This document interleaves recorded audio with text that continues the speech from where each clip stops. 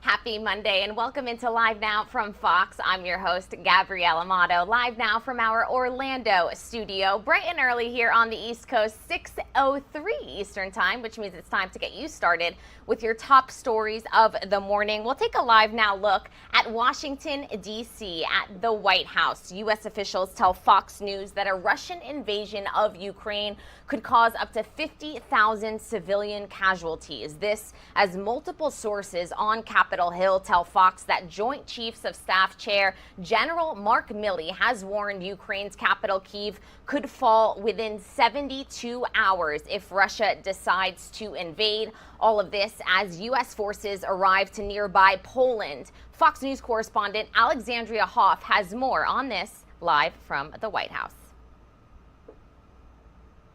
Upon returning to the White House from Delaware, President Biden was asked if there is something in particular that he thinks President Putin wants as he is deciding whether to invade or not. President Biden said, quote, things he cannot get, presumably referencing the demands Russia has given to the U.S., including to halt NATO in Eastern Europe. President Biden also said he would not speculate on sending additional troops to NATO nations at this point. On Fox News Sunday, National Security Director Jake Sullivan spoke on General Milley's warning about the potential for a near immediate collapse of Kyiv, which according to sources he says could take under 3 days should Russia decide to invade. Here's Sullivan. We are in the window.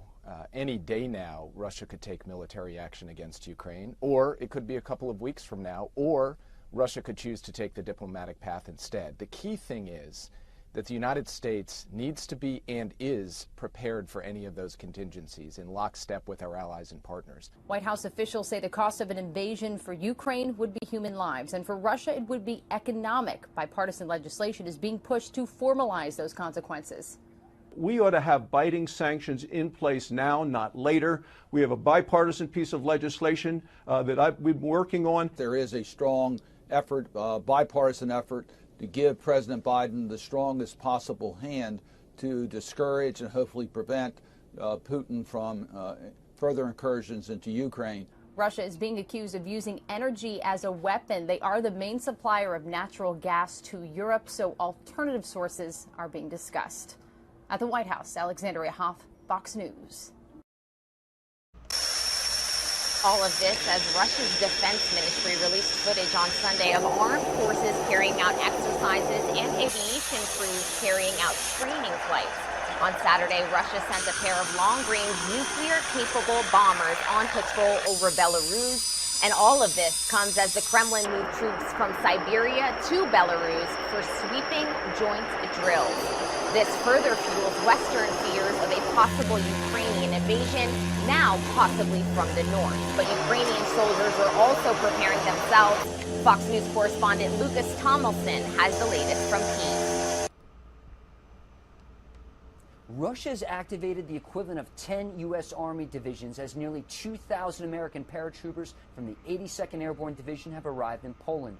The White House is warning Russian false flag operations will continue. These are actions we're seeing that are straight out of their playbook. We've seen them run false flag operations in the past and used confusion to launch military action many times in history. Recall, Germany's invasion of Poland in 1939 was conducted under a false flag operation.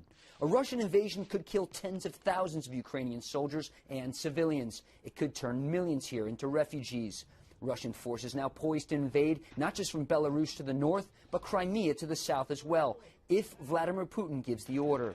The Russian Defense Ministry releasing this video showing joint training between Russian and Belarusian forces this week using fighter jets, tanks, multiple rocket launcher systems, and assault forces Fox News traveled to an abandoned city outside Chernobyl, a potential invasion route by the Russians, to witness training by Ukrainian forces not far from those Russian troops. I asked Ukraine's defense minister if he was worried. You know that the word imminent doesn't work. Imminent invasion doesn't work. The commanding general of the 82nd Airborne Division is now on the ground in Poland. Major General Chris Donahue led the U.S. military evacuation of Afghanistan. He was the last American soldier to leave. Well, top Ukrainian officials and many citizens here on the streets of Kyiv are not worried about a Russian invasion. Many back home in Washington and at the Pentagon are extremely concerned. In Kyiv, Ukraine, Lucas Tomlinson, Fox News.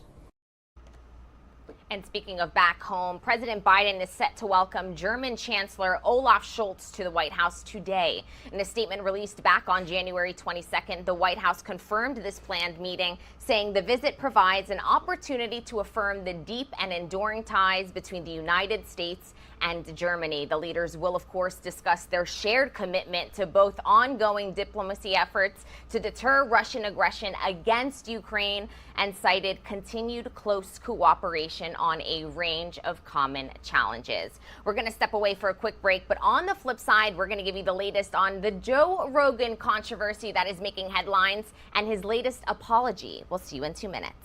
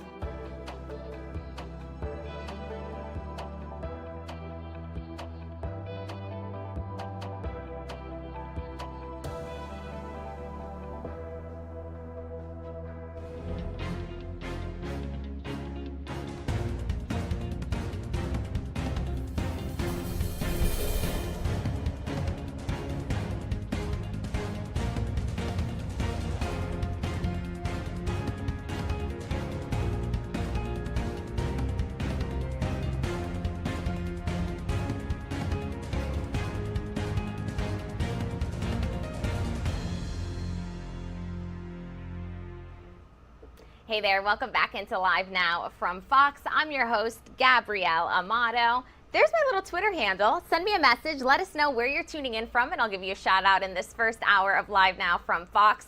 We'll get you to a top story this morning. Spotify podcast host Joe Rogan is facing even more controversy after clips of him using racial slurs, that is, has resurfaced. Fox News' Chris DeMaio has this story.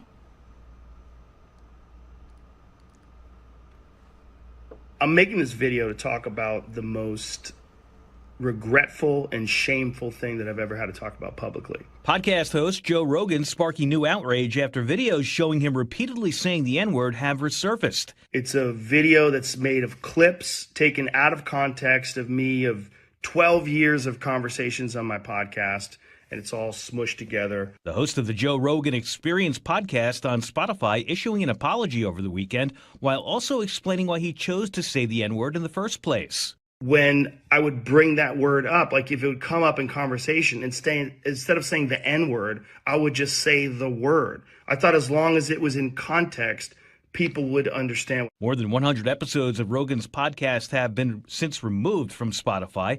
And in a letter to company employees, CEO Daniel Ek says Rogan's comments do not represent Spotify's values, but that, quote, I do not believe that silencing Joe is the answer. Eck is, however, investing $100 million to help promote music and audio from historically marginalized groups. The backlash comes after a number of musicians, including Neil Young and Joni Mitchell, recently removed their music from Spotify after accusing Rogan of promoting false information about COVID-19 vaccines on his podcast. The controversy around Joe Rogan is a test case for Spotify, and it's a really difficult balancing act. Going forward, Spotify says it will include content warnings ahead of any COVID-19 related podcast. Chris DeMeo, Fox News.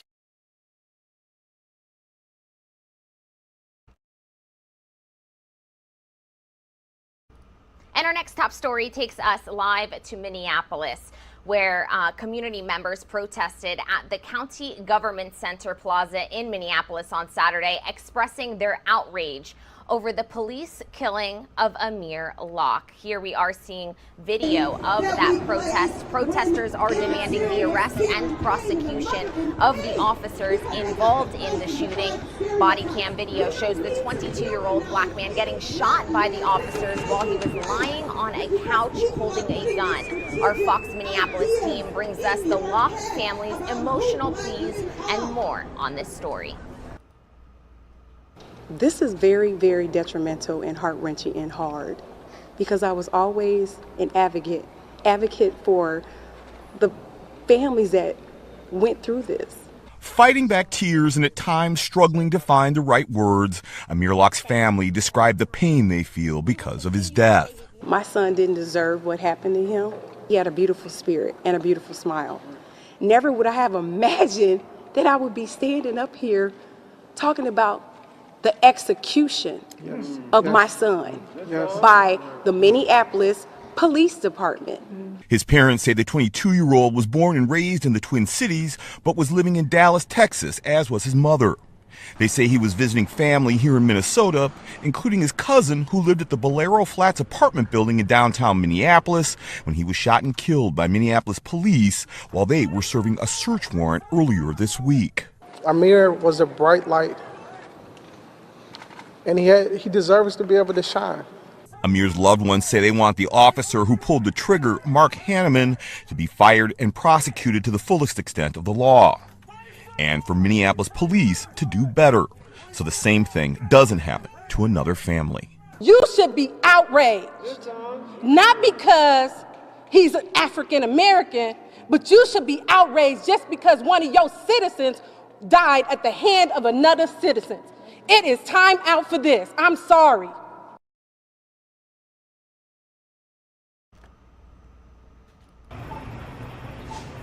And the crime surge around the country continues, this time taking us to Virginia, where a high school student is dead and 4 others hurt after a shooting near the Virginia Tech University campus. It happened at a hookah lounge in downtown Blacksburg late on Friday night. Police have arrested 24-year-old Jamel Flint on your screen right now following an intense manhunt over the weekend. Flint now faces charges of first-degree murder. And speaking of charges, next month, Prince Andrew is scheduled to give evidence under oath as part of a civil sexual assault case against him. Virginia Giuffre is that has made statements, gratuitous statements. If anyone wants to come over here Queen and talk with Elizabeth, us and who has answer real repeatedly questions denied that the the allegations victims have against and that him. we Giuffre have says on the their Duke behalf, sexually assaulted we her on welcome 3 that different invitation. occasions I when she was personally 17 extended that invitation and to being Prince sex Andrew trafficked by the multiple late times. financier Jeffrey Anytime Epstein. we are ready He's and we have a scheduled lot to of be questions deposed for him. on March 10th in London.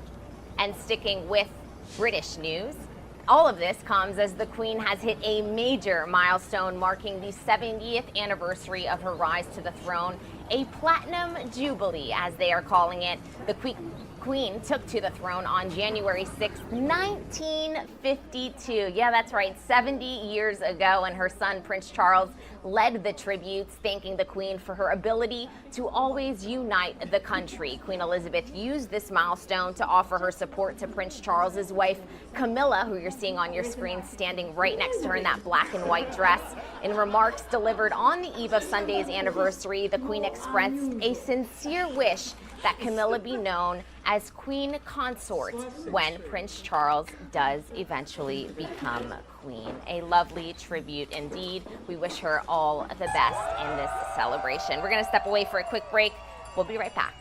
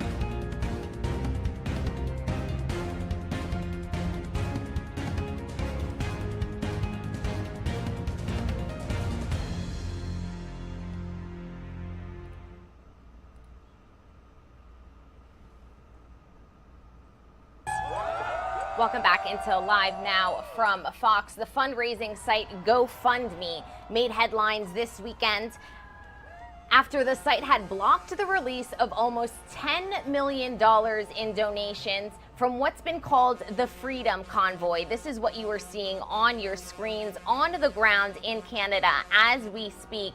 Trucks have parked themselves in Ottawa, all of this in protest of the current COVID-19 mandates in place there. A post on the GoFundMe website read, "We now have evidence from law enforcement that the previous peaceful demonstration has become an occupation with police reports of violence and other unlawful activity." Now, initially, GoFundMe had said they were not going to refund these people that had given those almost $10 million of donations, but now they have backtracked and they will indeed give a refund. Now we'll get the latest on COVID-19. 900,000 Americans. The stunning statistic accelerated by the rapid spread of the Omicron variant, with more than 100,000 deaths coming in just the last 2 months. COVID, now the third leading cause of death behind heart disease and cancer. Despite those figures, public health experts hope the worst is already behind us, and the U.S. could enter a new phase of the pandemic in 2022. COVID-19 is circulating year-round right now. I think eventually it will become a wintertime disease. I think we need more testing capacity. I think we're going to continue to need to be vaccinating people well into the future. The U.S. is now more than a year into its vaccination push, with policymakers running out of ideas on how to convince people still on the fence about getting a shot. According to CDC data, about 64% of Americans are fully vaccinated. Just over a quarter have gotten a booster shot. Fortunately, the latest wave from Omicron appears to be on the way out. Cases and hospitalizations are declining in 49 states, though deaths are still at their highest point since the Delta surge. The COVID crisis has been cut in half, down in half in just 3 weeks. Still too many cases. Still we have to be on the alert. But to be clear, this is a dramatic decline. The U.S. continues to lead the world in confirmed cases and deaths. 1 out of 5 Americans have been infected with the virus at some point. In Atlanta, Charles Watson, Fox News. And from COVID-19 to some weather news, the winter storm that slammed much of the central U.S. throughout the week, it moved out to sea this weekend, but it did leave some chilly temperatures in the Northeast. Fox weather correspondent Max Gordon has all of these details. Our lights started flickering, and we thought, oh my God, no. And sure enough, 1 in the morning, bam, no power. An hour came, and then I got a text back at 3 in the morning, it'll be on. And then, and I didn't sleep all night because I was nervous. Hundreds of thousands of Americans without power today after a winter storm swept through the Midwest and South this week. That storm bringing more than a foot of snow to parts of the Midwest, and they're continuing to dig out. We got a lot of snow. I don't think anybody could believe how much we have, but yeah, we got a lot. In town, we've had crews on the road 24 hours a day starting 11 p.m. Tuesday night. So we haven't stopped since then, so we're making really good progress. Meanwhile, in Texas, drivers have been trapped on a highway in Kerrville for more than 12 hours after several crashes caused a backup dozens of miles long. The Department of Transportation expecting that standstill to last several more hours. There's nothing more frightful to me than a Texan driving on ice. I mean, we're just not made to do that. Now the storm has its sights set on the Northeast, with the biggest concern being ice. I can't handle it anymore. I really can't. Icy weather is a lot to get through.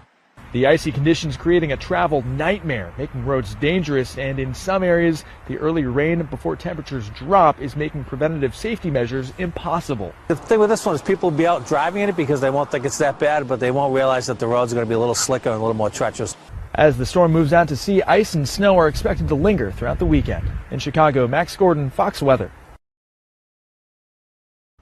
And here we are seeing that system. It has made its way through the central U.S., but it is still causing quite a bit of trouble in that northeastern section of the country. Max Gordon giving us the latest on all of its impact. We are seeing a lot of blue up in the northeast section of the country. So if you are tuning in from there, stay warm and be careful out there. And from weather to the air, meaning airlines.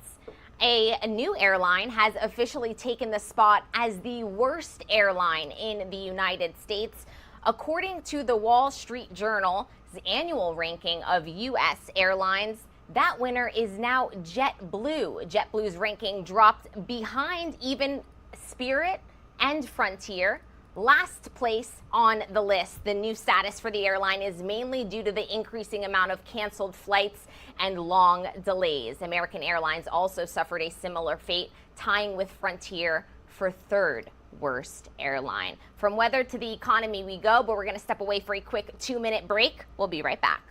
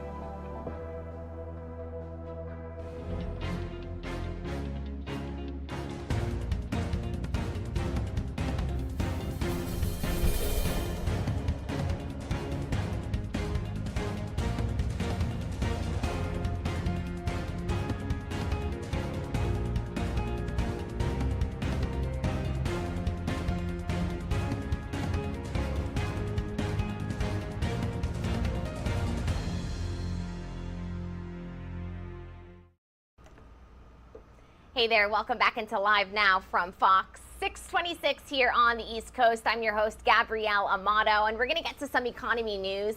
Americans may not be liking JetBlue, just as I told you, worst airline in the United States, according to the latest report. But Americans do seem to be getting back to work and getting back to their jobs. Fox's Madeline Rivera is in Washington with the latest on the jobs report that exceeded beyond expectation. Let's take a quick listen. President Biden taking a victory lap Friday. The latest jobs report showing nearly 500,000 jobs were added in January. With the support of the American private sector, our business leaders and entrepreneurs, our workers, our union leaders, they've all come together like never before. The president also celebrating revisions of the November and December jobs reports. Initially thought to be disappointments, the changes show the number of positions added was actually 700,000 higher than initially reported. As we look back to the revisions made as a part of the report this morning, the largest year of job creation ever in American history. Those are certainly things we are proud of. The White House crediting its massive vaccination effort and COVID-19 relief spending for getting the economy going again. But many economists say the stimulus also stoked consumer demand when supply chains were hampered by the pandemic. Wages are up by 5.7%, not enough to keep up with the pace of inflation, which is now at a 40-year high. We're really focused on what we can do concretely to try to address those price increases. And the unemployment rate rose slightly from 3.9% in December to 4%. Experts saying more work needs to be done. The net on the employment number is still about 2.9 million workers short of the level of employment we were experiencing before the whole COVID-19 lockdown in 2020. The president also says his administration will do more to strengthen the supply chain and promote competition among corporations, blaming the two for surging prices. In Washington, Madeline Rivera, Fox News. Thank you, Madeline, for that report. And now, what does this mean for all of us? Our WTVT Tampa team did a full look at what this jobs report could mean for you and I. Let's take a listen. Shocked economists, and that's actually good news. Companies added nearly 500,000 jobs last month, more than even the Biden administration expected. More people are also earning higher pay. Our political editor, Craig Patrick, joins us now to explain the surge in hiring and what it means for our economy. Craig?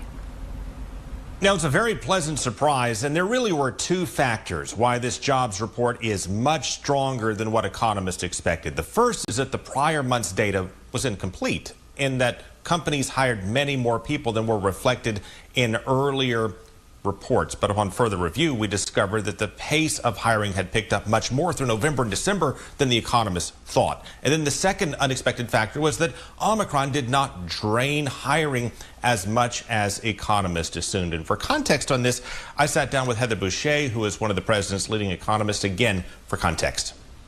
One of the reasons that we were thinking it might not be a great jobs month is because of the rise of Omicron, right? We saw that peaking in the middle of the month, right when we were looking at this data. But the good news is with 3/4 of Americans fully vaccinated and, seeing the ability of firms to continue to hire and to work through this, I'm optimistic that we'll be able to get everyone back into that labor force who wants to be in the not too distant future. Unemployment ticked up slightly in January to 4%, but that's still in range with what economists consider full employment. And while we gained 467,000 new jobs in January, revised data shows we gained more than 700,000 jobs in November and December that had previously gone unreported in the federal stats.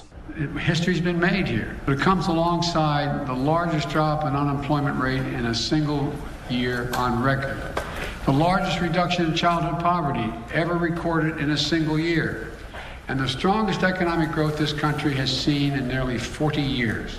For context, this follows a record drop in 2020 when the pandemic set in. But the new Labor Department stats tell the story of an economy growing faster and much steadier than expected. The revisions show the Delta wave last summer did not drag down hiring as much as early data suggested. And then Omicron also did not set us back as economists assumed. And that will likely give the Federal Reserve the data it needs to move ahead with interest rate hikes next month. Looking over the past year, we've seen jobs growing to the tune of over 550,000 a month. The Federal Reserve's indicated that we'll increase interest rates. And I know the White House has no bearing or should it on what the Fed does or doesn't do. But Might raising interest rates in March and beyond cool the economy and either slow or stop or even reverse the gains that we're seeing so far this year? Well, you know, the point of the American Rescue Plan that we put in place last winter was to get the economy back up and running, to get people back into jobs. And that gives the Fed the room to do its job. I won't comment on what they can or will do. That's not my role. But certainly making sure that we have a stable recovery is something that everyone is focused on and wants to see. And by stable recovery, she means one without runaway inflation. And that's the balancing act the federal government and now the Federal Reserve will try to address by raising interest rates. When you do that, you raise the cost of borrowing money, and with that, you tame demand to buy stuff and therefore tame inflation. That's the goal here. We don't know how much interest rates will go up or how often, but we are expecting, economists at least are projecting, that there will be 4 to 6 interest rate hikes, perhaps each of them around 0.25% starting next month. Craig, to what extent are wages keeping up with inflation, and to what extent might they be causing inflation? Federal economists don't think that the wage hikes are driving inflation. And the reason they say that is that most of the demand to buy stuff up to this point has been with respect to goods. And much of the increase in wages we're seeing is with respect to services. So they're just not seeing that connection of a wage price spiral at this point. In terms of whether or not your increase, if you received one, is keeping pace with inflation, it really varies, of course, depending on job. But on average, wages have gone up 5.7% over the course of the past year through January, while inflation has gone up in the range of 7%. So on average, it is not keeping up, but some will do better than others. All right, Craig Patrick, thank you. The new jobs report shocked. A big thank you to our Fox Tampa team for that insight. A shout out to Scott Young, who did send us a tweet. He said, good morning. Really enjoy every morning with you guys. Scott, thank you for tuning in to this latest edition of Live Now from Fox. We enjoy every morning with you as well. Now, we are going to take a complete listen at that jobs report from President Biden from start to finish, because that's what we do here at Live Now. We give you live, raw, and unfiltered news throughout the day. Let's take a listen. Folks, good morning. It's still morning by about 10 minutes. I want to speak to you this morning about an extraordinary resilience and grit of the American people and American capitalism. Our country is taking everything that COVID has to throw at us, and we've come back stronger. I'm pleased to report this morning, as many of you already know, that America's job machine is going stronger than ever, fueling a strong recovery and opportunity for hardworking women and men all across this great country. America is back to work. Today we learned that in January our economy created 467,000 jobs. But that's not all. We learned that job growth in November and December over last year was revised up by more than 700,000 jobs. On top of that, 400,000 jobs that previously, on top of the 400,000 that were previously reported. This morning's report caps off my first year as president.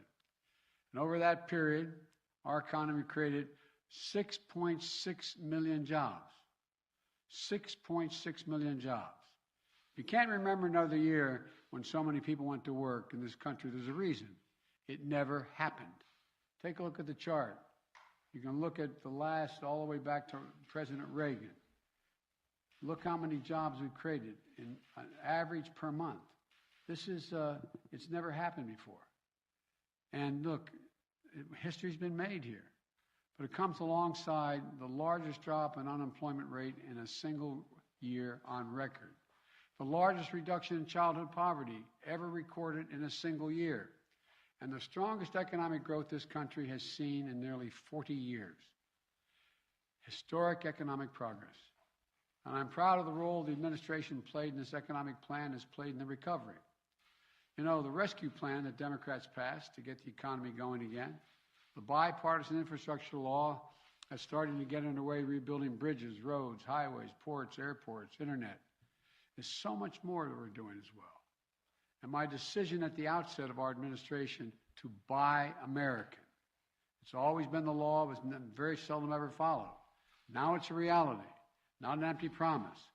I made clear that when the federal government spends taxpayer dollars, we buy American products.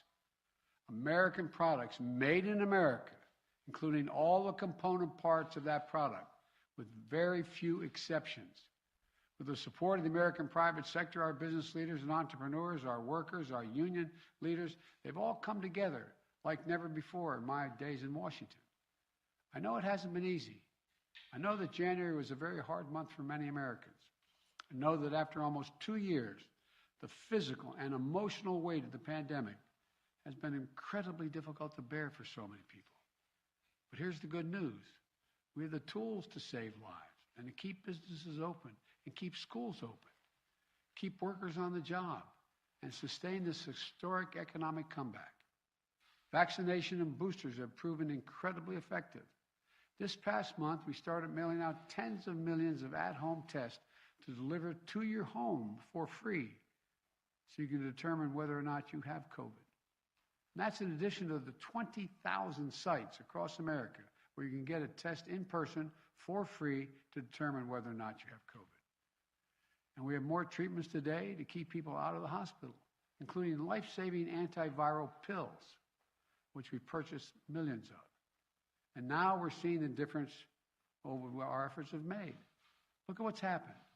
Just in the past 3 weeks, today's extraordinary job report that data was collected. The COVID crisis has been cut in half, down in half in just 3 weeks. Still too many cases. Still we have to be on the alert. But to be clear, this is a dramatic decline. Now I want to be clear. Even with the extraordinary news, even with the historic economic progress we've made across the past year, we still have a lot of work to do. Making sure every American has a job is a great start, but it's not the finish. For many Americans, wages are up this year. In January, wage increases were strong across the board, and that's good. We have to continue to keep wages growing, and we need even more high-paying jobs. Jobs you can raise a family on and have some breathing room. 2 weeks ago, the CEO of Intel, Pat Gelsinger, came to the White House to announce a brand new $20 billion semiconductor factory. They called it a campus outside of Columbus, Ohio. It's going to create 7,000 jobs just constructing the facility and 3,000 permanent jobs running the facility with an average salary of $135,000. These semiconductors or microchips power virtually everything in our everyday lives, from our cell phones to automobiles, the refrigerators, the internet, the electric grid. Without semiconductors, these things do not function in a modern economy. So the spin-off of this is going to create thousands of additional jobs as well, helping us build more American products in manufacturing automobiles, appliances, and so much more. It's going to create jobs, and it's going to help ease inflation. One of the reasons why automobiles cost so much money these days, and they're responsible for 1/3 of all the inflation that's calculated in the market, is because they lack the semiconductors to build the vehicles. Intel's announcement helps fix that problem. Last week, I called a meeting of CEOs from General Motors, Ford, Microsoft, and other major corporations in America.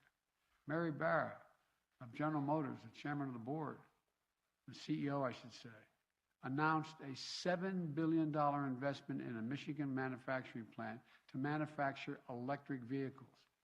It's going to create 4,000 new quality jobs at prevailing wage. That's on top of the announcement last year made by Ford CEO Jim Farley, who was with us, to invest $11 billion to make electric vehicles, creating 11,000 new good-paying jobs. Look, last Friday I went to Pittsburgh, where the Union Pacific Railroad announced the largest purchase of American battery electric locomotives in history, built in Erie, Pennsylvania. Built by American manufacturing workers in western Pennsylvania, creating even more good-paying jobs. And again, the spin-off from that, these locomotives aren't just going to be purchased in America.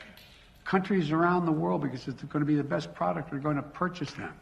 American-made electric vehicles made in Erie, Pennsylvania, good paying jobs. Look, we all know we're in competition with the world.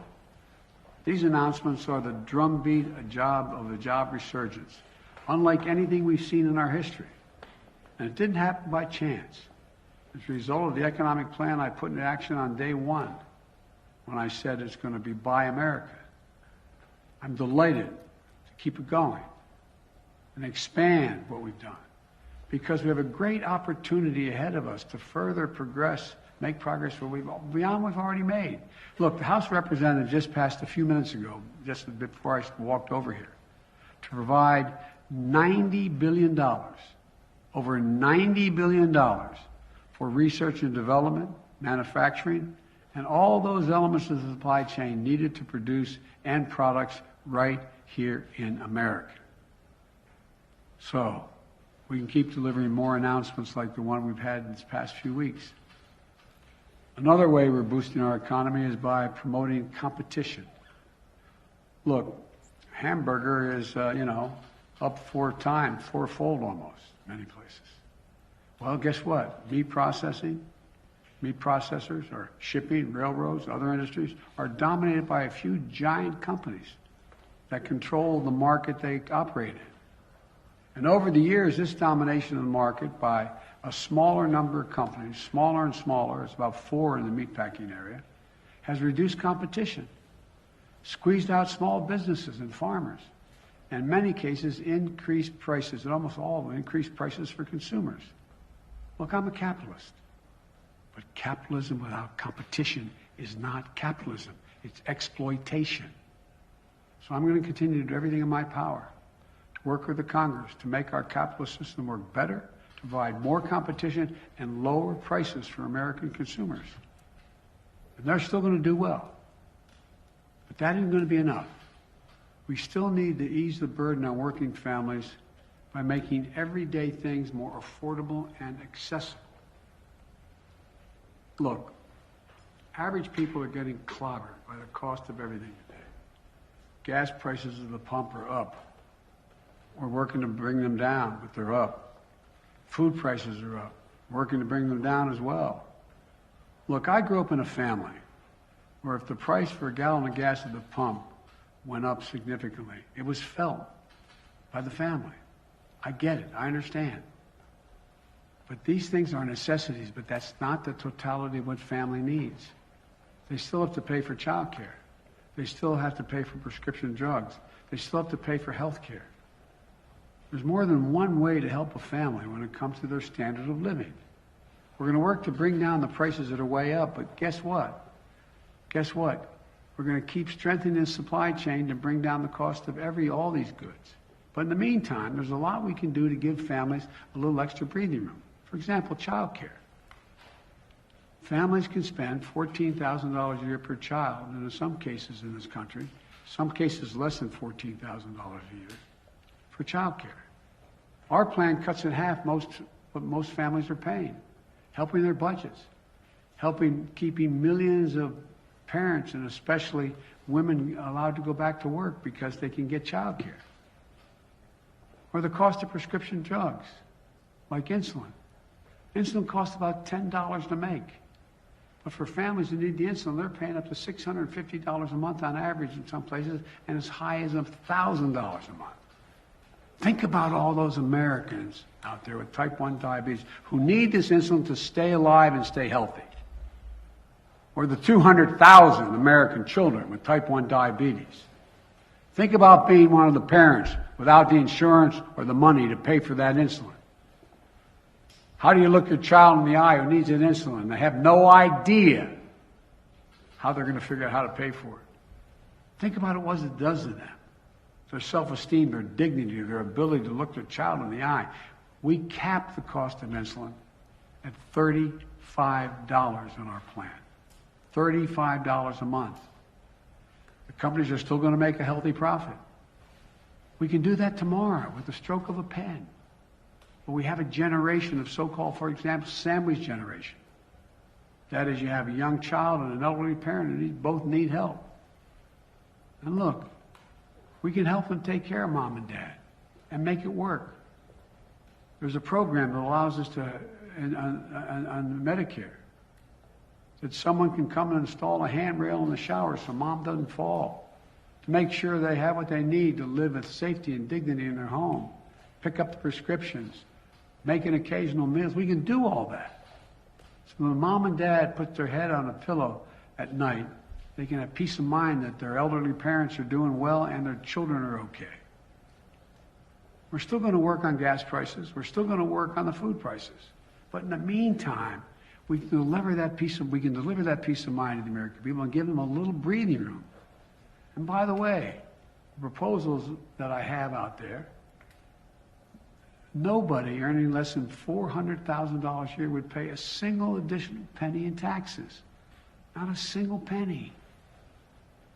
And a lot of companies I've spoken to are willing to pay a little more in their corporate taxes and their personal taxes to see that happen. You've heard me say it 100 times. You got 55 companies of the Fortune 500 companies that paid zero tax the last couple of years. And they made over $400 billion. Look, if we can do this without increasing the deficit, actually we've reduced the deficit over $300 billion.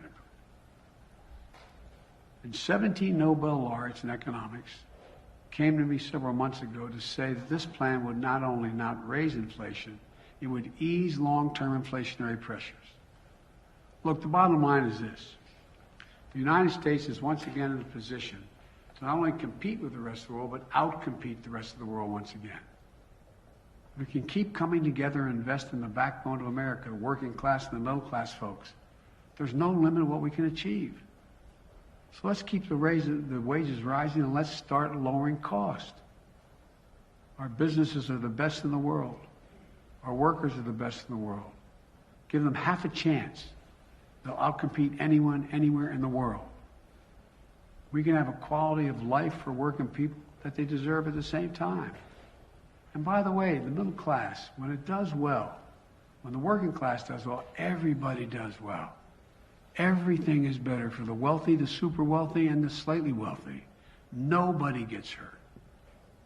So let's face these challenges head on. Let's keep building a better America. I want to thank you, and God bless you, and may God protect our troops. Thank you. Mr. President.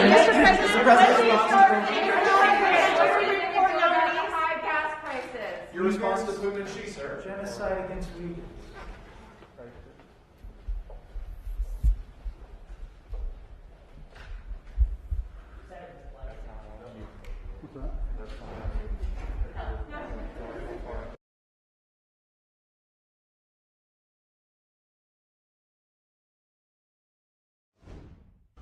All right, everybody, you're streaming live now from Fox. Happy Monday, February 7th. We were just listening in to the most recent update from President Biden regarding the January jobs report, which definitely exceeded economists' expectations. So as we take a look back from the top stories over the last couple of days and what we've kind of been following over the weekend, we did want to bring you those remarks in their entirety. Here is a live now look at the White House on this Monday morning. Definitely chilly out there. Some of you are going to see a quick 2-minute commercial break. We'll be right back with some more top stories.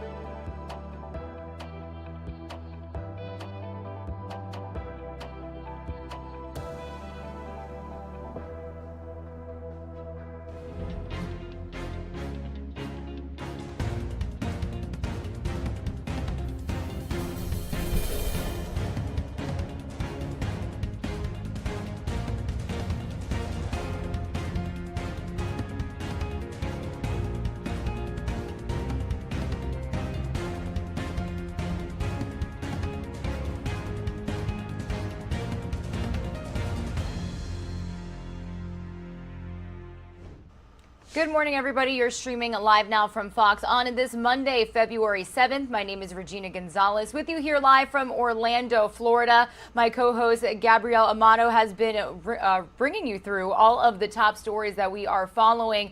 And as we just got into some business-related content, I do want to stay on topic here until we get to the top of the 7 o'clock Eastern time hour. So we just brought you those remarks from President Biden on the January jobs report that really did exceed economists' expectations. Maybe if I could talk this morning.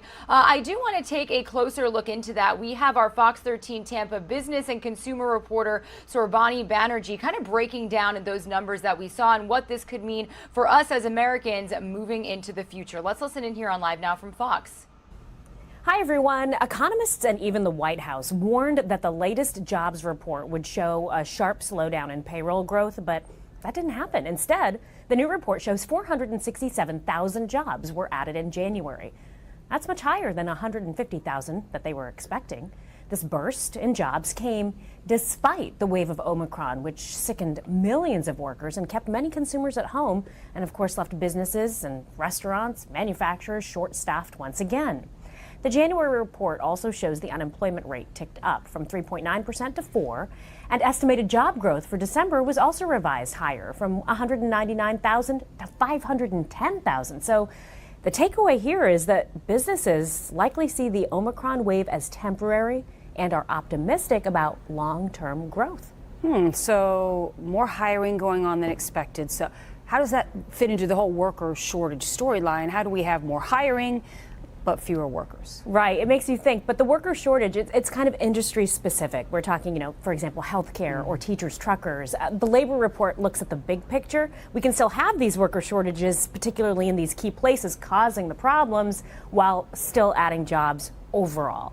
The nation gained more jobs last year, adjusted for the size of the workforce, than in any year since 1978. The unemployment rate fell by nearly 3 percentage points, the sharpest yearly decline on record.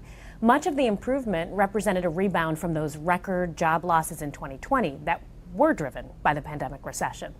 Of course, you know what that came along with, the highest inflation in 4 decades. So, it doesn't all come up roses here, this we know. A lot of the economic boosts came from consumer spending on furniture, electronics, appliances, and other goods, and then all that federal aid that's now largely expired. So we are also still looking at supply chain issues here. This story is just evolving. Sure. So what's next on the horizon? Most economists are still expecting employment to rebound a little more this month. Although businesses have been dealing with labor shortages, they were actually able to get more done at the end of last year. Worker productivity rose 6.6% in the fourth quarter. And as Omicron hopefully fades, there are signs that consumers are poised to spend again. Auto sales, for example, they jumped in January after several months of decline. Car makers have also managed to slowly ramp up production, even with all their supply chain issues. The fact that Americans' incomes rose at a solid pace last month provides fuel for future spending. So fingers crossed here. That sounds good. All right. Thank you, Sorbani. All right, everybody. Again, Regina Gonzalez with you here on Live Now from Fox. We are live and worldwide this morning. I do want to take you out to the United Kingdom right now. This is a live look at something called the Green Park gun salute. So any moment now, 41 gun salutes are going to be fired here in Green Park. This is located in central London to mark Queen Elizabeth II's Platinum Jubilee. As you know, she has become the first monarch in history to serve 70 years on the British throne. Now, I do understand that this is supposed to take place at the top of the hour. So what I'm going to do is send you on one more quick commercial break. And when we come back, we will be live in London for this gun salute.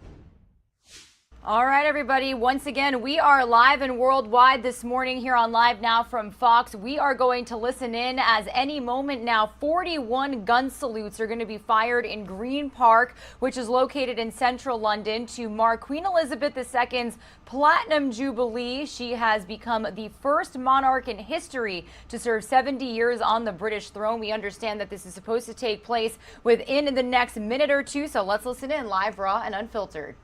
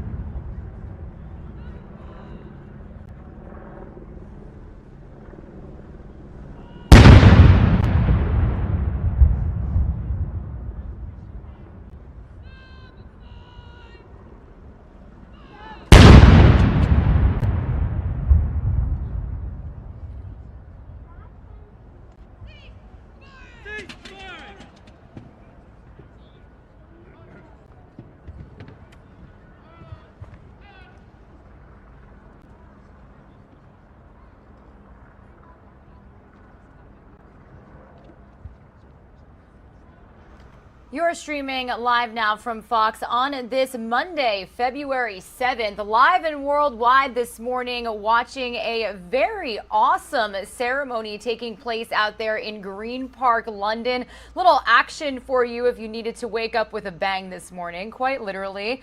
Just some background information as to what we are watching here. So today, this is the traditional royal gun salute taking place to mark Queen Elizabeth II's 70th anniversary, in which she is making history. She has exceeded the throne, and this is everything you need to know. So for the royal family, special days such as anniversaries and birthdays, they are marked with a royal salute, which can take place across a variety of locations in London and the UK. In London, salutes are fired from the Tower of London, which to the upper left-hand side of your screen, that's one of the vantage points we have from up there. They also are fired from either Hyde Park or Green Park. So Green Park in central London is where this is all taking place before your eyes right now. That depends on the occasion. So the basic salute features 21 rounds fired at 10-second intervals, which is what you've been listening into. However, in Green Park, an extra 20 rounds are fired because they are a royal park. So that is the 41 salutes that you are listening to right now. A little explanation behind why 41. Now, the royal family website states teams of horses gallop across the park, pulling 6 13-pounder guns at speed over the grass. So that is quite literally what you are watching right now. Also saying the guns are quickly detached and upon command, fire booming blanks, which river beat through the ground, send a puff of white smoke into the air. So again, we are watching this live, raw, and unfiltered before your eyes on this Monday, February 7th. Again, the Queen's accession day was actually yesterday, which was the tradition when a special date falls on a Sunday. The royal salute will not be fired until the following day. So that is why this is taking place this morning. And celebratory music will be performed by the band of Grenadier Guards near the firing position in the Green Park. For those attending, so if you are planning on heading out there, joining us from London, we have a worldwide range of viewers here on our show. Ear defenders are recommended as the gunfire is extremely loud. As you can hear, I've been trying to monitor this audio for you as we listen to each round fired. But again, the salute at the Tower of London is fired from 4 25-pounder guns, which are located on the Tower Wharf facing River Thames by the Honorable Artillery Company. So that is kind of what you are looking at to the top left-hand side of your screen. So a really historic day out there in London. Again, we've got Queen Elizabeth officially making history, becoming the first monarch to serve 70 years on the British throne. So this is a celebration to really pay tribute to all that she has done in her reign. So I do want to continue listening in for just a couple more minutes, live, raw, and unfiltered.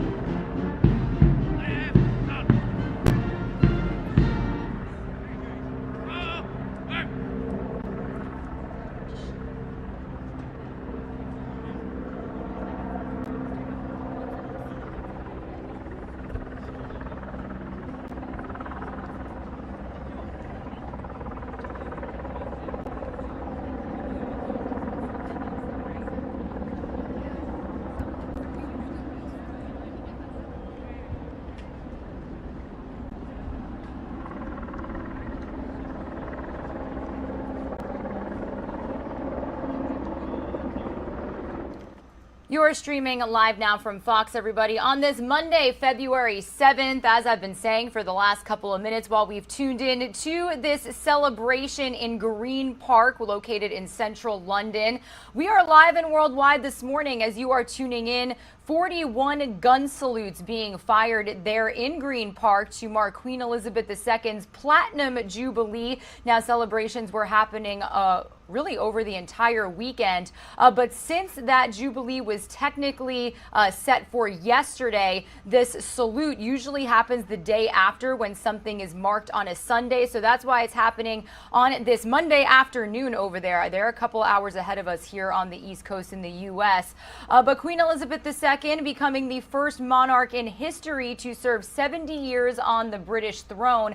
Now, these firing of the gunshots here, that actually dates back for centuries. Gun salutes have existed, and the firing of guns or firearms are supposed to be a sign of respect used to mark special occasions or as a military honor. So as you can see, lots of people gathering for this event as the Queen officially makes a historic mark on the British monarch, 70 years reigning. So really cool to bring this to you here live, raw, and unfiltered. Some of you are going to see a quick 2-minute commercial break. When you return, we are going to head back out to the United States and bring you an update on a story that we followed very closely here, the shooting death of Amir Locke. This is a live now look at Minneapolis, Minnesota. We're going to touch base with Fox 9's Bill Keller on the protests that unfolded over the weekend, as well as the future of no-knock warrants there in the state after this quick break.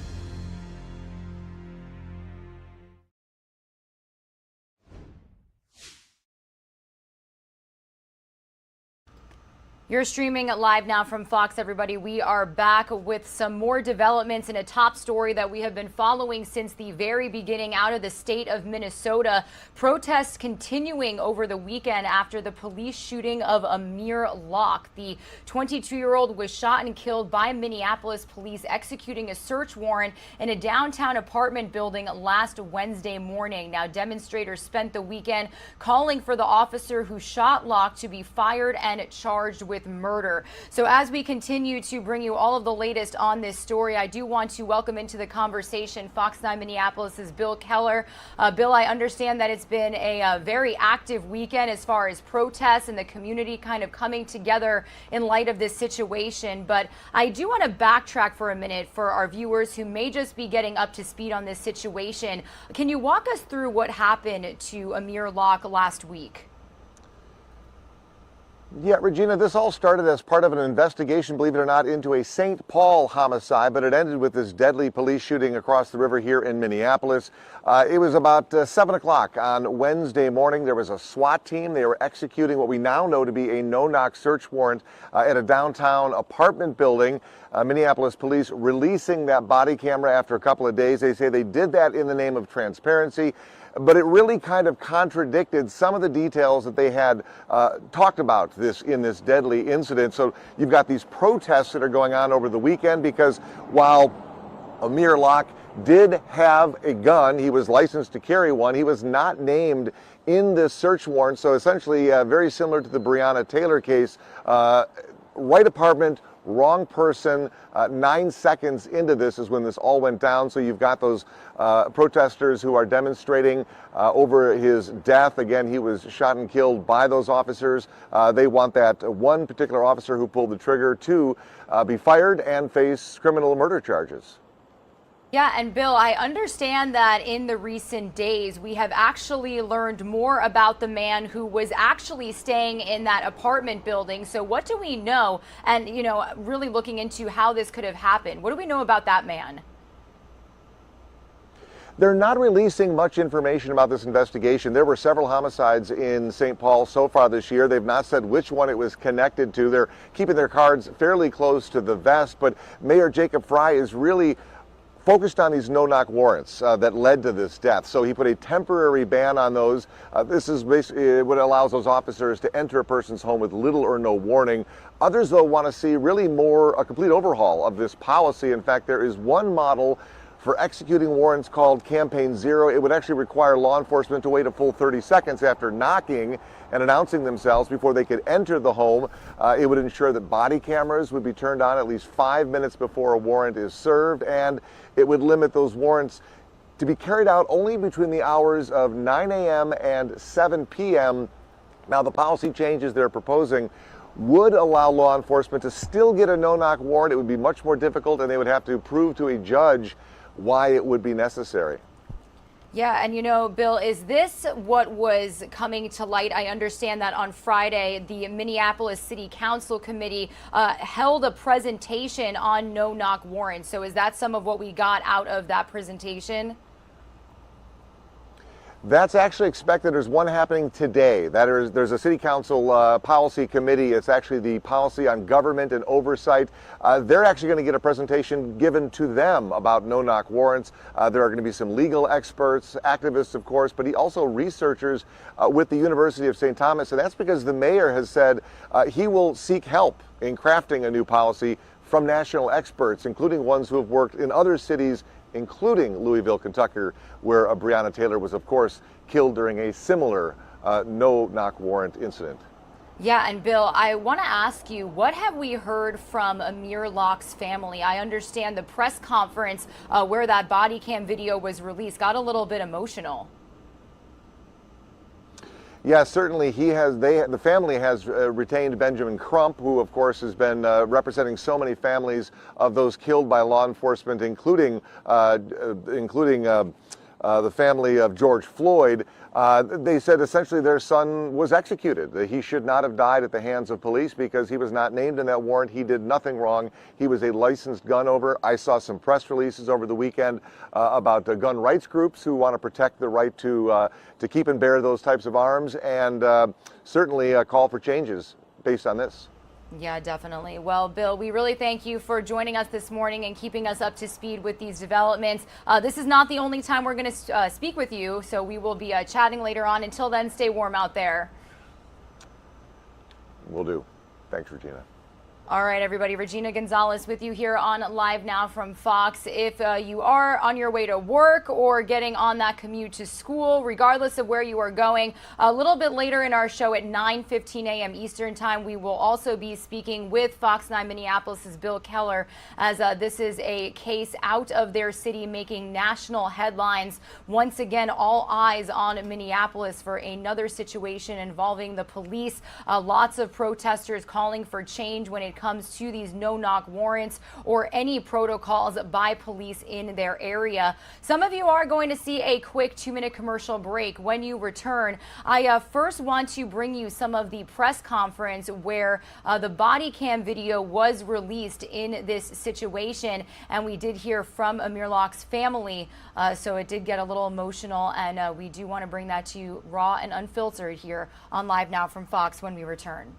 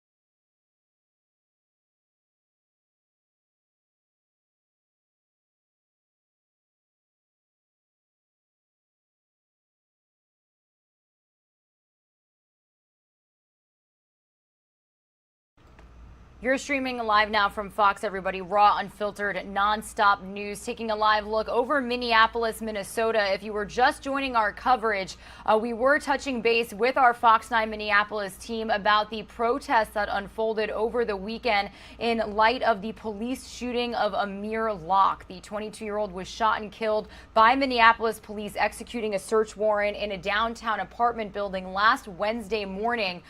We do want to bring you the latest press conference of when that body cam video from police was released. We also did have some emotional moments where Amir Locke's family members stepped in. So let's listen in here as we continue to bring you the latest developments on this situation. Before they enter the apartment. Our agency is committed to meeting best practices and tactical operations among agencies vary wildly. There is no single best practice for making these kind of entries. And even among agencies in the Twin Cities, agencies may use different tactics on different search warrants, and different agencies have different policies. Now, it's still unclear what happened before and after that video clip. It's only about 15 seconds long, although it appears that the entire portion of that body camera is about an hour long. Now, tomorrow morning, we do expect to hear from attorney Ben Crump. He is representing the Locke family. A protest caravan is also scheduled for tomorrow afternoon. Randy and Kelsey. All right, Mary, and obviously this is a developing story. We'll have much more on this as we move. Okay, so that was coverage from Fox 9 in Minneapolis right there. We want to play out the full press conference for you, though, with the interim police chief alongside Mayor Fry, because there were some pretty passionate outbursts as activists and community members and leaders were inside of there. They actually had to cut the press conference a little bit early. So take a listen to this. Before they entered the door. Yesterday you said that they were loudly announcing their presence and knocking at the door before, but that didn't happen. We saw it all in the video. Right. So in the video, they open the door with the key and announce police search warrant before they enter the apartment. That's not true. If you go back and watch the video, they do not say until they cross the threshold of the door. It's just not true. I definitely encourage everyone to view the video and make that assessment for themselves. Is it true that officers are only to speak one at a time when they come in? In other words, is that police training 101 that only one officer speaks? In these circumstances, why were all of them screaming and shouting at once in ways that you could not determine what they were actually even saying? So certainly when we're doing a more controlled action, like a felony stop, we clearly identify one person to be speaking. In this case, the officers were advancing into the apartment and also into separate rooms. And so you do have people giving commands, loud commands, and repeating police search warrant, police search warrant. Chief, yesterday in your statement, you specifically articulated that he pointed the gun in the direction of the officers. You did not use that language just now. Can you point to specifically in the video where he points the gun at the officers? Yeah, so if you look at that still image, even though you don't see all of the officers, the involved officer was just outside the frame in the direction that that barrel is emerging from the blanket. But it looked to me as if that gun in Mr. Locke's hand was pointed toward the floor. And certainly when the county attorney's office reviews that case, they will be carefully examining all of those factors. And I'm absolutely positive they will take a look at that. Of course, we all know these events happen very rapidly. And as there's a gun emerging in your direction, you're forced to make a split-second decision about when it's a threat. Chief Huffman, no, hold on. Chief Huffman, no, do not. Okay, I'm not a threat. I don't have a gun. Okay? Don't treat me like I'm a threat. This is what I would call the anatomy of a cover-up. This is unacceptable. I'm sorry, it is. When I agreed to work with you on the work group, we talked about the importance of transparency and accountability. And here, what we are seeing is business as usual. And you know this, Amelia. You know this, Jacob. I don't know how you guys slept that night. I couldn't sleep at night. Tears from a mother's perspective, thinking about what happened. I saw the picture of Amir. He looks like a boy. My son is 17 years old. He has slept on his friends' couches for sleepovers. So we cannot sit here and whitewash this and pretend that it's okay. You knew that I was not going to stand for police violence and a push for accountability, yet you asked me to be a part of the work group. And I knew what I thought I was signed up for. This isn't what I signed up for. I understand if you're not comfortable having me continue to co-chair, that's your prerogative. I signed up to help bring recommendations because we're tired of being killed. We're tired of the cover-ups. We're tired of the excuses. And to hide behind the St. Paul Police Department, the deadliest police force in the state of Minnesota, is unacceptable. You all had no business agreeing to carry out a warrant, and now you're claiming that's part of their investigation. You don't know. Well, why the hell did you all sign up to do this in the first place? There was a homicide that happened at 1-something in the morning on Hennepin Avenue. Someone was killed, and then the person drove away in a black SUV. They're still at large in Minneapolis, potentially a threat to residents. But you all go do something for St. Paul Police, and now you're trying to hide behind that decision. It's not acceptable. We are ready for change. When the people voted to re-elect you, Jacob, they not only showed that they wanted to see a new leader, right? Not saying you're not the person who got re-elected, you got re-elected. But what they were expecting is a new beginning. That's why they gave you more power and authority. So that is what we want to see as the residents of Minneapolis. We don't want to see cover-ups. We don't want to see whitewashing. People are asking very simple questions that have still not been answered. Amelia, you're saying you want to be the chief? Then act like it. Demonstrate integrity. Don't cover up for what those cops did. If they knew that the kid had a gun as he started waking up, say, drop your weapon. They didn't do that. One cop opened fire and took the life of a child who was trying to go back into his blanket. Any mom can see what happened there. So I can't tolerate the whitewashing. I'm sorry, y'all. We can't do this. I know you have your narrative. I know you have your script. And no, you guys didn't personally go shoot somebody. But you do have the opportunity to make it right, to talk about the fact that you changed the no-knock warrant policy. Where's the evidence of that? That wasn't present on what happened to Amir Locke. So if I'm going to be the co-chair of this group, I'm expecting strong leadership, I'm expecting integrity, and I'm expecting accountability. Yes. You guys aren't going to waste my goddamn time. And I don't care, you guys had your security trying to stop me. I can be used to come speak the truth about what needs to happen, but when it's time to call out these inconsistencies, these inaccuracies, the lack of information, I got to sit in the back or even not even be invited. I'm not here for it. We fought too long, too hard. It's people in jail, including Cortez Rice, trying to get the court to show what's happening in the courtroom so people can see what's going on. People have put their lives on the line because we're ready for change. So we're expecting from this point forward for you guys to do something different. I'm not playing. We're not here for it. We're not here for it. I'm only committed to working on this work group if you all are committed to being honest and transparent and not covering up the bullshit. Thank you. Why did you release pictures of his gun, but no pictures of the gun of the officer who killed him? Why have you not released that information? You know, this man did not shoot anyone. He did not discharge his weapon. Why did you release his gun? That was a disgusting vilification of this man. That is inexcusable. It is utterly disgusting that you would release a picture of his gun, even though he never fired his weapon. And you know he didn't fire his weapon because you have both seen the video. This is the kind of lack of transparency that Nikita is exactly talking about when you send out these sensationalistic pictures of his gun, a man who has never committed a crime, but you don't release the video, or rather the pictures of the officer's gun. So, Ms. Gross, thank you for being here. And Ms. Levy-Armstrong, thank you for your strong words.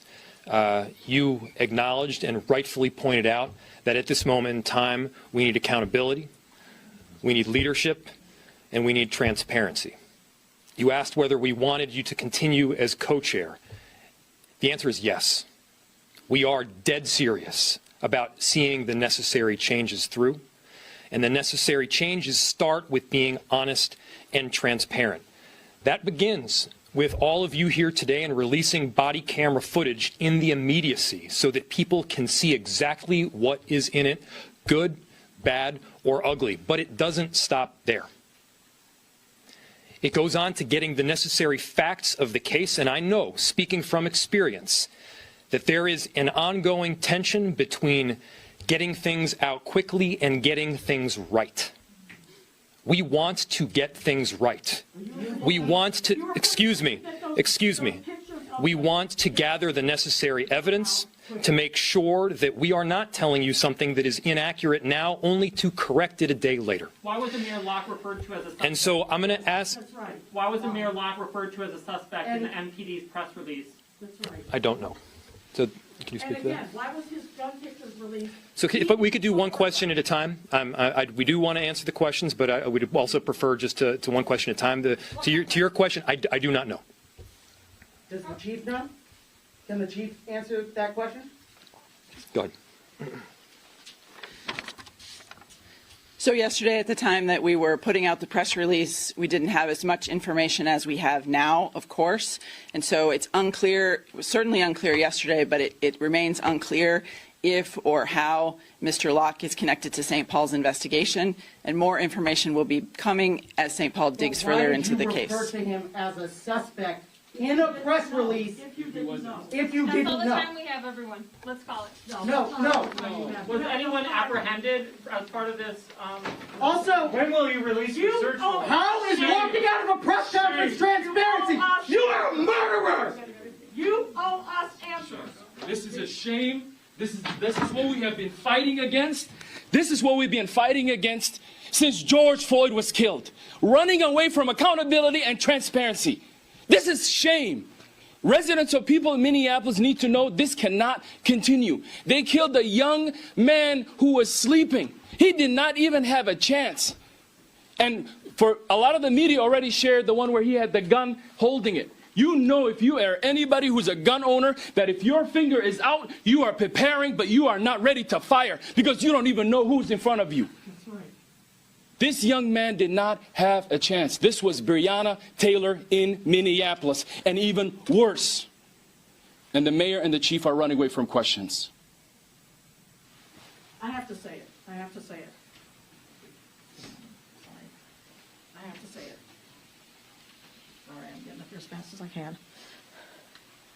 You saw what happened just now when I asked about why they released those pictures of his gun, though they never made an allegation that he fired it. And you can clearly see in the video that it was never fired. In fact, he never even pointed it at an officer. But yet, they will not answer the question of why they released that sensationalistic, demonizing picture, but yet they did not release anything about the officer except his name until finally now. And they certainly did not release a picture of his gun. Wouldn't that be more relevant to news media? That was the gun that was fired. Why would they release a picture of this man's gun? What was the sole purpose of that? Well, we know what it was. It was sensationalistic demonization of a victim of police murder. Plain and simple. And I'm disgusted by it. I'm disgusted by the fact that these elected officials and appointed officials cannot actually answer a simple question. They said, we'll do one question at a time.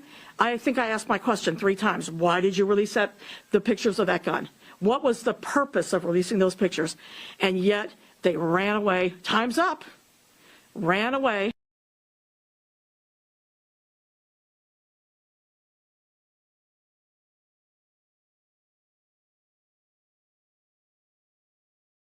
Reprehensible. It is disgusting. We are not tolerating it as a community any longer, and that's why we had to be here tonight. Thank you.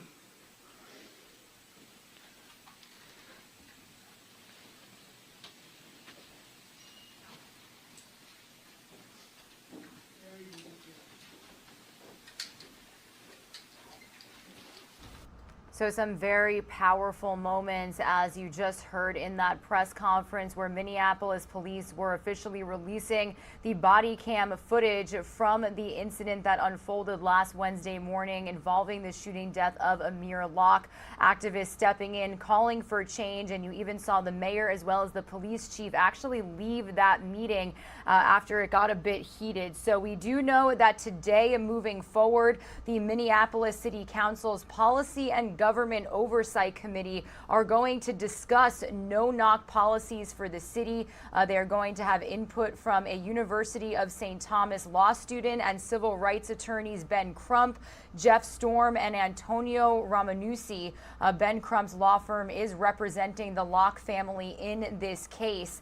Now, the body cam video showed Locke apparently sleeping on a couch as police moved into the apartment. Over the span of 9 seconds, Locke is shot and killed while wrapped in a blanket. The video also shows Locke holding what appears to be a handgun, which family members say he was legally licensed to carry. So during that news conference that you just saw, Locke's family called for justice in his shooting, adding that their son had little to no time to get a grasp of the situation before being shot and killed by officers. So obviously a very, very gut-wrenching situation that we are going to continue bringing you all of the latest developments on. Again, at 9:15 a.m. Eastern Time, we will be touching base with our Fox 9 Minneapolis team as they continue to follow this case.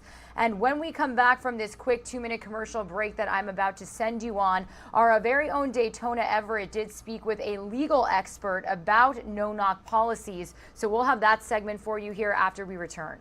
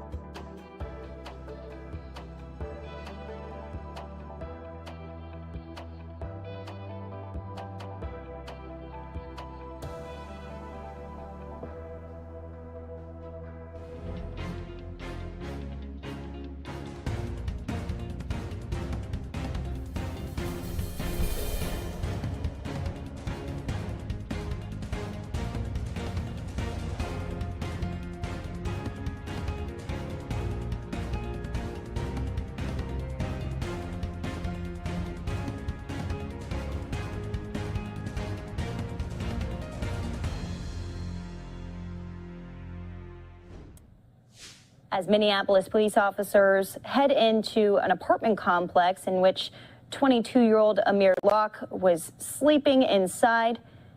St. Paul Police Department had applied for a standard search warrant that was later overruled by the Minneapolis Police Department, and they initiated a no-knock warrant.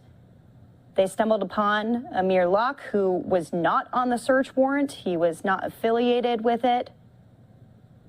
Amir still with a gun in his hand, which was legally possessed. The officers saw the gun and pulled the trigger, killing the 22-year-old. Now there's calls on the police department to fire the officers involved and also to change legislation when it comes to no-knock warrants. Well, breaking news as of tonight, the Minneapolis Mayor, Jacob Frey, imposing a moratorium on the request and execution of no-knock warrants out in Minneapolis. I want to bring in Nicole DeBoard. She is a criminal defense attorney and an expert when it comes to these types of cases. And Nicole, I want to start first with no-knock warrants. This is a conversation that is not new by any means, but being brought up once again. Absolutely. They're controversial because for many reasons, really, but one of the reasons is that typically police seek a no-knock warrant in cases where they're searching for something, property or drugs inside a home or a business. And they don't want the people who are inside the premises to know that they're coming in and try to dispose of the property. And so it's controversial because with so much surprise, if someone fights back, not expecting to see someone coming into their home, and you lose a life over property, people find that to be not worth the idea that you might make a criminal case out of it. They can also be sought, however, if they feel like the person they're going in to arrest is known to be violent and they want to make sure not to give the suspect time to grab a weapon. Right. So this provides these officers an element of surprise, right? That's exactly right. So taking this from the end of the officers now, because there's two sides to this case. There's obviously the family of Amir Locke, who is going to be pressing charges, already has representation. There's also the officers' side who came into the apartment complex on a search warrant that was obtained. So what is the case for the officers' side of things from what you can see right now with the evidence? So first of all, even though they are extraordinarily unpopular at the moment and now banned actually in this city, it's legal. What the officers did is go to a judge and got permission to do exactly what you're watching on this body camera footage, which is to go into the property without announcing themselves. What happens is obviously next they go in and see someone who is capable of using deadly force against them, at least as far as they can tell, because they see a person raising a gun potentially in their direction. And under ordinary circumstances, when that happens, they are allowed to use deadly force in response. There are legal arguments obviously on the other side of that, but because there is a firearm, a split-second decision must be made. In this instance, the officer is going to be arguing that he made that decision in order to preserve his life and the lives of the officers with him. Right. So you are saying it is legal if an officer feels as though their life is also in danger. That is correct.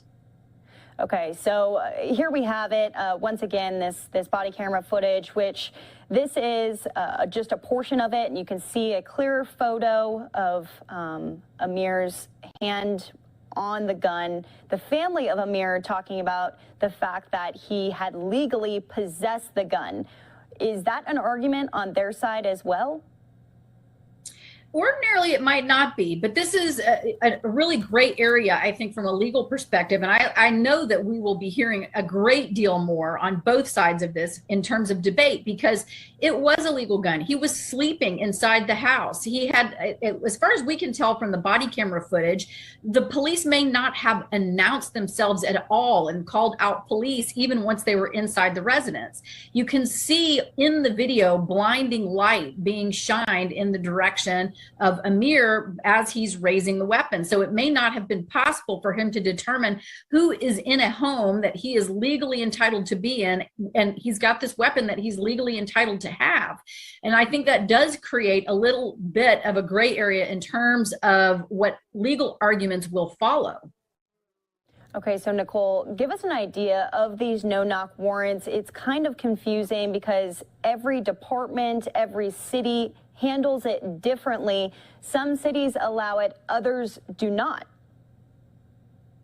And more we're seeing that various cities are saying we're just not going to do this anymore, because oftentimes the primary reason given for doing a no-knock warrant is so that people don't flush drugs down the toilet. And I think just generally what we've decided as a public is that, you know what, it's not worth it. If we're going to lose, however much drugs can be flushed down a toilet and however many seconds it takes for you to announce and knock on the door, that's just not a bargain that we're willing to make to lose a life.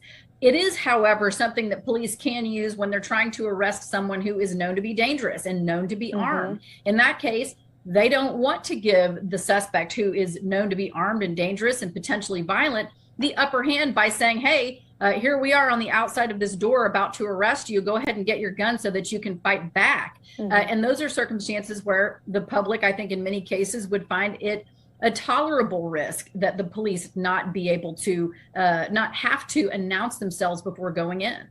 What do you foresee the point of contention being in this case? Because I don't really want to relate it to other cases in the past because it's vastly different. But what do you think the main focus is going to be on this case specifically moving forward? I think there are several key points. We obviously have this no-knock warrant, which is itself very controversial. It appears to be, to search for things, to look for something like drugs, which is even more controversial. We heard one of the family members mention during the speech that they were giving that, listen, there could have been an announcement saying, please drop the weapon. I'm not sure there was even an announcement that the people inside the home at that point were indeed police. And even if you have a no-knock warrant signed off on by a judge, as these police officers did, there is going to be legal argument about the fact that once you're in the house, you may need to identify yourselves as police to clear up any confusion for the people that you've just surprised inside. Right. So they are saying that the police identified themselves, but they kicked the couch, kind of waking him up and startling. That's the case, the argument that the family is trying to make right now, saying that he was startled and immediately grabbed for his gun. Could that be an argument on their side? I'm assuming it likely will be. I think that's exactly what we're going to hear about in the future. And the fact that even if they did announce themselves to be police, that they did not and ask for him to drop the weapon. Is that necessarily required? It is not, because a person can very quickly shoot a firearm and kill someone, which is why deadly force is allowed in response to someone having a firearm. Under these circumstances, though, you can see that Amir is under covers. He is, by the time he has his face out from the covers, he has light in his eyes. I think there's going to be a lot of discussion about what he may or may not have understood at the exact moment that he elected to grab the firearm and police fired.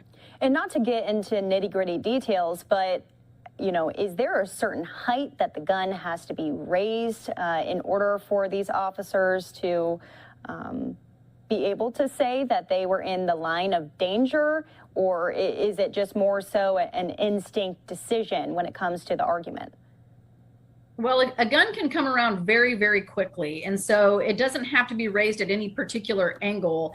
The fact that it's in motion is indeed something that will go to the argument on the police side. One of the things that you can see in the video that may cut against what the police may be arguing in support of this surprise, and that there may have needed to be more information for Amir as he was making his own decisions, is that you can see an extended finger along the side of the firearm, which many people would tell you is part of the safe handling of a gun. So it appears that he was reflexively, at least safely, handling the firearm as he was grabbing it, as people woke him from sleep.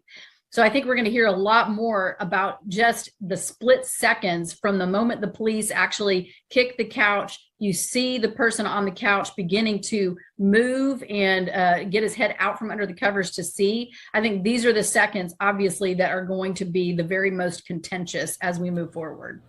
Okay, Nicole, any last thoughts on this case moving forward here? It's going to be interesting to watch, especially with the history of the Minneapolis Police Department and the Attorney General now stepping in to assist in the investigation. I think we're going to hear a lot more about police procedure. I think we're going to hear a lot more about the use of no-knock warrants for executing search warrants for things like drugs across the nation. This will be a conversation that we will all engage in, I think, over the next few months. All right, Nicole DeBoard, thank you so much for joining us here on the show. As usual, we'll be talking soon, I'm sure. Thanks for having me. All right, a very informational segment from our very own Daytona Everett, speaking with a legal expert about these no-knock warrants. Again, we do know that in Minneapolis, a roundtable discussion will be held on the future of these policing policies. So if we do get feeds live from inside of that discussion later this afternoon, we'll be sure to bring it to you here on Live Now from Fox. Again, my name is Regina Gonzalez with you from Orlando, Florida. We are slowly approaching the top of the 8 a.m. Eastern time hour, almost 5 a.m. out there on the West Coast. Some of you are going to see a quick 2-minute commercial break. When you return, we are going to be in London in the United Kingdom. I do want to lower this for you here. This is another feed we've got coming in from overseas as the United Kingdom is continuing to mark the fact that Queen Elizabeth II has become the first monarch in history to serve 70 years on the British throne. Earlier, we showed you the 41 gun salutes at Green Park out there in central London. Well, now we are going to see 62 gun salutes fired at the Tower of London. We do believe that this is supposed to get started any moment now here, so we will be live in London after this quick break.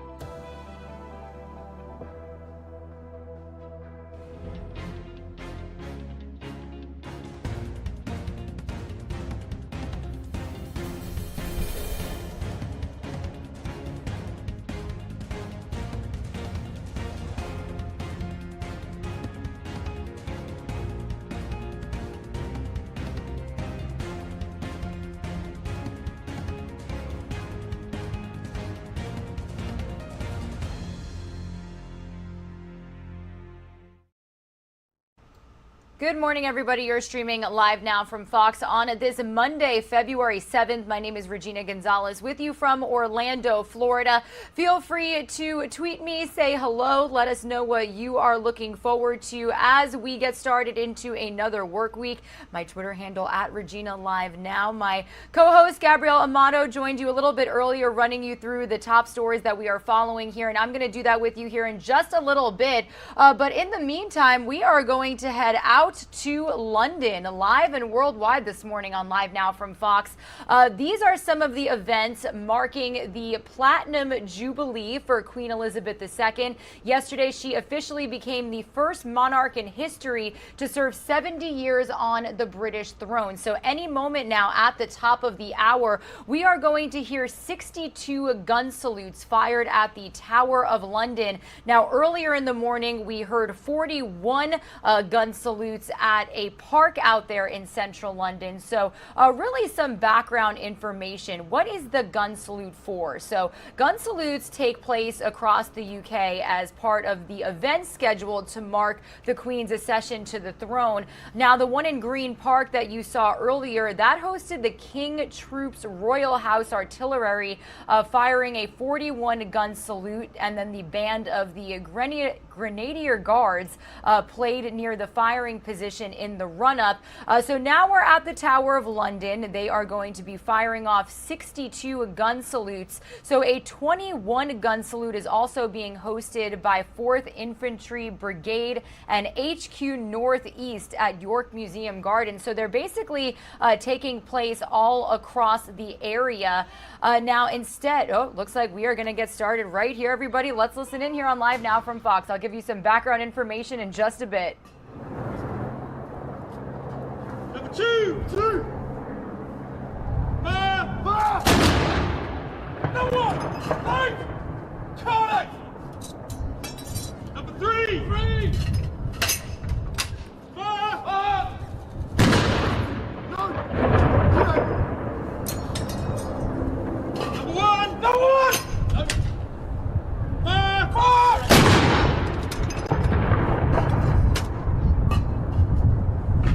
Number 2, number 2. Fire. Number 1, 8. Cardiac. Number 3, 3. Fire. No.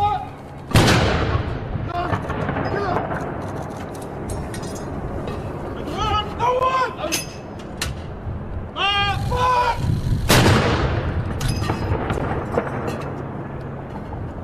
Number 2, 2. Fire. Number 1, 8. Cardiac. Number 3, 3. Fire. No.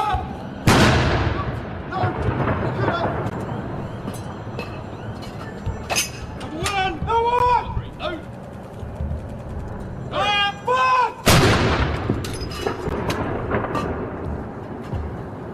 Number 2, 2. Fire. Number 1, 8. Cardiac. Number 3, 3.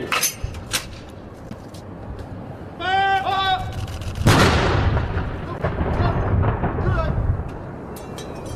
Number 1, number 1. Fire.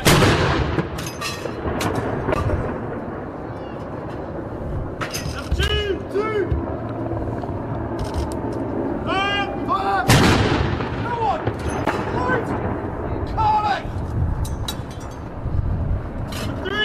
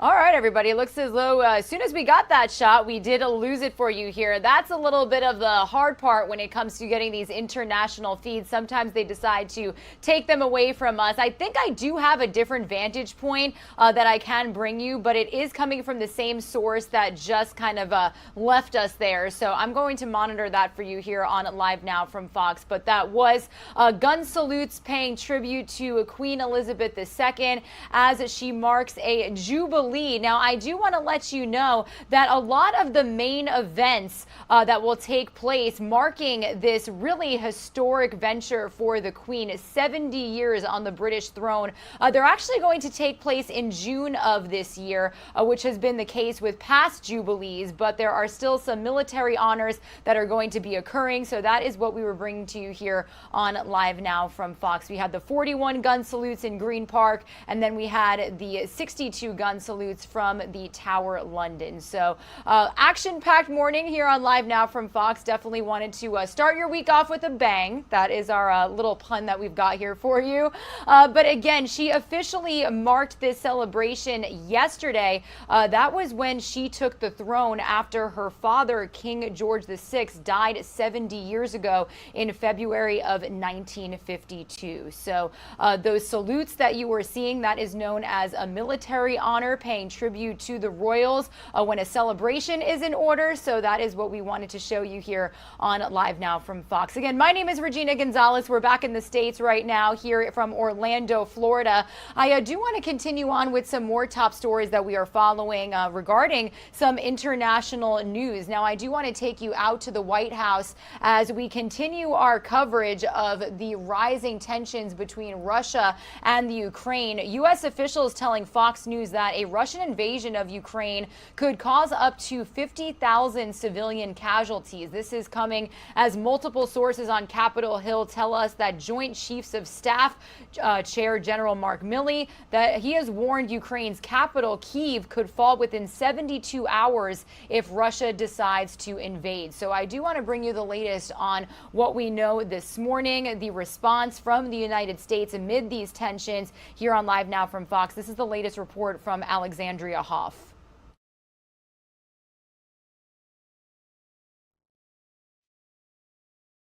Upon returning to the White House from Delaware, President Biden was asked if there is something in particular that he thinks President Putin wants as he is deciding whether to invade or not. President Biden said, quote, things he cannot get, presumably referencing the demands Russia has given to the U.S., including to halt NATO in Eastern Europe.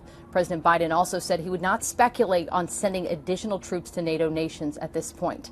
On Fox News Sunday, National Security Director Jake Sullivan spoke on General Milley's warning about the potential for a near immediate collapse of Kyiv, which, according to sources, he says could take under 3 days should Russia decide to invade. Here's Sullivan. We are in the window. Any day now, Russia could take military action against Ukraine, or it could be a couple of weeks from now, or Russia could choose to take the diplomatic path instead. The key thing is that the United States needs to be and is prepared for any of those contingencies in lockstep with our allies and partners. White House officials say the cost of an invasion for Ukraine would be human lives, and for Russia it would be economic. Bipartisan legislation is being pushed to formalize those consequences. We ought to have biting sanctions in place now, not later. We have a bipartisan piece of legislation that I've been working on. There is a strong effort, bipartisan effort, to give President Biden the strongest possible hand to discourage and hopefully prevent Putin from further incursions into Ukraine. Russia is being accused of using energy as a weapon. They are the main supplier of natural gas to Europe, so alternative sources are being discussed. At the White House, Alexandria Hoff, Fox News.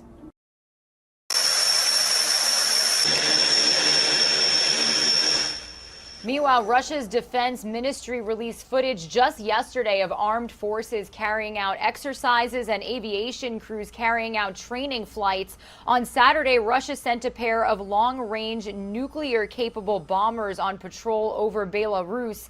And all of this comes as the Kremlin moved troops from Siberia to Belarus for sweeping joint drills. All of this further fuels Western fear of a possible Ukrainian invasion, now possibly from the north. We also did just get feeds in a couple of minutes ago. We unfortunately are not able to take you to them, but we did see U.S. forces arriving in nearby Poland today. So we are going to keep a close eye on these rising tensions happening between Russia and the Ukraine. We also do know that President Biden is set to welcome German Chancellor Olaf Scholz to the White House today. So we will keep tabs on those feeds coming in from Washington, D.C. here on Live Now from Fox. Meanwhile, as we continue on to talk about these rising tensions, Ukrainian soldiers are also preparing themselves. And our Fox News correspondent Lucas Tomlinson got the latest from the Ukraine on what they're doing. I do want to listen into his report here on Live Now from Fox.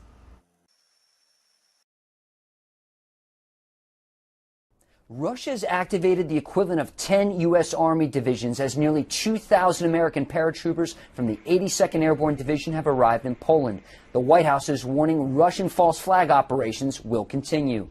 These are actions we're seeing that are straight out of their playbook. We've seen them run false flag operations in the past and used confusion to launch military action many times in history. Recall, Germany's invasion of Poland in 1939 was conducted under a false flag operation. A Russian invasion could kill tens of thousands of Ukrainian soldiers and civilians. It could turn millions here into refugees. Russian forces now poised to invade not just from Belarus to the north, but Crimea to the south as well, if Vladimir Putin gives the order. The Russian Defense Ministry releasing this video showing joint training between Russian and Belarusian forces this week using fighter jets, tanks, multiple rocket launcher systems, and assault forces. Fox News traveled to an abandoned city outside Chernobyl, a potential invasion route by the Russians, to witness training by Ukrainian forces, not far from those Russian troops. I asked Ukraine's defense minister if he was worried. You know that the word imminent doesn't work. Imminent invasion doesn't work. The commanding general of the 82nd Airborne Division is now on the ground in Poland. Major General Chris Donahue led the U.S. military evacuation of Afghanistan. He was the last American soldier to leave. Well, top Ukrainian officials and many citizens here on the streets of Kyiv are not worried about a Russian invasion. Many back home in Washington and at the Pentagon are extremely concerned. In Kyiv, Ukraine, Lucas Tomlinson, Fox News. All right, everybody. And again, we are going to keep a very close eye on the rising tensions between Russia and the Ukraine. Again, we do have President Biden set to welcome the German Chancellor to the White House. So if and when we do get those feeds coming from Washington, D.C., we'll be sure to bring them to you live, raw, and unfiltered. Meanwhile, some of you are going to see a quick 2-minute commercial break. When we return, we are going to talk to you about the latest surrounding Joe Rogan and his controversial remarks on Spotify. Stay with us.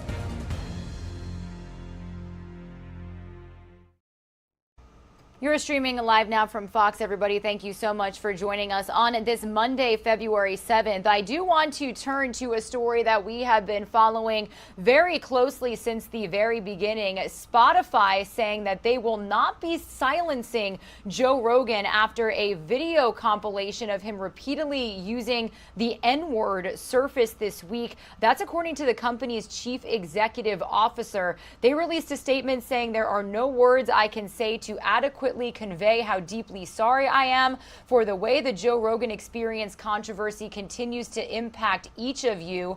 He said, I think it's important you're aware that we've had conversations with Joe and his team about some of the content in his show, including his history of using some racially insensitive language. Now, I do want to bring you this full report from Fox News' Chris DeMeo. He has more on Rogan's specific apology and how Spotify is continuing to address this backlash. Let's listen in.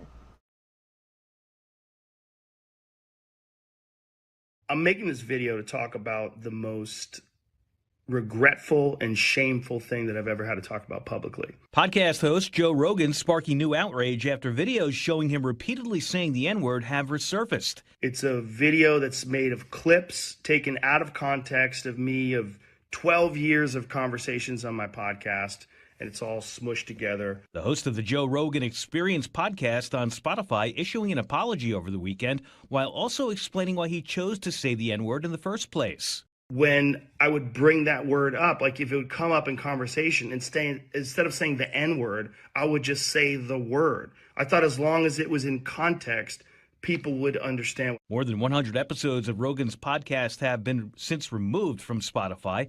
And in a letter to company employees, CEO Daniel Ek says Rogan's comments do not represent Spotify's values, but that, quote, I do not believe that silencing Joe is the answer. Ek is, however, investing $100 million to help promote music and audio from historically marginalized groups. The backlash comes after a number of musicians, including Neil Young and Joni Mitchell, recently removed their music from Spotify after accusing Rogan of promoting false information about COVID-19 vaccines on his podcast. The controversy around Joe Rogan is a test case for Spotify, and it's a really difficult balancing act. Going forward, Spotify says it will include content warnings ahead of any COVID-19 related podcast. Chris DeMeo, Fox News. And if we do get any more statements or apologies or any sort of remarks or reaction from either Spotify, Joe Rogan, or others, we will be sure to keep you updated with all of the developments here on Live Now from Fox. Meanwhile, in other top stories that we are following, and we did just about an hour ago take a live report with our Fox 9 Minneapolis team, I do want to bring you out to Minneapolis, Minnesota. Community members protesting at the county government Center Plaza on Saturday, expressing their outrage over the police killing of Amir Locke. Protesters are demanding the arrest and prosecution of the officers involved in the shooting. Body cam video showing the 22-year-old man getting shot by the officers while he was lying on a couch holding a gun. Our Fox 9 Minneapolis team is bringing us the latest on the Locke family's emotional pleas and much more on this story. Let's listen in. This is very, very detrimental and heart-wrenching and hard because I was always an advocate for the families that went through this. Fighting back tears and at times struggling to find the right words, Amir Locke's family described the pain they feel because of his death. My son didn't deserve what happened to him. He had a beautiful spirit and a beautiful smile. Never would I have imagined that I would be standing up here talking about the execution of my son by the Minneapolis Police Department. His parents say the 22-year-old was born and raised in the Twin Cities, but was living in Dallas, Texas, as was his mother. They say he was visiting family here in Minnesota, including his cousin who lived at the Bolero Flats apartment building in downtown Minneapolis when he was shot and killed by Minneapolis police while they were serving a search warrant earlier this week. Amir was a bright light, and he deserves to be able to shine. Amir's loved ones say they want the officer who pulled the trigger, Mark Hanneman, to be fired and prosecuted to the fullest extent of the law. and for Minneapolis police to do better so the same thing doesn't happen to another family. You should be outraged, not because he's an African American, but you should be outraged just because one of your citizens died at the hand of another citizen. It is time out for this. I'm sorry.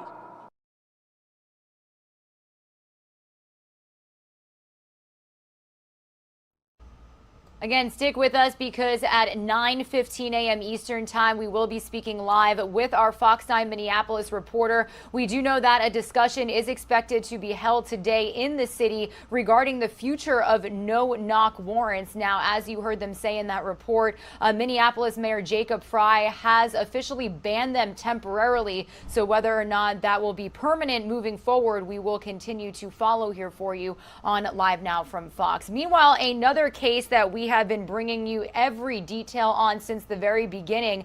Jury selection is starting today in the federal trial against 3 men convicted of murdering Ahmaud Arbery. The trial will be held in Glynn County, Georgia. Father and son Greg and Travis McMichael had plans to plead guilty on federal hate crime charges, which they later withdrew. The judge in the case rejected those terms of the deal. Arbery's family was firmly against the feds' deal, saying offering the federal facility gave the men preferred conditions. So this is a federal trial. We will not be able to bring you inside of the courtroom like we did in their initial trial, but we will most definitely be in touch with our Fox News correspondents and Fox 5 Atlanta team out there staying with us for the very latest. So again, that is something that we are going to keep tabs on here on Live Now from Fox. Moving into other crime-related news, this was a very unfortunate situation that unfolded over the weekend. The crime surge around the nation, taking us to Virginia, where a high school student is dead and 4 others hurt after a shooting near the Virginia Tech University campus. It happened at a hookah lounge in downtown Blacksburg late Friday night. Police have arrested 24-year-old Jamel Flint following an intense manhunt over the weekend. Flint now faces charges of first-degree murder. So we will keep you posted with any new details regarding any court appearances and any more information. I know our Fox team has been out there getting reaction from students, so we will be sure to keep you posted.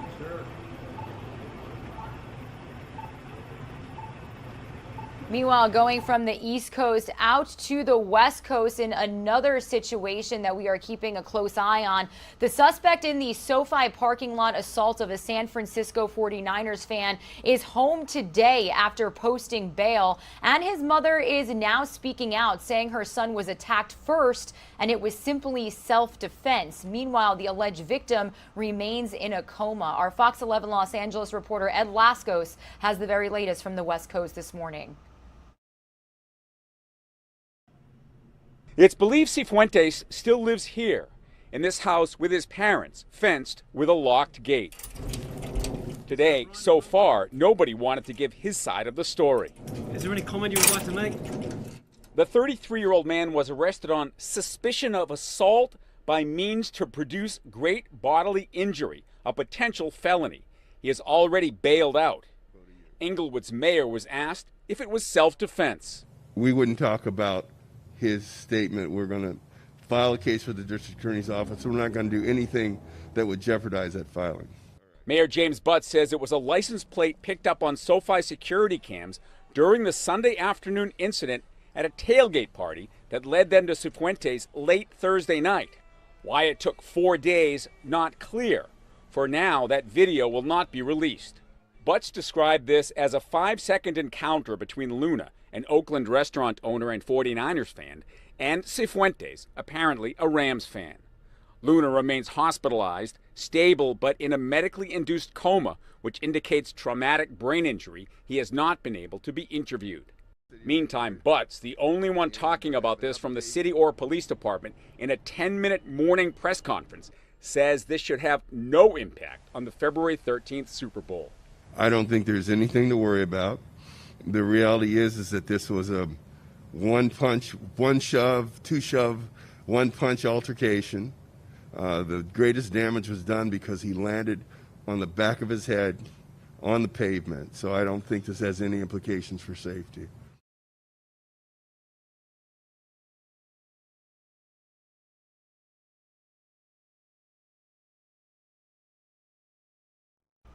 And after this next break that we bring you to in just a couple of minutes, I do want to play for you the full update from authorities regarding that very unfortunate situation on the West Coast, especially as we are just less than a week from the Super Bowl taking place in that very stadium.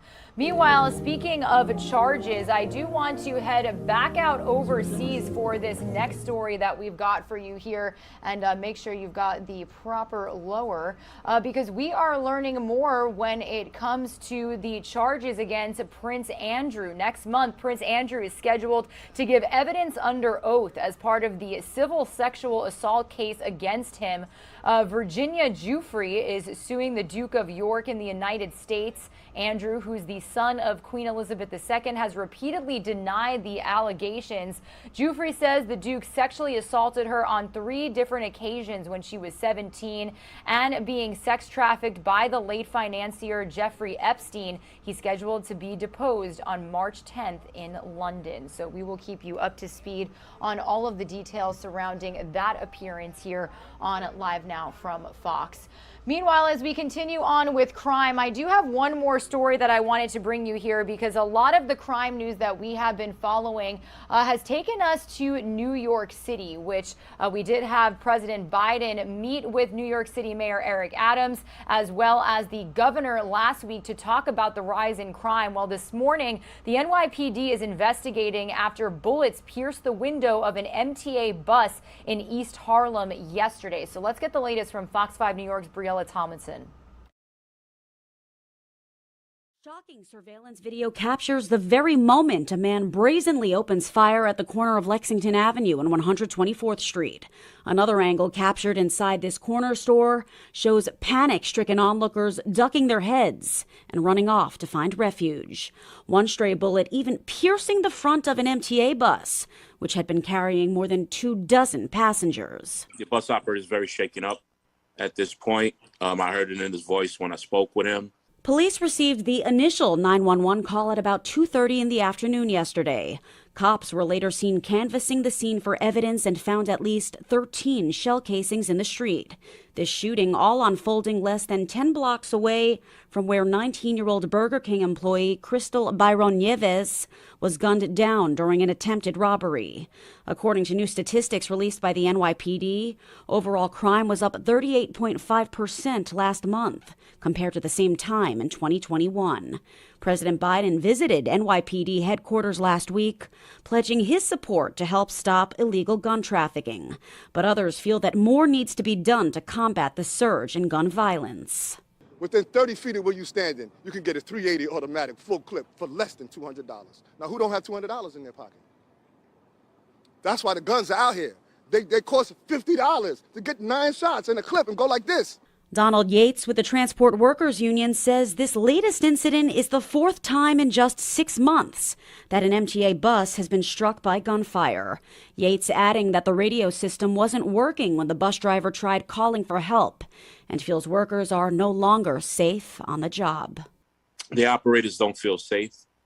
They want something other than their gloves to protect themselves, and again, we've been focusing on the issue of more police presence, and we see what the police is going through.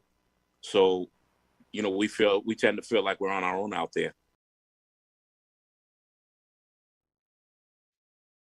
All right, everybody, before we send some of you to a quick 2-minute commercial break, we wanted to give you a look at some of the temperatures that we've got showing here across the nation. This is our XRAD radar. It has definitely been a bumpy road over the past few weeks. We had a blizzard impacting the Northeast at the end of January, and then a major winter storm bringing snow, ice, and rain to 100 million Americans just a few days ago. But good news, relief is on the way. Last week, that storm system brought several inches of rain along the Gulf Coast into the southeast. Many areas also saw dangerous ice accumulations between a ½ inch to nearly an inch, and anywhere from several inches to more than a foot of snow was reported in Texas and the Southwest into the Plains, Midwest, Great Lakes, and Northeast. So again, 1/3 of the nation impacted by this storm, but we are finally getting a break break. A large area of high pressure is going to be in control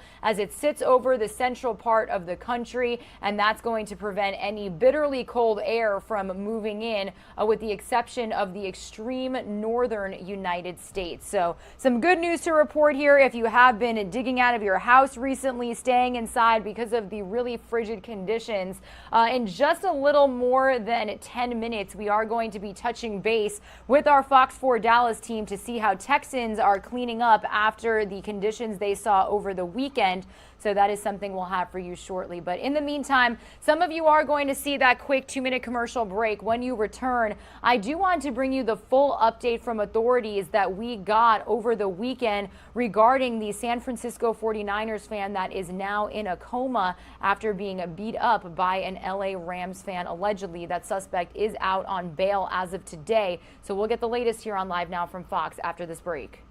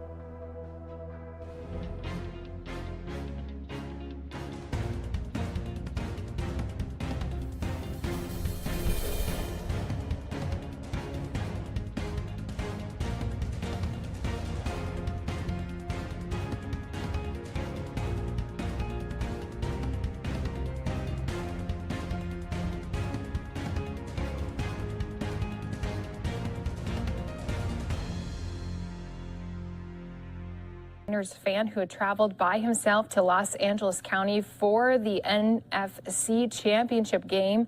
And again, he was found on the ground bleeding in the parking lot, has now been in a medically induced coma. And they have one person who's now been arrested. That happened on late Thursday night in association with this assault. So let's go ahead and get that latest update with police as they just stepped out to give us this briefing.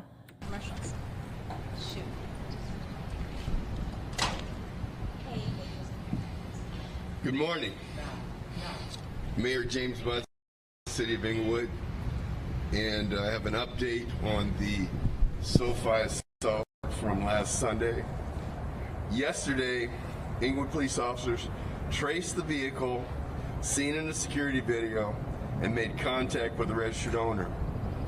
They left contact information after indicating we were trying to locate an individual involved in a potential assault on Sunday at SoFi Stadium. Later that day, they were contacted by Cifuentes, Rosell, Brian, Alexis.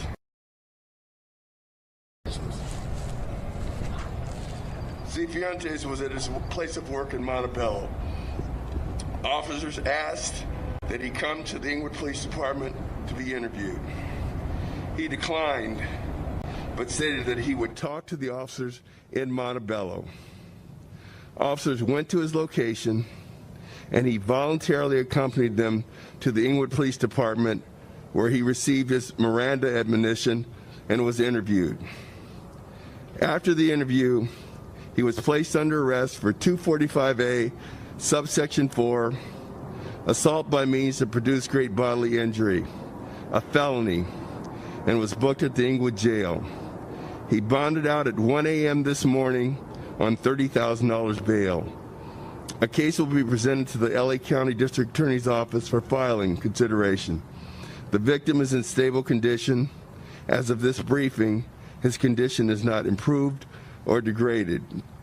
And we're ready to take any questions you might have. Hold on, let's do this. You'll be first, you'll be second. Who wants to be third? You'll be third. One.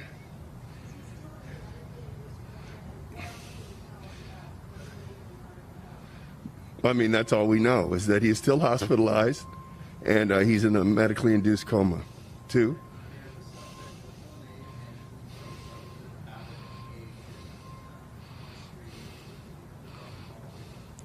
I don't have any criminal history information. It's Cifuentes, and I'll give you all a copy of this press release. Cifuentes. Alexis, Alexis. 33 years of age. We'll provide you the information. Three.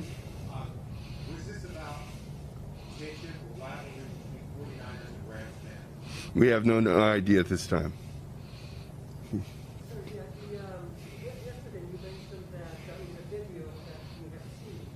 Yes.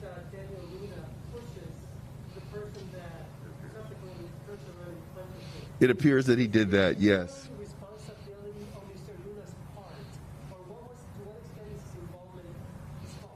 That's a good question, but that's not for me to judge.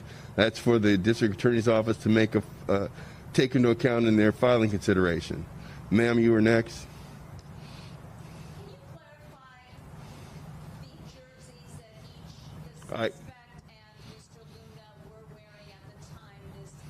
I can. It was the same it was as I said at yesterday's briefing. Mr. Luna was wearing a white jersey that some think was a throwback 49ers jersey, and the other individual, Mr. Alexis, was wearing a yellow, appeared to be a Rams jersey. Will there be more arrests, sir? Hold on one second. He waited, then I'll go to you. Did the suspect claim self-defense? What did he say? We wouldn't talk about his statement. We're going to file a case with the district attorney's office. We're not going to do anything that would jeopardize that filing. My question is, will there be more people arrested and might Mr. Luna face charges for what happened in the altercation? That would be up to the district attorney's office. We filed a case for 245 against Mr. Alexis, and they will look at the totality of the circumstances and they will make their decision. From the video that I saw, which admittedly is only a minute and a half or what have you, it doesn't look like anyone else was involved. Anybody else before I go back? Go ahead.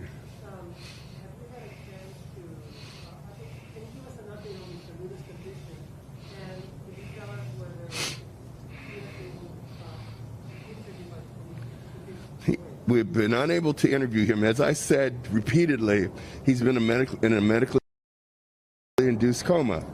And as I said earlier, his condition is not improved or degraded. Yes, sir. I don't know what they were doing during the game. At the time of the video clip that I saw, they were standing around in the parking lot as a group. Okay, then we'll go 1, and then we'll go 2, and 3. 1.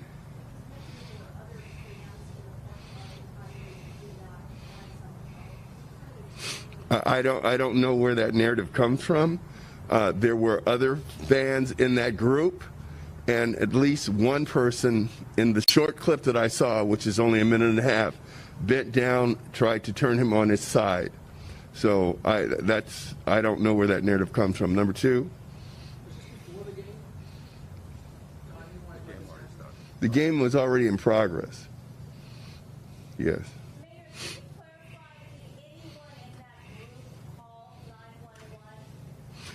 I don't know that there would have been time. A security guard came up very shortly after the altercation and called paramedics. So there wouldn't have been time. I don't know of any call to 911. I don't know there would have been time. Well, no, we don't do it like that. So you waited. Now you'll be next, all right?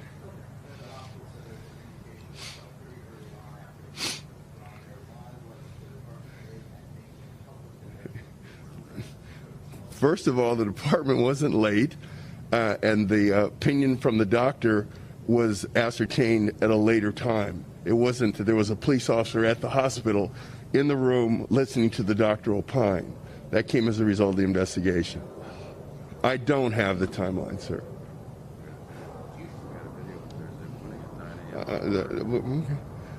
Go right ahead.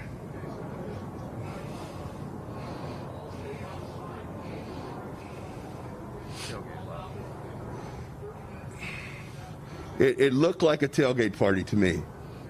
All right? You're streaming live now from Fox, everybody. We are currently listening in as authorities give the latest update on the suspect in the SoFi parking lot assault of a San Francisco 49ers fan. We are actually learning this morning that that suspect is home after posting bail, and we did hear from his mother who said her son was attacked first and it was simply self-defense. Meanwhile, the victim, who is pictured to the right-hand side of your screen here, remains in a coma. So this is something that we are going to closely follow for you here on Live Now from Fox as we get the latest developments. Meanwhile, I do want to send some of you on a quick 2-minute commercial break. When you return, we are going to entirely switch gears here and head out to the state of Texas. Here's a Live Now look at our XRAD radar. Now, we do know that a much needed break for most of the U.S. is coming this week after that winter storm, but that means we've still got people cleaning up, especially in the North Texas area after that winter storm that brought ice, that brought snow, really chilly temperatures. So we're going to touch base with our Fox 4 Dallas team on how everybody's doing out there this week after this quick break. Stay with us.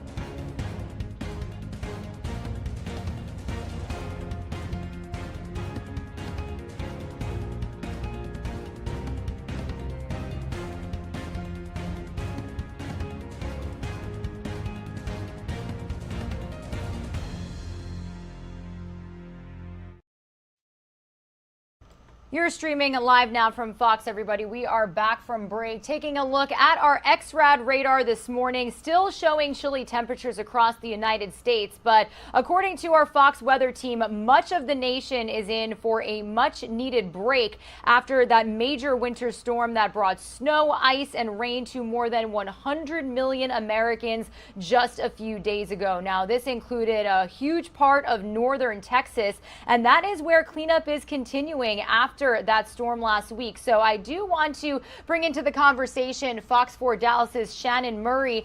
She is in Plano, Texas with the very latest. So Shannon, good morning to you. It looks like things have definitely calmed down there. I see some melted snow behind you. But as far as cleanup efforts, what are we looking at as we start a new week after that storm? Right. So, yeah, the ice, the snow, the sleet has mostly melted away here in North Texas. But in Plano and across the Metroplex, the big focus is going to be tree limbs, branches, just like this one here behind us. You see it's kind of holding on there just barely by a limb, trying to hold on over this walkway here in this park in Plano, which is about 30 miles north of Dallas. You know, these are really problematic because when all of that ice came in and these trees and these limbs and branches froze, they became very heavy. They could fall. They could fall on power lines, cause outages, and really be problematic. So these city crews will be very busy this week. Take a look at some pictures we have. This shows these city workers here in Plano working very hard last week, cleaning up hundreds of branches. They worked with the Parks and Rec staff to remove more than 250 fallen trees and branches just last week. And this team also responsible for sanding the roads to make travel safer for first responders and neighbors. They also kept the water operations up and running for residents as well. They'll be out hard at work again this week. Regina, the city, posting pictures of them on social media, giving them a big shout out, making sure that they got some credit for all of the work they did last week. I think people here are very happy that, you know, they were out doing their job in those freezing temperatures to keep everyone safe. Yeah, definitely, Shannon. And, you know, it was quite a sight to see. I mean, I know you guys got hit with a major winter storm last year, and there was a lot of talk about how it was handled when you came to the grid. So did it seem like Texans this time were a lot more prepared, whether it just be that they were living in their homes and as far as the way that the government handled going in? Yeah, I think people felt a lot better this year than they did last year. Some of us still had, you know, remnants of last year on our mind, thinking about that, very worried going into this storm, but it definitely wasn't as bad. We didn't see those widespread outages, the rolling outages, the controlled outages that we saw last year. We do know that, you know, hundreds of people did lose power here across North Texas. Some people in specifically Hunt County and here in Collin County, where I am now, still dealing with some power outages. Some churches over the weekend opened their doors, allowed people to come in and take shelter if needed, or people have been staying with friends and family if it was for an extended period of time. I can tell you, Regina, for me personally, I lost power for about 10 minutes and then it came right back on. So compared to what we dealt with last year, a much better situation. Yeah, absolutely. Definitely. I remember speaking to you and your team in the middle of those conditions last year, and it was just so heartbreaking. So glad to know that a lot of people were more prepared this time around. Now, I want to talk about travel, Shannon. When we talk about how airports were responding, I do know that Dallas is literally one of the biggest airports in the nation. How did we do looking at flights and travel over the last couple of days? Yeah, it's been a really big issue last week, on Thursday and Friday. Southwest Airlines shut down its runways at Love Field, which is their hub here in North Texas. And so all of those flights were canceled. I know hundreds of flights impacted by that. And then again on Friday, still as they were trying to recover, a lot of cancellations, quite a few delays. I know hundreds of people delayed Friday and then again into the weekend as they tried to catch back up.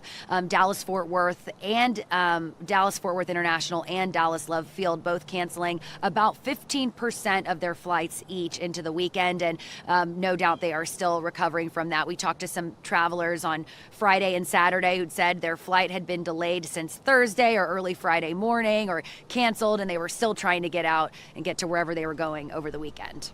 Yeah, definitely quite a headache for many Americans. I know this storm impacted 1/3 of the nation. So glad to see that Texans are cleaning up as we speak. Shannon Murray with Fox 4 Dallas, thank you so much for joining us here to give us an update on these conditions. Stay warm and we'll be chatting with you again soon. All right. Thanks, Regina. All right, everybody. Again, you're watching Live Now from Fox. Regina Gonzalez with you here from Orlando, Florida.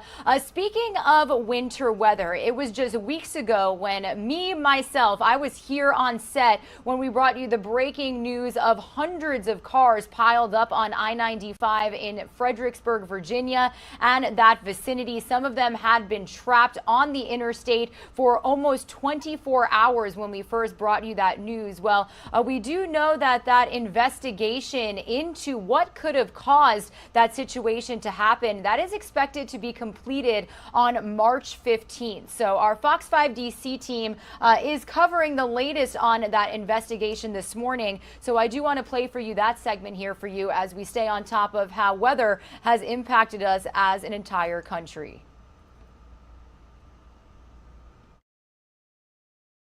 On Interstate 95 last month. Fox 5's Lindsay Watts is live with those details. Lindsay. Tisha, tonight we've learned the state-commissioned independent investigation into the debacle on I-95 is expected to be done on March 15th. Ahead of that, our Freedom of Information Act request is shedding new light on what went so wrong. A nightmare scenario for hundreds of drivers in Stafford County. You're trying to stay warm, but you're running out of gas. People of all stripes, tourists, truck drivers, a U.S. senator stranded together on I-95. And there were an awful lot of people around me who were in packed cars, maybe with kids, maybe with seniors, maybe with pets. There were multiple failures now under investigation. But a source who's worked for many years at Virginia's Department of Transportation says a big part of this was simple math.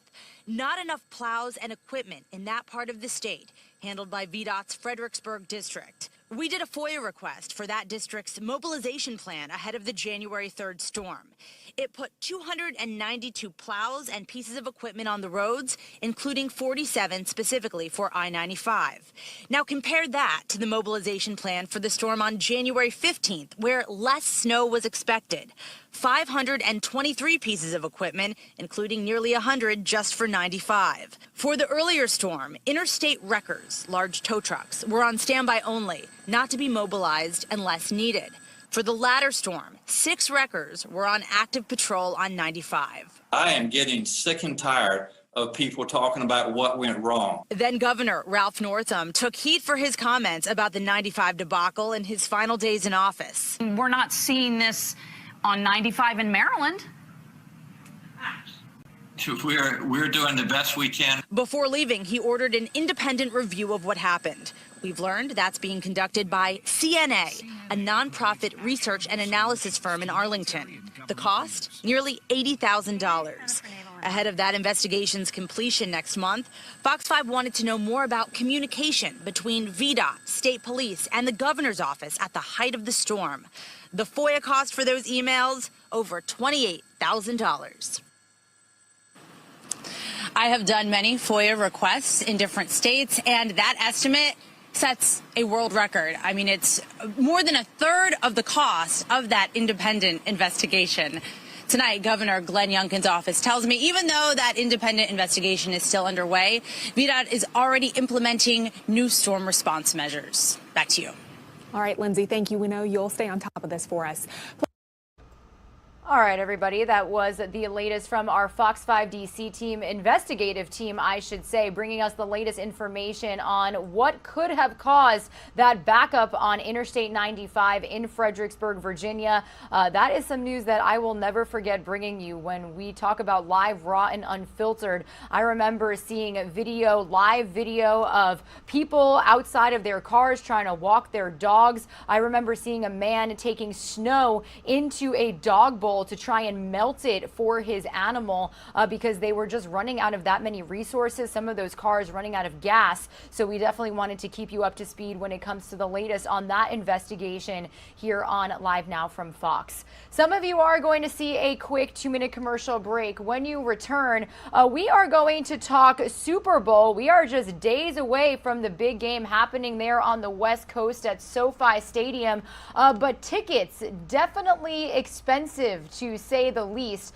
They're actually shocking fans with their prices. So after we come back from this quick break, we'll bring you the latest on those Super Bowl ticket prices, as well as some of the performances that we know happening. Our very own Fox 11 Los Angeles team speaking with the Youth Orchestra of LA about their big performance coming up here in just a couple of days. Stay with us.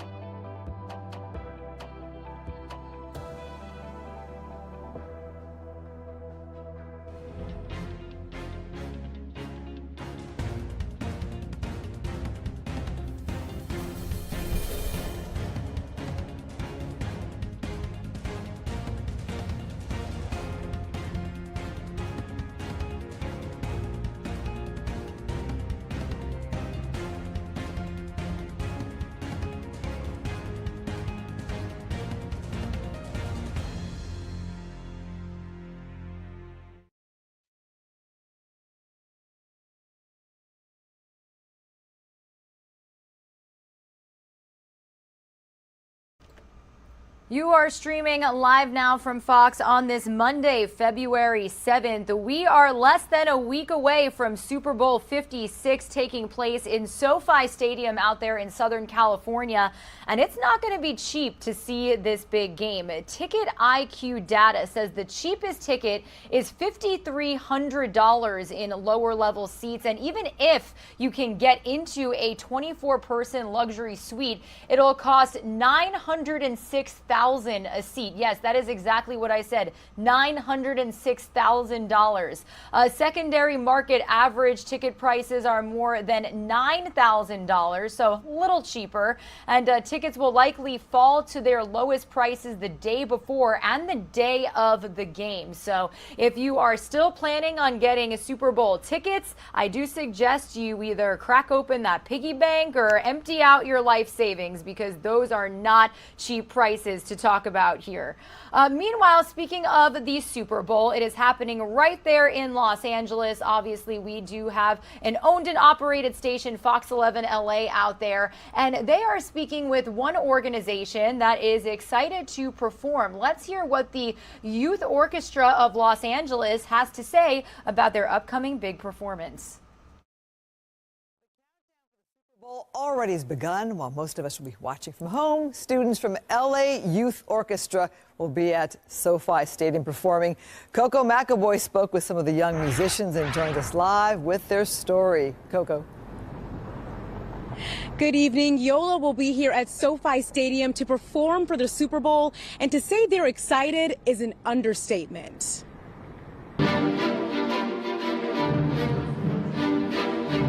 The Los Angeles Youth Orchestra, known as YOLA, is a staple, positively impacting young people in LA County for more than a decade by providing free instruments and intensive music training to young musicians. YOLA is the manifestation of this beautiful vision that young people in any community should have access to high quality music education regardless of their or economic status. And now, 20 musicians, including high school seniors and a few Yola alumni, are going to the Super Bowl, performing alongside gospel duo Mary Mary.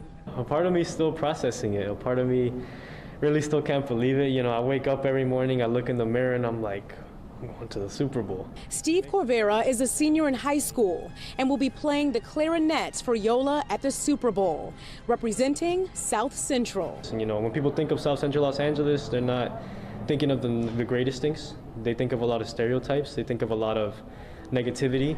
And I feel like to be able to represent my part of the community and be like, look, we have a lot of magic going. Magical, and a dream come true for Rachel Keevy, too, a high school senior playing the flute, hoping to inspire other young people. Like a lot of kids that look like me, they don't always know that they have opportunities like this. Like when you go to LA Phil, there's not many people that look like me, and just knowing that you have the opportunity to get there and be in that spot and share music, like that's a great thing to see. It's really inspirational. And some alumni who loved Yola are making a return to the stage too, like Moses Aubrey. Performing at the Super Bowl will be like a dream come true, but it's just going to be an absolutely wild and crazy and amazing experience. A well-deserved, once-in-a-lifetime experience, performing at the biggest sporting and television event in the country. It's something that we get to do and show everybody that there's a lot of talent where we're from. And I think it's amazing that we get to do it. And I just feel like playing the Super Bowl is going to be massive. It will be massive, and the ensemble is performing Lift Every Voice and Sing. Reporting live this evening, I'm Coco McAvoy, Fox 11 News. The countdown for the Super Bowl. Very exciting. Again, we will be in touch with our Fox 11 Los Angeles team throughout this entire week as they get ready to host Super Bowl 56. So wanted to bring you that segment here on Live Now from Fox. Of course, after we talked about how expensive it is to attend that game. Again, everybody, my name is Regina Gonzalez with you here from Orlando, Florida. We are officially past the 9 a.m. Eastern time mark, a little after 6 a.m. out there on the West Coast. As we continue to bring you all of the top stories this Monday morning, I do want to bring you the latest on some information that we have gotten to our desk this morning. We are learning that Frontier is buying Spirit Airlines in a $3 billion deal to create the nation's 5th largest carrier. Now, the combination will raise competition and give travelers more options to fly to mid-sized cities as well as regions that are underserved. That's according to these companies. They said this transaction is centered around creating an aggressive, ultra-low fare competitor to serve our guests even better, expand career opportunities for our team members, and increase competitive pressure, resulting in more consumer-friendly fares for the flying public. That is a quote from Spirit CEO Ted Christie. Now, the cash and stock deal on a combined basis will produce annual revenues of $5.3 billion and synergies of $500 million once the deal is complete. Existing Frontier shareholders will own approximately 51.5%, and existing Spirit stockholders will own approximately 48.5% of the combined airline, and the transaction is expected to close in the second half of the year. Spirit shareholders will receive 1.9 shares of Frontier plus $2.13 in cash for each existing Spirit share they own. This implies a value of $25.83 per Spirit share at Frontier's closing stock price of $12.39 on Friday. Now, this deal is also coming as many airlines, including Spirit and larger carriers such as American and Southwest, are experiencing tougher staffing issues and producing delays and canceled flights that could last for days. So we wanted to bring you this news here on Live Now from Fox this morning.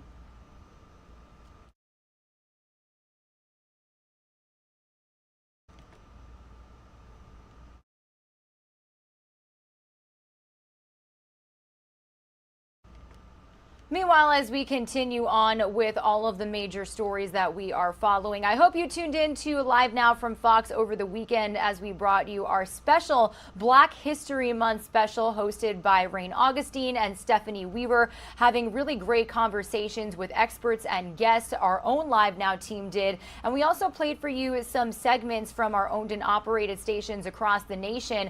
I do want to play you this latest segment from Fox 11 Los Angeles. They are speaking with Representative Barbara Lee as part of Black History Month coverage. So let's take a listen here on Live Now from Fox. You're watching The Issue Is. And welcome to The Issue Is. I'm Alex Michelson. As we mark Black History Month, we're joined by a historic figure.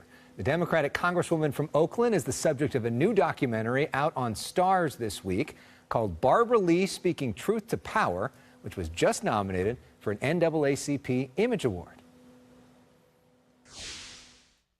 She is exemplary of the courage that it takes to stick to your principles. I was a student at Mills College as a young mother on welfare with 2 kids who's working in the community with the Black Panther Party, making sure people have something to eat. Social justice, that's always been just part of who I am. Barbara Lee, welcome back to The Issue Is. Congratulations on the documentary. Thank you, Alex. Let me just say, when I see this, I'm reminded how I was an unwilling subject, and the filmmaker, Abby Ginsburg, she just was so persistent. She's a great filmmaker, but she just dogged me to death. Yeah, well, that's what I was going to talk about. You didn't initially want to do this. Abby Ginsburg eventually wore you down. Now it's getting all sorts of buzz, all sorts of critical acclaim. Now that it is out there, what do you think is the big takeaway you want everyone to know about your story and perhaps lessons that we all can learn from your life? Well, you know, so much of the film, yes, is about my life through many, many difficult days. But I think for especially people of color, for women, for African Americans, for marginalized people who have had so many barriers to address and get through because of systemic racism and gender inequality, it's been really hard for me. But by the grace of God and by my family and by my friends, you know, I was able to move forward in many, many aspects of my life. And so really it's not about me, because I was committed early on to fight for social, racial, and economic and gender justice, but not for me personally, but for everyone else who had so many challenges with the system of government and the private policies in our country that are exclusionary, which I have had to deal with all of my life. And so it's more about everyone else being able to have the life that they so deserve in this country as Americans. Well, and this extraordinary arc of your life as a kid in Texas, father in the military, come here to California, working with the Black Panther Party, and now this prominent member of Congress. And you got so much attention back in 2001. When you were the only person in the Congress to vote against the war authorization for Afghanistan. You said it would be an endless war. Here is a clip from the movie about that. This is going to set the stage for endless war. This resolution passed. One no vote on the board. Central to democracy is the right to dissent. She was right. It was important that her community understood the enormous risk she took in standing up for peace and justice. So you got a lot of hate after that. What is your advice to the rest of us when dealing with the haters in our lives? And we're dealing with so much hate now that it's unbelievable, but believable, because we still haven't addressed the basic issues in our country around injustice and hate. And so what I say is always be on the right side of history. Follow what you know is right. Follow your conscience. Be yourself and persist. It's going to be really hard. And again, as a Black woman, I hope this film really showed how hard it's been. But you have to keep going. You have to keep moving to make life better. And you can't be afraid. You've got to take risks. You've got to be careful, of course, in this day and time. But Black people have always had to be careful. You know, you keep your antennas up all the time if you're an African American.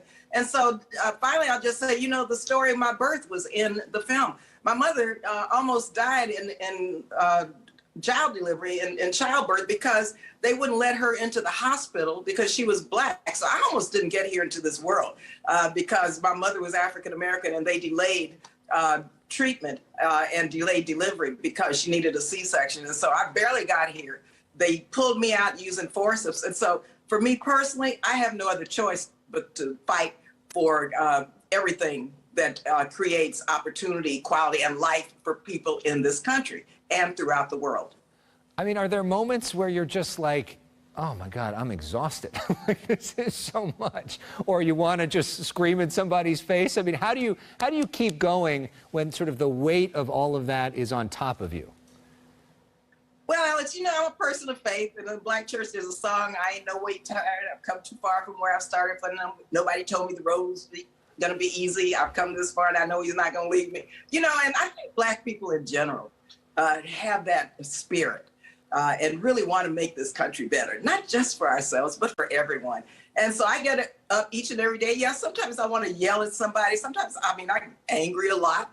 But, you know, I've got to make sure that people listen to me and follow and understand I feel their pain. I know their pain. And for me to give up and for me not to keep fighting would say a lot about the despair in this country. And so it's important to keep hope alive, keep spirits up, and to know that we'll get through all of this, but we have to be unified and we cannot allow hate, white supremacists, and all of the big lie followers take over. It's either you're on the right side of history or on the wrong side of history. So that's what keeps me going.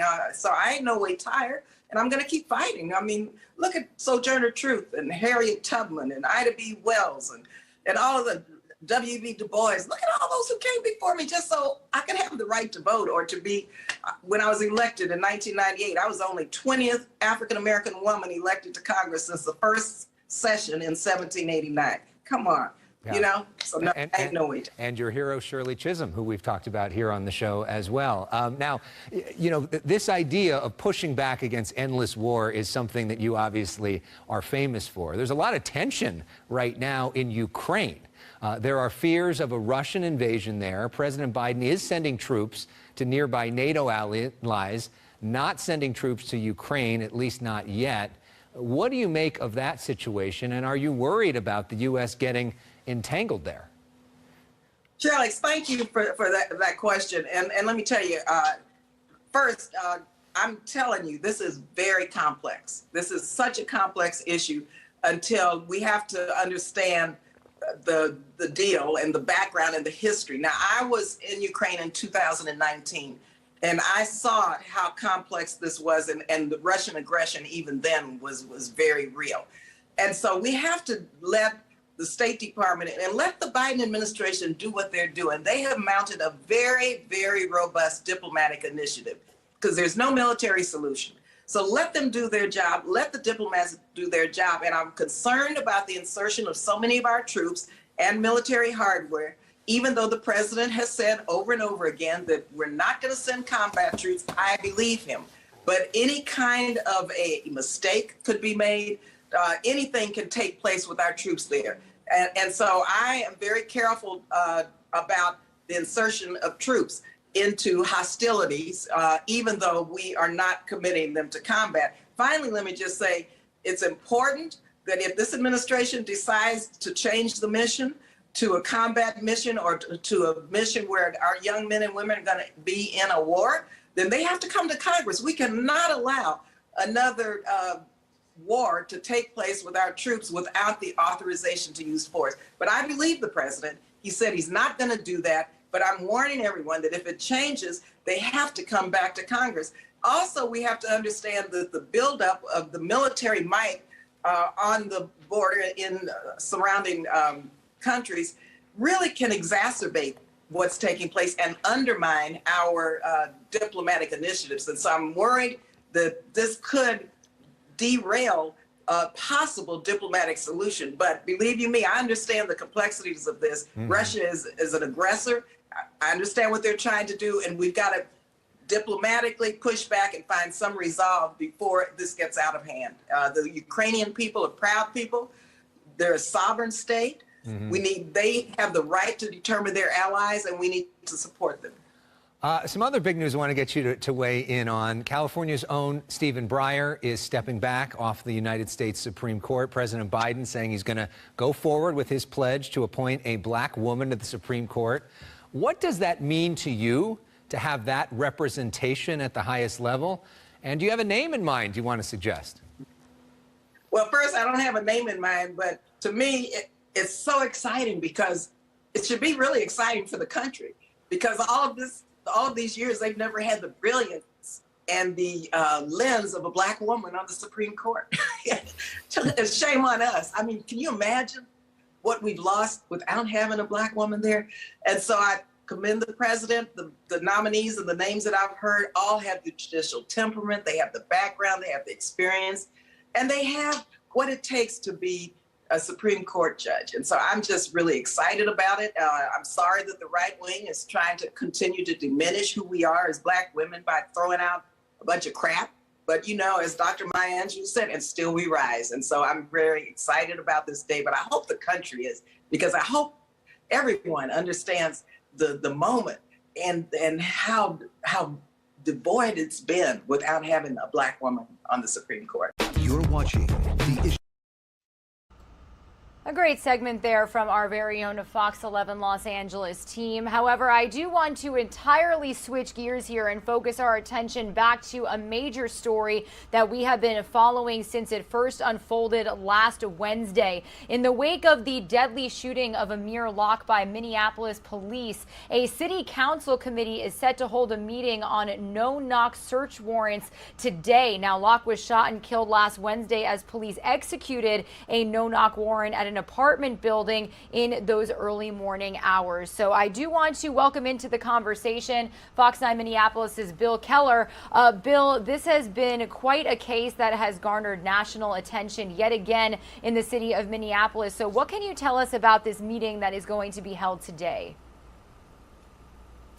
Yeah, there is going to be this meeting of the Minneapolis City Council. It's a very specific a group of lawmakers here in the state. They want to change the way the city does no-knock warrants. Now, one of the reasons that a lot of folks are very upset is following the death of George Floyd, the mayor, Jacob Fry, said that they would cut back on the number of no-knock warrants, but that really does not appear to have happened. And they say that had this not been a no-knock warrant, that Amir would be alive today. So they are going to be presenting some new findings. They'll be listening from some law professors from St. Thomas University. There'll be lawyers, of course, activists as well. But what they want to do is essentially reform the way they do these no-knock search warrants. Police say this is kind of what happened, what led up. They were executing one of these warrants at that downtown apartment building when things kind of went wrong.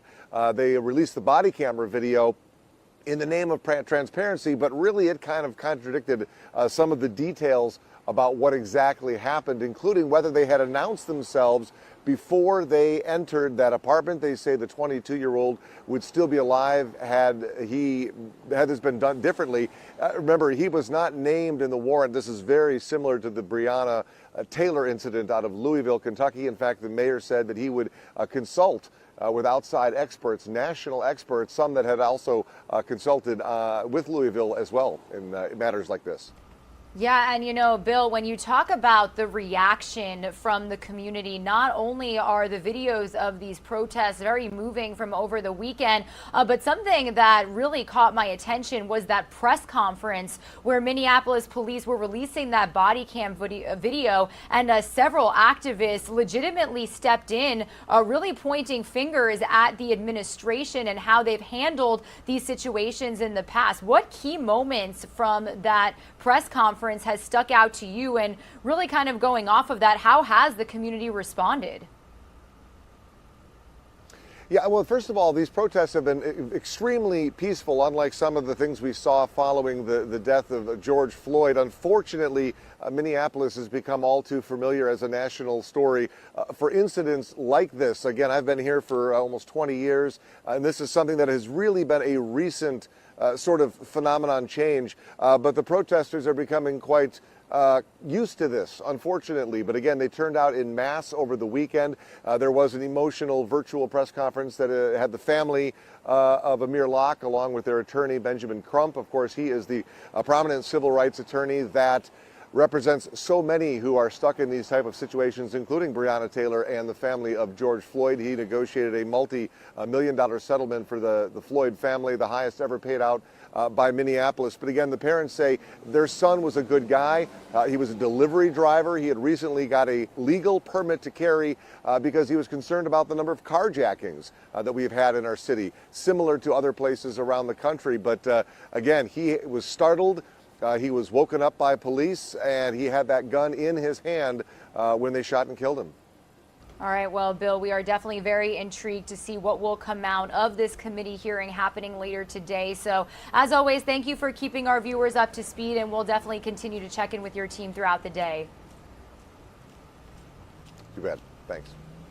All right, everybody, Regina Gonzalez with you here on Live Now from Fox. Again, if we do get feeds from inside of that meeting, we will be sure to bring them to you live, raw, and unfiltered, because that is who we are and what we do. Speaking of live, raw, and unfiltered, some of you are going to see a quick 2-minute commercial break. When you return, we are going to head out to a community college summit that First Lady Dr. Jill Biden is currently speaking at. As you know, throughout her career thus far as the First Lady of the United States, she has remained an English teacher at a community college in the DMV area. So we'll listen in to some of her live remarks here after this quick break.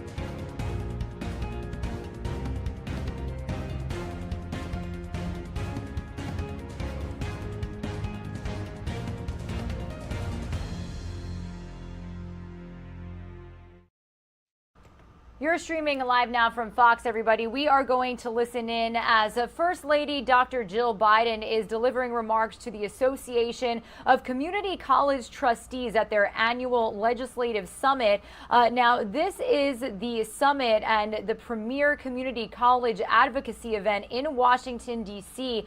that brings together more than 1,000 community college leaders. And the event hopes to shine a spotlight on the importance of our nation's community colleges for Congress and the administration. So let's listen in to the First Lady's remarks, live, raw, and unfiltered. Kids safe. And one day, that student is just gone. And it breaks my heart. So we all know that affordable childcare and universal preschool would profoundly change people's lives.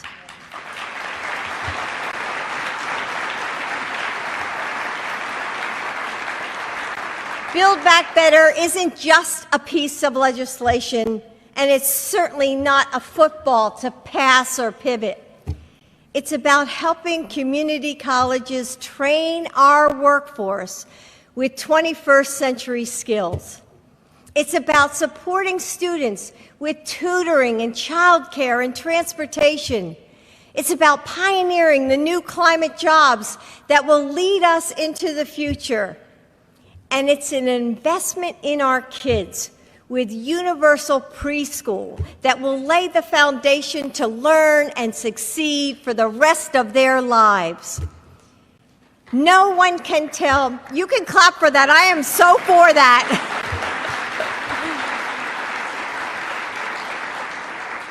No one can tell that story better than you can. No one can help us push past that playbook and see the human heart that drives our work better than you. Governing does have one thing in common with sports. When you get knocked down, you get back up.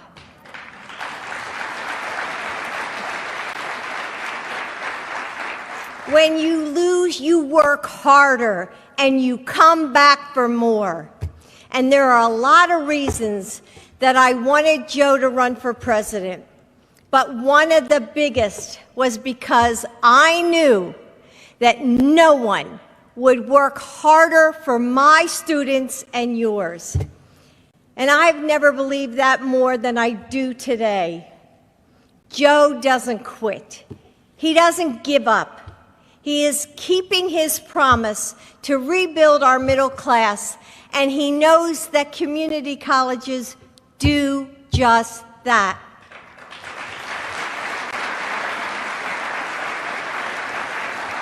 He knows that you are our greatest resource and our best investment. He will keep fighting for us. So thank you for being here. This is how we move forward, step by step. We take the hard-won victories and we keep pushing for the change we need. With work and persistence, we will win the progress that our students deserve. Joe and I are with you. We will continue to work as hard for your community as you do. We are not giving up. Thank you. Thank you. Thank you. So nice to see you. Thank you. Thank you.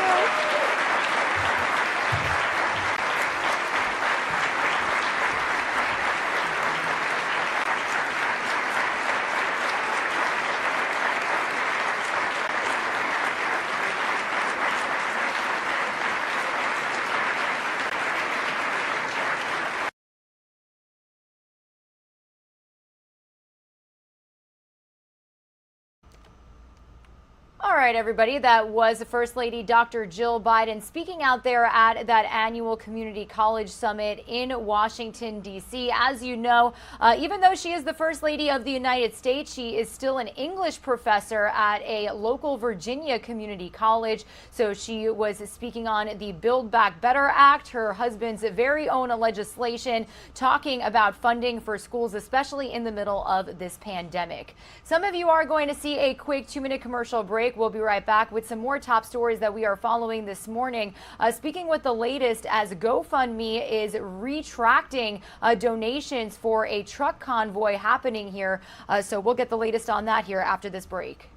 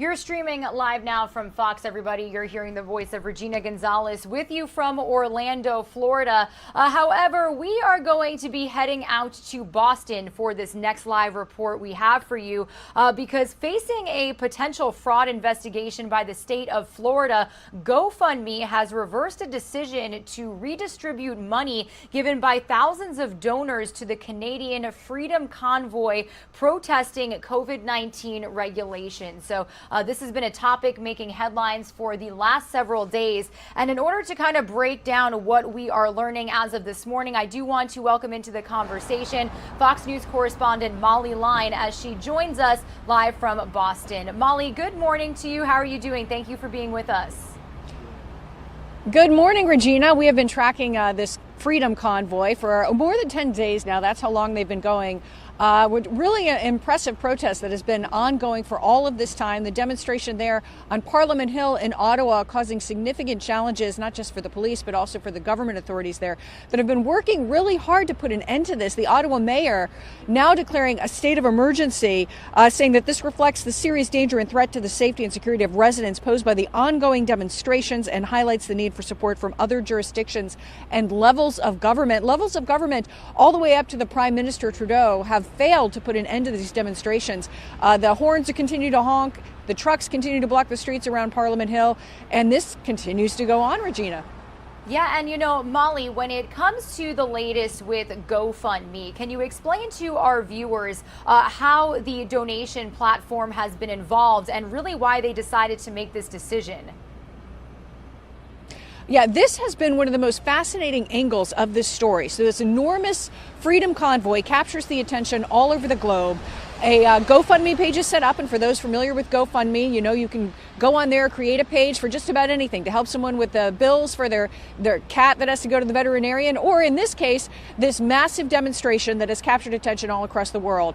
The intention of the GoFundMe page was to provide food, fuel for the truckers involved in this protest. And GoFundMe allowed the money to come pouring in. Nearly 10 million in Canadian dollars ultimately came in. Then GoFundMe decided that that didn't meet their standards, and this was going to be initially put on pause. They were investigating it. They paused the donations coming in. They allowed $1 million to be distributed, and then ultimately decided they would no longer allow this fundraiser to continue. The big controversy came in when it was declared that the money that had already been there in the GoFundMe fundraiser that was raised would be distributed to charities instead of course, what the people who donated intended the money for. That caused an enormous controversy. Accusations of thievery and hypocrisy poured into GoFundMe, particularly from Republican lawmakers, Republicans here in the United States, saying that this isn't fair and that it shows a double standard on the part of GoFundMe. Ultimately, GoFundMe acquiesced, they relented, and determined that this money would actually be given back to the donors that sent it. Regina? Yeah, and Molly, I feel like in retrospect that would make the most sense. If something happens with this donation campaign, the money just goes back to the people that sent it. And you mentioned the response from mostly Republican lawmakers. Perhaps the greatest I want to ask you about being from Florida Governor Ron DeSantis. What can you say about the fact that he is now investigating this company? Yeah, you know, the governor there in Florida, not alone. There are 5 attorneys general that have announced investigations into GoFundMe. And Florida Governor Republican Ron DeSantis has talked about his attorney general going after this, Ashley Moody. This is a tweet sent by the governor. He says, "It is a fraud for GoFundMe to commandeer $9 million in donations sent to support truckers and give it to causes of their own choosing. I will work with AG Ashley Moody to investigate these deceptive practices. These donors should be given a refund." Ultimately, that's what happened. But it has really garnered a lot of attention for GoFundMe, perhaps not what they would have wanted as people look to this site, and if that's how if they trust GoFundMe now to do what they say they're going to do with the dollars that are sent to the site. And Molly, have we gotten any specific statement or remarks from anybody with GoFundMe regarding the situation? They have put out statements. Sorry, I don't have one directly in front of me right now to read precisely what their response was. But ultimately, this is what they decided and said that you don't have to come forward anymore and ask for your refund. They're going to automatically send the dollars back in whatever purview that they make that happen. You know, another angle of this story is the challenge that the Ottawa police have been facing in the effort to shut down this demonstration. The chief of police last week talked about all options being on the table, including bringing in the military. That was pushed back on by other public officials as to that actually occurring. But there have been a number of arrests, at least half a dozen over the weekend. And there was also a warning issued advising the public that anyone that actually brings fuel to this demonstration in the red zone to the trucks could be subject to arrest. So it's pretty interesting to see this all unfolding, and it continues to unfold. This doesn't seem to be close to a conclusion. Regina? Yeah, and Molly, I feel like another crucial angle is the fact of what could happen to the economy if none of these truck drivers are continuing to do their jobs. Am I right? Prime Minister Justin Trudeau has talked about the truckers that have been vaccinated, which he says are 90% of the truckers in the country. He's issued thank yous to those truckers. So it'll be interesting to see what the impact is, not just on the economy in Canada, but also here in the U.S., because the mandate there was about cross-border vaccination. And then it grew into sort of more of an overall pushback against vaccination mandates and power in Canadian government and that sort of thing. So it's become a broader protest. But ultimately, you're right. It'll be interesting to see what impact this has if a lot of these truckers continue to sit in place instead of getting back out there on the Canadian roads. Regina? Definitely. Well, definitely a story that we are going to be keeping tabs on. So, Molly, we thank you for joining us this morning live to keep our viewers up to speed. You stay warm out there, and we'll definitely be in touch with your team. Have a good day. Thanks, Regina. All right, everybody. Regina Gonzalez with you here on Live Now from Fox. Definitely a story that is garnering national attention since it first happened. So be sure to stick with our team for any new developments. Some of you are going to see a quick 2-minute commercial break. When you return, we'll run you through some of the feeds that we are monitoring this morning. It is officially past 9:30 a.m. Eastern time. So we've got the Dow Jones officially trading down this morning after we did get that jobs report last Friday, where those numbers of jobs actually exceeded expectations of economists. So we'll get the latest on that, plus everything else we've got coming up here on Live Now from Fox after this break.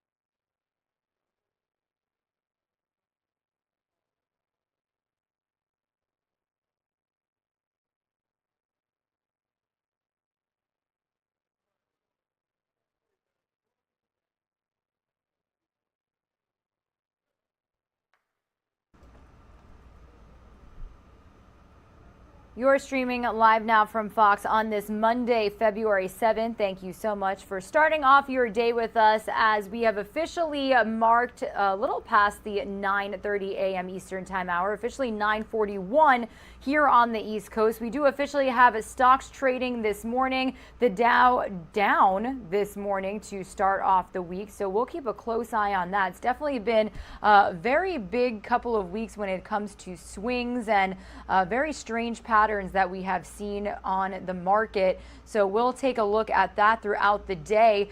This is coming as President Biden did deliver the report on the January jobs report, exceeding expectations of people, economists really, in the United States.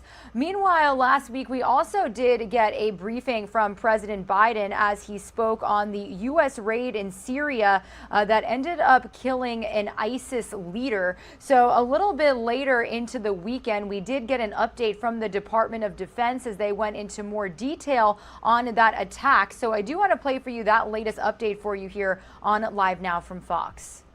At the top. We have press both here in the room with us and on the phone. We're going to take questions from both. I would ask that you please introduce yourself and name your news organization at the start of your question. Our first two speakers, General McKenzie and Lieutenant General Clark, will frame today's brief, and then we will hear from the investigation team, and we will hold questions until the end. With that, I'll direct your attention to General Frank McKenzie. Thank you, and good afternoon, everybody. We're with you today to brief the results of the investigation that I directed into the ISIS-K bombing at Abbey Gate at Hamad Karzai International Airport that occurred on 26 August 2021 that caused the deaths of 11 Marines, 1 soldier, and 1 sailor. We have completed our solemn duty of informing surviving family members about the results of the investigation, and we're now providing it to the public in order to... All right, everybody, I do apologize. It does look like this defense update is speaking on the bombing of Abbey Gate. Now, that is what happened during the U.S. withdrawal of troops last summer. General McKenzie briefing the nation multiple times after it happened. So we do want to listen in here on Live Now from Fox. This was a press conference that they held over the weekend. A lot of key information here that we wanted to bring you on Live Now from Fox. I found the brief you're about to receive to be powerful and moving. The volume of evidence collected, the testimony of more than 100 people, the analysis of experts, the findings of fact, and the conclusions of the team based upon that evidence gives a compelling and truthful examination of the event.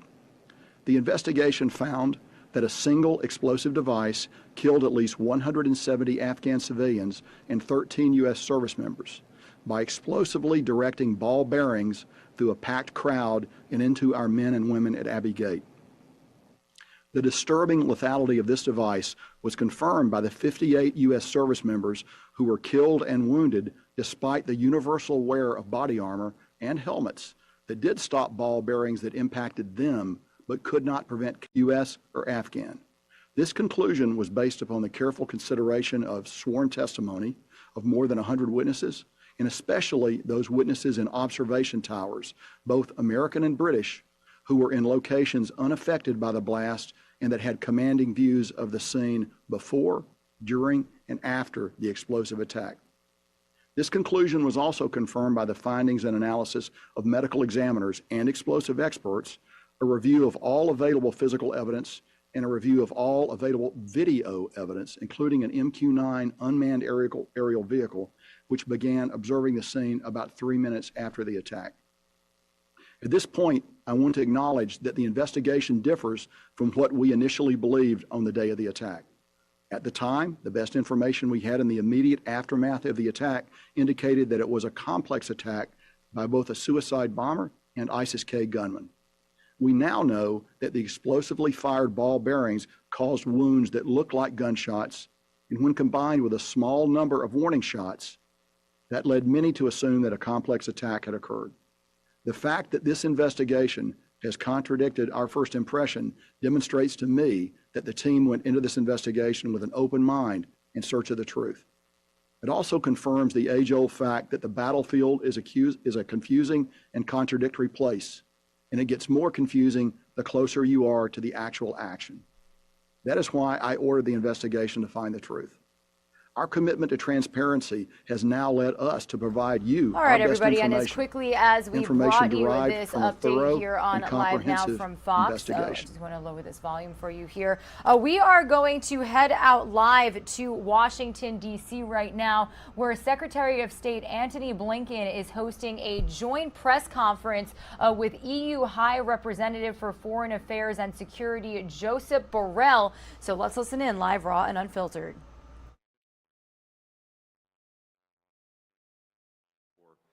A little bit later this year.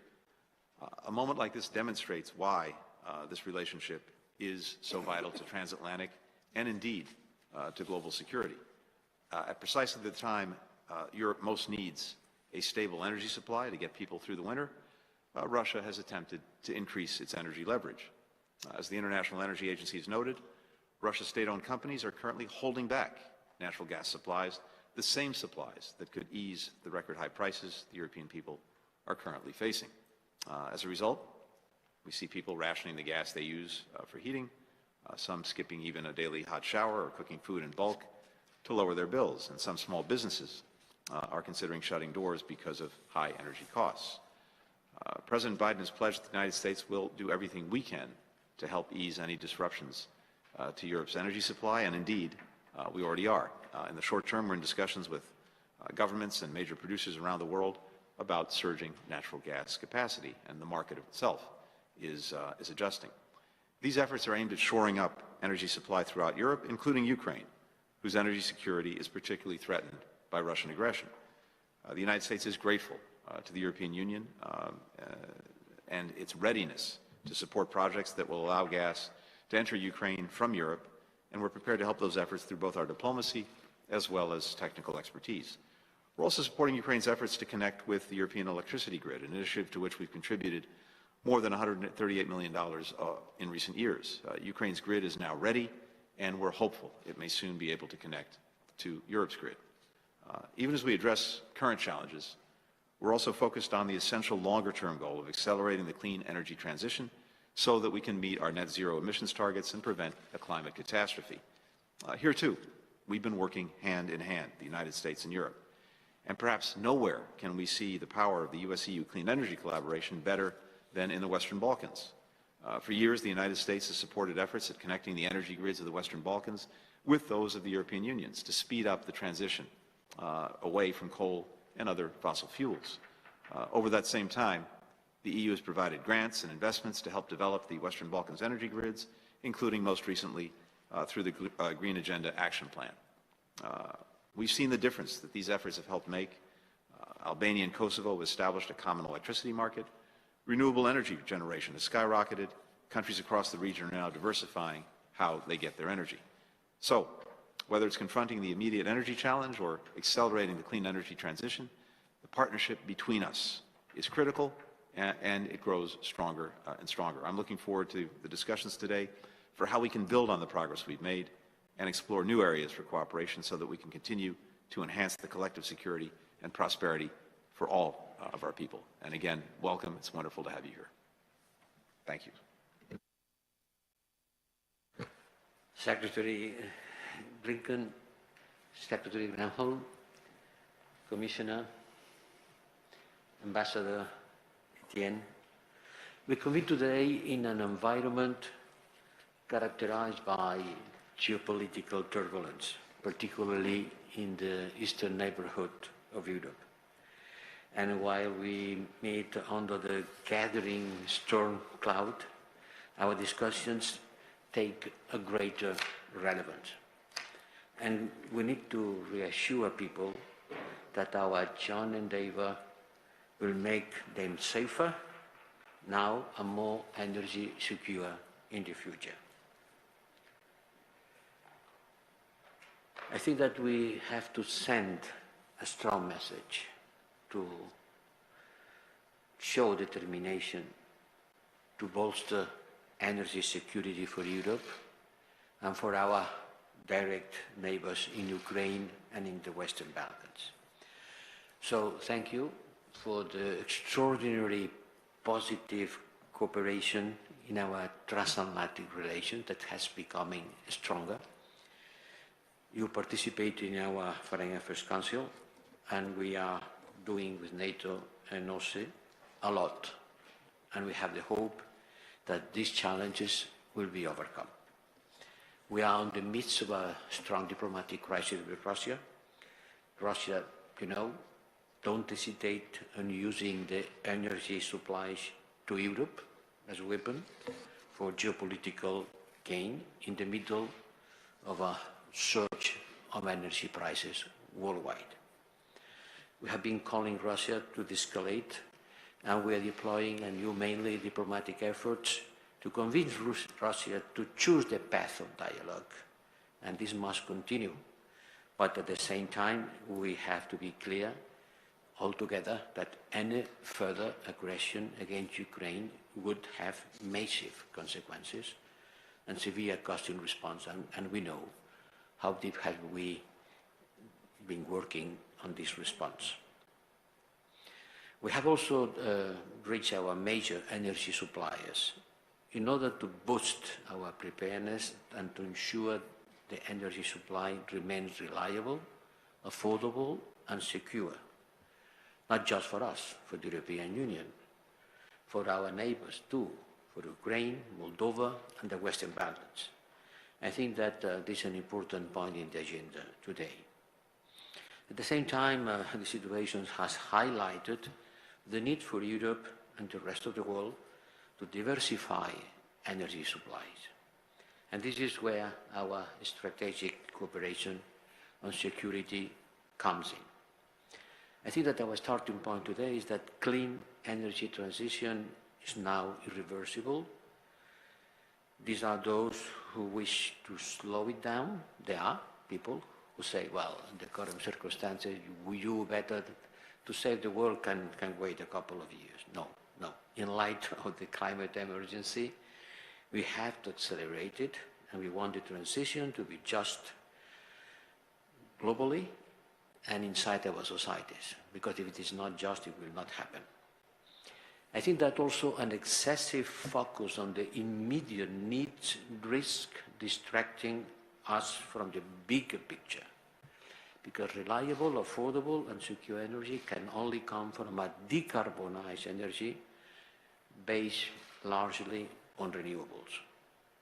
We are far away of the objective of reaching 2 degrees, let alone 1.5 degrees, with the world still depending on fossil fuels for more than 3/4 of its energy needs, 3/4, and with 600 million African people that have never seen an electric bubble, and they need more energy.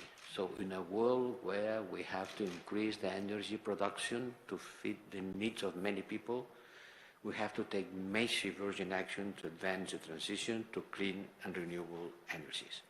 And that's where our cooperation on climate is stronger, should be stronger than ever, and this Energy Council is a good opportunity to ensure that the ambitious transatlantic agenda agreed in COP26 will bring tangible results.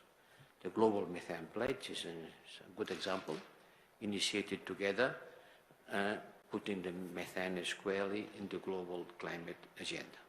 So thank you very much for this discussion. I'm looking forward for a lot of engagement from this meeting. Thank you. Thank you, Joseph. Secretary Grano. Thank you so much, High Representative Borrell. Great words.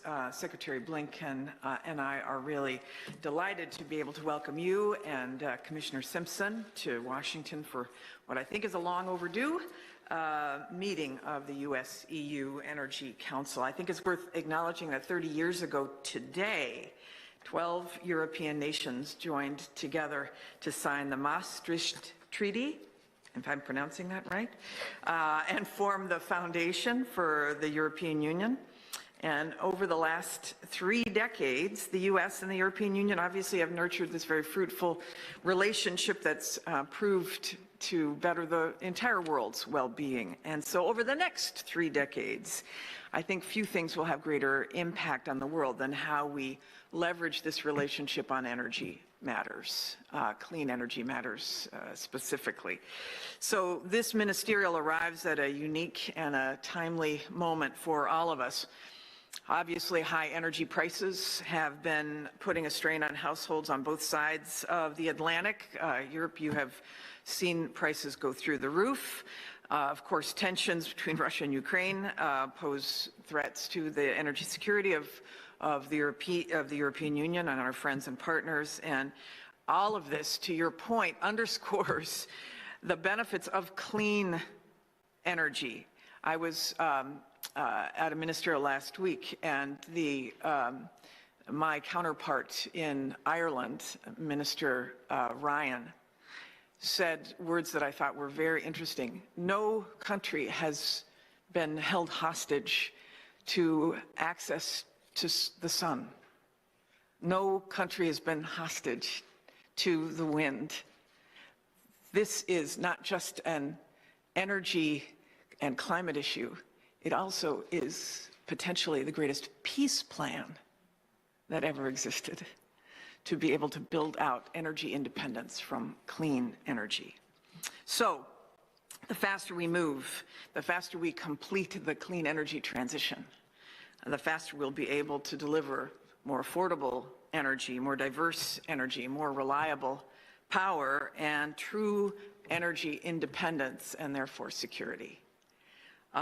Not to mention, obviously, the jobs and the economic growth that will generate along the way. So the President Biden, believes that greater collaboration with our European partners is essential to speeding our transition from both countries to clean energy. In the last year, our teams have worked together on clean hydrogen, on energy efficiency, and on reductions in methane emissions. The U.S. is obviously eager to deepen those partnerships on a variety of clean energy technologies. I really look forward today to discussing a couple of things. One, obviously developing on the methane component, developing a common tool for the life cycle analysis of methane emissions from hydrocarbons and more uniform testing methodologies for those emissions. Second, to deepen our cooperation between our technical experts and researchers and scientists so we can maximize the impact of at least our national laboratories and the joint research centers. Third, to deploy clean energy supplies in a manner that lifts communities up and leaves no one behind. And then to advocate as well for even more ambition, ambitious innovation, and climate action through multilateral fora, for including the Clean Energy Ministerial and Mission Innovation. So progress toward our net zero goals is going to unlock faster pathways to decarbonization all over the world. And of course, everyone benefits when we work together. So I encourage staff to move forward with the planning for the US-EU Energy Council High-Level Business Forum. And in the meantime, I look forward to a fruitful meeting with my colleagues. And with that, I'm delighted, I think, if I can, turn it over to Commissioner Simpson. Thank you, and dear colleagues, it is a pleasure to be here in Washington at a time that is crucial both for both of us in the energy policy perspective. And Jennifer Granholm knows very well that I have been working to organize this meeting since we first met, and this was already more than a year. And Jennifer Granholm knows very well that I have been working to organize this meeting since we first met, and this was already more than a year ago. So because this council has always been the engine of progress in the transatlantic energy cooperation, and I believe that today more than ever a strong partnership between the EU and the United States is needed to promote our energy security and drive forward the global energy transition. In Europe, we are facing high energy prices, driven by volatile gas markets and by tensions between Ukraine and Russia. And today's situation is also exposing some structural challenges, which we can address better if we work together. First, high price volatility shows that the energy transition is not a linear process, but a road with ups and downs. And working jointly, we can better stay the course. Despite high prices, we must preserve the public trust and support for the clean energy transition. In the EU, we call it the European Green Deal. There is a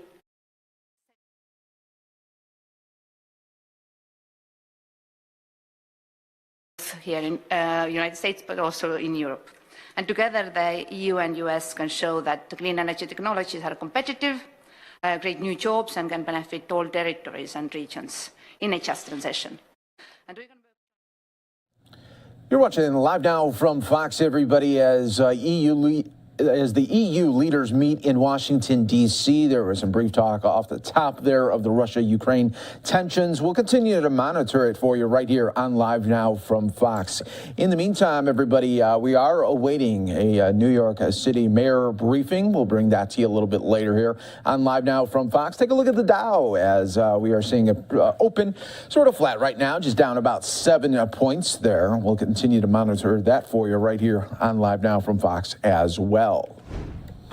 And Live Now from Fox does continue. I'm your host, Mike Page. Thanks so much for joining us here today. I got some of your top stories and really some of your big talkers here of the day right here on Live Now from Fox, everybody. Let's get right into it, talking about the threats with Russia and Ukraine. Despite the dire warnings from the White House and Pentagon over the growing number of Russian forces on Ukraine's border and what is being billed as a pending invasion any day, Ukraine's leaders are telling their people to, quote, keep calm. 2 hours north of Ukraine's capital in an abandoned city outside of an area decades after one of the world's worst nuclear disasters, Ukrainian forces train for urban combat in freezing temperatures inside deserted buildings. Fox News attended the live fire training, which included ambush, sniper, mortar evacuation, and advanced firefighting scenarios. Some 30,000 Russian troops, dozens of attack jets, and fourth-generation air defense systems have now massed on Ukraine's border not far from an area in neighboring Belarus to the north, according to U.S. officials. Asked by a Fox News reporter if he was concerned Russian forces could be invading from Belarus, less than 100 miles from Kiev, Ukraine's capital city, the country's defense chief did not appear worried. I am not concerned, the Ukraine's defense minister said. I am very, very sure that the Ukrainian armed forces are ready for deterrence, for resilience. The Ukrainian people are also ready for deterrence. The word imminent doesn't work, he added, quote, keep calm. While it appears many Ukrainian citizens are heeding that advice, going about their routines, including shopping at the local supermarket, hundreds of others rose early Sunday to begin weapons training offered by Ukrainian military veterans, some who have seen combat in the east, where Ukrainian forces have battled Russian-backed separatists since 2014. Over 14,000 Ukrainians have been killed. I'm worried about my family and about my children, said Valentina, who asked that only her first name be used to protect her identity. I would like to share my knowledge with my children. We want to survive. I want to live in a democratic European country, she added. Fox News has witnessed the training for local citizens of all ages, which includes small arms familiarization, basic first aid, and how to assemble bombs using basic household goods. A group of 3 Ukrainian teenagers explained why they woke up on a Sunday and endured the frigid temperatures to attend weapons training. The only female, a teenager in the group, Maria, admitted that she was worried about a potential Russian invasion. A veteran of Ukraine's war against Russian-backed separatists was asked how much damage hundreds of citizens could inflict against an invading Russian army. You see 500, but I see millions. One person said on Sunday, it's our country. We have to live for 1,000 years, and we can fight, and we will fight Russia. On Fox News Sunday, a top aide to the president warned a Russian invasion could come any day or perhaps in the next few weeks. White House National Security Advisor Jake Sullivan appeared open to the idea that an arms control treaty between the United States and Russia could help defuse the situation on Ukraine's border, where 130,000 Russian troops have assembled from 3 different directions. If Russia wants to sit at the table and do that, we are prepared to come flanked by allies and partners and negotiate along those lines. If Russia chooses a different path, we are ready for that too, Sullivan told Fox News' Martha McCallum. Ukrainian foreign minister on Twitter just yesterday urged his people to ignore some bad predictions about a potential Russian invasion. The enemy should be afraid of us, not us of them. And of course, we will be monitoring all of the updates right here on Live Now from Fox as they come. Right here, giving you always the very latest, bringing you top stories and headlines from all over the country. All right, next story here, coming back into the States. Big update coming in New Jersey today, where the governor, Phil Murphy, is going to be announcing that he is lifting his state's school mask mandate for students and employees. His announcement is expected at his 1 p.m. Eastern COVID-19 briefing in Trenton. And so we will be bringing that to you right here on Live Now from Fox. The change will take effect the second week of March as temperatures get milder and ventilation becomes possible. Murphy has told the New York Times the Democratic governors in New York and Connecticut have foreshadowed in recent days that they may lift school mandates too. Individual districts could still require masks if mandates get lifted. New Jersey has required masks in schools since September of 2020 after reopening following a 4-month lockdown. COVID numbers continue to move in an encouraging direction. New York State reported a positivity rate on Saturday of just 3.5%, the lowest since this new variant became such a concern. Some big news revolving around Joe Rogan and his podcast on Spotify. We learned that Spotify will not be silencing Joe Rogan after a video compilation of him repeatedly using the N-word surfaced this past week. The company's chief executive officer said, "There are no words I can say to adequately convey how deeply sorry I am for the way the Joe Rogan Experience controversy continues to impact each of you." Spotify technology chief executive said in a memo sent to his employees just yesterday, "I think it's important you're aware that we've had conversations with Joe and his team about some of the content in his show, including his history of using some racially insensitive language. Following these discussions and his own reflections, he chose to remove a number of episodes from Spotify. He also issued his own apology over the weekend," he added, according to a statement obtained by Fox Business. "While I strongly condemn what Joe has said, and I agree with his decision to remove past episodes from our platform, I realize some will want more, and I want to make one point very clear. I do not believe that silencing Joe is the answer." The statement comes as many people are calling on the platform to censor the former Fear Factor host podcast, The Joe Rogan Experience, over the now viral video. Those who have previously been critical of Rogan's vaccination comments also piled onto the criticism. Another criticism that I continue to hear from many of you is that it's just not about the Joe Rogan Experience on Spotify. It comes down to our direct relationship with him. In last week's town hall, I outlined to you that we are not the publisher of his podcast, but perception due to our exclusive license implies otherwise. So I've been wrestling with how this perception squares with our values, the CEO continued. Rogan took to Instagram on Friday evening, where he continued his own apology tour, expressing his deepest, sincerest apologies. He also called his comments regretful and shameful. "I'm making this video to talk about the most regretful and shameful thing that I've ever had to talk about publicly. There's a video out there that the compilation of me saying the N-word. It's a video that's made clips taken out of context of me of 12 years of conversations on my podcast, and it's all smushed together, and it looks effing horrible, even to me, the host added there. So we'll keep an eye on all of the developments when it comes down to Joe Rogan, everyone. In other news here, let's go out to Illinois, where a judge was scheduled today to consider former Chicago area Police Sergeant Drew Peterson's motion to vacate his 2012 conviction in the murder of his third wife. Officials have said Peterson will not attend the hearing, and it's not known if Will County judge will make an immediate decision on the motion. The judge has appointed an attorney and an investigator to assist Peterson, and experts have said that such an investigation could take months to complete. Peterson was convicted of first-degree murder in the 2004 killing of Kathleen Savio and sentenced to 38 years in prison.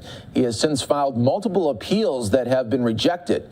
He filed his latest motion last fall, and the judge determined that the former Bolingbrook police officer had presented a gist of a constitutional claim that is scheduled hearing.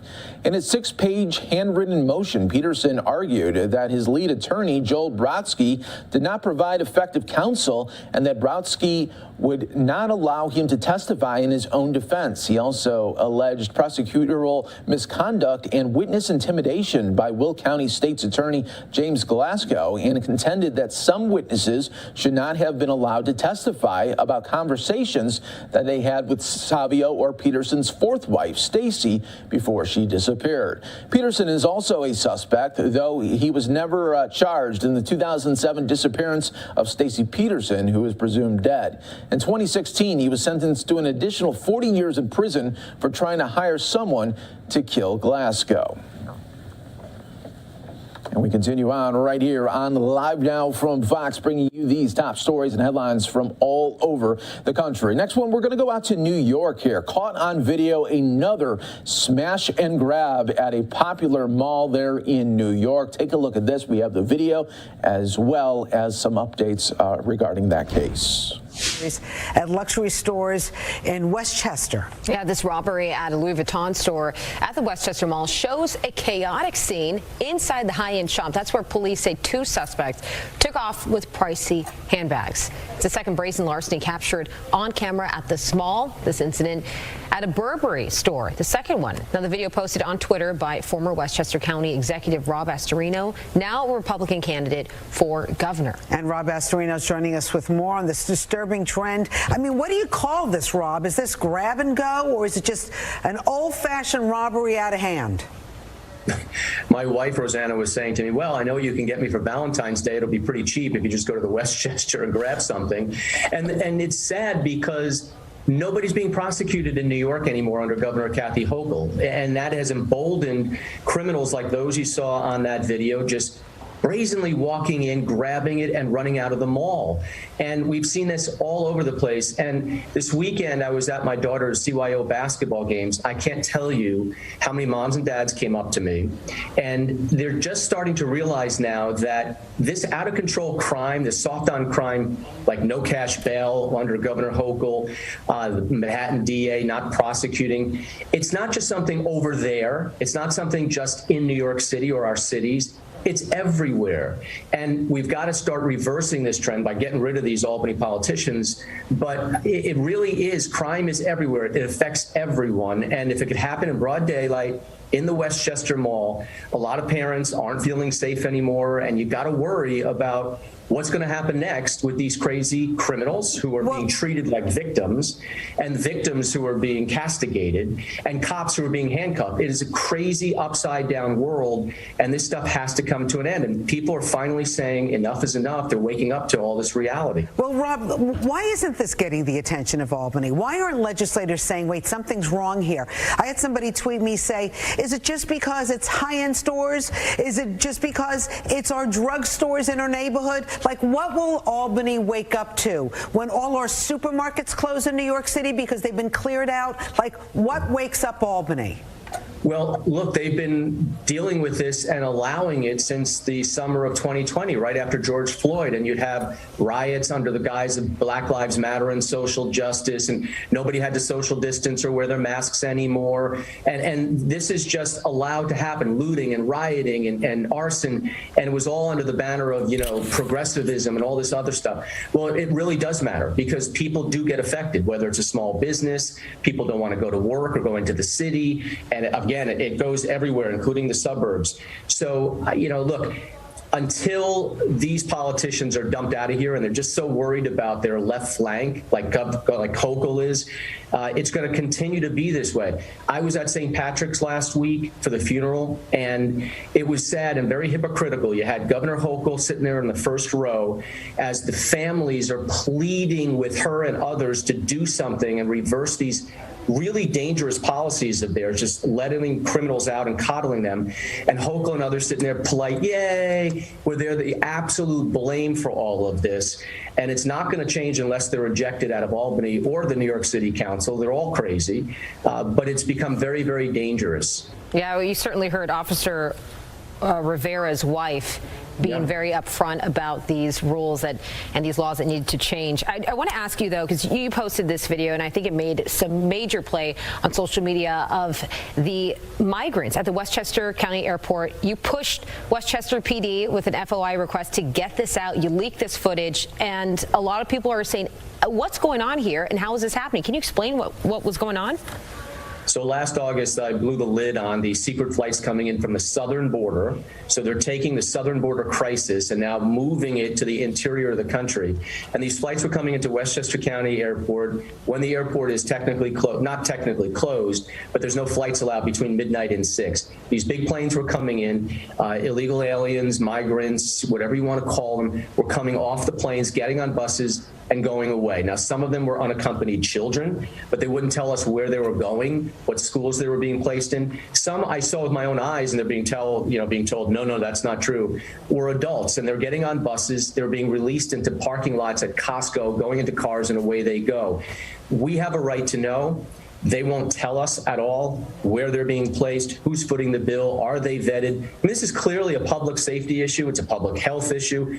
And even more than that, it's the public's right to know. And our government has been lying to us, deflecting. Kathy Hochul turns a complete blind eye. She's actually more concerned about coddling criminals and masking kids. She's in court again after she lost in court to make sure kids stay masked in school, than she is about who's coming in that we don't know about going into our own communities. Mr. Astorino, I know that there have been some people digging deeper into who's funding it. Do you know who that is? Because there has been some reports saying that it's the federal government, first and foremost, Bianca, because they're paying for all this. So they're giving these contracts to non-governmental agencies.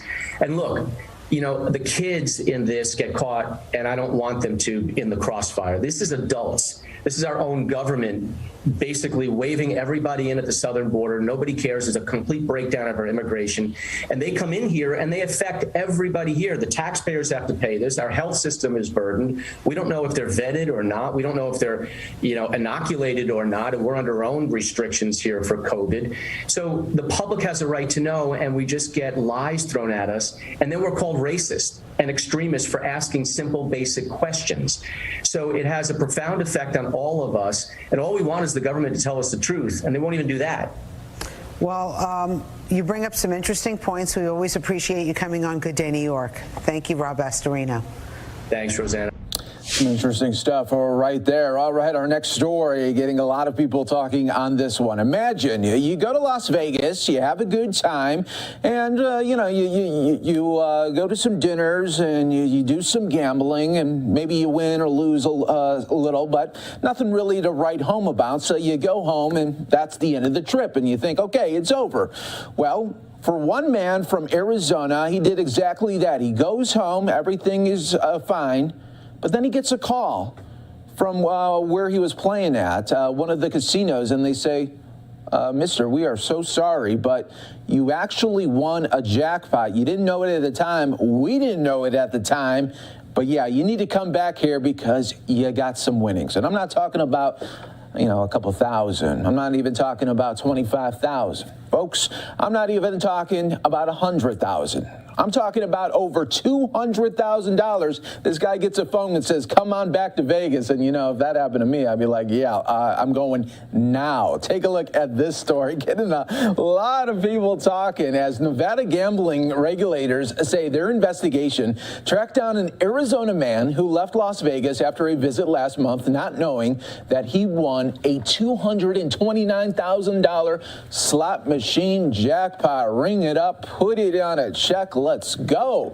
The machine being played by Robert Taylor malfunctioned due to a communication error, and neither he nor the Treasure Island Hotel and Casino realized that he won a progressive jackpot the evening of January 8th, the Nevada Gaming Control Board said just this weekend.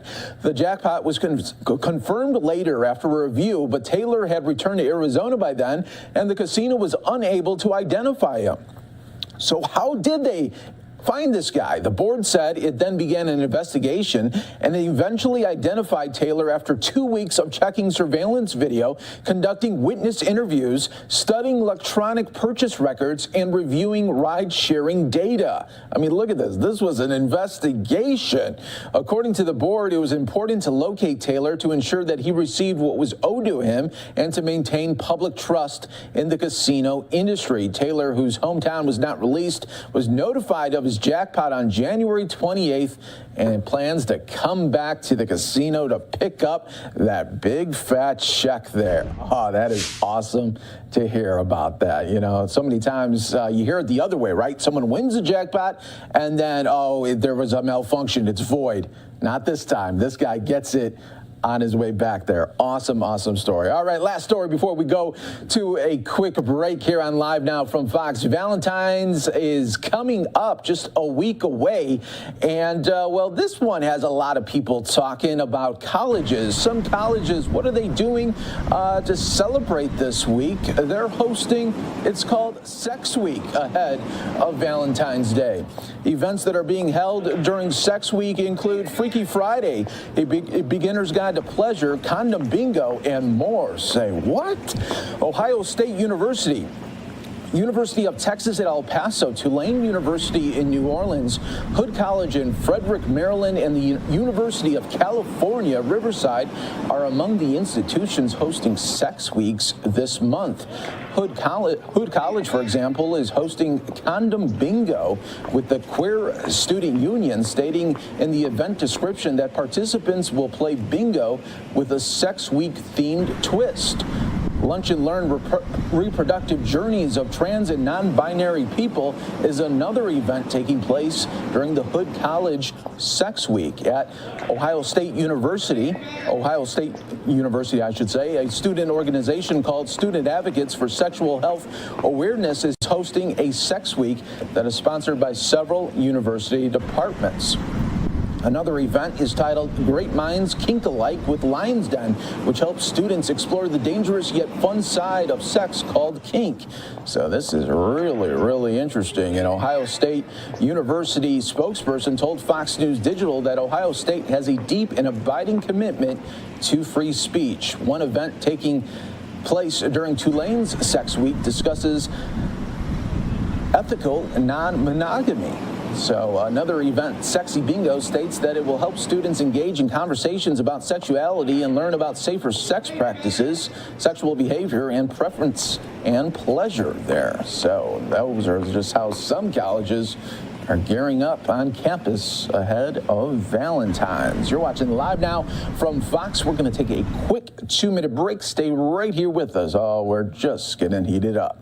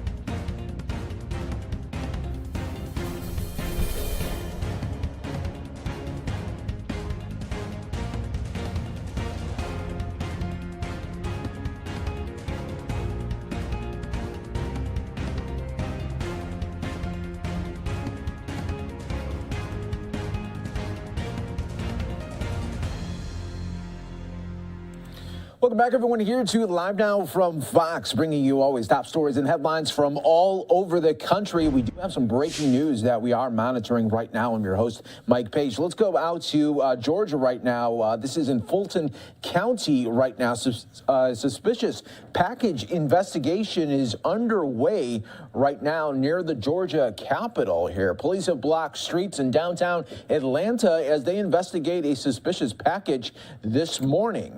This is the latest here as officials with the Atlanta Police Department are telling Fox 5 that they were called to Martin Luther King Drive near Pryor Street Northwest after reports of a suspicious suitcase near an underground Atlanta parking deck. The area affected is also close to the Georgia Capitol and the Fulton County Courthouse. The courthouse has been put on lockdown until investigators give the all clear. Atlanta Police Department officers, the Fulton County Marshal's Office, and Fulton County deputies are all on the scene. Drivers should expect detours and delays in this area. So we'll let you know if we hear any new developments here in this investigation, everybody. I do want to now go out to New York City. We do have the mayor there and other city officials going to make some health announcements there regarding some updates there with COVID-19 and other updates. Can we start? Can I take this off? You can. Thank you. Good morning and welcome. My name is Sheldon McLeod. I'm the CEO here at Kings County Hospital Center.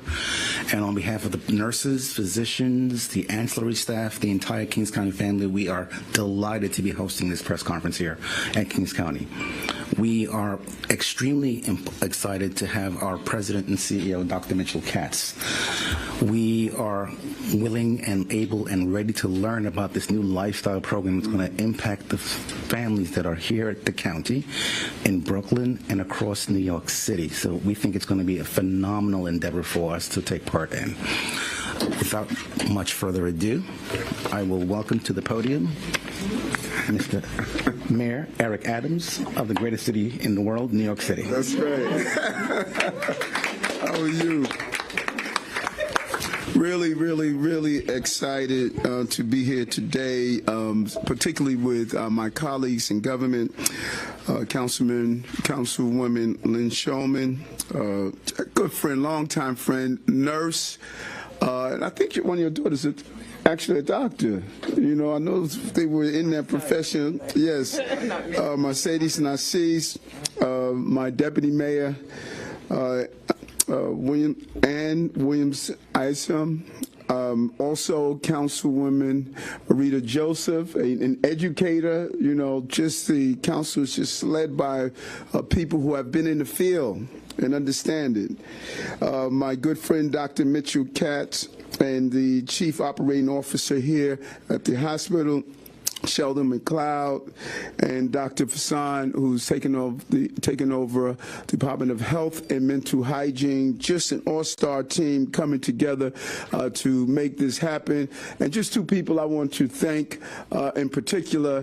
One, Dr. McMacken, who had the vision, and one person who's not up here that we just owe her just a debt of gratitude, Rachel Atchison, you know, a real star in the city. And, you know, this is a dream come true for her. When she first, in 2018, brought this conversation of the possibilities of putting in place a lifestyle medicine clinic in H&H, people said it was impossible. And there was just so much pushback during the previous administration. There was just, you know, people just didn't get it, and people were afraid. And when we were talking about lifestyle medicine, they just thought it was not possible. But with the dynamic duel of Dr. McMacken and Rachel, we opened our first clinic and Dr. Katz, who was just open, and he just got it. We were just in the right place at the right time, and it landed us where we are now. So I'm really excited about this announcement today. And I just want to, before we even get into the announcement today, we want to just really give our hats off to our team in the COVID fight. As I was coming up and speaking with Sheldon, he was sharing with me, you know, the challenges we were having here, but the hospital held on and the hospital moved in the right direction. Sheldon, really kudos to you for, you know, just keeping the doors open during COVID, getting the staff together, and making sure we were able to move forward. But today, the average positivity rate over the last 7 days across New York City is 4.52%, a huge win for the city.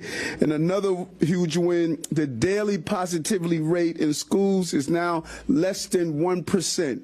Over and over again, we were very clear. We kept saying the safest place for our children is in a school building. And, you know, we went through a period when people were unclear on what we were doing. And I told my team every morning, ignore the noise. In government is filled with a lot of noise. If you know you're doing the right things and you're clear on your message, you need to stay committed to it. Parents woke up with clarity. I said my schools are going to be open. We're going to make sure they're safe, and parents did not wake up every morning figuring out what they were going to do with their children. We were committed, and the numbers prove we were right, that our children are in a safe place. Now, when they returned from the break, we were at 16%. And now we're at less than 1%. And that's a real congratulations to the parents and the people of this city and this amazing healthcare institution and the coordination that we put in place to make sure this happened. And so we want to continue to tell New Yorkers, get vaccinated, get boosted. That is why we won. 75% of all New Yorkers are fully vaccinated, an amazing feat. 85% of New Yorkers have at least one vaccine dosage, but we want to encourage and continue to do so. That is the difference maker here in the city. And so if New Yorkers all participate, we can get our city up and operating, and we're proud to do that. And so just focusing on where we are today and what we're doing and what we have in front of us, it's about a healthy lifestyle. And we made a promise that during my campaign trail, we're going to start rolling out all of the promises that I put in the universe when I ran. You're going to see them actualize. Promise made, promise kept. We stated we were going to expand on our lifestyle medicine clinic, and we're going to do that. We are fulfilling that promise, and today we are announcing the expansion of the health and hospital lifestyle medicine services to all 5 boroughs across the city, one of them here in Kings County.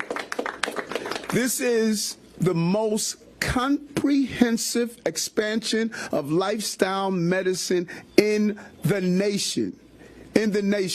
New York is going to change the conversation about using food not to feed healthcare crises, but to stop the crises, and in some cases, like my case, to reverse some of the chronic diseases that historically we said was not possible. And I think that it was clearly mentioned earlier by the chief operating officer. He stated, we are happy to welcome this, to learn. Too many people are not willing to learn and evolve on what's the possibilities that are associated with living a healthier lifestyle. So these new sites will help patients who are living with chronic diseases. And we need to be clear on something. A chronic disease does not only impact the individual who has the chronic disease, it impacts the entire family. And everyone in this room knows someone who's going through a chronic disease if they are not going through the chronic disease themselves. That is what we must understand. A chronic disease hijacks your life, and it hijacks the life of your entire family. And that is why this is a significant moment on what we are doing. This clinic was based in Bellevue Hospital with Dr. McMacken. Now we're going to expand it throughout our entire healthcare system. a program that Rachel helped me champion when I was Brooklyn Borough president, and her whole family may be looking now and just saying, yay, Rachel. So these 6 public health care sites will provide full support for families and those who are going through the chronic diseases. And what type of diseases we're talking about? We're talking about heart disease, hypertension, diabetes, pre-diabetes, and all the other health concerns that's associated with obesity. We have a healthcare crisis that's not sustainable. And to be bold enough as a city and a hospital system to say we are going to do something differently is really commendable, and I just thank the entire team. This expansion is about helping patients make healthier lifestyle changes, including plant-based diet, physical activity, improved sleeping habits, and stress reduction. All the things that we must incorporate into our lives so that we can deal with the stress of being in a stressful environment. And the sites will provide support for people to stay on course, because it's very difficult to stay on course when you leave your home and all you see around your NYCHA facility is fast food, junk food. All you see in your schools is fast food, junk food. All you see in all of the places we feed people is fast food, junk food. Now we're saying we're going to give people choices so they can make smart lifestyle choices. And the sites will be providing expertise and professionals in the area to help people move in the right direction. It would give people the opportunity to come up with a real team to focus on how to live a healthier lifestyle. Nothing was more frightening to me in my professional and personal life than waking up without my sight in my left eye. And to be able to reverse that and going to all the doctors that's telling me my nerve damage, my vision loss was something I had to live with the rest of my life, and take 5 medications plus insulin and other medications for all the chronic diseases I was facing, not realizing that it was not my DNA, it was my dinner. And if I was willing to change my dinner, I was willing to change my destiny. And we're going to put the naysayers to the side and tell them, not only are we want to help your families, but maybe we will help you also as you deal with some of the chronic diseases that you're facing. And so we got it right. We're going to do it right. And New Yorkers will have trained lifestyle medicine professionals right here in the city to support them, just as my mom. You're watching Live Now from Fox, everybody, as we continue to monitor the breaking news out there in Georgia with the suspicious package found near the Capitol. You can see live video right there on the bottom right corner of your screen. We're going to slide away for a quick 2-minute break. Stay right here with us. More Live Now from Fox continues. When you look at this city, 1 million New Yorkers are dealing with diabetes. More than half of the adults are overweight at 34%, or suffering from obesity, 22%. Heart disease is our #1 killer. #1 killer. And we could do something about it. And I know we could do something about it. And most importantly, we're here at Kings County because this issue impacts Black and brown New Yorkers the most, disproportionately. And it's time for us to stop feeding it. And so before I call the next speakers, I just want to respond to one incident that's just seemed to be running around. You know, my son said the other day, he said, Dad, it's just amazing how the media just love following you no matter what. Does Eric eat fish? Does he eat a hamburger? Does he do this? Does he do that? Does he do this? You know, I mean, it's just, listen, here's my message. The more plant-based meals you have, the healthier you are going to be. New Yorkers, don't beat yourself up. No one is perfect in this city.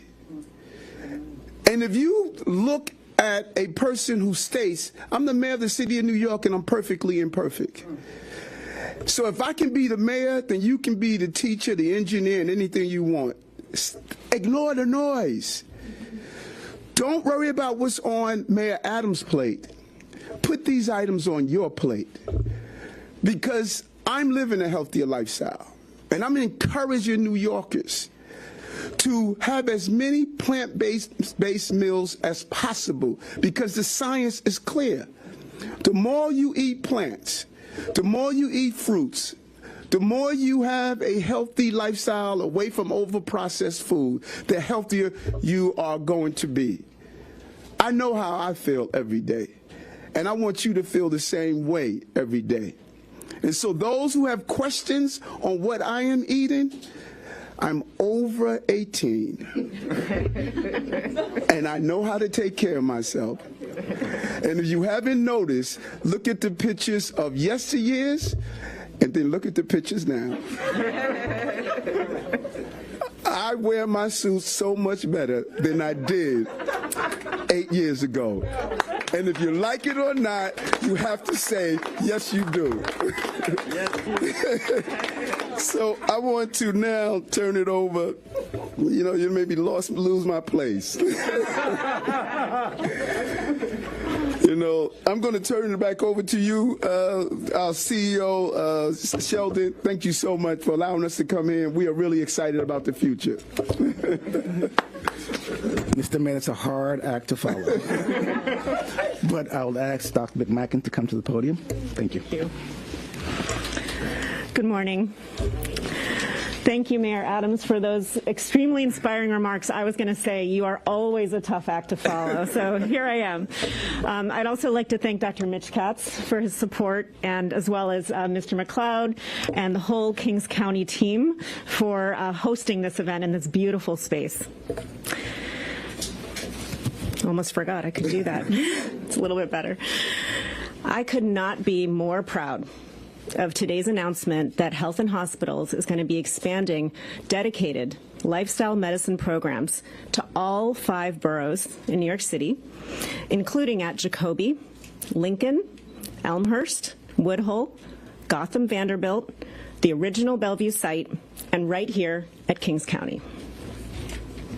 Expanding these programs and helping people adopt healthier lifestyles is really a critical priority for our city and for our nation. Studies show that we could prevent up to 80% of chronic disease and premature deaths simply by helping people eat a healthy diet, be more physically active, and not smoke. Up to 80%. But let's face it, it's not always easy for people to make lifestyle changes or to sustain them. We also know that many communities face significant barriers to being able to adopt beneficial lifestyle habits, including limited access to healthy foods, inadequate housing, and unsafe environments, among others. That's why our lifestyle medicine programs will not only provide individualized guidance and support tailored to each person's circumstances, but also partner with our social services teams and align with broader citywide efforts to address systemic inequities. 3 years ago, with the advocacy of then Brooklyn Borough President Eric Adams and the support of Health and Hospitals and Rachel Atchison, I had the honor and the opportunity to help launch the plant-based lifestyle medicine program at Bellevue.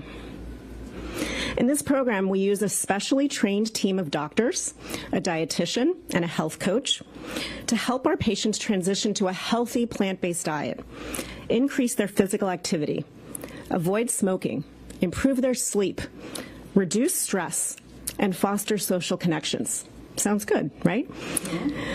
These evidence-based lifestyle behaviors can have a huge impact, not just on preventing and reducing the risk of chronic diseases like type 2 diabetes and high blood pressure, but actually treating these conditions, and in some cases, actually turning things around, just as Mayor Adams did.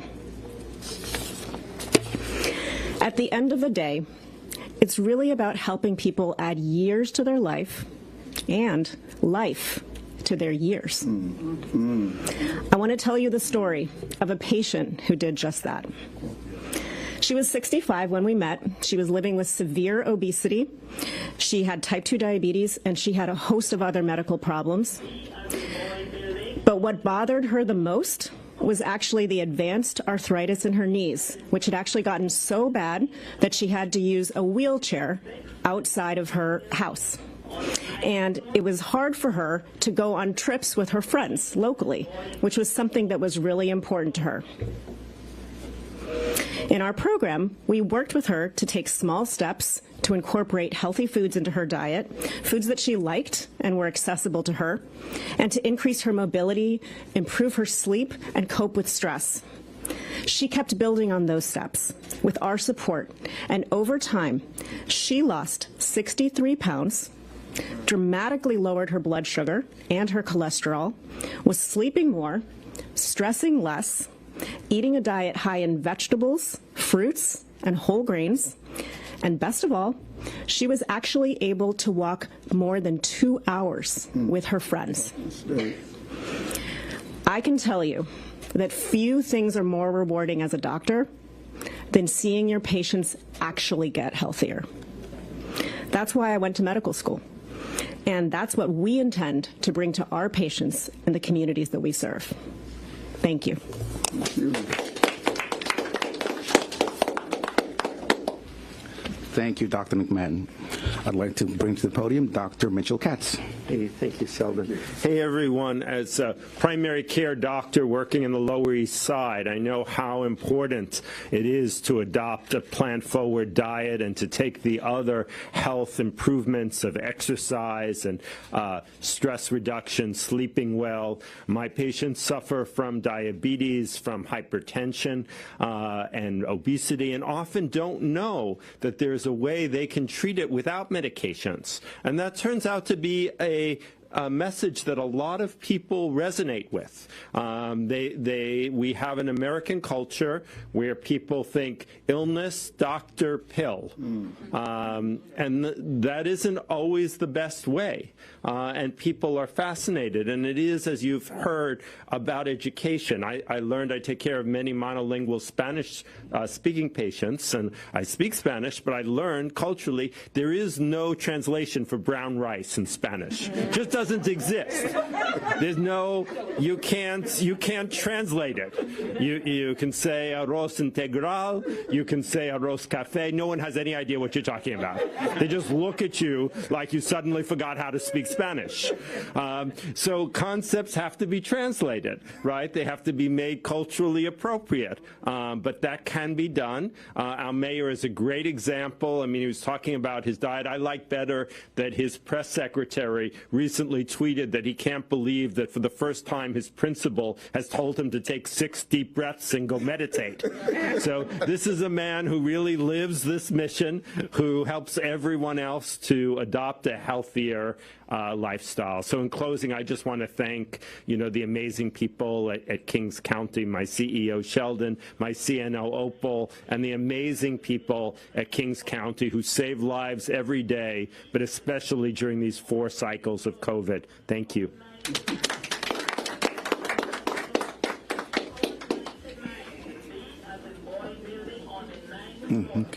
Okay, thank you. Little problem we're having.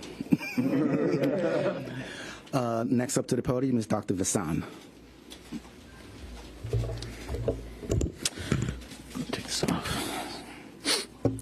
So we're at a unique moment in the health of our city, facing an ongoing but slowly and cautiously improving outlook for the pandemic. COVID-19 has underscored that we must take a holistic approach to supporting the health of our communities. We're confronted with the underlying and structural health inequities our city has faced for so long, and that have been exacerbated by this health emergency we've lived in for the last 2 years. As the mayor said, heart disease remains the leading killer of New Yorkers. Diabetes is not far behind it. Obesity, especially childhood obesity, continues to rise. The burden of these epidemics, these chronic disease epidemics, have been borne disproportionately by communities of color, communities just like this one that Kings County has served so well for so long, the same communities that were most impacted by COVID-19. As my public health colleagues have said repeatedly, the pandemic is a portal, a window into underlying and intergenerational failures to serve all people equally, and a legacy of decades of systemic racism and neglect of certain communities, mostly black and brown. We must choose to walk through this portal and to use it as a call to action to address these underlying health inequities our city has faced for too long. These disparities in access to care, to healthy foods, healthy, nutritious, plant-forward foods, to green space for exercise, in education and in supports are not just core investments in prevention and public health, but they're very personal to me. My mother, an immigrant from Chennai, India, has had type 2 diabetes for over 40 years. Because of our relative privilege and access to care and support, she's controlled it well through lifestyle and nutrition and with a minimal reliance on medications. But my family in India are not so lucky. I have loved ones who have lost their vision, who've had kidney failure, have developed heart failure and other complications due to untreated or undertreated diabetes and other chronic illnesses. It's not lost on me the differences in their environments, their resources, and supports compared to my mother's. And as the mayor said, the impacts of chronic illness are felt, ripple throughout families and communities, and even across continents in this case, with each person impaired and each life lost to preventable and treatable chronic illnesses. So in order to begin to move the needle on cardiometabolic diseases and to save lives in the process, we're going to need every tool in the toolkit, from upstream policies to help make healthy food and lifestyle choices like exercise the easy and affordable choice, to regulation that works to limit the impact of calorie-dense, nutrition-poor food, to programs and incentives to end food deserts. The health department has been a leader in this work for decades, and we need continued and revitalized efforts in this space. But we also need fundamental changes downstream in access to and quality of care, and innovations that provide holistic supports attached to basic primary care. That's why it's so critical that we invest in and expand this program, like this Health in Hospitals Lifestyle Medicine Services. Increased access to dietitians, health coaches, and physicians will help support New Yorkers around how to reach their long-term health goals and give them the tools to actually do it. We know that one diet or one exercise plan will not fit everyone. That's why these individualized services are so key. And changes to health and lifestyle cannot be sustained on sheer willpower alone. It requires information, planning, and social support. Taking into account socioeconomic and cultural circumstances and other factors will help build sustainable success, which is why it's so important, so important that, and exciting that we've made a commitment to expanding these services through our flagship public hospital system so that New Yorkers who need it the most, coming from the communities impacted the most, they can benefit from tailored supports and services that for too long have been only accessible to people with greater economic means. As we continue to fight COVID-19, it's important to uplift these services that can address long-standing health inequities. So I applaud Mr. Meyer, Dr. Katz, Dr. Long, Dr. McMacken, and the entire Health and Hospitals team, especially the frontline health workers here and all over the city who do this work day to day and who have faced so much hardship over the past 2 years, for their leadership and commitment to this effort.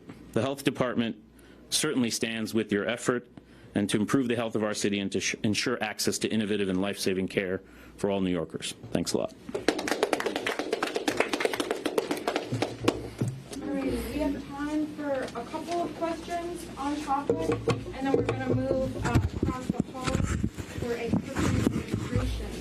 On topic, Amanda? Yeah. Good morning, Mr. Mayor. How are you? Good morning. So this program, you had announced it in 2018 at Bellevue and then talked about how this program would get help New Yorkers. I think about 300 people have enrolled in this program so far with 850 on the waiting list. How do you see this program expanding?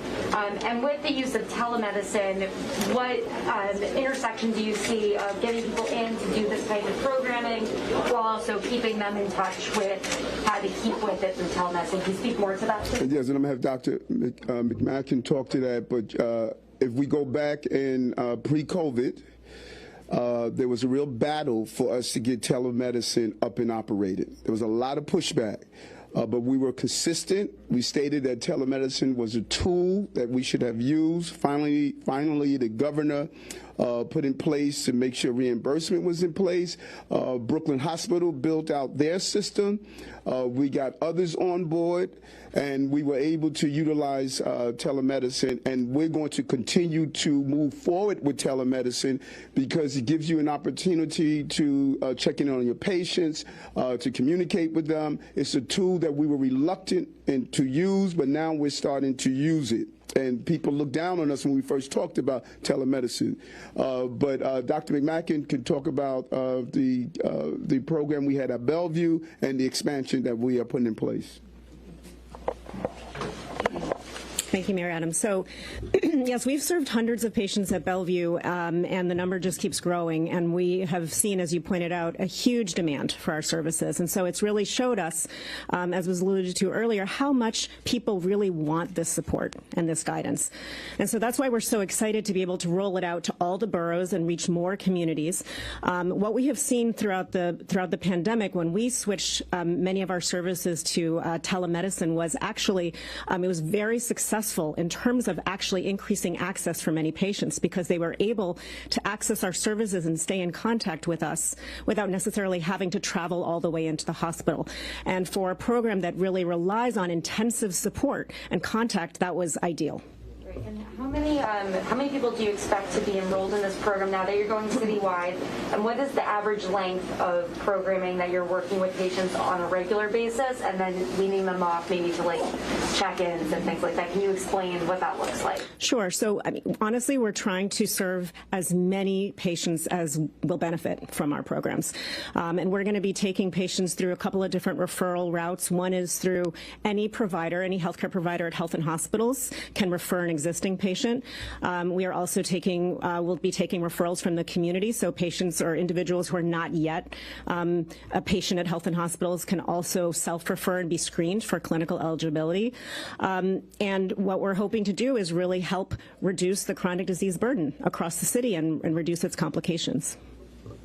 Mr. Mayor, go ahead. I have an on-topic question. On topic, Mr. Meyer, I wonder, in addition to this, what if are you planning to do to increase access to some of these healthier foods? There's so much of the issue in these communities is access, lack of supermarkets, lack of a place where you can get this kind of food, and also the cost burden of buying some of this stuff. Great question. How can you increase accessibility, and is there anything you're working on to help people have better access? Great question. A couple of things. Number one, we're going to do a meal today, vegan chili, $9 to feed a family of 4. And in a few weeks, I'm going to have Rachel put through a program where I'm going to live off of $10 a day by eating a healthy plant-based diet. There's a myth out there that states eating healthy is too expensive. You can take a bag of lentils, which costs around about $2.80. You can make lentil stew, lentil burger. You can make lentil pasta. We want to show New Yorkers not only what happens in the hospitals, but we want to show New Yorkers how you can have culturally sensitive food that is healthy. And that is not what people have shown. And so there needs to be a combination of not only saying when you get sick, you come to the hospital and learn, but I want to use my life and show people how easy it is to have a practical plant-based diet and enjoy your food. Food must look good. It must be good for you, but darn, it has to taste good. It has to taste good. And we have not done that. And so the expansion of this is going to be based on how we do a holistic approach of making sure we use the green markets, where people can open green markets in an area where we traditionally are not doing so, incentivize people by using the food bucks. For every $2 you spend at a green market, we match that, and so we're going to have a holistic approach of encouraging people and incentivizing people on how you could live a healthier lifestyle by making, like you said, accessible. But also, I want people to say, let me walk into my bodega right now as we make this transformation, and what could I eat in my bodega right now? These black-eyed peas are right in your local bodega. The carrots in your local bodega. The bananas, the apples in your local bodega. The berries in your local bodega. So we want to encourage people. My favorite, kidney beans. I make a mean kidney bean stew that I enjoy. That's my go-to meal. The broccoli. So when people think healthier lifestyle, they think they must have this exotic meal. No, these are everyday products that's right in the neighborhood. We need to teach people how to eat better. We gave a woman at a pantry one day, Gloria, we gave her a beet. And she says, what is this? What do I do with this? So it is my job to show her what it is and what she can do with it. How to make beet chips, how to make a beet stew. So we need to now educate people how to look at these products as plentiful around us, but have been ignored. There's definitely no berries on my bodega, though. I promise you. Right. And we got to get them there, because you're right. We have to get them there, and what you just said is so important. We have segregated healthy foods from the communities that are the hardest hit with the issues that we're facing. Healthy food is what the New York Times is on the stand. Unhealthy food is where all the other tabloids are on the stand. Mr. Mayor, hold on, we're going to do it one at a time. We're going to do it one at a time. Y'all know this dance. Y'all know this dance. Y'all know this dance. Hi, Mr. Mayor. Hold on. Who did you choose? Okay. Yeah, thank you. Okay. Can you tell me how much this program is going to cost to expand it to throughout the whole hospital system, and just give us a sense of estimated savings when you look at how much it costs to amputate a diabetic leg, or you walk through the Bronx or Queens and it's dialysis center after dialysis center. Can you paint a picture of what the hope is in terms of savings, and if you think you can actually realize it? I just love that question. OMB is we're looking at the numbers of what it costs. I think it costs about $400,000. The dollar amount in Bellevue was about $400,000. OMB is doing an analysis of how much it will cost with this new plant that we are rolling out. But you hit on something that's crucial. If I would have followed the path that I was given, I would not be standing here. I was going blind. They said there's nothing they could do for you, Eric. You're going to be blind in a year. That tingling that I ignored, they said you have permanent nerve damage. You're going to lose some fingers and toes. I was going to have to take insulin every day. I was taking medication. They gave me medication for my high blood pressure, medication for my cholesterol problem, several medications for my diabetes. I had an ulcer. They gave me medication for my ulcer. They said, Eric, this is permanent. Add those dollars. This is not sustainable. And so when you look at the fact I did not have to buy that metformin, the insulin, the high blood pressure, the statin. I don't have to get all of those things. So it's not how much it costs for this program, how much it's going to cost us if we don't have this program. And those are just the dollar amounts. The traumatization of my family members. I remember my son when he heard what happened. He says, Dad, you have a BMW. You put the best gas in your car. You didn't put the best food in your body. It's costly not to do this.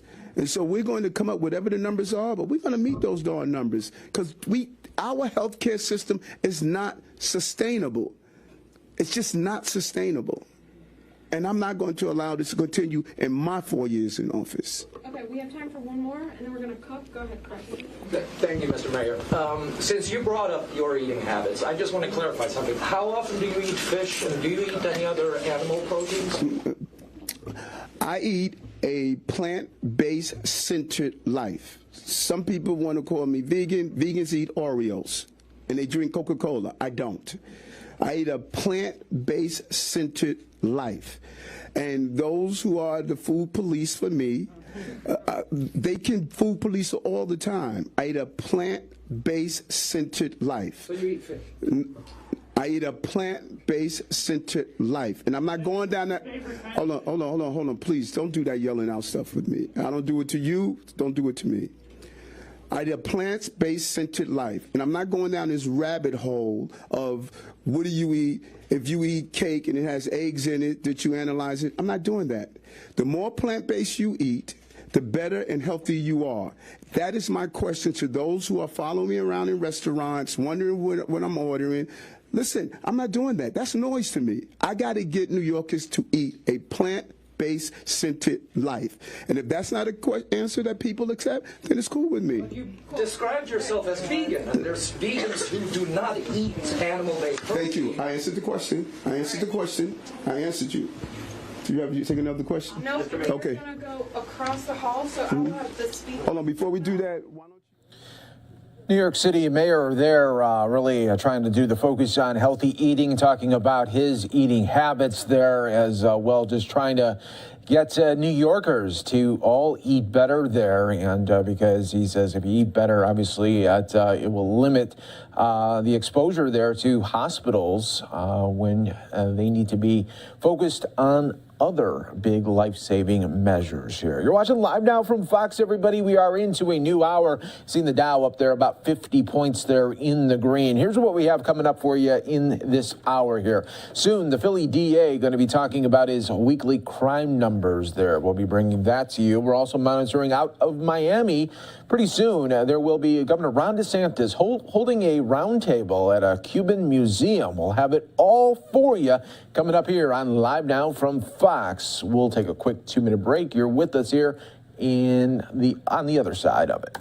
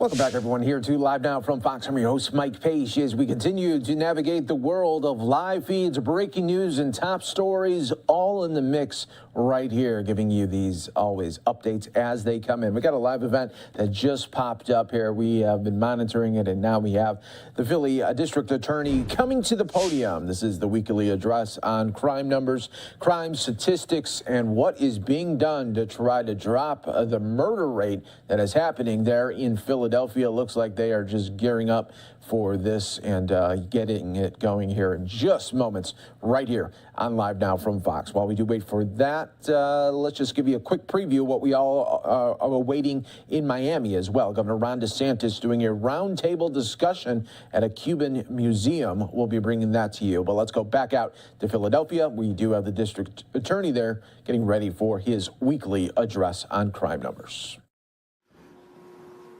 Good morning, and thank you all for being here. This is the District Attorney's Office's Monday press conference. As usual, we are here on two main topics. The first being an update of gun violence over the last week, and the second being an issue of importance, either a unit within the office or some other matter of importance. Today, I am extremely excited that the other issue, the matter of importance, is essentially the future of how victims, co-victims, and survivors will be treated and the services that they will receive through the District Attorney's Office, but also through collaborations that the DA's office has around the city. Thanks in large part to the excellent and fascinating leadership that we have in the DA's office now on issues relating to victims, including victims of gun violence, including victims of gun homicide. The message here is actually really simple. We care. We care. And we is not just the people in this room. We is the collaboration with so many community leaders, so many victim services organizations, so many important voices, including elected officials, among others, faith leaders in the city of Philadelphia, who, along with us, care. We care. I'd like to acknowledge First Assistant Robert Listenby, who's with us today, Bill Fritze, that's F-R-I-T-Z-E, who is the supervisor of the attorneys in the Gun Violence Task Force. Just so we're clear, the Gun Violence Task Force is a collaboration between state agents and Philadelphia District Attorney's Office attorneys, and he is here in the event that there are more questions relating to some of the illegal gun purchases and illegal gun sellers who were arrested recently. We have with us the Reverend Myra Maxwell, who is the Executive Director of the DAO's Victim Support Services Division. Let me tell you what that means.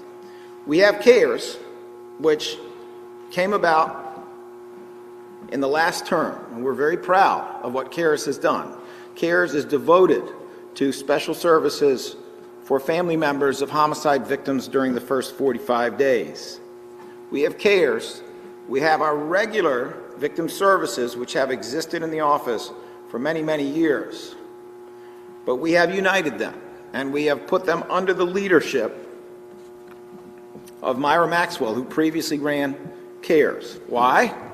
Because it is important that they work together, and because Reverend Maxwell cannot let go of CARES. She loves it that much, and so do we.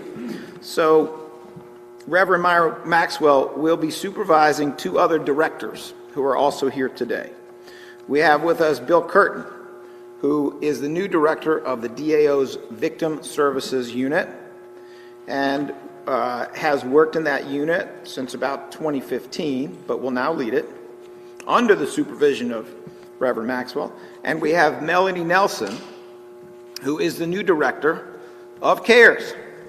Melanie Nelson has, after much persuasion, joined us from previously heading Northwest Victim Services. I'll get into the details.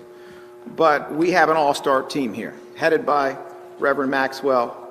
But each of these units, the Victim Witness Service Unit and the CARES Unit, will be headed by superstars in their own right. Bill Curtin for Victim Witness Services and Melanie Nelson for CARES.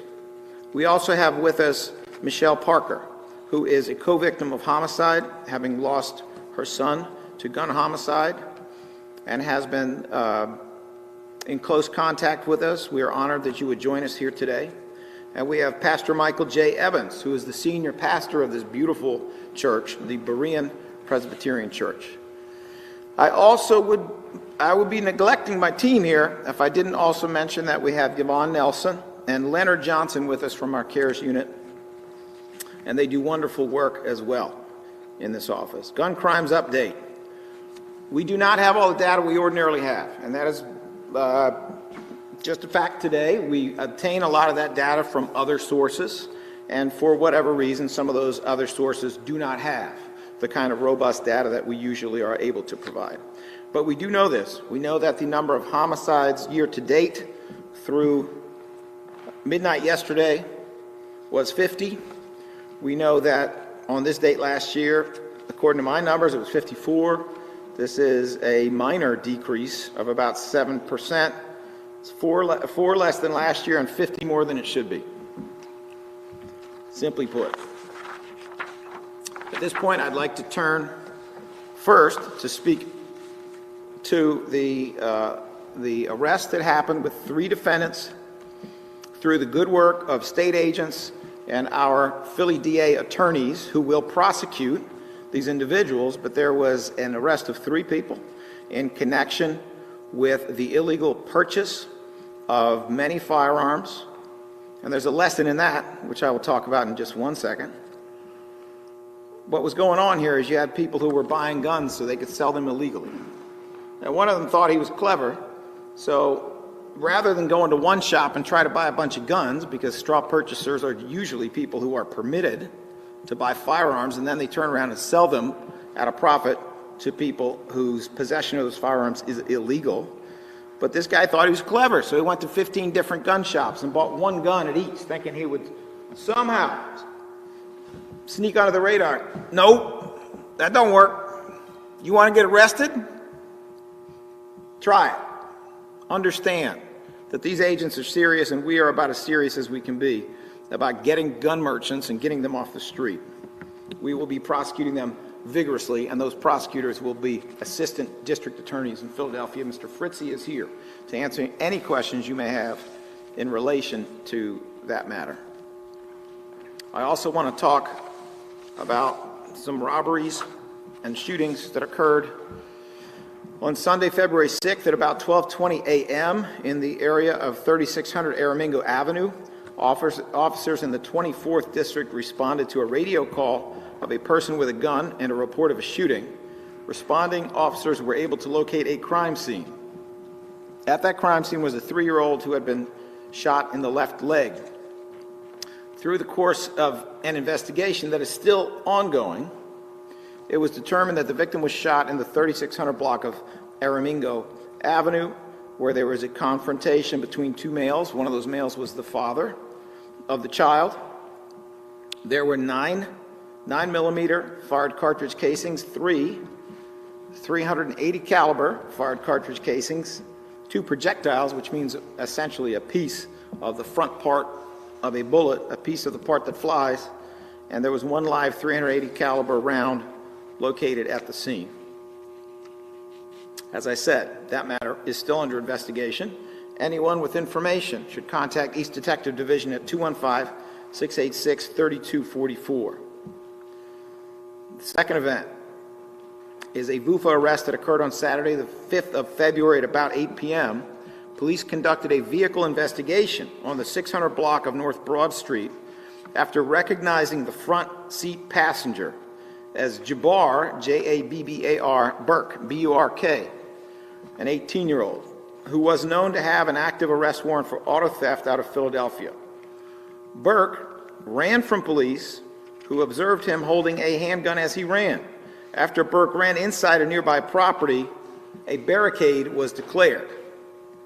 Shortly after, Burke exited the property, and a search of the house yielded a Glock Model 22 loaded with 15 live rounds. At the vehicle, police recovered a black Taurus handgun loaded with 6 live rounds from the rear passenger side passenger. In other words, a person who was in that vehicle at the rear passenger seat. This was a 14-year-old. Also recovered from the 14-year-old were 23 containers of crack cocaine and $206 of U.S. currency. Both suspects were swabbed for DNA comparison, and both handguns were submitted for DNA analyses and fingerprints. That may sound like a little thing. That is not a little thing. This is how the work gets done. When you don't take that extra step of getting the DNA swab from the person and getting the DNA swabs from the gun, you open the door to a bogus defense. You open the door to a bunch of nonsense. There's no need for that. We stand for a system that is accurate. We want to make sure that the information we have is truthful, and I want to applaud the Philadelphia Police Department for understanding the importance of taking that DNA, getting that additional layer of evidence that in all likelihood will avoid a trial completely, because the evidence will be so overwhelming that there will be no room for nonsense.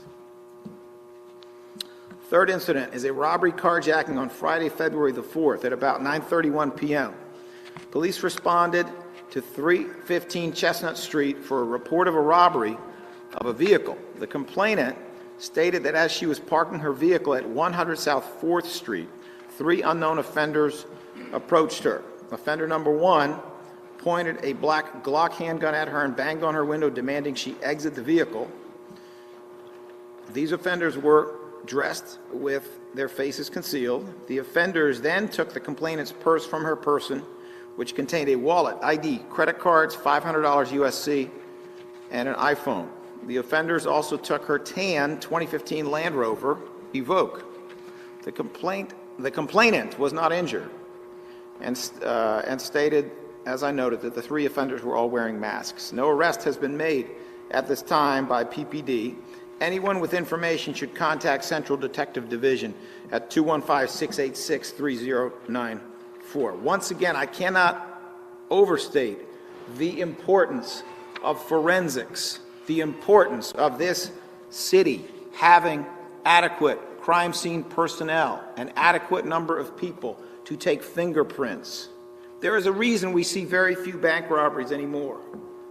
And part of that is that banks are planned to be full of formica, full of glass, have cameras in them, to have all kinds of ways that a robber can be detected. Well, if you're going to do crime scene analyses, another really good place to do it is the inside of an automobile, where much in the same fashion, you have hard surfaces, you have glass surfaces, you have a controlled environment in which it is easier to pick up fingerprints, to pick up DNA than it is in other environments. But we have to have the resources, especially if we are in the middle of a terrible spike in carjacking. We have to have the resources to have people who are well-trained collect all of the right kind of evidence, and we have to have the lab resources to test it. Obviously, we are happy about the news that $5 million are being directed towards forensics improvement. So the Philadelphia District Attorney there talking about gun-related crimes, gun-related arrests there. You're watching Live Now from Fox. We're going to slide away for a quick 2-minute break, everyone. When we come back, take you out to Florida. This is in Miami, happening live right now. Governor Ron DeSantis doing a roundtable at a Cuban museum. We'll listen for more updates right here on Live Now from Fox. Quick 2-minute break.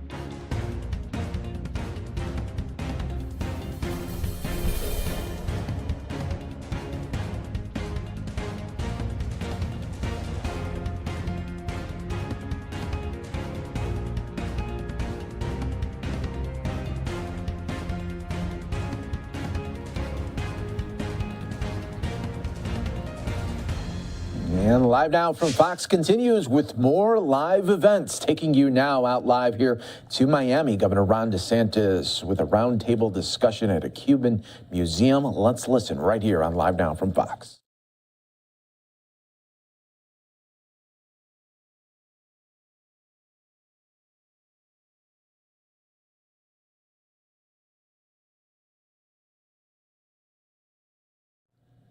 All right, we are waiting to see when they will put in the audio. There might have some issues there on their end. We'll be keeping an eye on that for you. When we do get it, we'll bring it to you right here on Live Now from Fox, everybody. In the meantime, we do have another live event here to go to, take you out to Washington, D.C. There are some remarks there from city officials talking about schools. Let's listen right here on Live Now from Fox. Overall, and our elementary enrollment was down overall. These are areas that we anticipate as we move through the pandemic that we expect our public school population to tick back up and increase. So we actually are looking at the kind of historic investment we're making now as a stabilization investment to ensure the students who are in schools have exactly what they need in order to thrive and recover. And we anticipate that public school enrollment will continue to increase as we had seen in years prior to the pandemic. The need for stabilization funds. So, and why? And I do want to go back out now to Florida here. We do have Governor Ron DeSantis live here, and we do have the audio. And so to equate those things with what we're seeing there is just frankly wrong. And it's not something that I think most people that have any sense of what's going on would think that that's something that's good. If you look at the amount of people, you'll hear things about unaccompanied alien children, and that's different than refugees, people that qualify as refugees. These are basically illegal entrants. It's important to point out, though, when they talk about, quote, children, most of these people are what would be considered in most parts of the world military-age males, 15 to 17. I mean, that's who's typically coming across. I think it's CBS News reported 75% of everybody, I think in 2021, was 15 to 17, and the overwhelming majority of those were males. So that's what it is. So I think it's sometimes portrayed as like, these are like, like some baby dropped over the border or something like that. That's just not what's happening. But regardless of that, it is not a good policy to want to incentivize unaccompanied minors to be taking these types of voyages, because there's a huge problem with what human smugglers are doing, human traffickers, sex traffickers, drug cartels. And I can tell you, this is the golden age for the cartels since Biden became president. I mean, they are eating our lunch every single day with what's going on down there. And the sheer increase in what you're seeing is really unbelievable. So just in 2021, I mean, you're looking at about 2 million people coming illegally across the southern border, and really they're not showing any inclination to want to change their policies in a really radical direction. If you look at the amount of fentanyl, and I know Ashley will probably want to talk about this, there's been a fentanyl come across the border. There's been enough to kill like 275 million Americans. And if you look in 2021, fentanyl was the leading cause of death for Americans between the age of 18 and 45. And so those policies are poisoning this country. You also look at the methamphetamines that are coming across the border. There used to be a lot of that produced in the United States. Not as much anymore. Most of it is coming across the southern border. And so, you deal with that here in South Florida. But I can tell you, you go to other parts of Florida, the percentage of folks who get involved, unfortunately, in meth is way, way too high, particularly in some of our rural counties. That's the #1 scourge that they're fighting. So that's coming across the border in record time. And so, our view is, and then I also think about, if these policies are so great, why are you hiding them at 2 o'clock in the morning? How come you're not being honest? Why aren't you giving the state a heads up about who you're bringing in to the state? How come you're not blaring this from the rafters so that everybody knows how great you're doing? And I think it's because people understand that what's being done is a violation of federal law. Clearly, from a policy perspective, it's having hugely negative consequences, but it's also a failure of the president to fulfill his constitutional oath that the laws be faithfully executed. He is not taking care to do so, and the result is what we're seeing. But I also think to myself, Florida has been very clear. You know, we're not a sanctuary state for illegal immigration. We've made that clear in our laws. We made that clear in our policies. You have other states who have done differently. California, New York, some of those places. And yet they're sending more illegal immigrants to Florida than they are even to California, which is twice our size. And so if this policy is so great, and you have all these sanctuary states that are always virtue signaling, mostly against Trump from 4 years ago, why not then just redirect there? I can tell you we're getting money from the legislature because we will be redirecting to Delaware and California and these other sanctuary states. That's going to happen in Florida.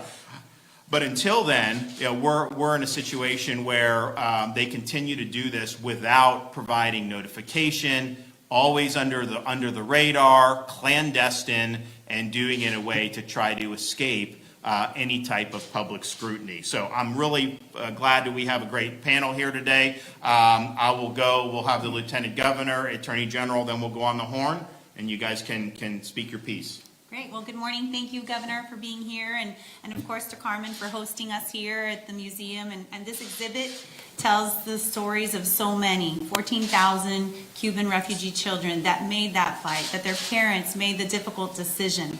And while neither of my parents came through Operation Pedro Pan, I would like to share just a brief story of how my parents came to be, ultimately changing the trajectory of their lives and mine as well. My father, 25 at the time, had a cousin that worked at the embassy who continuously told him, get your visa. The United States and Cuba are going to break diplomatic relations. My father, he went to the embassy, he got his visa, he encouraged my mom to do the same. She had just had my oldest sister, and they had their first child. And so my mom procrastinated, as you can imagine, and did not get her visa. And then, of course, the relations were broken.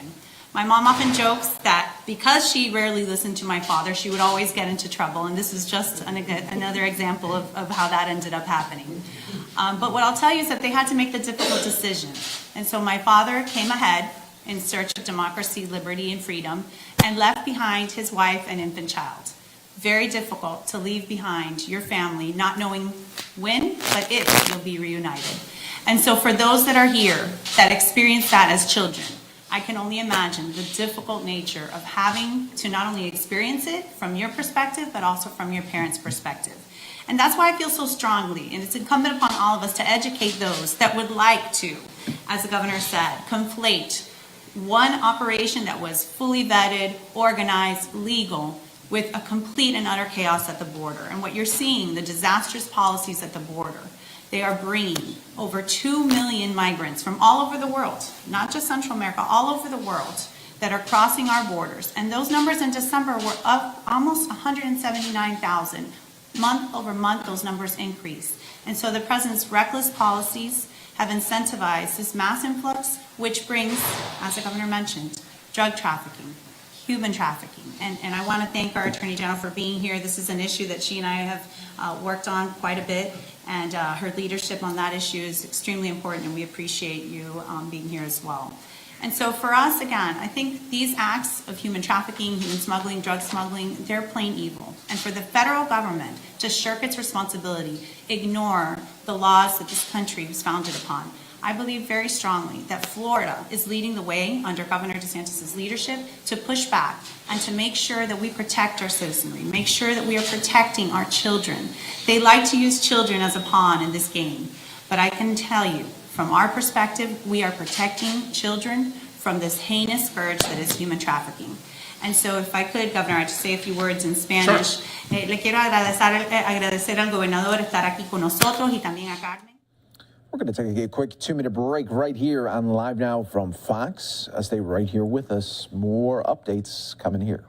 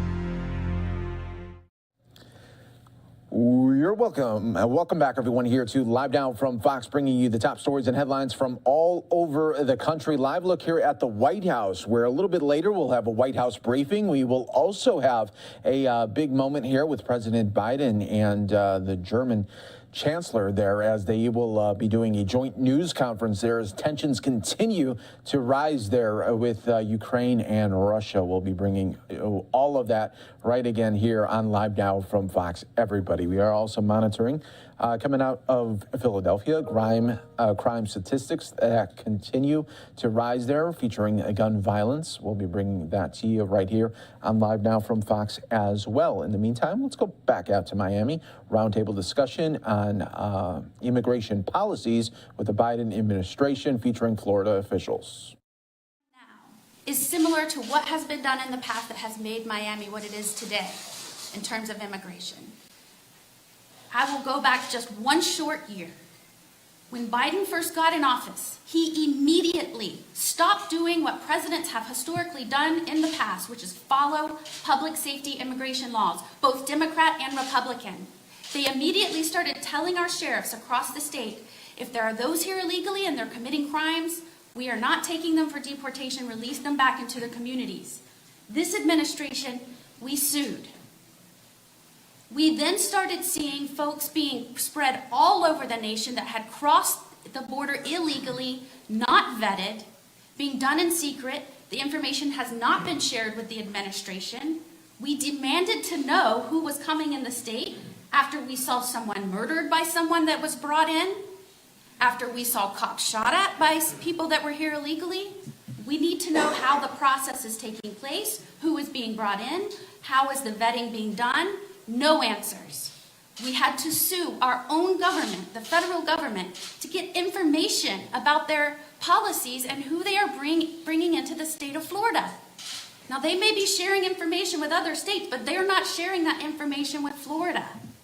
And then we started learning that not only are there open borders, open chaos, anything goes at the southern border, they are building new programs totally outside of federal immigration laws that allow for those who have crossed here illegally to be released, and then the United States government is helping bring over not just children, don't fall for that, up to 21 years old, people that identify as caretakers, you name it.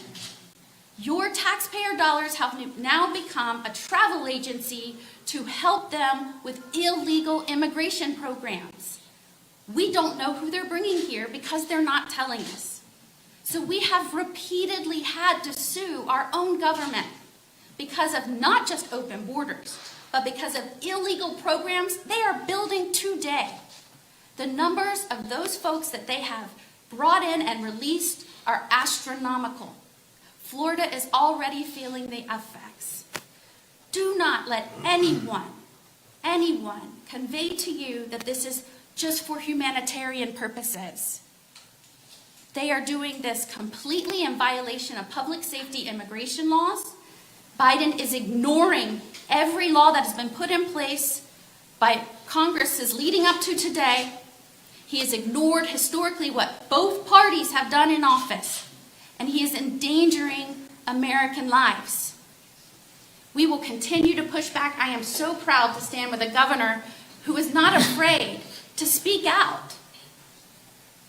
He does not see a news story or take criticism and back away from what needs to be said to protect Floridians. And we won't back down. And Governor DeSantis, thank you so much for bringing folks together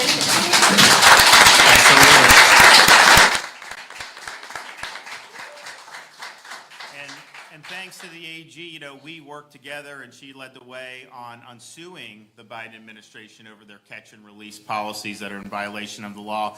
And we've already gotten them to change some of the policies. So what they had been doing is basically giving people a sheet of paper if they come across illegally and they say, hey, here's this 800 number, just call and set up your own procedure or whatever. I mean, can you imagine if that's how laws were enforced? Like somebody robs your house, the prosecutor says, hey, just call, schedule your burglary trial, whatever you want, go ahead. No, of course people aren't going to do that. And there was no sanction for not showing up. Well, so we called them on it, so now they've had to change to where if someone doesn't show up, they've waived any rights and that they are deportable at that instant. And so we've already made headway. We're working on doing even more. And so I want to thank her for what she's been doing to really help, really fight for safe communities. And she pointed out, you had this guy that murdered a fella in Jacksonville. This person said they were a, quote, minor. It was a 24-year-old man, comes in illegally, dumped by Biden into Jacksonville, and then he committed this murder. And so that's bringing problems into our state that it shouldn't be there. So I appreciate that very much. Okay, Max Alvarez, just a great member of this community, very, very strong in understanding the dangers of totalitarianism and communism, and the star of the 2020 convention. So go ahead. Make sure the mic is a little closer, yeah. Well, number one, thank you very much for coming down and meeting with us. Yep. We also want to thank you, as well as the Attorney General, for the work that you're doing. And we want to assure you that we're behind you. There was an article in the paper, if I remember, February the 3rd. My age, I get confused with the dates. But anyway, this article tried to tell people that our group was against the policies that you're trying to implement in order to make sure that our people are safe. And naturally, when I read that, I'm a little emotional. The first time I want to do things that I'm not supposed to do, but again, you have to understand. But I was also very sad simply because if you can see in this museum what this country, what the Catholic Charities, what Monsignor Walsh, our spiritual father, did for all of us. When we came over here, we thought it was literally temporary until the communist government of Cuba would be finished. Because as you know, in Central and South America, we change governments like we change hats. So I remember my parents thinking, the kids are going to go out because we want to make sure that we don't lose any school time. So really, I was on my way to Spain. I wasn't even coming over here. It just so happens, and I try not to get emotional, but the same day that I left Cuba, on my way to Spain, through Miami, my brother passed away in Spain. So kind of sad, but at the same time, how fortunate that I end up in this great country of ours. Now let me assure you, they knew exactly who I was. I had a passport, I had a visa. As a matter of fact, I had a visa to go into the seminary at the Maris Brothers in La Coruña, Spain. They knew who my parents were. And I'm so fortunate to end up in the program that Monsignor Walsh was leading. Later on, we find out that he was responsible for more than 14,000 kids. And, it sounds sad, but at the same time, look how fortunate we were. I, as a kid, didn't really know what was happening until later on. But imagine the courage of mom and dad to send a kid somewhere, and I was very fortunate to stay here because the program, whenever you came here, within days or weeks, sometimes months, you were assigned to a foster home or some other place. But Monsignor kept a home, St. Raphael Hall on Biscayne Boulevard on 21st. And since they didn't know whether I was going to go back to Cuba or going to Spain, they kept me in the program where I stayed for about 4 years until my parents finally came. Now let me tell you what is really sad, that they use this program to try to convince people that this is similar to what is happening today. Not even close. This is the way and keep using the word socialism. It's communism. This is the way communists work. Remember, the ends justify the means. So they use whatever they can use. They pretend to be whoever they are not to make sure that they get whatever they want. And here's the problem, because we are a Judeo-Christian society, a Judeo-Christian country. So we not only forgive, but we are the most generous people in the world. We're not allowed to kill, we're not allowed to steal, we're not allowed to lie, then we have to forgive. Communist people don't. If you don't agree with them, they'll kill you. Have no doubt about that. Everybody who's came from any communist country will understand that.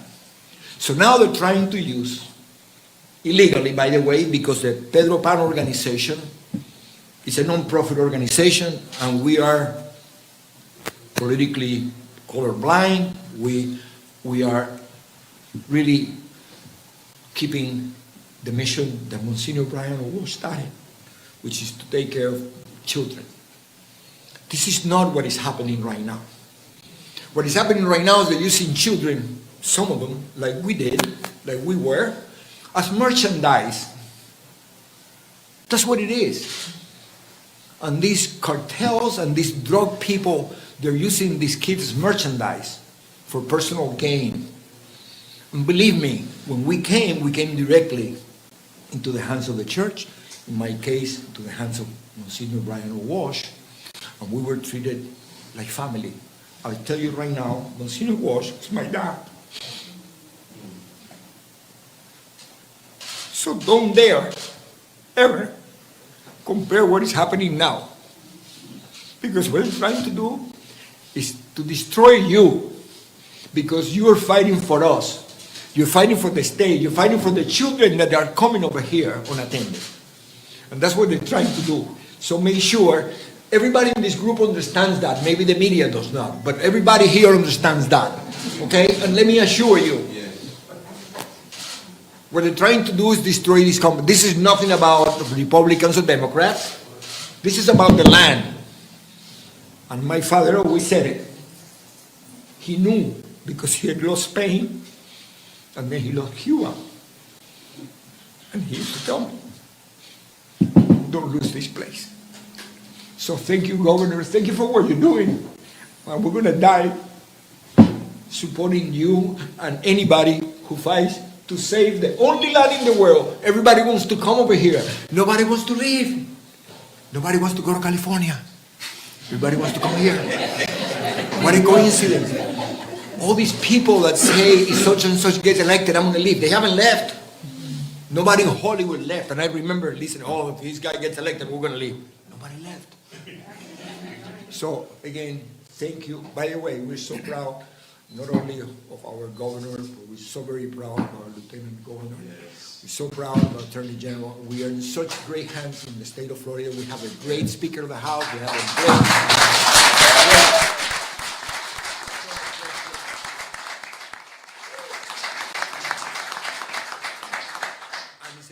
to have me talk first, because then I yield my time. Thank you. Thank you so much. And obviously very powerful as always. And I mean, you do bring up one good point. I mean, irrespective of the recklessness and the illegality and what the cartels are, all that, but just in terms of people coming into Florida, just think of all the blue state refugees we have. I mean, like literally, this is a big deal. You have people coming to Miami. It's a free country. It's not like we can stop that, but you have a lot of people that are fleeing failed state governments in this country. They're fleeing lockdown policies. They're fleeing high crime to be able to come to a law and order state and a state that respects their freedoms. And so, it's when you're leading the country in net in migration, I mean, there are some benefits to that, but there's also challenges that come with that. And I don't think anyone should think otherwise. Okay, Carmen, thanks so much for hosting us, and floor is yours. Thank you for coming to see us, the governor and it's a pleasure to have you here, and I would like to introduce my facility, the chairman of the museum also, and I'm here with members of the Operation Pedro Pan, We're here speaking personally and not through the organization because, as Mark said, it's a non-profit, so they stay away from politics, but in a personal sense, we can say whatever we feel, and we are behind you. And that's what we're here to say. Now, to compare Operation Pedro Pan with what is happening now, Operation Pedro Pan was a complete opposite. I was 12 years old when I came with my sister, without my parents, and we had the Catholic Church waiting here for us. And we had Monsignor Walsh, we cannot say enough about him, because Monsignor took the time to study child refugees before us, like especially the Hungarian refugees, and what had gone wrong with those kids. And he made sure to set up a system where we would be well taken care of, and those things that had happened before did not happen to us, which is the opposite of what is happening now, because instead of studying Operation Pedro Pan and trying to to learn from that, they're doing the opposite. And so these children are going through terrible ordeals, because by the time they get to the United States, they have gone through. Girls are getting raped, and you see a 10-year-old with a baby through no fault of her own.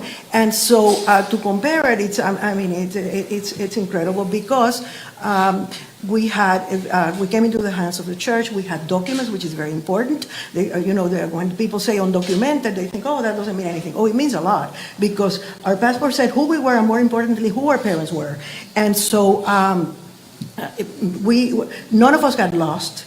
We had powers of attorneys from our parents. Anything that had to do with us, our parents would be consulted in Cuba as to, and they made sure that we kept our religion, because 95% of us were Catholic, but we also had 396 Jewish Pedro Pan, and we have about 700 Protestant. And so each of us were put in a group that would take care of our faith, so that, because that's what our parents wanted. We basically left Cuba because we would have to become Marxist, and we were people of faith. And so it's so different. And so to put children in the front line, which is what they're doing now, and using them so that they can get their political agenda through, it's inconceivable that these people are doing this. And so we thank you for what you're doing to the state. I was telling the Lieutenant Governor that one day we're going to have to secede if things keep going the way they are, because when you experience communism, you see what is happening, and you know the steps that are going through, and we see it.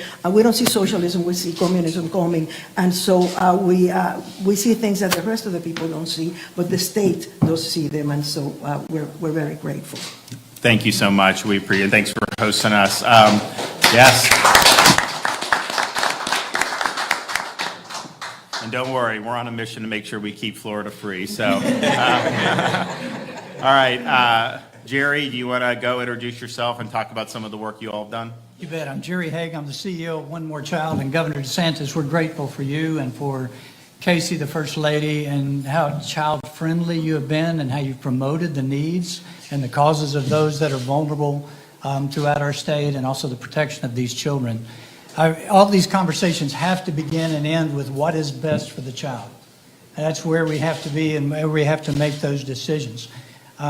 Today, regarding children, we have a failed foreign policy that's creating a domestic disaster for children, as they're incentivized to become victims and make this trek all the way to the United States. I've seen firsthand the tent cities along the borders and the facilities there. I've seen firsthand the children that are traumatized on those border areas as they've made that trek. In addition to that, we work closely with Attorney General Moody for victims of child sex trafficking. I've seen the faces of children that have been trafficked. As an example, I'll tell you about Sandra. It's not her real name, 15 years old. Sandra was being trafficked for sex. She was from another country. Our staff traveled with Sandra to the deposition to try to bring her perpetrators to justice. That entire court deposition was done in the language of her home country. We failed Sandra by not being able to protect her while she was in the United States from another country. What we've done is we're incentivizing children to become victimized by allowing our borders to remain open for unaccompanied minors in this way. I mean, just imagine it this way. If you have a 10-year-old daughter, and we talked about 75% probably roughly are ages 15 and up, but 25%, tens of thousands of these children are under the age of 15. We've been listening to this roundtable discussion there in Florida, focusing on immigration. You're watching Live Now from Fox. We're going to take a quick 2-minute break here for some of you.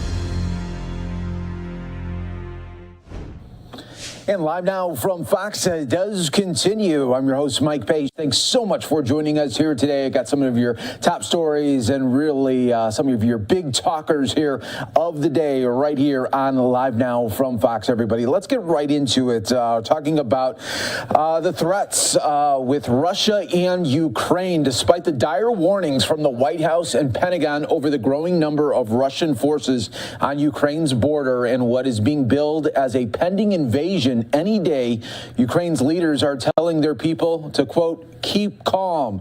2 hours north of Ukraine's capital in an abandoned city outside of an area decades after one of the world's worst nuclear disasters, Ukrainian forces train for urban combat in freezing temperatures inside deserted buildings. Fox News attended the live fire training, which included ambush, sniper, mortar evacuation, and advanced firefighting scenarios.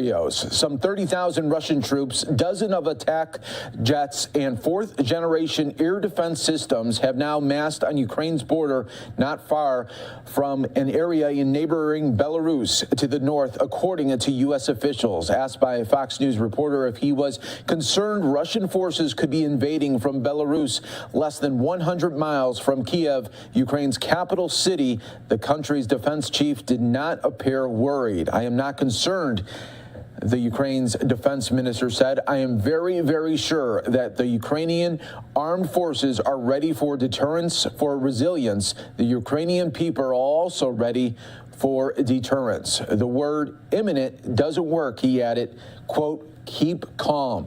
While it appears many Ukrainian citizens are heeding that advice, going about their routines, including shopping at the local supermarket, hundreds of others rose early Sunday to begin weapons training offered by Ukrainian military veterans, some who have seen combat in the east, where Ukrainian forces have battled Russian-backed separatists since 2014.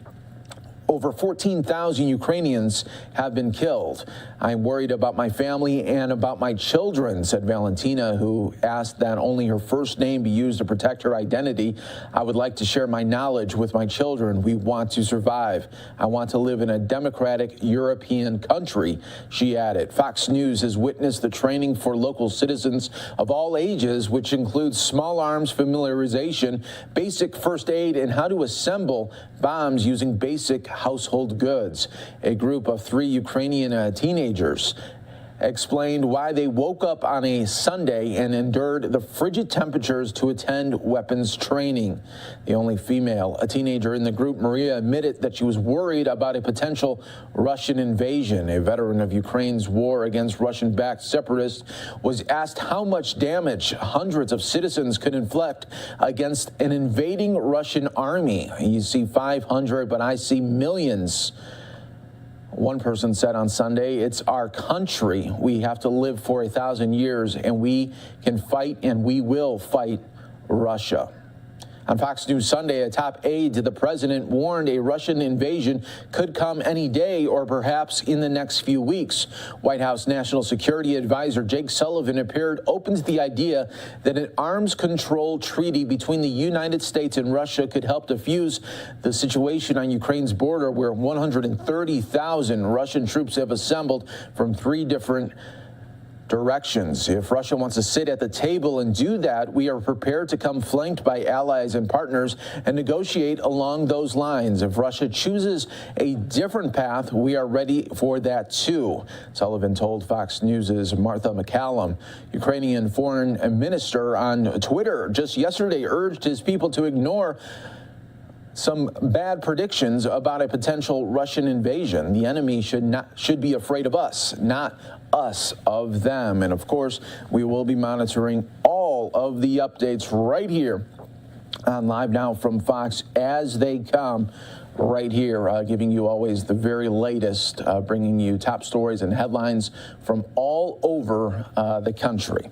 All right, next story here, coming back into the States. Big update coming in New Jersey today, where the governor, Phil Murphy, is going to be announcing that he is lifting his state's school mask mandate for students and employees. His announcement is expected at his 1 p.m. Eastern COVID-19 briefing in Trenton, and so we will be bringing that to you right here on Live Now from Fox. The change will take effect the second week of March as temperatures get milder and ventilation becomes possible. Murphy has told the New York Times the Democratic governors in New York and Connecticut have foreshadowed in recent days that they may lift school mandates too. Individual districts could still require masks if mandates get lifted. New Jersey has required masks in schools since September of 2020 after reopening following a 4-month lockdown. COVID numbers continue to move in an encouraging direction. New York State reported a positivity rate on Saturday of just 3.5%, the lowest since this new variant became such a concern. Some big news revolving around Joe Rogan and his podcast on Spotify. We learned that Spotify will not be silencing Joe Rogan after a video compilation of him repeatedly using the N-word surfaced this past week. The company's chief executive officer said, "There are no words I can say to adequately convey how deeply sorry I am for the way the Joe Rogan Experience controversy continues to impact each of you." Spotify technology chief executive said in a memo sent to his employees just yesterday, "I think it's important you're aware that we've had conversations with Joe and his team about some of the content in his show, including his history of using some racially insensitive language. Following these discussions and his own reflections, he chose to remove a number of episodes from Spotify. He also issued his own apology over the weekend," he added, according to a statement obtained by Fox Business. "While I strongly condemn what Joe has said, and I agree with his decision to remove past episodes from our platform, I realize some will want more, and I want to make one point very clear. I do not believe that silencing Joe is the answer." The statement comes as many people are calling on the platform to censor the former Fear Factor host podcast, The Joe Rogan Experience, over the now viral video. Those who have previously been critical of Rogan's vaccination comments also piled onto the criticism. Another criticism that I continue to hear from many of you is that it's just not about the Joe Rogan Experience on Spotify. It comes down to our direct relationship with him. In last week's town hall, I outlined to you that we are are not the publisher of his podcast, but perception due to our exclusive license implies otherwise. So I've been wrestling with how this perception squares with our values, the CEO continued. Rogan took to Instagram on Friday evening, where he continued his own apology tour, expressing his deepest, sincerest apologies. He also called his comments regretful and shameful. I'm making this video to talk about the most regretful and shameful thing that I've ever had to talk about publicly.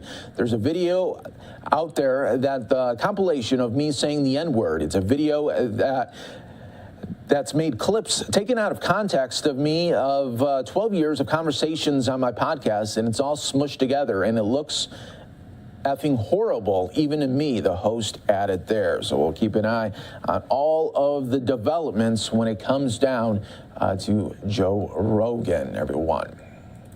In other news here, let's go out to Illinois, where a judge was scheduled today to consider former Chicago area Police Sergeant Drew Peterson's motion to vacate his 2012 conviction in the murder of his third wife. Officials have said Peterson will not attend the hearing, and it's not known if Will County judge will make an immediate decision on the motion. The judge has appointed an attorney and an investigator to assist Peterson, and experts have said that such an investigation could take months to complete.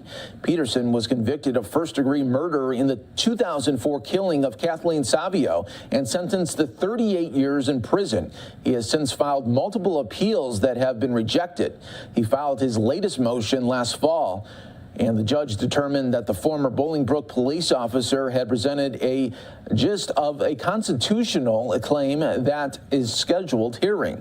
In a 6-page handwritten motion, Peterson argued that his lead attorney, Joel Brodsky, did not provide effective counsel and that Brodsky would not allow him to testify in his own defense. He also alleged prosecutorial misconduct and witness intimidation by Will County State's Attorney James Glasgow, and contended that some witnesses should not have been allowed to testify about conversations that they had with Savio or Peterson's fourth wife, Stacy, before she disappeared. Peterson is also a suspect, though he was never charged in the 2007 disappearance of Stacy Peterson, who is presumed dead. In 2016, he was sentenced to an additional 40 years in prison for trying to hire someone to kill Glasgow. And we continue on right here on Live Now from Fox, bringing you these top stories and headlines from all over the country. Next one, we're going to go out to New York here. Caught on video, another smash and grab at a popular mall there in New York. Take a look at this. We have the video as well as some updates regarding that case. At luxury stores in Westchester. Yeah, this robbery at a Louis Vuitton store at the Westchester Mall shows a chaotic scene inside the high-end shop. That's where police say 2 suspects took off with pricey handbags. It's the second brazen larceny captured on camera at this mall. This incident at a Burberry store, the second one. Now, the video posted on Twitter by former Westchester County Executive Rob Astorino, now a Republican candidate for governor. And Rob Astorino is joining us with more on this disturbing trend. I mean, what do you call this, Rob? Is this grab and go, or is it just an old-fashioned robbery out of hand? My wife, Rosanna, was saying to me, well, I know you can get me for Valentine's Day. It'll be pretty cheap if you just go to the Westchester and grab something. And it's sad because nobody's being prosecuted in New York anymore under Governor Kathy Hochul. And that has emboldened criminals like those you saw on that video just brazenly walking in, grabbing it, and running out of the mall. And we've seen this all over the place. And this weekend, I was at my daughter's CYO basketball games. I can't tell you how many moms and dads came up to me. And they're just starting to realize now that this out-of-control crime, this soft-on crime, like no cash bail under Governor Hochul, the Manhattan DA not prosecuting, it's not just something over there. It's not something just in New York City or our cities. It's everywhere. And we've got to start reversing this trend by getting rid of these Albany politicians. But it really is, crime is everywhere. It affects everyone. And if it could happen in broad daylight in the Westchester Mall, a lot of parents aren't feeling safe anymore. And you've got to worry about what's going to happen next with these crazy criminals who are being treated like victims, and victims who are being castigated, and cops who are being handcuffed. It is a crazy upside down world, and this stuff has to come to an end. And people are finally saying enough is enough. They're waking up to all this reality. Well, Rob, why isn't this getting the attention of Albany? Why aren't legislators saying, wait, something's wrong here? I had somebody tweet me say, is it just because it's high-end stores? Is it just because it's our drugstores in our neighborhood? Like, what will Albany wake up to when all our supermarkets close in New York City because they've been cleared out? Like, what wakes up Albany? Well, look, they've been dealing with this and allowing it since the summer of 2020, right after George Floyd. And you'd have riots under the guise of Black Lives Matter and social justice, and nobody had to social distance or wear their masks anymore. And this is just allowed to happen, looting and rioting and arson. And it was all under the banner of, you know, progressivism and all this other stuff. Well, it really does matter because people do get affected, whether it's a small business, people don't want to go to work or go into the city. And again, it goes everywhere, including the suburbs. So, you know, look, until these politicians are dumped out of here and they're just so worried about their left flank, like Hochul is, it's going to continue to be this way. I was at St. Patrick's last week for the funeral, and it was sad and very hypocritical. You had Governor Hochul sitting there in the first row as the families are pleading with her and others to do something and reverse these really dangerous policies of theirs, just letting criminals out and coddling them. And Hochul and others sitting there polite, yay, where they're the absolute blame for all of this. And it's not going to change unless they're ejected out of Albany or the New York City Council. They're all crazy, but it's become very, very dangerous. Yeah, well, you certainly heard Officer Rivera's wife being very upfront about these rules and these laws that need to change. I want to ask you, though, because you posted this video, and I think it made some major play on social media of the migrants at the Westchester County Airport. You pushed Westchester PD with an FOI request to get this out. You leaked this footage, and a lot of people are saying, what's going on here, and how is this happening? Can you explain what was going on? So last August, I blew the lid on the secret flights coming in from the southern border. So they're taking the southern border crisis and now moving it to the interior of the country. And these flights were coming into Westchester County Airport when the airport is technically not technically closed, but there's no flights allowed between midnight and 6. These big planes were coming in, illegal aliens, migrants, whatever you want to call them, were coming off the planes, getting on buses, and going away. Now, some of them were unaccompanied children, but they wouldn't tell us where they were going, what schools they were being placed in. Some I saw with my own eyes, and they're being told, no, that's not true, were adults, and they're getting on buses. They're being released into parking lots at Costco, going into cars, and away they go. We have a right to know. They won't tell us at all where they're being placed, who's footing the bill, are they vetted? And this is clearly a public safety issue. It's a public health issue. And even more than that, it's the public's right to know. And our government has been lying to us, deflecting. Kathy Hochul turns a complete blind eye. She's actually more concerned about coddling criminals and masking kids. She's in court again after she lost in court to make sure kids stay masked in school than she is about who's coming in that we don't know about going into our own communities. Mr. Astorino, I know that there have been some people digging deeper into who's funding it. Do you know who that is? Because there has been some reports saying that it's the federal government, first and foremost, Bianca, because they're paying for all this. So they're giving these contracts to non-governmental agencies. And look, the kids in this get caught, and I don't want them to, in the crossfire. This is adults. This is our own government basically waving everybody in at the southern border. Nobody cares. It's a complete breakdown of our immigration. And they come in here and they affect everybody here. The taxpayers have to pay this. Our health system is burdened. We don't know if they're vetted or not. We don't know if they're, inoculated or not. And we're under our own restrictions here for COVID. So the public has a right to know, and we just get lies thrown at us. And then we're called racist and extremists for asking simple, basic questions. So it has a profound effect on all of us. And all we want is the government to tell us the truth, and they won't even do that. Well, you bring up some interesting points. We always appreciate you coming on Good Day New York. Thank you, Rob Astorino. Thanks, Rosanna. Some interesting stuff right there. All right, our next story, getting a lot of people talking on this one. Imagine you go to Las Vegas, you have a good time, and you go to some dinners and you do some gambling, and maybe you win or lose a little, but nothing really to write home about. So you go home, and that's the end of the trip, and you think, okay, it's over. Well, for one man from Arizona, he did exactly that. He goes home, everything is fine. But then he gets a call from where he was playing at, one of the casinos, and they say, Mister, we are so sorry, but you actually won a jackpot. You didn't know it at the time. We didn't know it at the time. But yeah, you need to come back here because you got some winnings. And I'm not talking about, a couple thousand. I'm not even talking about 25,000. Folks, I'm not even talking about 100,000.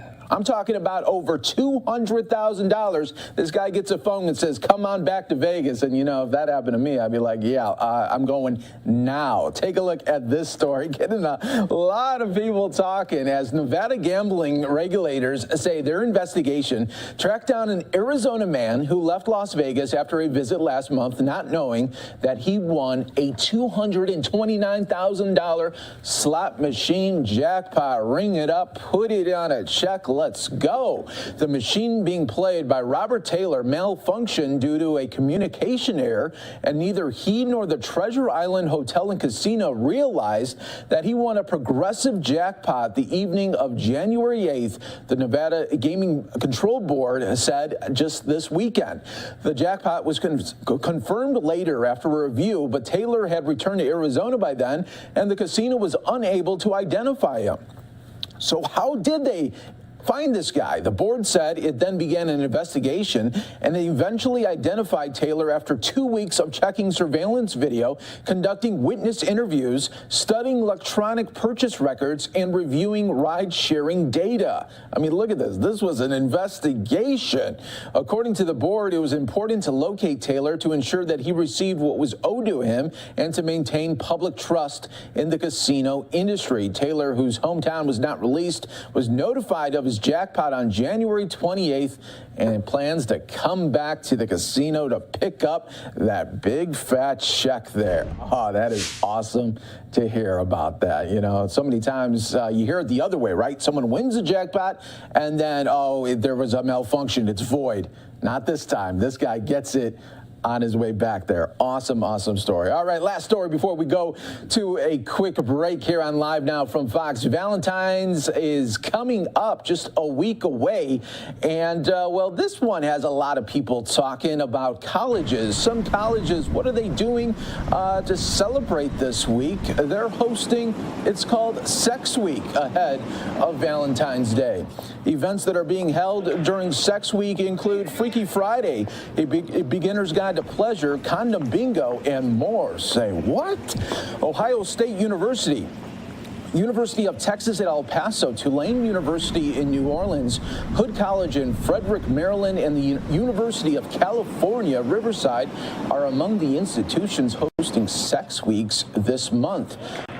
Hood College, for example, is hosting Condom Bingo with the Queer Student Union, stating in the event description that participants will play bingo with a Sex Week-themed twist. Lunch and Learn Reproductive Journeys of Trans and Non-Binary People is another event taking place during the Hood College Sex Week at Ohio State University, I should say. A student organization called Student Advocates for Sexual Health Awareness is hosting a Sex Week that is sponsored by several university departments. Another event is titled Great Minds Kink Alike with Lion's Den, which helps students explore the dangerous yet fun side of sex called kink. So this is really, really interesting. An Ohio State University spokesperson told Fox News Digital that Ohio State has a deep and abiding commitment to free speech. One event taking place during Tulane's Sex Week discusses ethical non-monogamy. So another event, Sexy Bingo, states that it will help students engage in conversations about sexuality and learn about safer sex practices, sexual behavior, and preference and pleasure there. So those are just how some colleges are gearing up on campus ahead of Valentine's. You're watching Live Now from Fox. We're going to take a quick 2-minute break. Stay right here with us. Oh, we're just getting heated up.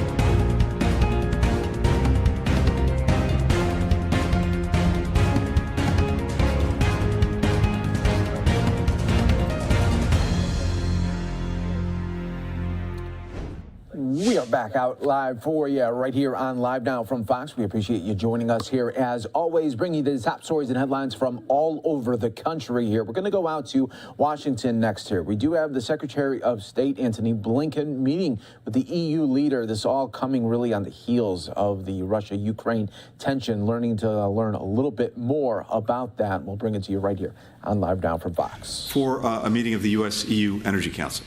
The timing could not be more important. This is a pivotal moment. As President Biden and European Commission President von der Leyen described in their joint statement just a couple of weeks ago, we're working together right now to protect Europe's energy supply against supply shocks, including those that could result from further Russian aggression against Ukraine. Energy security is tied directly to national security, regional security, global security. Europe needs reliable and affordable energy, especially in the winter months.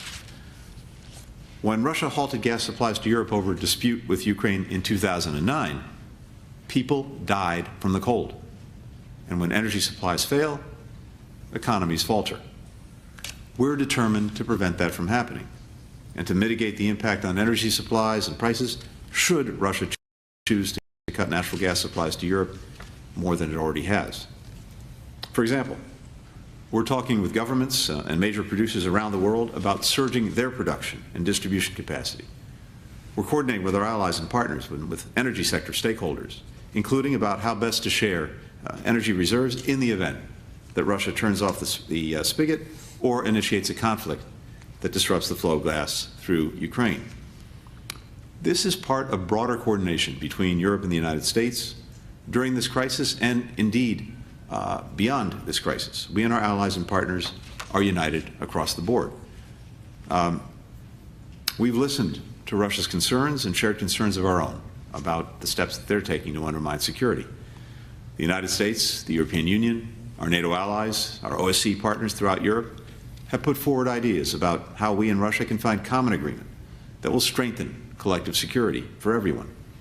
I reiterated this in my conversation with Russian Foreign Minister Lavrov a few days ago. Others have reinforced these same concerns directly with Moscow. We and our allies and partners have done so collectively at NATO, at the OSCE. We're all driving the same message. We're willing to continue a substantive conversation with Russia on mutual security concerns. The diplomatic path is clear.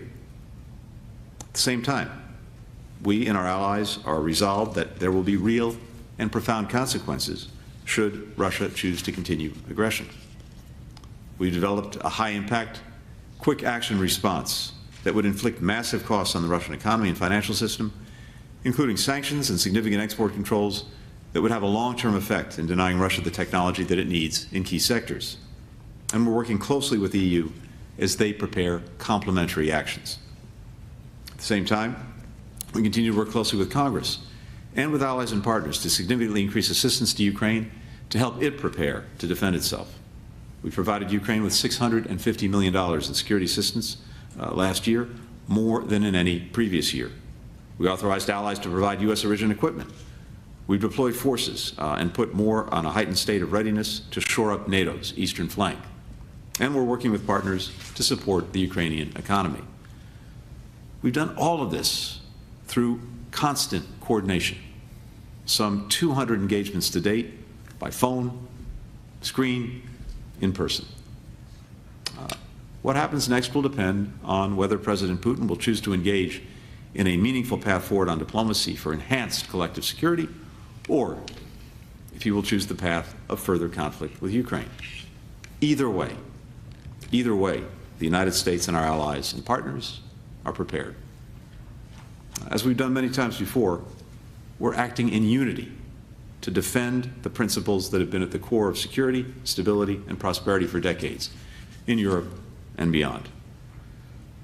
We can see that across our cooperation with the European Union, including our work together to support resilient infrastructure in developing economies through Build Back Better World and the EU's Global Gateway, to boost the supply of vaccines and treatments to end the COVID-19 pandemic, and through the US-EU Trade and Technology Council, we're shaping emerging technologies so that they enhance our democracies, not undermine them.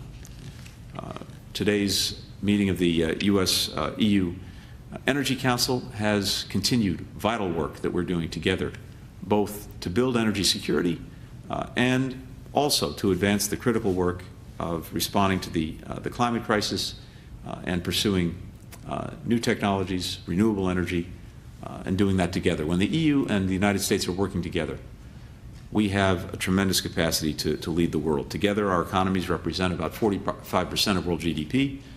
When we're acting in concert, we can move others, motivate others, and actually deal effectively with the challenges that are before our people and people around the world. So I was particularly pleased to have this opportunity focused today on energy, but almost quite literally every day in the work that we're doing together. Thank you. Joseph. Thank you. Thank you very much, Secretary of State Giatoni. It's great to be here in Washington again and to meet again also in person after we have been in close contact over the past weeks. As you have said, we have been on speed dial mode, and it's good because we have been coordinating a lot during those days. And today's discussion after our bilateral meeting has been about energy on the EU-US Energy Council, and this has demonstrated again our strong transatlantic unity on geopolitical questions and around climate and energy issues. This meeting could have not been more timely. This 9th meeting of the Energy Council after 4 years without meeting has been a good occasion to deal with the current circumstances of the threats that Russia is putting on the eastern borders of Europe. Our joint work is needed to accelerate a green energy transition to become neutral from the point of view of a climate in the future. In the medium term, there is the climate neutrality. In the short term, it's security of supplies of gas. Both things go together. We need to face a current situation in the eastern border, keeping in mind the purpose of decarbonizing our energy mix. Because the only lasting solution to energy resilience, security is... We're going to take a quick 2-minute break here for some of you on Live Now from Fox. ...to renewables. It is the best way of facing the challenge of climate change. Today, our environment is characterized by the geopolitical turbulence in the context of Russia and Crimea crisis. And energy issues are central to this crisis because Russia doesn't hesitate to use the significant energy supply to Europe as a leverage for geopolitical gains.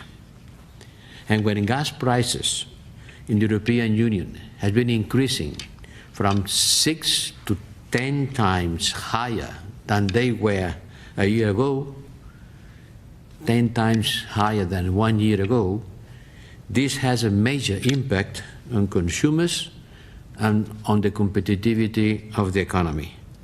That's why our immediate priority are to diversify the sources of energy, in particular the gas flows, to avoid supply disruption from our main supplier, who is Russia, and to ensure that the world energy markets will be liquid, competitive, and well supplied. Keep in mind that for Europe, our dependency from gas is about 95% of our consumption, oil 97%, coal 70%. These figures are a good indicator of the need of shifting our energy mix to renewables. Today, the Attorney have sent a strong message of our joint determination to bolster energy security in Europe and in our direct neighborhood. I'm thinking on Ukraine, but also on the Western Balkans. As to the current crisis around Ukraine, we have seen eye to eye our determination to give a united response to Russia's threats. This is our best asset. We have repeated our call to Russia to de-escalate. Our multi-layered diplomatic engagement will continue on various levels and in different formats, as bilateral contacts, the Normandy talks, the OSCE, and NATO. We certainly, at the European Union, we welcome the elements outlined in the US and NATO responses to the Russian demands. On European security coordination with the US and NATO, I think is exemplary and shows our unity and determination. We believe that a diplomatic way out of the crisis is still possible, and this is our clear and first priority, and that's what we are investing all our efforts. But at the same time, we remain firm in our resolve that further aggression against Ukraine would have, as the Secretary of State said, massive consequences. And we hope for the best, but we prepare for the worst. Should Russia continue on a path of aggression, the European Union and the United States actions will be closely aligned, including on sanctions. Let me stress how important is Ukraine for us. It's a strategic partner. We have been supporting Ukraine since Russia grasped Crimea with more than 17 billion euros. And this week we have been provided another 1.5 billion in macro-financial assistance. We are helping them in countering cyber and hybrid threats, strengthening the capabilities of the Ukrainian armed forces, and tackling disinformation. To conclude, let me express my appreciation to you, the Secretary of State, for the excellent cooperation over the last week in tackling so many challenges. And that's what we are going to continue doing. Thank you. We'll now take 2 questions. The first question goes to the BBC. Barbara Usher.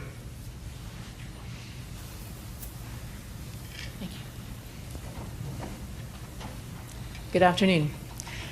A question about diplomacy for you, Mr. Blinken. The US and Europe are pushing Minsk as the solution, while Ukraine is completely against it.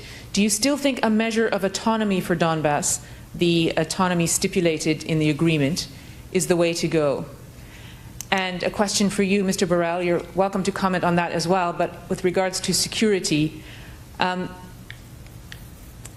does the EU agree with the US assessment that a potential imminent invasion of Ukraine is in the cards? So why isn't the EU raising the same alarm as the Americans? And if not, do you have a different assessment of the situation? Thank you, Barbara. I'm happy to start.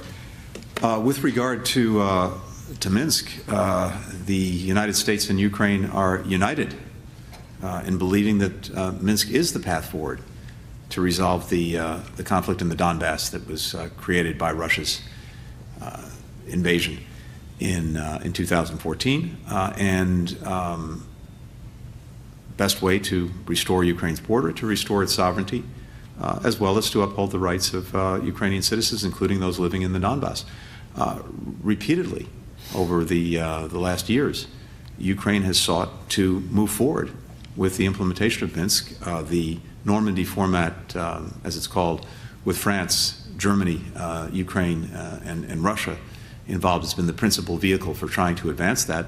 I think if you look back over the requirements established in the Minsk agreements, 3 agreements over the course of several months, it is a fair assessment to say that Ukraine has sought to move forward on most, if not all of them, while Russia has made good on virtually none of its obligations under Minsk.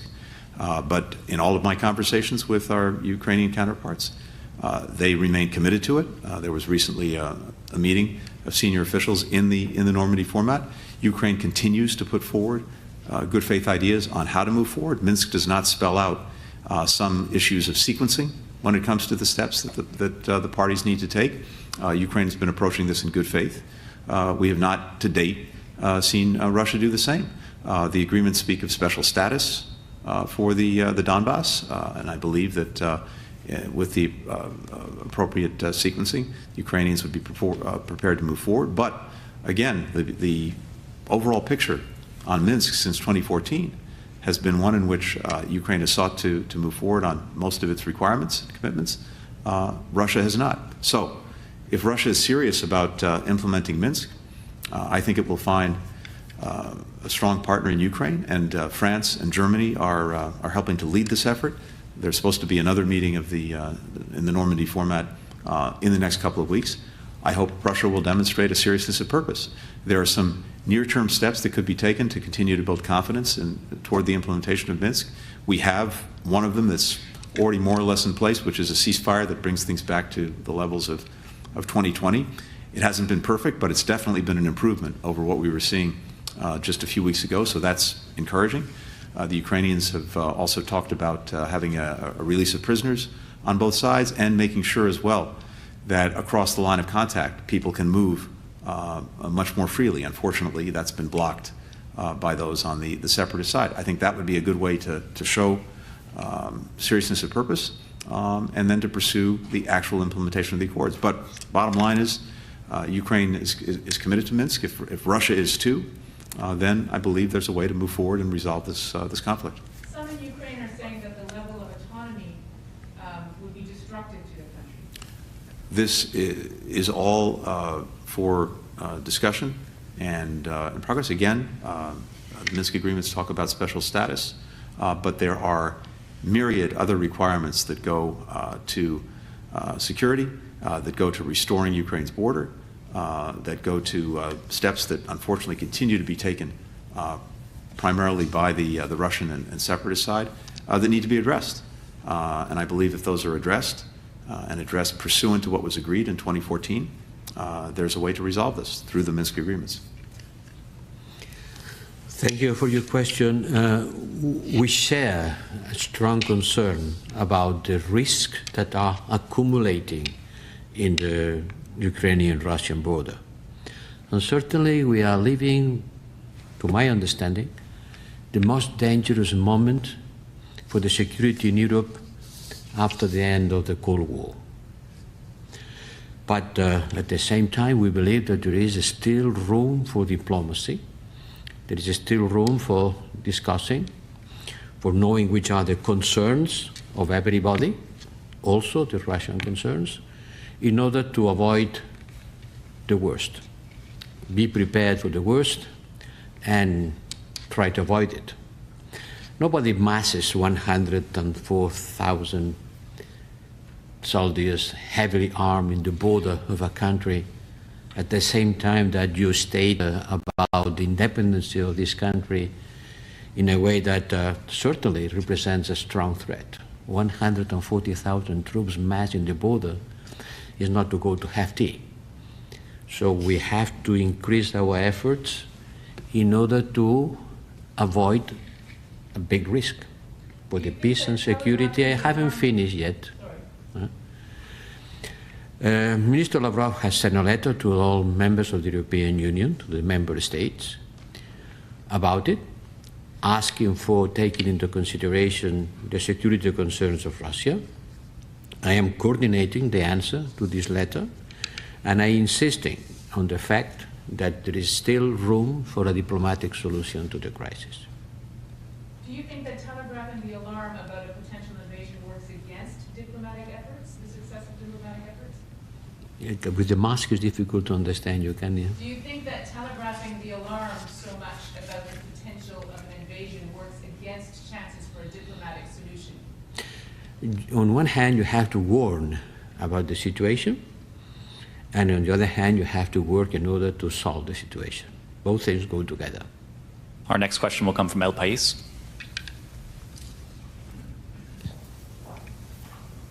Thank you so much. I have a question for High Representative Borrell and also for Secretary Blinken. Speak louder because with the mask it's difficult to understand. Question for High Representative Borrell and also Secretary Blinken. It's pretty much a follow-up question, actually. The U.S. administration has been sharing to the public several pieces of intelligence information, or at least conclusions, and also specific sanctions regarding Russia's intentions and even how imminent an attack would be. Do you think this can create alarmism, and do you think this is the smart strategy? Thank you. First, let me say I've been reading El País very attentively, especially in recent days. This is not alarmism. This is simply the facts. We have to deal with the facts. We have to deal with the facts in the context of history, and we have to deal with the facts in making sure that we are fully prepared. And the facts are, as Joseph said, that we've seen over the last few months a massing of Russian forces on Ukraine's borders. That's not happening in a vacuum. It's happening in the context of what Russia already did in 2014 in invading Ukraine, seizing Crimea, creating a conflict in the Donbass that continues to this day. So that's what we're seeing. That's what we're looking at. That's what we're responding to. And we've made very clear as well that there are two paths before Russia. One path is the path of diplomacy and dialogue that we've been pursuing together, and in an effort to strengthen collective security for everyone. We have deep concerns in the United States and Europe about many actions that Russia has taken over the years that undermine security. Russia says it has concerns about us. We have demonstrated that we're fully prepared to address those concerns on a reciprocal basis, and doing that in full and very close coordination. At the same time, though, given the facts that we're seeing, given the history that we know, we have to be prepared for what could happen. We don't believe that President Putin has made a decision, but he has put in place the capacity, should he so decide, to act very quickly against Ukraine, and in ways that would have terrible consequences for Ukraine, for Russia, but consequences also for all of us, because these actions, this aggression, this threatened aggression against Ukraine, would undermine the core principles that were hard established after World War II and after the Cold War, that have helped to protect security, stability, peace and prosperity in Europe and beyond ever since. Principles like one country can't simply go in by force and change the borders of another. One country can't simply dictate to another its choices, its decisions, including about with whom it will associate. One country cannot exert a sphere of influence over its neighbors to try to subjugate those neighbors to its will. All of those things are at stake. And that's why it's been so important, not just in terms of Ukraine, as important as that is, but in terms of the larger principles. We're going to take another quick 2-minute break here for some of you right here on Live Now from Fox. Together in the United States and Europe, that the preferred course, the responsible course, is to work through the differences that we have diplomatically and through dialogue. And we've demonstrated our commitment to do that. But equally, we are prepared if Russia chooses the path of aggression. We worked incredibly closely together in the last months, as I mentioned, nearly 200 engagements among us. They continue every single day, and I think it demonstrates a solidarity of purpose, a commitment to engage together in this, either way that Russia chooses. I have to say as well that here in the United States we've had very strong bipartisan support for Ukraine, for upholding these principles, for working together. I spent time with Congress last week, and that was abundantly clear from Republican and Democratic members alike. So we will see what President Putin decides, but either way, he is going to find a Europe and United States that are fully aligned, fully coordinating, fully cooperative. Last point I just make, you mentioned at the very beginning, the disinformation campaign that we see Russia engaged in. We believe, and that's why we've spoken about it repeatedly, that the best antidote to disinformation is information, and that's what we've sought to provide to the best of our ability. We know that part of Russia's playbook is to create false provocations as justification for acts that Russia was preparing to commit in any event. And so we've sought to put light on those, hopefully to deter them from happening, but at the very least so that if they do happen, no one is surprised and no one misinterprets what's actually going on. Well, at the beginning of the crisis, you remember, Tony, we had a phone call, and that's when I said nothing should be agreed about European security without Europeans. And I am very happy to say that since then we have been working very closely, I think more than ever. This crisis has been pushing the transatlantic unity, and I am strongly satisfied of the participation of the European Union on the contact, the exchanges of positions among the US, the NATO, and Russia.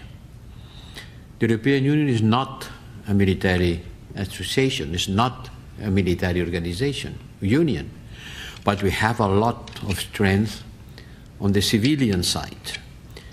And when we talk about sanctions, we talk about personal sanctions, about trade and sectoral economic sanctions, and we talk about financial sanctions. It has not to be interpreted as a threat. We are not threatening anyone. But we want to make clear which would be the consequences of some actions. Because this is the deterrence part of the diplomatic talks. I think it's our duty to make clear which will be the consequences of aggression against Ukraine. If it doesn't happen, good. And we will do everything on the diplomatic side in order to avoid it. But we have to be prepared to answer.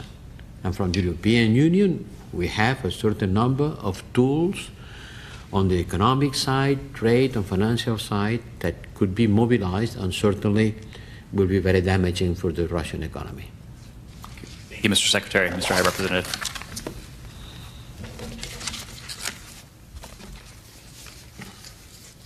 Thanks, folks. Have a good afternoon.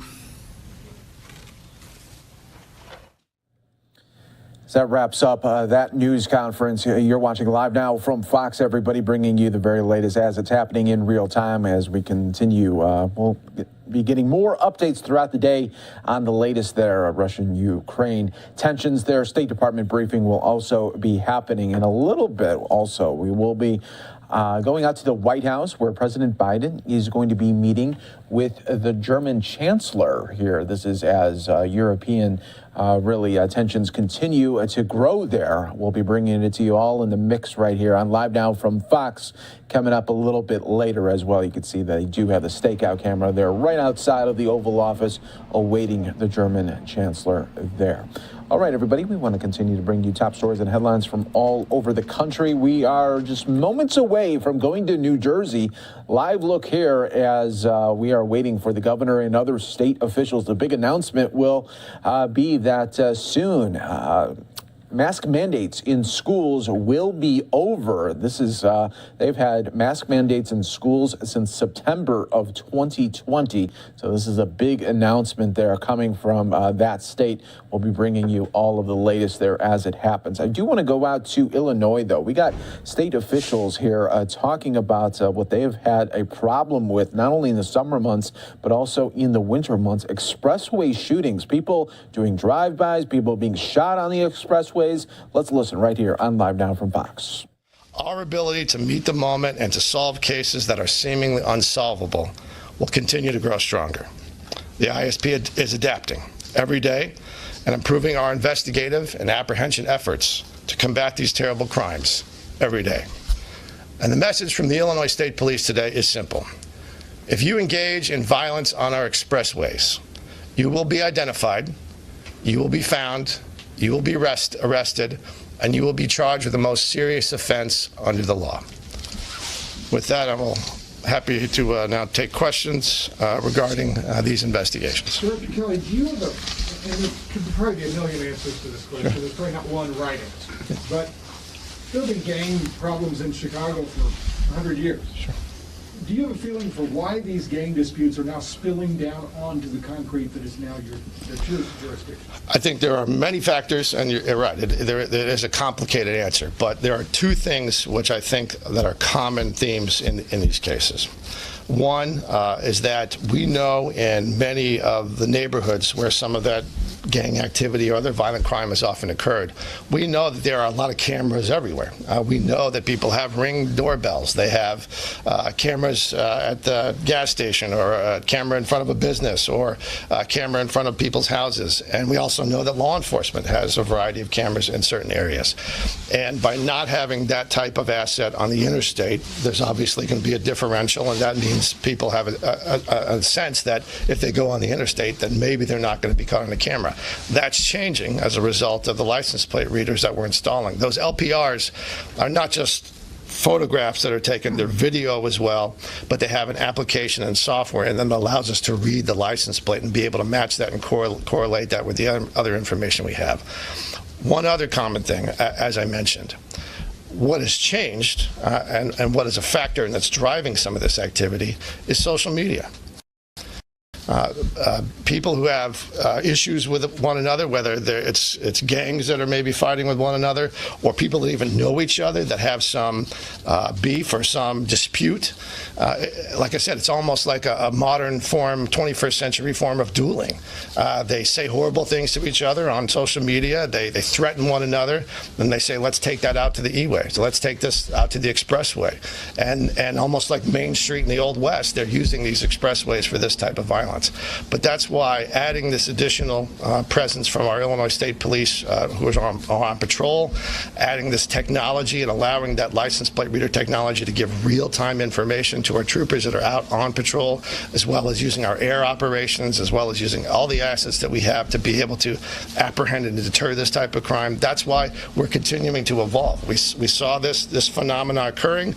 It's occurring on a lot of urban interstates around the country. I talked to my counterparts across the country. They're dealing with similar phenomenons in similar environments, but that is a factor. It's just the social media that's driving these disputes, and people are using social media to film themselves out on the expressway.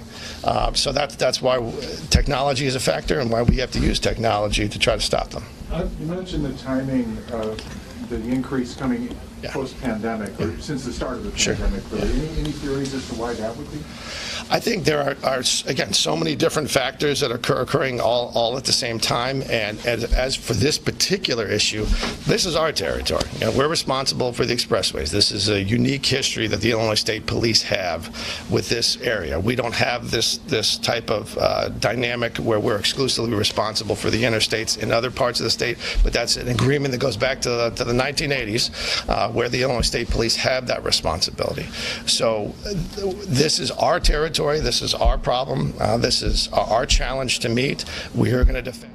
We're going to take our final break here of the hour for some of you on Live Now from Fox. Expressways with all the resources that we have, but looking at those factors, those are some of the things that we're able to see are driving it. What's driving a larger dynamic? The issues of criminal justice, the issues of how we protect public safety. Those are all very complex problems. But what I can tell you is what I just told Phil. Those are common factors in this particular criminal factor. There's always three parts to fighting crime. There's either you have to identify the victim, you have to identify the suspect, or you have to have a law enforcement intervention in between those two. And if you break it down as simple as that, in this case, we have to have a deterrent effect by having our law enforcement present. I will tell you, every time we've had people on patrol, our folks out there, only once has a shooting occurred within the line of sight of our troopers. So when they're out there, that's a visual deterrent. That drives people's decision making, their risk analysis about whether they're going to go out on the expressway and shoot a firearm. So that's why we've added these additional personnel, and you can see the number of traffic stops, you can see the number of criminal arrests that we're making. That's having an effect. But these things do take time, and we're just going to continue to grow our presence out there and continue to empower them with technology. Yes, ma'am. Arrests in October. I wanted to make sure I heard you right. 4 resulted in homicide charges? So there were 4 individual homicides. Okay. 3 of those resulted in murder charges. 1 of those resulted in an involuntary manslaughter charge. I want to make sure I understand your answer on one thing. Yes, sir. You believe, and I understand it's probably a theory, you believe that the bad guys know there are cameras in the neighborhoods, know there's, and they are potentially either flushing their quarry down to the expressway where they can get them there without being observed? You think that might be what's happening? That is a factor we know as we've talked to some people involved in these, as we get other intelligence from our partners in federal law enforcement or from CPD. That's a chatter that is out there. But what we do know is by adding the license plate readers, we are starting to see where we add those, and we let people know this is the area that we're adding these. This is, you should be aware that we're using this technology here that can have a deterrent effect and alter the decision-making process about whether or not you want to do that. But look, as we know, criminals are going to sometimes do these horrible, evil things that they do, regardless of whether or not we have technology in place. So we have to use the technology to try to hold them accountable. Governor, can we get your thoughts on the mask ruling? But yeah, I want to just make a statement before I take questions. And thank you very much to the director and to all of our ISP troopers that are here today and all who work here at the lab. So I do want to take a moment to talk about the ruling in the Sangamon County Circuit Court regarding safety measures that we've been taking in our Illinois public schools. Judge Raylene Grishow's ruling is out of step with the vast majority of legal analysis in Illinois and across the nation. Most importantly, it constrains the ability of the named school districts to maintain safe in-person learning requirements, as if kids need a minute more of remote learning when there are common sense tools that we have to reduce and prevent it. The judge's decision cultivates chaos for parents, families, teachers, and school administrators across the state.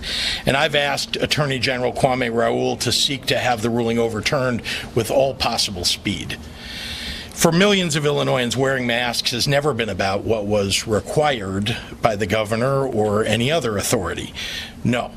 Masks are, for most people anyway, have been about doing what's right. For yourself, for your loved ones, for others, for your community as a whole. Nowhere is that more true than in schools, community hubs where parents and grandparents, teachers and staff interact with each other every day. Hundreds and even thousands of people in a community are affected when there's an outbreak in a school that's gone maskless. That affects not only whether a school will go remote, but also whether workers at local businesses will get sick, and therefore whether. All right, as the Illinois governor is talking about school mask updates here, I do want to go out live right now to New Jersey. We got Governor Phil Murphy right here, and he is expected to make the announcement there that mask mandates will be over for schools. And so that is big news coming that, this has been going on now since September of 2020 in New Jersey. As you can imagine, a lot of students there wanting to get an update here to see what is going to happen here. You're watching Live Now from Fox, bringing you the events as they're happening worldwide right here on Live Now from Fox. Let's listen in. Good afternoon. Joining me to my right is the woman who needs no introduction, the Commissioner of the Department of Health, Judy Persicelli. To her right, we welcome back the Department of Health's Communicable Disease Service Director, Dr. Ed Lifshitz. Great to have you both. To my left, another guy who needs no introduction, the Superintendent of the State Police, Colonel Pat Callahan, Chief Counsel Parimal Garg, Aliana Post, and a cast of thousands. First and foremost, and with the heaviest of hearts, our thoughts and prayers are with the family of this guy, Kyle Mullen, the Navy SEAL candidate from Manalapan who tragically died while in training in San Diego on Friday. He represented the very, very best of our state and our country. I can't tell you, he was a guy that my family knew remotely by reputation. I never had the honor of meeting him to the best of my knowledge, but he was a legend in athletics, in all walks of life. He was just 24 years old. I will be directing all state flags to be lowered in his honor and memory. More on that when we have a better sense of the way forward. I spoke with his mom this morning. She's just going through, as you can imagine, an unspeakable period, and just describing how special her guy was. He's got an older brother. Keep the whole family in your prayers. He was literally a legend. God bless you, Kyle. Before we get to the sort of big news for the day, I want to put a reminder out so it doesn't get lost. Tomorrow, the registration window will be open for the New Jersey Housing and Mortgage Finance Agency's $325 million Emergency Rescue Mortgage Assistance Program, or IRMA, E-R-M-A. Through IRMA, eligible homeowners can receive up to $35,000 to cover mortgage arrearages, delinquent property taxes, and other housing cost delinquencies for those who were negatively impacted by the pandemic, protecting homeowners from foreclosures and neighborhoods from being impacted. Free housing counseling will also be available to assist homeowners in applying for assistance, as well as guiding them through all available options and even working with their mortgage companies to get the best possible outcome. Again, the IRMA opens tomorrow, so I encourage you to visit the New Jersey Housing and Mortgage Financing Agency at njhousing.gov, that's njhousing.gov, and click the link for the Homeowner Assistance Fund, or you can call that phone number that's up there, 855-647-7700. Again, 855-647-7700. With that said, here is the announcement I know many of you have been waiting to hear. Because of the dramatic decline in our COVID numbers, effective Monday, March 7th, the statewide school mask mandate will be lifted. Additionally, we will lift the statewide mandate in all child care settings.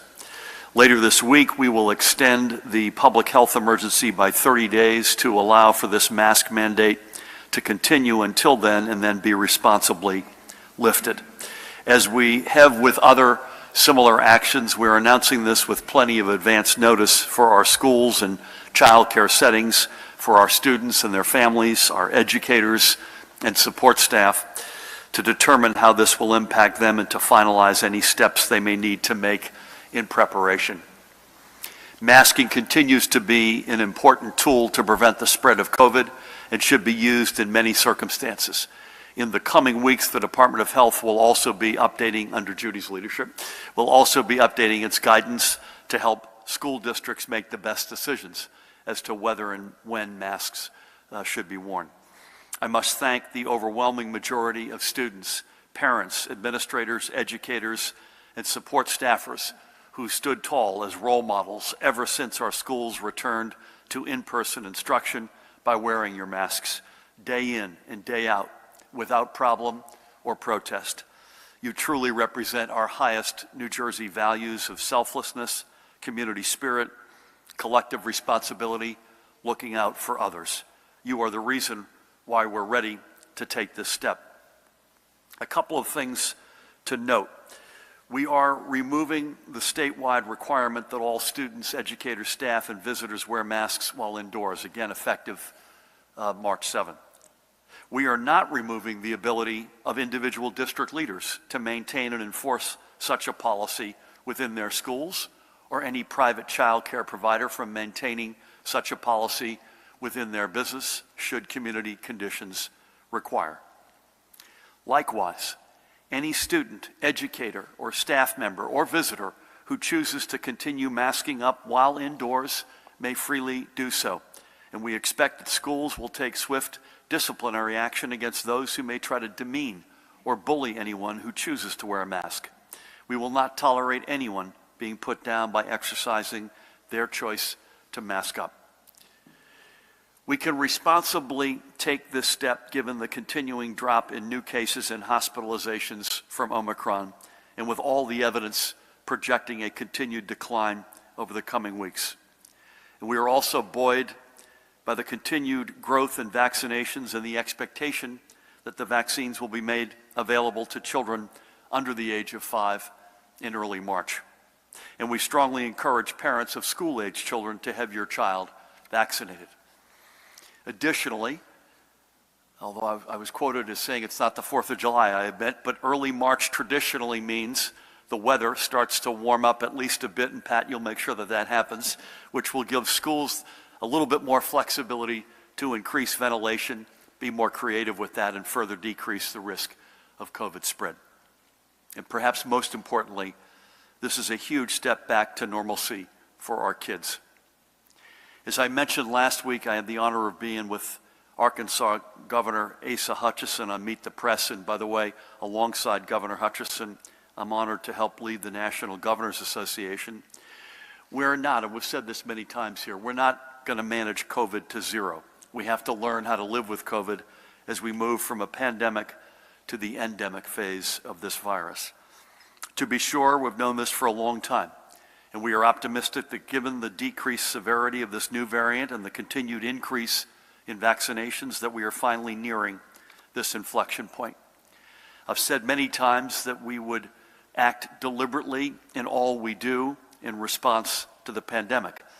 The mask mandate has been part of a many-layered approach to being able to safely keep our schools open, because we know that remote learning is an inadequate substitute for learning in person. We have tried, as we've said many times, to meet the moment, not to undershoot it, putting lives at risk, or to overshooting it, only adding to mental health and stress that we know exists up and down the state.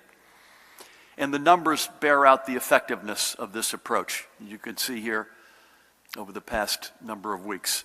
Yes, the overall rates of infection among all students and educational staff, regardless of where that exposure occurred, has dropped off significantly over the past month. And by the way, this is not with regard specific only to in-school. This is all COVID as it relates to students and staff. But since the beginning of the 2021-22 school year, there have been roughly, as you can see, not roughly, exactly 2,635 student cases 503 staff or educator cases, and those were all spread across 465 specific outbreaks. Keep in mind, by the way, 2,635 students out of 1.4 million students, 465 outbreaks out of about 3,500 school buildings.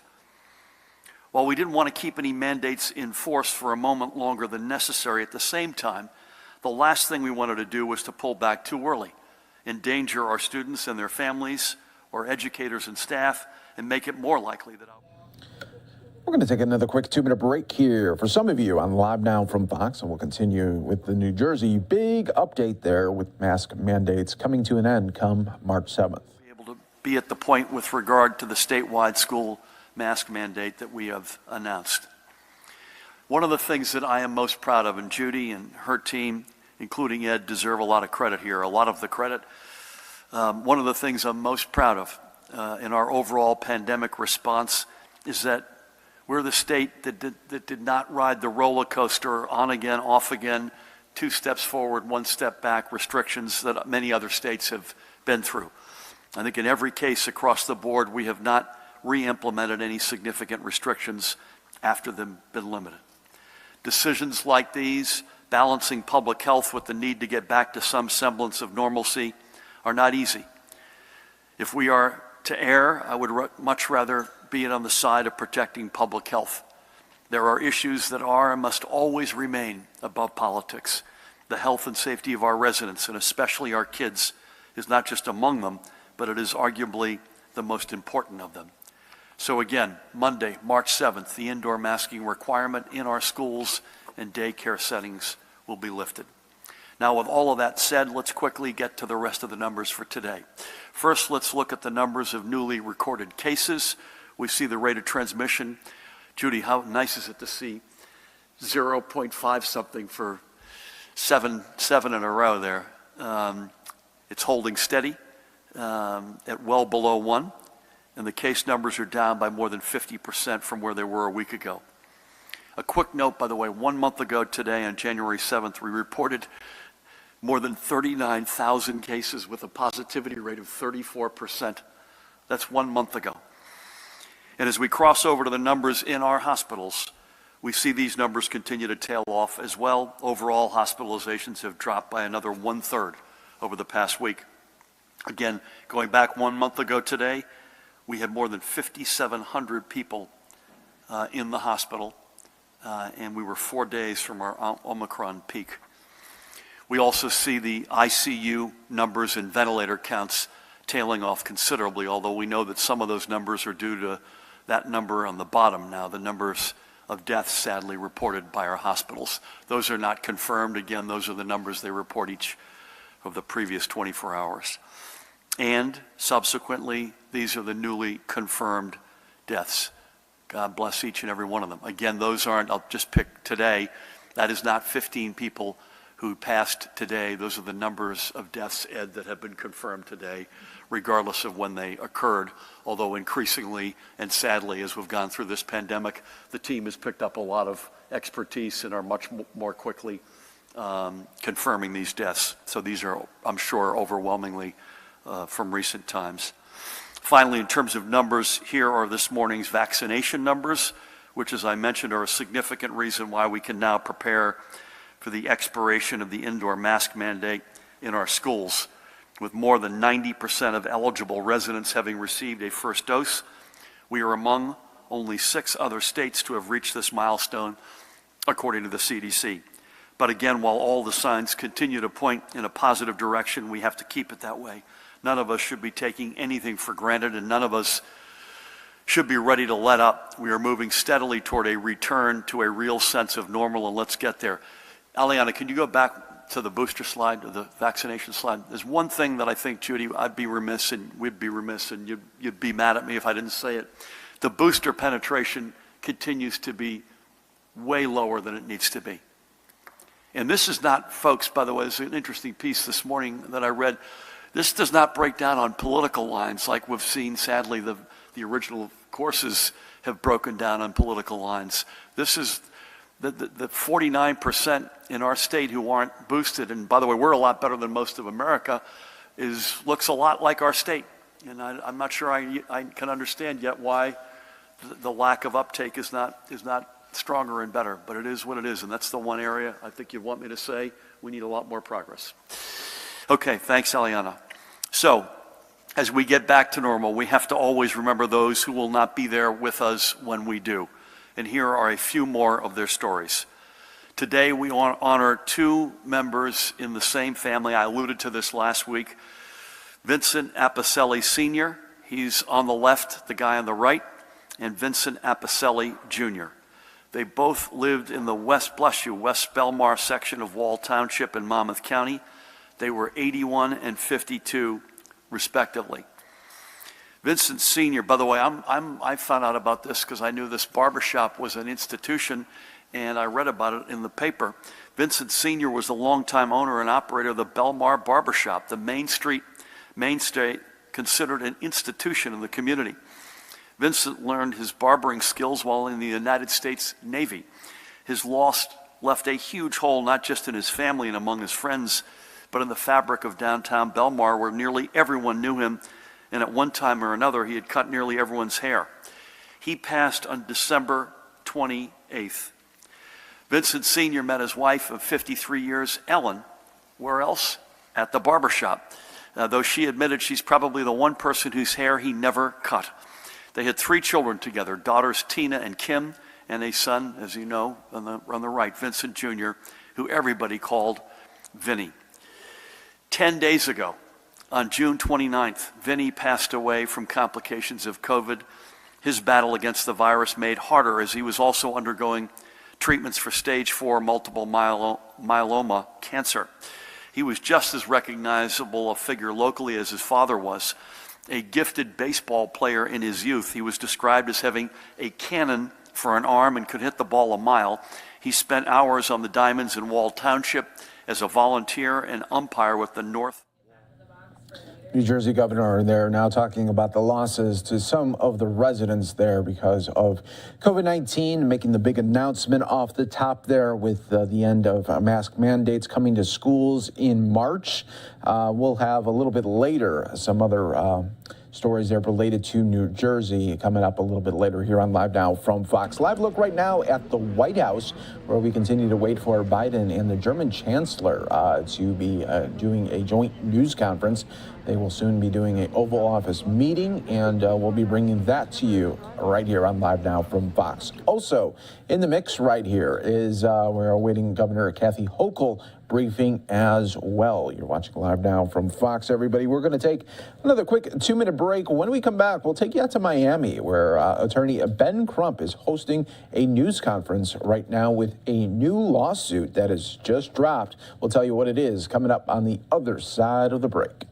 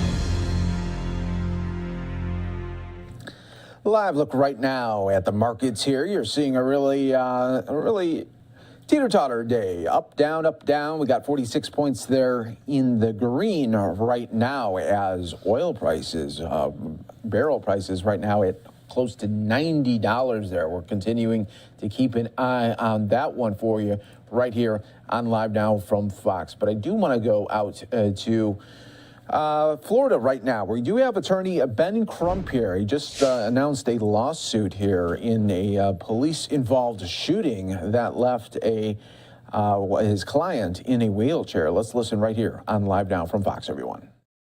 Napoli Skolnick Law Firm, as well as my law partner who hails here in South Florida, attorney Sue Ann Robinson. And we have the distinct honor, the real honor of representing just a great family, namely Michael Ortiz, his mother Betty, his sister Cynthia, his brother Henry, and his sister Julie, and her husband Angel, who you will hear from today as we talk about this tragedy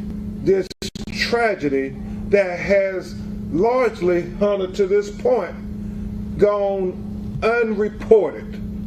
And that is a crime in and of itself when you really think about what they did, the excessive force, the unjust and unnecessary force that they used against this young man who was having a mental health crisis. You see, on July 3rd of 2021, Michael Ortiz called 911. His family would tell you he had lost his dog and he was having a mental health crisis. He was calling 911 for help. His family had talked to him and they were telling him, take a shower, calm down, and it's going to be okay. He did that. And then when he got out the shower with a towel on, the police were there. You had 3 officers and an intern, and you had 3 fire department officials from the Hollywood Police Department and the Hollywood Fire Department, and an intern. 7 people there.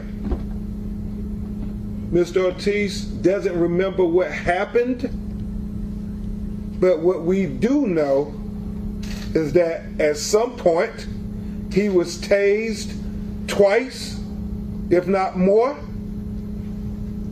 At some point he was stark naked. At some point he was handcuffed. And at some point, he was face down. And so, Mr. Weeks, really, what we're doing here today is demanding information, answers for this family, for the community that has been not given to them despite their many pleas. And you're going to hear from this family how they were trying to find out, how did this happen? Why did this happen? And so we had to file a public records lawsuit today to say to the Hollywood city leadership that you must release the video that shows us why your police officer shot a man who was stark naked, handcuffed, face down in the back, and paralyzed him. The apartment officials have already told the family everything is on the video. They can't believe that this police officer hasn't been charged yet. And so the question persists, why haven't any of us seen the video? His family believes it's a conspiracy to sweep it under the rug. They say it's an ongoing criminal investigation, is what they normally say in these matters. We don't know why they did not, when we sent our correspondents to get the video, release it to us, because they haven't responded at all. So we have been forced to file this lawsuit because it's been 8 months. 8 months of Michael every day trying to figure out, why did the police officer shoot him in the back? Why is he paralyzed for life? Why does he have over $1.4 million in medical bills that continues to rise every day? Why is it his mother Betty had and other family members have to struggle to take him to his therapy on public transportation, sometimes, Sue Ann, taking 3 to 4 hours a journey to get to and from his therapy? Why would the Hollywood Police Department continue to deny them the answers that they deserve, the truth that they deserve?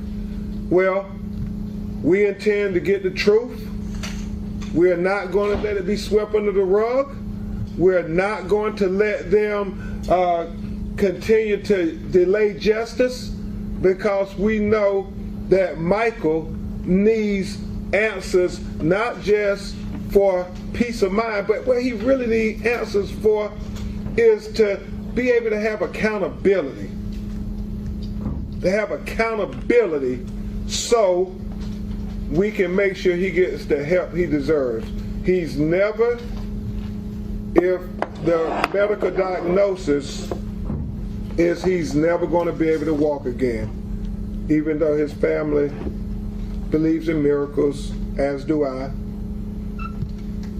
They diagnosed that he will never be able to control his bodily functions and his organs.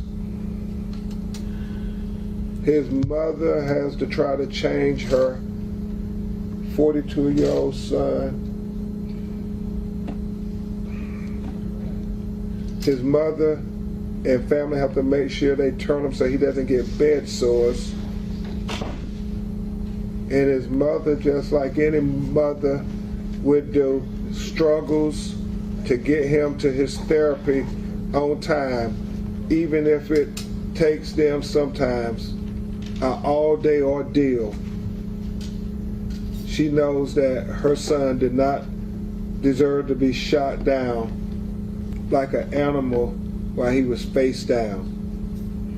And so I've told my co-counsels, I won't say this video is worse than George Floyd's video, but I believe when it comes out, people are going to say it's just as bad. And so we need you all to help us answer questions.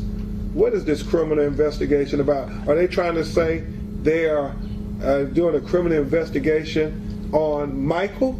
Well, if that's the case, we say bring the charges on so we can get the discovery and we can see the video, right, Gordon? And so if they're doing a criminal investigation of the police officer, then you're admitting that you know you saw something in that video that was inappropriate, that was unconstitutional, that was illegal. And so go ahead and release the video, because the delay will not save you. The video is going to come out, and I pray that the Hollywood City Council will show responsible leadership and offer the public truth and transparency. That's all this family wants, to get to the truth of what happened. And then we can help Michael in his full recovery. If this was your loved one, wouldn't you want to see the video? Now you're going to hear from one of the best lawyers in America. I've worked with him on several campaigns. He's a lawyer's lawyer. He's had record verdicts in New York and Ohio, I think $26 billion representing Ohio in the opioids litigation. And we're very proud Attorney Sue Ann Robinson and I to work with Napoli Skolnick in getting justice for Michael Ortiz and his family. Attorney Hunter Skolnick. Thank you, Brett. First of all, almost 8 months after Michael's tragedy, we have to be here in front of these cameras, in front of all of you, in front of the people of Hollywood, saying, why won't you let us know what happened? It's very simple. If you're investigating it, whether you're investigating the police officers, whether you're investigating the event, let the people know what's on the video. We shouldn't have to be sitting here filing lawsuits just to get the pictures that answers the question of why was someone shot in the back, why was Michael shot in the back, laying on the ground, handcuffed. There is no excuse for that, and it's just a matter of time before we see it. And it's just a matter of time when we're going to be able to call each and every person who is responsible for this to answer the questions that we have. Why did it happen? Why did you let it happen? And how are you going to make this better for Michael and his family? Because that's what we're here to do. I think in a matter of hopefully days or weeks, a court's going to say you have to turn over the video. Michael's family and Michael deserves that. The people in this community deserve that. You shouldn't require lawyers to go to court to let the community know why someone gets shot in the back while they're laying handcuffed naked. Michael, I could say on behalf of Ben and the rest of the team, we're going to get that answer. Amen. We're going to get that answer for you.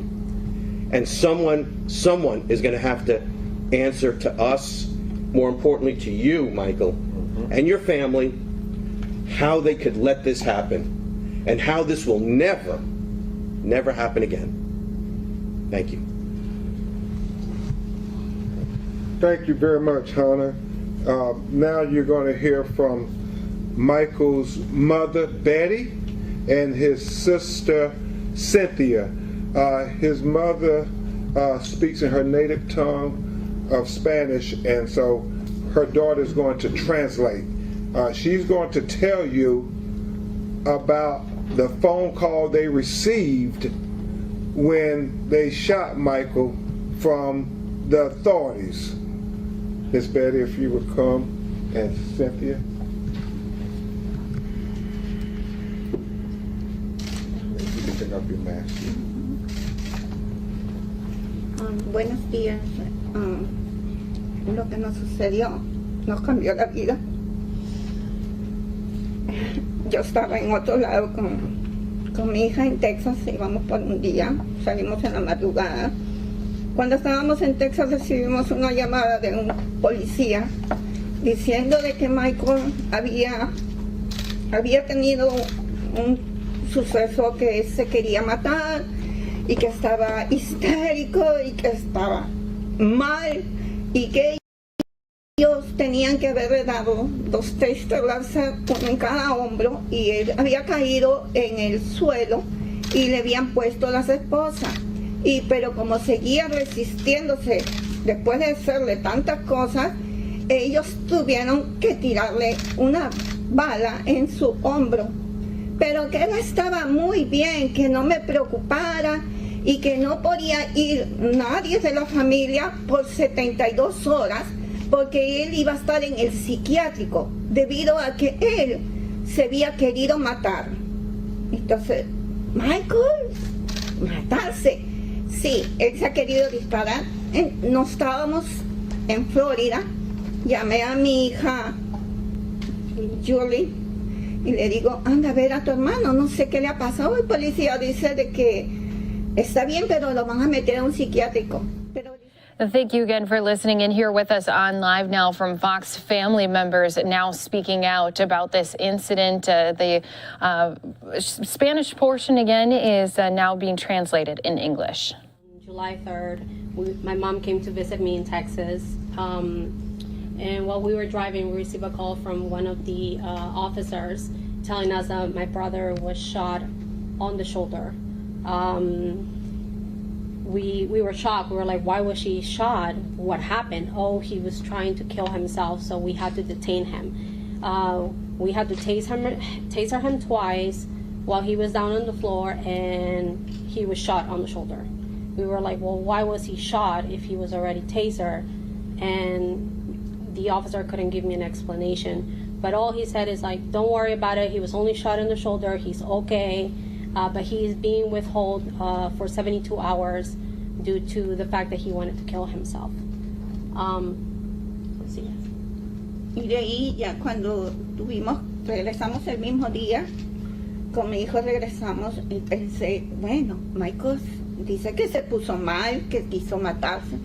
Mi casa debe de estar un destrozo. Lo primero que vimos era la sangre en el elevador, que estaba lleno de sangre. Y me puse un poco mal. Entramos a mi casa. En mi casa no se había movido ni una silla. No se había, todo estaba intacto. Pero si Michael se puso loco, ¿cómo es posible de que no haya, aunque se haya movido una silla? En la casa estaba todo igual. Cuando mi hija llega al hospital, me dice, Ma, Michael está mal, Michael se va a morir, dice el doctor, que no saben cómo salvarle la vida. Él no responde, él está en coma, él duró en coma un mes. La fiebre nunca le quiso bajar, estuvieron poniéndole mantas de hielo para que eso bajara. Después de un mes lo mandaron. So when my mom flew back home, when she arrived, she figured if he was trying to kill himself, there should be like a mess in the house. Nothing, everything was intact, but what she did see was blood everywhere. They hadn't even cleaned it out. My sister ends up going in the elevator, yes. My sister arrives to the hospital. Regardless of what they had told us, they told us that we couldn't even go see him because he was on hold for 72 hours. My sister was persistent and she still went. And that's when my sister told us that my brother was, he was really bad. He wasn't shot on the shoulder. He was actually shot on the back that went through his spine. And they were gonna induce him in a coma and they didn't think he was gonna make it. And remember, the officers who told them initially, don't worry about it, he's going to be okay. You don't have to rush to him, is what they told this family. Those are questions that Hunter and Sue Ann and I also want answered. Why did they lie to this family about what happened? That's a big question that must be answered. And thank God there was surveillance video in the apartment complex, because it is the video over the elevator, and apparently he was shot near the elevator, that captured everything per multiple witnesses. They said it's all on the video.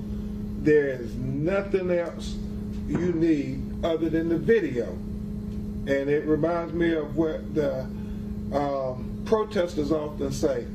You don't need to say no more, just show the video. And that's what we're asking, for the video to come out. And a very, very important point.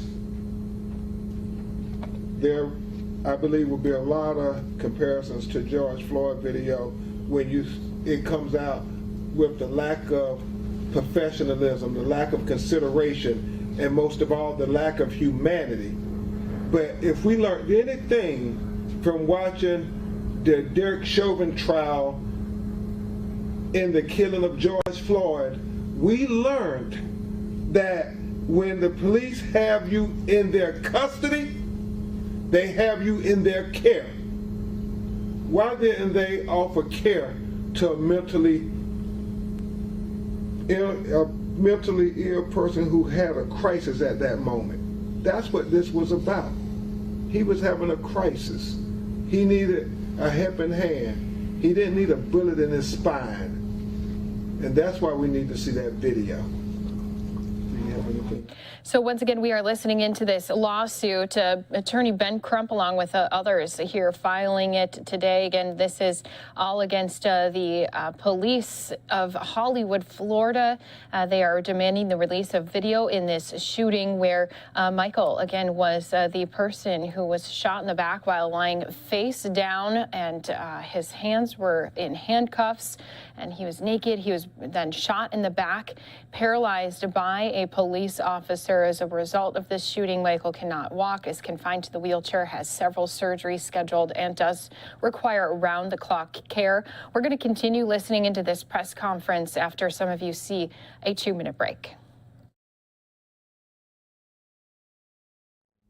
Ya no tiene tantos tubos como antes, pero tenemos que luchar para que él siga viviendo. Es lo único.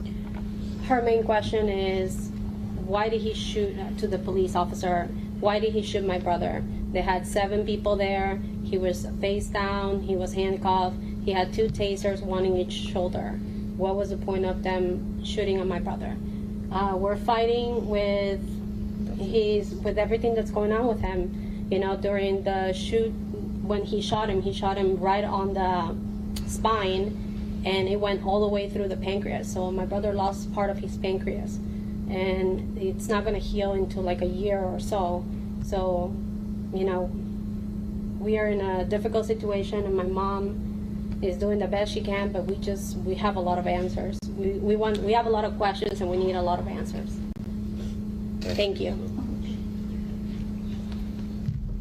Thank you, Ms. Betty. Thank you, Cynthia. And the final 2 family members you all will hear from before we try to take some of your questions. And Hunter and I will try to take the balance of your questions, obviously, if they're legal in their endeavor, and the family will try to answer questions if they can about more emotional matters. At this time, you're going to hear from his sister, Julie, and her husband, Angel.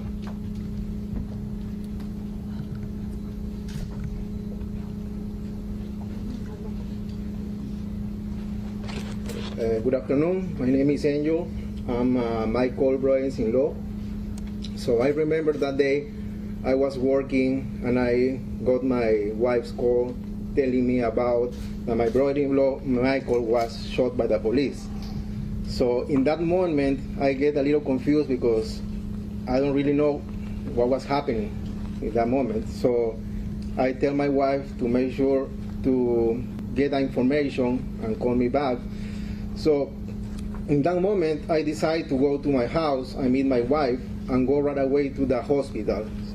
I mean, to my brother-in-law apartment. So when we get there, I remember that my wife was trying to get some information. So all the building was closed by the Hollywood police, and nobody was giving us any information. So finally, one detective, I don't remember his name, he spoke with us, and he explained to us that my brother-in-law was shot in his shoulder, but he was okay, no issue, stable, so that we don't need to go to the hospital. So my wife asked why, if we need to know about him. We want to know about him. We want to know what happened. So he said, no, your brother is okay, but you're not going to be allowed to go in the hospital under 72 hours because he has a psychiatric issue. So we decide to go to the hospital. So when we get in the hospital, so for the pandemic, everything was restricted, but finally I get inside the emergency room and I spoke with the nurse. So when I spoke with the nurse, I asked about Michael. I say, I need to know what is my brother-in-law. My brother-in-law, what happened with him? So the nurse was checking in the system, and he said, well, we don't have nobody under that name, Michael Ortiz. I said, well, the police said that he's in his hospital, right? So we need to know. So where is him? So after many questions and waiting time, so the nurse come back and say, okay, so we have somebody that is in an emergency room, but I don't think that you're gonna be allowed to see him because he's under arrest. I said, under arrest, why? We don't know. So finally, I get the number for the manager of the nurse department, and I spoke with her, and she told me, okay, so you allow to go inside the hospital and see him. So when I get inside the hospital, so finally we get with the emergency care, emergency room, and he was in very, very critical condition, you know, and I think my impression in the moment affect me, affect my wife, because was a sign that we don't really want to see. I think nobody want to see that in your family. So right now, our concern, the question that we have, all of us, is why he gets shot by the police, why he lied to us, why they say, no, it's just a simple shot in the shoulder and he's okay, when he was not. He was in coma for 2 months. For 2 months. And until now, we don't have answers. We want that. Thank you. And then we, and I know you all have some concerns about microphones being able to pick up Michael. Michael, is it possible, Ms. Betty, for him to take off his mask and say something to the reporters? Okay. And Michael, whatever you want to say, feel free, and then we'll take the questions. Sure. Okay. And got it. Thank you, Mr. President. Well, I'm sorry. I wish I cannot say more, because on that day I wake up, and when I wake up almost the end of the month, and when on July 3rd, I wake up at 10 a.m. So just imagine waking up at 10 a.m. and then don't even remember how you went to go to sleep, and then wake up on the end of the month. And it was hard. And I just confused. It's kind of like going back to birth, because I have to learn how to go to the bathroom. I have to learn how to get out of my bed. And just seeing my mom coming back from work sometimes late, and then has to literally wipe my behind because I'm not able to. So just to that police officer, why you had the need to shoot me?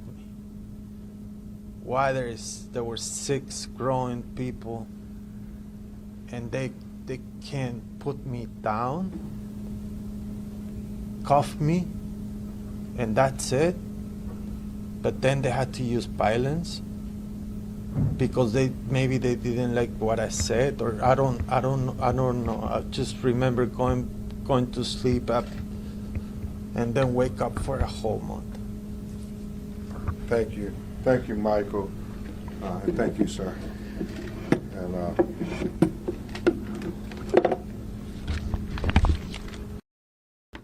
Once again, this incident happening back in July of 2021, and now attorneys speaking out on Michael's behalf and his family's behalf. We are going to be stepping away for one last 2-minute break here in this hour. Do want to let our viewers know not only will we continue with this press conference, also waiting on a few others to get started, including the State Department, also the White House briefing as well. More to come right back here on Live Now from Fox in 2 minutes. all over the country. He had been in that position for 5 to 6 years, and at the time he was here in South Florida visiting the home of his mother, where he had a little brother who was autistic. Is that correct? At the home with him. And that's when all of this happened, why his mother, Miss Betty, had went to visit her daughter Cynthia in Dallas, Texas. And so we are seeking answers, we're seeking transparency, but most of all, what we're seeking is truth. And if a picture is worth 1,000 words, then the video showing Michael being shot and paralyzed while he was naked, handcuffed, face down, is worth billions. That's why this public records lawsuit was filed, and either they're going to give us their answers in the video, or we'll have a court order give it to this family and this community. We'll take your questions. You guys filed this lawsuit against the Hollywood police. Obviously, the Department of Law Enforcement are the ones investigating the officer involved inside this shooting.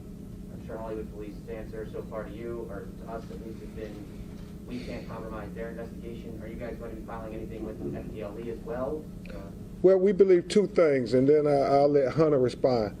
Obviously, when you have responsible leadership that wants to be transparent with the community, they release body cam videos.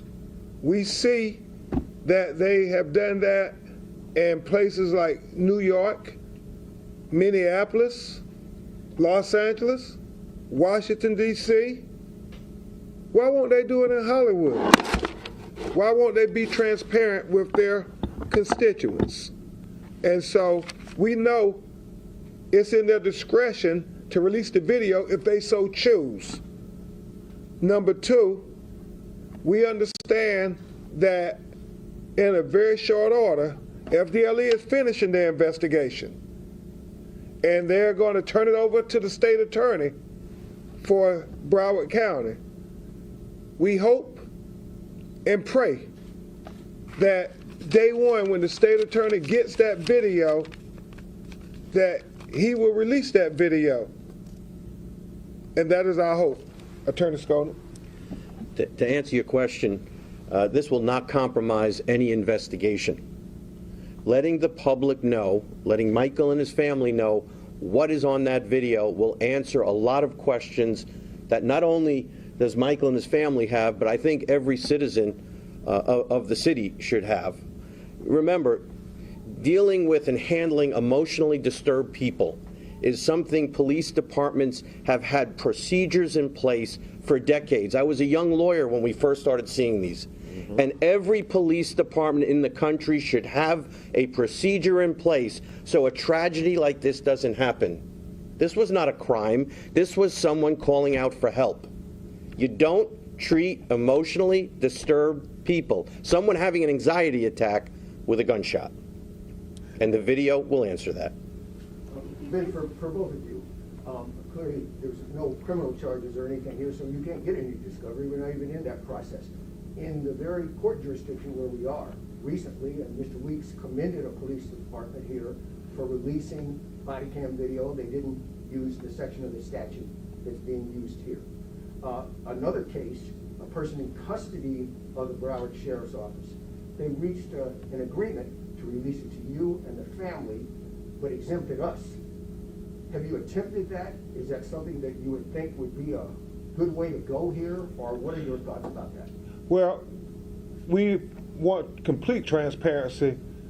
We think that's the best.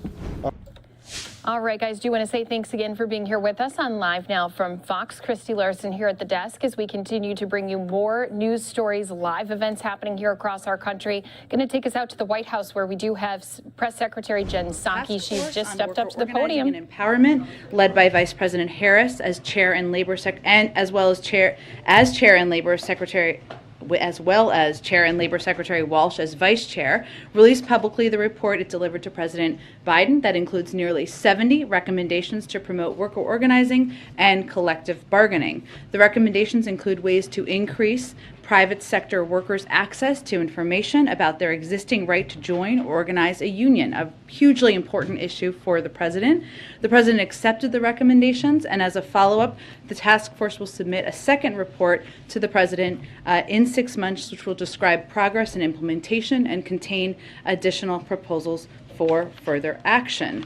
Also wanted to note that today the Secretary of Agriculture, Tom Vilsack, will be announcing that the Partnerships for Climate Smart Commodities program, in which the Department of Agriculture will invest $1 billion in partnerships to support America's climate smart farmers, ranchers, and forest landowners. So these funds will go to projects that promote farming, ranching, and forestry practices that either remove carbon from the atmosphere or cut greenhouse gas emissions. And the investment is the latest Biden administration initiative aimed at combating climate change with a goal to cut the farm sector's greenhouse gas emissions in half by 2030 and put the United States on a path to net zero emissions by 2050.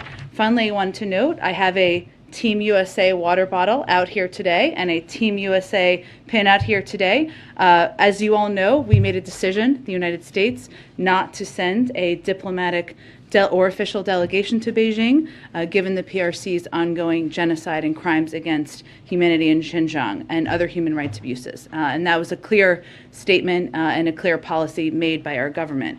But at the same time, we wanted to note Team USA has our full support. We're behind them. We're watching from home. We want to thank them and their families for everything they have sacrificed over the course of time. Lots of athletes to watch. I'll just give a plug, because I'm an Olympics-obsessed person. Nathan Chen, we're going to watch him. Chloe Kim, Michaela Schifrin, you've got lots of more chances. Anyway, we'll be rooting for our U.S. athletes, even as we made a very important statement about our concerns about Beijing's and the Chinese human rights abuses. With that, let's go ahead. Colleen, kick us off. Okay, so regarding Dr. Lander, I wondered if he should have been reprimanded more strongly given the president's pledge on his first day in office to, fire anybody who mistreated their employees. Well, let me just give you an overview of what we have done to date, and I know there may be more questions on this, of course, which we welcome. The President has been crystal clear with all of us about his high expectations of how he and his staff should be creating a respectful work environment. One of the steps we took early on in the administration was to institute a safe and respectful workplace policy across the executive office of the president, something that was done early on. It was because of this policy and this process that when the complaint was filed, a full and thorough investigation was conducted pursuant to that policy. In addition, following the conclusion of the thorough investigation into these actions, senior White House officials conveyed directly to Dr. Lander that his behavior was inappropriate and the corrective actions that were needed, which the White House will monitor for compliance moving forward. I'd also note that Dr. Lander also sent a message to his staff outlining some of the steps he's intending to take to build a respectful work environment, and certainly we would encourage those. And again, the senior team will be watching for compliance to these steps. It looks like he's had a history of, possible mistreatment of his employees over a long period of time. How can you be sure that this reprimand will stick? Well, I would just reiterate again that, let me start with the first part of your question. Each nominee undergoes a thorough vetting process as a part of their nomination and confirmation process. And of course, we look carefully to ensure each candidate's suitability for the role they're chosen for. Dr. Lander's record was thoroughly examined as a part of his confirmation, and he received bipartisan support, including final confirmation with a voice vote. But again, once we were made aware of the complaint, we launched a thorough investigation, and compliance with the recommendations will be required in this regard. Go ahead. Hey, Jen, on Ukraine, Zelensky's office said yesterday that a diplomatic solution seems much more likely than war, and then we saw Jake Sullivan say yesterday that an invasion could come at any day. Can you help us square the difference here and why there still seems to be such a stark difference in assessing the threat? Well, what our national security advisor also conveyed during some interviews with a range of your networks yesterday was that we're pursuing a two-track approach, which includes deterrence and diplomacy, but that we are ready either way for whatever decision President Putin might make. And we don't have a new assessment of his decision and where he stands on it. We also need to be prepared. Being prepared is exactly what we can do from the U.S. government in coordination and in partnership with our NATO allies, our partners in Eastern Europe, and of course the Ukrainians. And that is what we're focused on. So we don't actually see it as a conflict. Is Kiev wrong? then on this? In terms of the preparations, A or diplomatic solution being more likely than war? It seems hard to square that with Sullivan saying that an invasion could come at any day. well, I think we certainly would prefer a diplomatic solution. I think that's everybody's preference and everybody's hope. But again, this is remains up to President Putin to make a decision about which path he is going to take. We don't have an assessment of that. So what our focus is on is preparing for a range of contingencies, including in coordination with the Ukrainians, making sure they have the supplies they need, the humanitarian assistance they need, the security assistance they need, and we're doing that. We're doing that consistently, even while we are closely watching the buildup of troops on the border. Switch topics, if I may. Delta's CEO is asking for the administration's help in creating this no-fly list for unruly passengers. Is that something the administration supports? I have not had a chance to talk to our team about that. I can see if there's any opinion on that from here. Okay, and quickly, a housekeeping thing. Do you have a sense of when the president will start meeting with SCOTUS candidates, and if any of these meetings happen in Delaware, where there are not visitor logs, does the White House pledge to disclose that those meetings took place? Well, I think at this point, I don't have any more details about the process to outline for you. As you know, what the president's been focused on over the course of the last several days is reviewing and consulting with internal team members on a group of qualified nominees. He also has been engaging, as you all know, with Democrats and Republicans and consulting closely as a part of the advice and consent part of the role of picking a nominee to move forward. After last week's meeting with Chairman Dermott and Ranking Member Grassley, the President and Vice President and their senior teams, including White House Counsel Dana Remus, have also spoken with a range of additional members of Congress and outside legal experts, and that engagement will continue. There is, of course, a vetting process that takes place. We have not outlined that in detail from here, and of course we will venture to be as transparent as possible, even as we are working to protect the process as the President's making his decision. Go ahead. Thanks, Jen. With the meeting today between the President and the German Chancellor, does the President view Germany as a reliable partner on this issue when it comes to troop movements or sending weapons to Ukraine or talking publicly about sanctions? They've been much less aggressive than other NATO allies. Well, I'd also note that Germany is the second largest donor to Ukraine and Europe. The President has also noted, as we have noted, that different countries make different contributions. I think that the Chancellor also did an interview with the Washington Post this morning where he spoke to that in more detail. We have a close, abiding, important relationship with the Germans. That includes having forces stationed in Germany, which has a huge strategic value to the United States. So today is an opportunity for the President to build on the relationship with the Chancellor, to continue to build on the long and abiding relationship with the Germans, and we are united in our view of the actions, the potential actions of Russian leaders, and united in our efforts to hold them accountable. What's your understanding about where the Chancellor stands right now when it comes to including Nord Stream 2 in potential sanctions if Russia invades? They've really danced around that issue and haven't given a clear answer about whether they would in fact be willing to put that pipeline on hold. Well, I know you all will have the opportunity, I'm sure, ask him this question himself, and I, of course, don't speak for him. But what I can reiterate here is that we said we would work with Germany to ensure that Nord Stream 2 does not move forward should Russia invade, and that remains the position, agreed position. Emmanuel Macron's meeting with President Putin today, and Chancellor Scholz will be meeting with him in the coming weeks. So has President Biden asked either of them to deliver a message to Putin when they meet with him?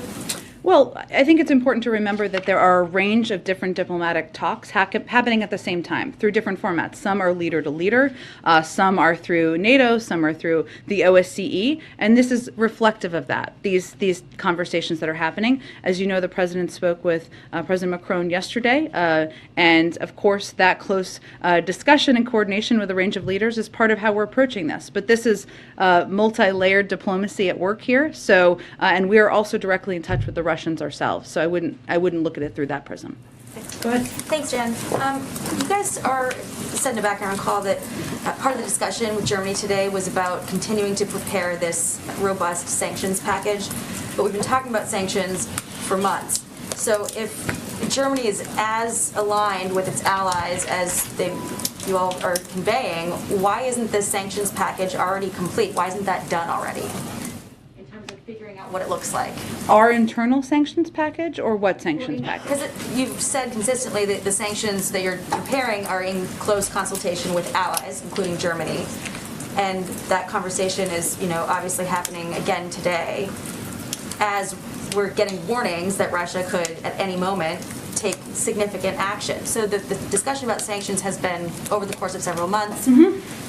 Why isn't it done yet? If Germany is as on board with the rest of the NATO alliance as they're projecting to be. Sure. Well, Jackie, I mean, as we've said before, one, I think there is alignment that we will work with Germany to ensure that Nord Stream 2 does not move forward, which is obviously a key point of discussion. I'd also note and reiterate that it's not operational at this time. There's no oil flowing through the pipeline. That has been a key point of discussion, and that is agreed to. I would also reiterate what we've said in here in the past is that we have our own sanctions package prepared, which we've been consulting with and briefing members of Congress on, and others do, and we're united in the effort to put forward an economic sanctions package that has significant consequences. As our European partners, it doesn't mean it's identical. So, one point to clarify, you said that is agreed to on Nord Stream 2. Just want to clarify, are you saying that the Germans have committed not to bring Nord Stream 2 online if Russia invades? Well, again, I'm not going to get into the private diplomatic conversations, but we have said a number of times that if they invade, it will not move forward. And then I wanted to ask about Dr. Lander again. I know you got a question on this earlier, but does the fact that Dr. Lander has a job still cheapen the president's promise to fire anyone who treats colleagues with disrespect on the spot? Well, again, I would just reiterate that the president takes his commitment to having a respectful work environment incredibly seriously, and it's something that he conveys clearly to all of us on a regular basis. That is why we put in place a safe and respectful workplace policy, which is the process through which this thorough investigation proceeded through, and the process through which, again, that there was an internal investigation.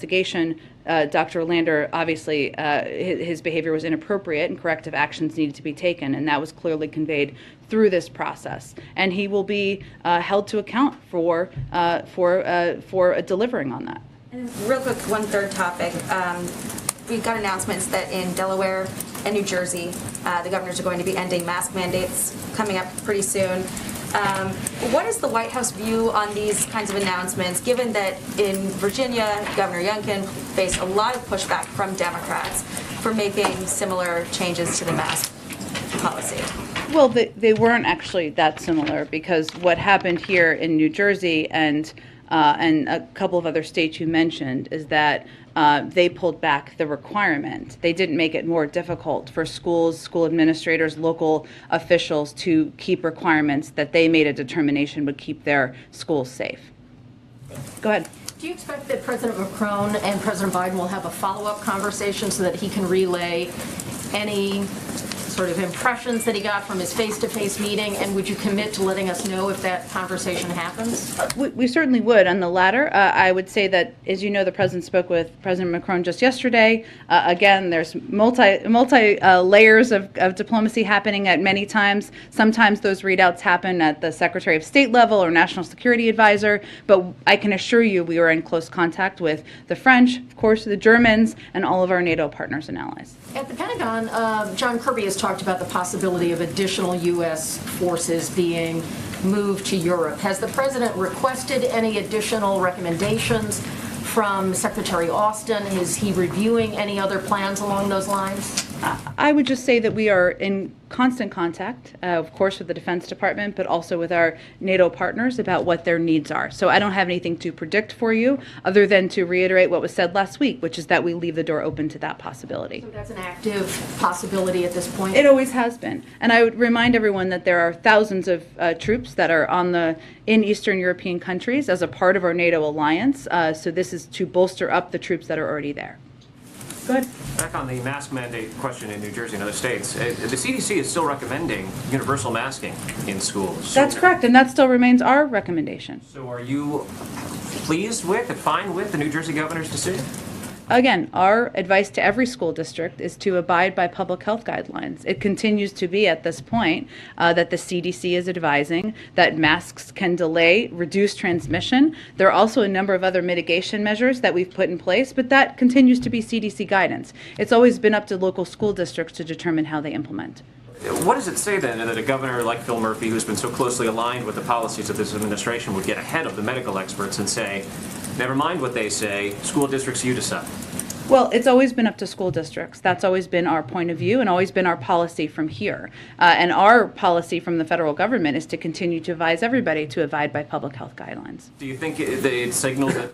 We are listening in live to the White House press briefing with Jen Psaki answering a number of questions, most recently talking about those mask mandates for schools after we played a few of those different pressers here this morning for you on Live Now from Fox. Some of us going to be stepping away for a 2-minute break. Right back in this live when you return. But our responsibility as the federal government is to rely on the data and the science that is being analyzed by our public health experts, and we'll continue to rely on that for what recommendations we're making. Go ahead. Yeah, a couple things. So we've reported that U.S. officials are losing patience with the Chinese in these negotiations about them fulfilling their purchase commitments under the Phase 1 trade deal signed by Donald Trump. What is the perspective from the White House in terms of what can you do, and does the president intend to weigh in on this issue? Well, it's a good question, Andrea. I mean, as you know, they did not abide by their purchase agreements. We know that. Factually, we've seen that. This is really under the purview of the USTR and our trade representative, Catherine Tai. We remain in close touch with her about that, but I would really point you to them for any updates on the process. Okay, and then this situation in the Canadian, or in Ottawa, the truckers' protest, there does seem to be evidence that these truckers are getting support from conservative forces or right-wing forces in the U.S. Are you investigating that at all? Is there any kind of involvement of U.S. authorities in looking at those money flows going to these truckers, and are you concerned about it? Well, I would say a couple of things. This doesn't answer your question, but I just want to get this out there too on this particular topic, and then I'll come around, I promise. We have been engaged since the outset. Well, some of it hopefully answers your question, I should say, of the protests. There have been zero impacts to CBP operations, which is a question people have understandably been asking us. Some shipments were rerouted by our law enforcement partners to other points of entry due to road closures. Some shippers have had to reroute, but CBP has been in communication throughout to ensure shipments can be cleared and onto the normal routes. In terms of an assessment of any other engagement from here, we don't really have any update on that or any investigation to read out at this point in time. And then, in the Federal Reserve nominees have run into a little bit of criticism from Republicans, in particular of Sarah Raskin. Mm-hmm. Are you concerned that especially given the absence of Senator Lujan, are you concerned that you might not get all those nominees through and that you may have to withdraw Sarah Raskin? There's just been another dust up overnight. She is one of the most, if not the most qualified person to ever be nominated to this position. She just gave extensive answers at a hearing last week, and she would be someone the president would be proud to have in that role, as independent as it may be. So no, that is not an assessment or a prediction we're making. Go ahead. Jen, 2 questions for you. One, the Secretary General of NATO has recently talked about the possibility of a more permanent military presence in Europe in response to Russia. Where does the Biden administration stand on that issue? We've had a permanent military presence in Europe. You mean in addition? A longer term, more permanent presence in Europe. Well, we've always had one, but you mean a plussed up one? I would really point. The language that was used was longer term. Sure. Well, but we've always had one, so it's been very long term to date. But I would say if he is asking, and I've not seen his comments about increased plussed up presence in some of the places from U.S. troops that we've had, I would really point you to the Department of Defense. Obviously, we would be in touch with our NATO allies and partners about that, but that is really related to the aggression at the border that we're seeing in Ukraine. But there's been tens of thousands of troops in Europe for some time now. And just on the topic of masking in schools, if you could just clarify, I know you've talked about this a little bit already, do you think that at some point in the future, even if that point isn't now, it would be appropriate for there to be updated federal guidelines just to avoid confusion? I think the administration has been clear that on other issues there are sort of messaging issues that could have been a little bit more clear coming from the administration. So on this issue, do you think that that might be appropriate? Well, the guidance is very clear, which is that we recommend masking in schools. That is the recommendation from the CDC. It is also true that at some point when the science and the data warrants, of course, our hope is that that's no longer the recommendation, and they are continually assessing that. But the guidance is very clear. It is also true that it has always been up to local school districts to make determinations about how to implement these policies. Go ahead. Thanks, Jen. Just to follow on that, you had said that you guys are in constant contact with CDC about what it looks like to move forward. Can we expect the president to provide some sort of roadmap for how states can transition out of a state of emergency, kind of akin to what he did with the winter strategy? We're in constant discussion internally about the moment we're in as it relates to COVID. And of course, as the president said, I think during his press conference just 2 weeks ago, a week and a half ago, we certainly don't see this moment now as the new normal, right? But we want to get to a point where where COVID is not disrupting our daily lives. And I'm sure you will hear more from the president about that. But we're constantly discussing that internally. Can I ask one more just for a colleague? The Education Department announced Friday it was going to withdraw its appeal for a $100,000 student loan forgiveness court decision. Wondering if you could shed any light on why the Biden administration reversed its decision to appeal the case, and if there's any plans to fight other bankruptcy cases. I would really point you to the Department of Education, the Department of Justice potentially, but I will check and see if there's anything more we can offer on that from here. Go ahead. Got one more on masks. I was wondering if I could just ask it this way. Sure.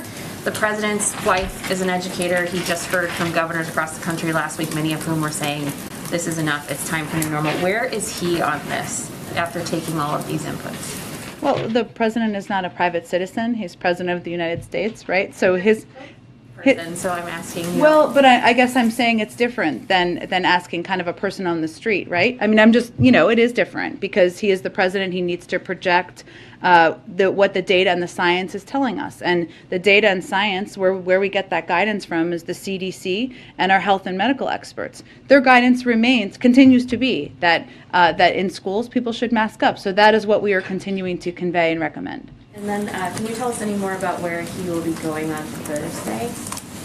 Not quite yet, but hopefully, maybe by the end of the day, we hope to have some more details very soon. Sure, go ahead. Thanks, Jen. Going back to Dr. Landler, the investigation found credible evidence of multiple women having complained to other staff about negative interactions with him, with a pattern of abusive and disrespectful behavior.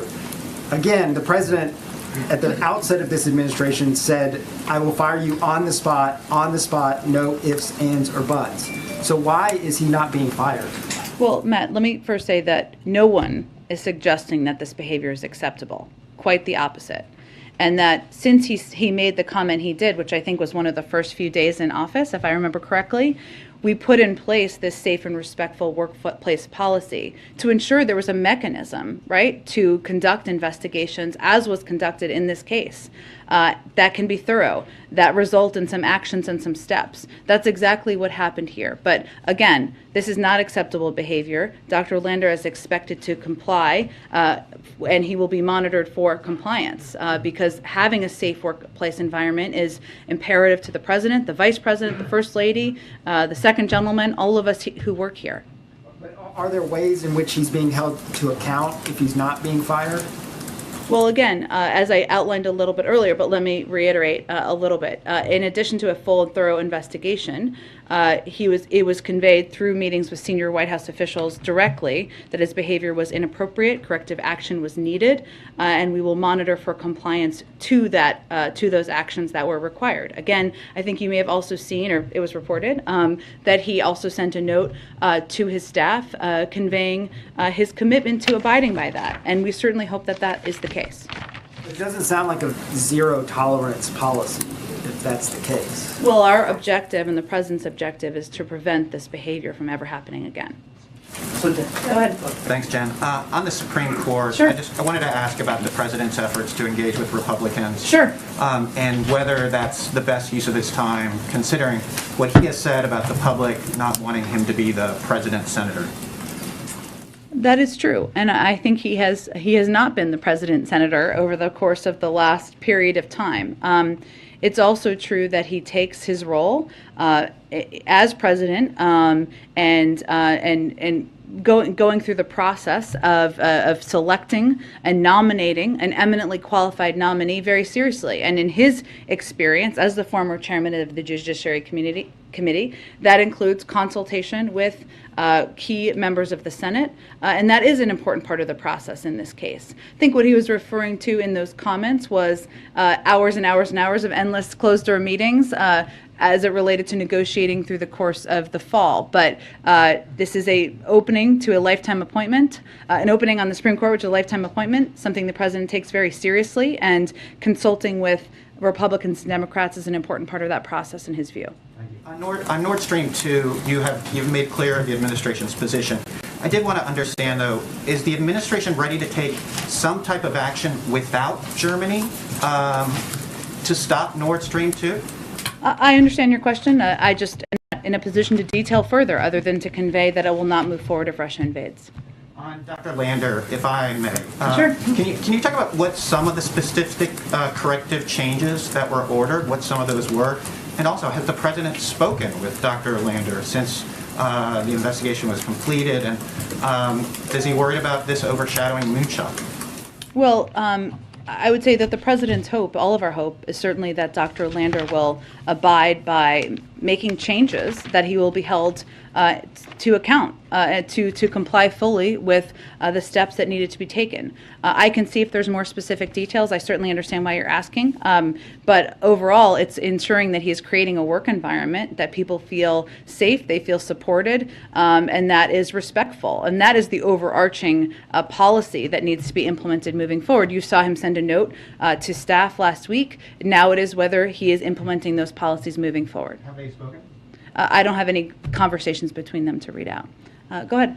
Thanks. Just following up on a question asked earlier about what you said isn't a split between Ukraine's messaging and your guys' messaging on the risk of an invasion.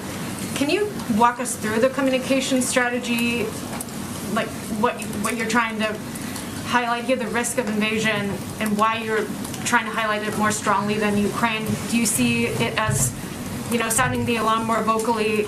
Is there an advantage that you see in sort of preventing Putin from taking any further steps here? Yeah, it's a good question, and I can't speak for the communication strategy of the Ukrainians. Only they can speak to that. But I can tell you that what we have been trying to do, we obviously have a range of information, a broad range of information that we have been able to gather here, and also through partnership with our allies across the country. Our objective, as we talked about a little bit on Friday, is to deny Russia the opportunity to use some of the tactics, sometimes some of the lies that they have done in the past to justify an invasion of Ukraine. That's straight out of their playbook. We have seen tactics they have used in the past, where a few years ago, Russia's defense ministry falsely accused the United States of running a clandestine biological weapons lab in the country of Georgia, enabling their efforts to destabilize the Georgian government. They used to fabricate stories in Syria about how attacks on international aid convoys were undertaken by rebels or terrorists. We have undertaken an effort to, in some cases, declassify information, in other cases, describe in as great a detail as we can without putting at risk sources and methods what we're seeing, what information we're evaluating, so that it makes it more difficult for them to lay a predicate for invading Ukraine. So that is why we're doing it. I'd also note that a number of your news organizations, of course, have reporters near there who are seeing the troop buildup, right? So there is justification and validation from even that, but also from our partners around the world as well. Go ahead. Thank you, Jen. Senator Manchin expressed confidence over the weekend that reforms to the Electoral Count Act will pass. Would the president be supportive of signing reforms to the Electoral Count Act if they were to pass, or would he require that there be elements of the failed voting rights bill included in order to do so? Well, I would really point you to Senator Klobuchar, who is really one of the point people leading this effort. Obviously, we have said many times that the Electoral Count Act, while we support the effort, is not a replacement for voting rights legislation for a range of reasons. I know there's a lot of discussions on the Hill about what that may look like or what a final package. I can't outline that from here. China used a young Uyghur athlete to carry the Olympic torch during the opening ceremony of the Games in Beijing. What did the administration make of that, given the ongoing genocide against Uyghurs in Xinjiang? Well, I know that our UN ambassador, Linda Thomas-Greenfield, spoke to this yesterday. So let me reiterate what I thought were some very powerful comments, if I'm remembering. I know someone spoke to it, but I believe it was her, that we can't allow this to be a distraction from exactly as you said, the human rights abuses, the genocide that we're seeing in parts of China. That is why we did not send a diplomatic delegation, even as we're cheering for our U.S. athletes. Diplomacy is complicated, as we know, but we can't allow it to be a distraction from what we know is happening to many people in China. Go ahead. Just to reiterate, on Inauguration Day, President Biden said he would fire anyone that treated another colleague with disrespect, talked down to someone, and he would fire them on the spot. No ifs, ands, or buts. So what is the White House's message to people that work in this building and throughout the federal government that took the president at his word and don't understand why Dr. Lander has not been fired? Our message, and thank you for your question, is that the president has crystal clear expectations with all of us about how we are to treat our colleagues, treat people who work for us, and that is what he expects for people across the building. It is because of those comments that he made early on, in part, that we put in place a safe and respectful workplace policy, that it was the mechanism for which this thorough investigation went forward. And it is based on that thorough investigation. From that came the meeting that Dr. Lander had with senior White House officials, where it was made clear what steps he was required to take, and that we will be complying and watching for compliance with those steps. And our objective is, of course, to prevent any of this behavior from happening again in the future. That's the overarching objective. As we continue to listen in live here to the White House press briefing, some of us first going to step away to a 2-minute break. Do want to let all of our viewers know, while we've been listening into this event, we do have a few other press conferences that have popped up here across the board. Do want to let everyone know that we do have a State Department briefing that we'll be headed out to here very soon, as well as a Super Bowl welcome press conference.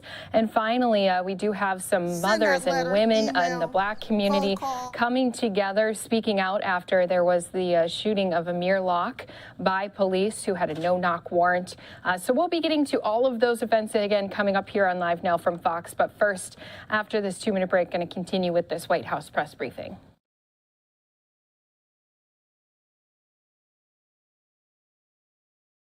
Legal. Two questions, John. Two questions for you. Excuse me.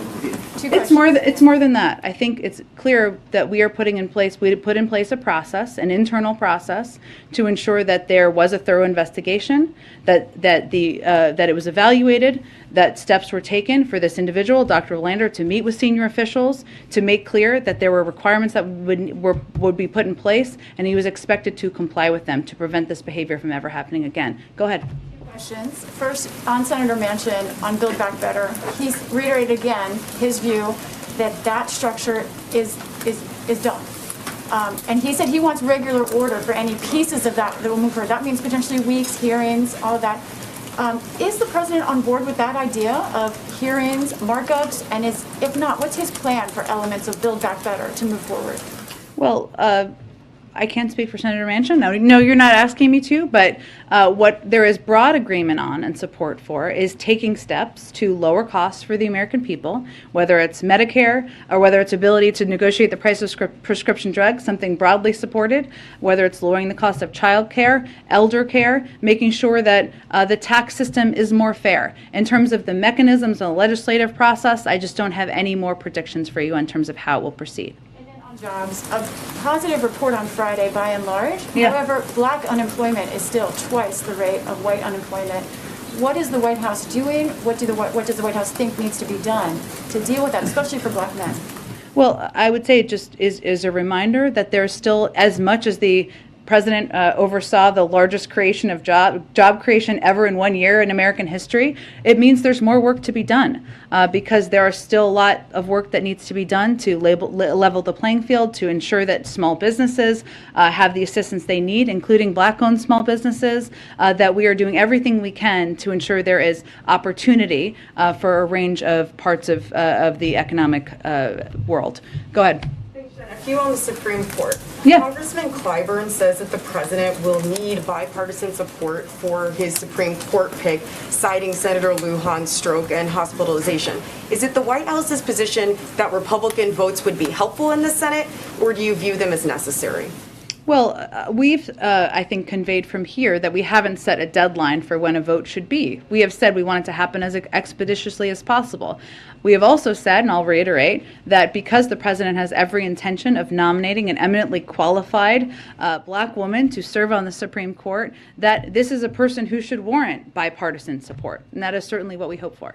Speaking of the timeline, the president has said that he intends to make that announcement by the end of the month. Has that timeline shifted in any way? Might he make this announcement before President's Day weekend?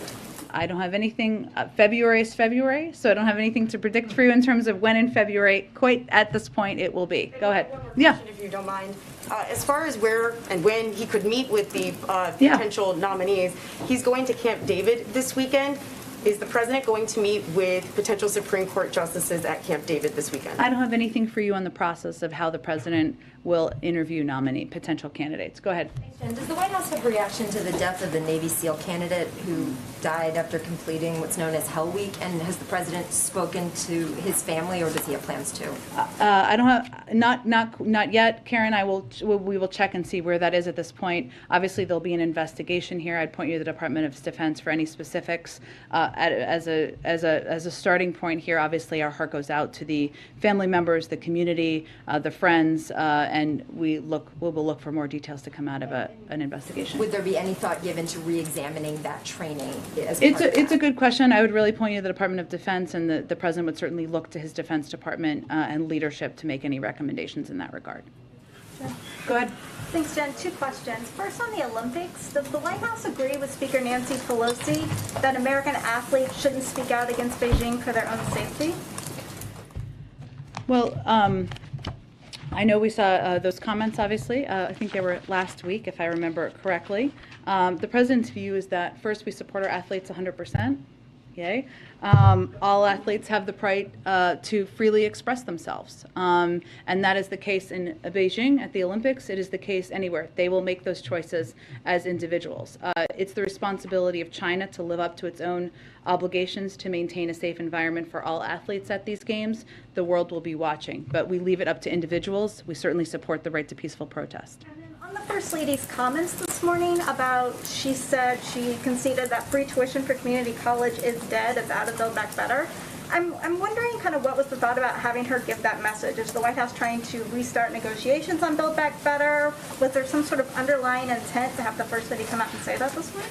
I think it was speaking from her heart about her view that free community college would benefit kids, young people, level the playing field across the country. It's something the president agrees with. I think you all have seen many, many iterations of the Build Back Better legislation or options in recent months. It hasn't been in there in a while, so I think she was speaking from her heart about how beneficial she thinks that funding and that support would be. Go ahead, April. Jen, 2 topics. One, recently a Black man was killed in Minnesota over a no-knock warrant. Has the White House taken note of this? And does this bring afresh the renewed call for this executive order, this police reform executive order, as well as the standalone pieces that are potentials on police reform on Capitol Hill? Absolutely, and it should. Let me reiterate, because I asked a little bit about this morning as well. One, let me first say that we mourn the tragic death of Amir Locke, and our thoughts and prayers are with his family. The president's committed to ensuring fair, impartial, and effective policing and keeping our communities safe. These goals go hand in hand, in his view, with what we can achieve by building trust between the police and communities they serve. So back in September, Attorney General Garland issued a new policy imposing restrictions on the use of no-knock warrants, chokeholds, and carotid restraints by federal agents. Obviously, that's for federal agents, so that's limited, not to local. But I know you follow this closely, but for others, President Biden, the reason he has been such a strong supporter, one of the reasons, of the George Floyd Justice and Policing Act is that it would further restrict the use of no-knock warrants across the country, incentivizing funding by using funding as an incentive. We have been engaging with, as you know, civil rights groups, a number of law enforcement groups, all agree on the need to reform the use of no-knock warrants.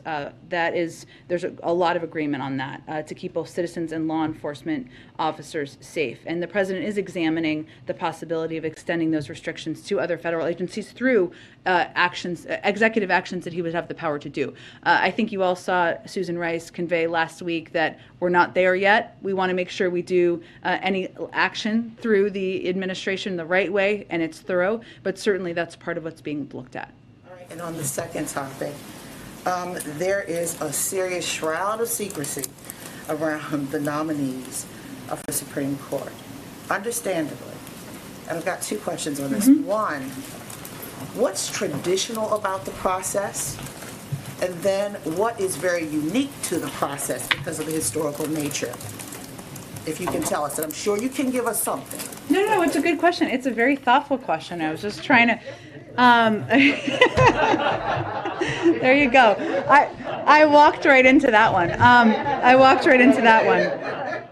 What I think is unique in this moment is that the president is someone who has served as the chairman of the Senate Judiciary Committee, as the vice president when there were a number of nominees, a number of historic nominees who were nominated and confirmed by the Senate. And he takes the process and the seriousness, the need for it to be thorough, he's very focused on it.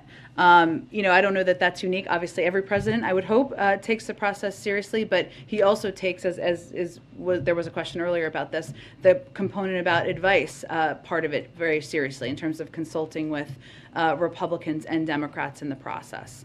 What is unique about this moment? I want to read your article about this to hear what you have to say. Already. Okay, your next article about it. I think it's safe to say that there are some criticisms that have been out there without any names being confirmed that are unique to having the possibility, the likelihood, the plan for a woman of color being nominated for this position. And the types of language that are used by some to describe who the president might pick as a nominee are unique to that. And you just spoke a moment ago about advice on his nominees. We know the internal advice, particularly from the counsel's office as well as the vice president. Yeah. But external. When is the last time that the president talked to Anita Hill? To Anita Hill? Yes. I would have to check on that for you, April. Is she part of this process? Because we know we know that he talked and they had a very real conversation before he, became president-elect. Sure. Is she, I want to know when is the last time he consulted with her? And if she is part, because the names of those who are on the outside are dribbling out. And is she one of those? And he respects her opinion. I will check with our team who are overseeing the process, and you're familiar with who that internal team is. I know we probably have to wrap up soon here. Go ahead, Ed. Yeah, two things on gas prices. So President Biden has said with oil prices that he released a strategic petroleum reserves, and that brought down prices. Actually, on that day, the price of oil actually rose, and it went down for the Omicron variant as the fears of lockdowns. Today, oil prices are $91, more than $91 a barrel. Is there any consideration in the administration to reversing any of the policies or regulations or removing some to encourage more drilling in the U.S. for future demand? Well, let me tell you what we are doing, of course. We, of course, tapped the Strategic Petroleum Reserve. Sometimes that takes some time to be digested into the system. We've also worked with a number of countries around the world to do something similar.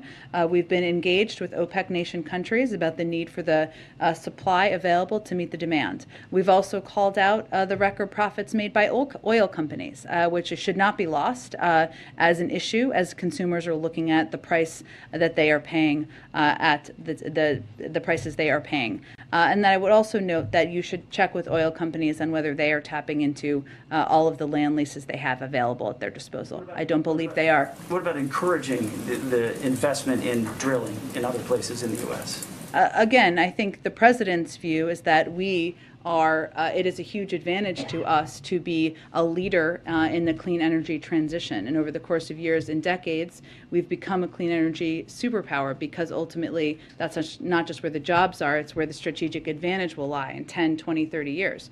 I would note again, and you can ask the oil companies this, there is land they're not all drilling on. Every lease is not used. I'd encourage you to ask them that question. Go ahead. Approval rating continues. Go ahead in the middle. Is this time for him to Let me just finish. I think we just go ahead in the middle right there. This is the time for the president Simon, let me to just have him ask his question, okay? Go ahead. People seem to be sending him a different message. The question, could be back to Nord Stream 2. We know the American position to that. You made that crystal clear. Did the president know the German position before the talks in the Oval Office began? Well, again, I'm sure this will be a part of the discussion. I would bet someone will ask about this when we're having a press conference in just a little bit here, but what I can You're watching Live Now from Fox, everybody. We do have breaking news coming out of Gary, Indiana, just right outside of Chicago in neighboring Indiana here. Officer has been shot. Investigation right now is ongoing here. This is the information that we have here for you. A Gary police officer was shot while responding to a call of active shots fired in the area. The officer, who is a 32-year veteran of the police force, was transported to the hospital for treatment. Still, investigation is ongoing at this moment right now. We don't know the condition here of the officer, but you are seeing a lot of police personnel here on this street here in Gary, Indiana. Let's go to the maps right now, just kind of give you an idea of where we're working with here. It's, as you can see, as I pull out here, not too far from Chicago, about a 30-minute drive to the east there, right around as you go around the bend there of Lake Michigan and near Hammond, Indiana there as well. But now I want to just get you a better shot here.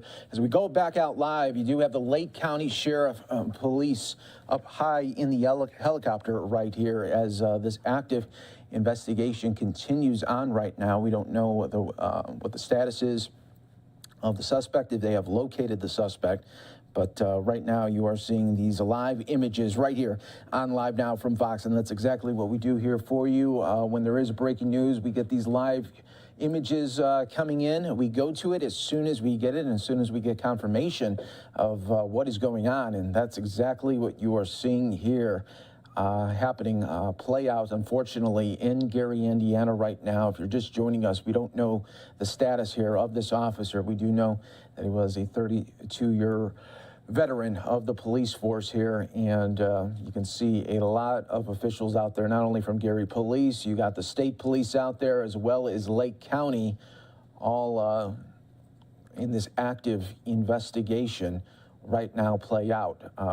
We will continue to monitor this breaking news here for you. Obviously a very fluid situation here as we will continue to get information in throughout the day here on Live Now from Fox 32 in Chicago, heading to the scene there as well, and they will be providing updates when they get them as well, everybody. So we'll definitely be keeping an eye on this story just to really talk about that. We've been unfortunately talking really throughout the country, police officers being shot. Just this past weekend, a 7th officer in New York City just this year alone has been shot. And now we are talking about one in Gary, Indiana, right outside of the Chicago land area here. As that photographer, now we're getting a better scene here of more tactical units coming to the scene right here. And of course, we'll continue to monitor it for you, give you all the top stories and headlines as they become relevant here. But we'll keep an eye on this one, double box it when we can, and give you the updates, hoping for a news conference soon. Also, keeping an eye right now at the White House, just getting this shot in here for you. Live look here of the bilateral meeting that we are going to have with the German Chancellor and, of course, President Biden, talking about the Ukraine Russia tensions and where we stand at that moment right now. We'll definitely be keeping an eye on all of that for you right here on Live Now from Fox. But let's slide away for a quick 2-minute break.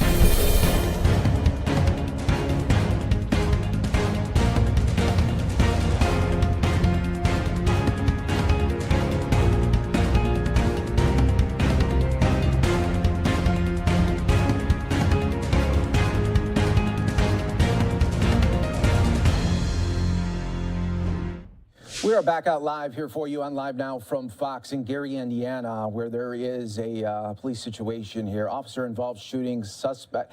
The officer has been shot here, and we are learning that the officer is a 32-year veteran of the police force, transported to a local hospital there for treatment. We don't know the status right now of that police officer, but you can see that they have several investigators there at the scene right now working this very story, and we will continue to wait for more information. Gary, Indiana, just right outside of Chicago, about a 30 to 40 minute drive east into Indiana there, so right near the border of Indiana and Illinois. We'll definitely be keeping an eye on this one for you, awaiting a news conference, hopefully, and getting that information here to you. We bring it to you live, raw, and always unfiltered. You're seeing a live camera there at the scene. That's your Live Now look here of the day in Gary, Indiana. Now let's go out to the White House. We are awaiting President Biden and the German Chancellor to talk about the latest in the Ukraine-Russia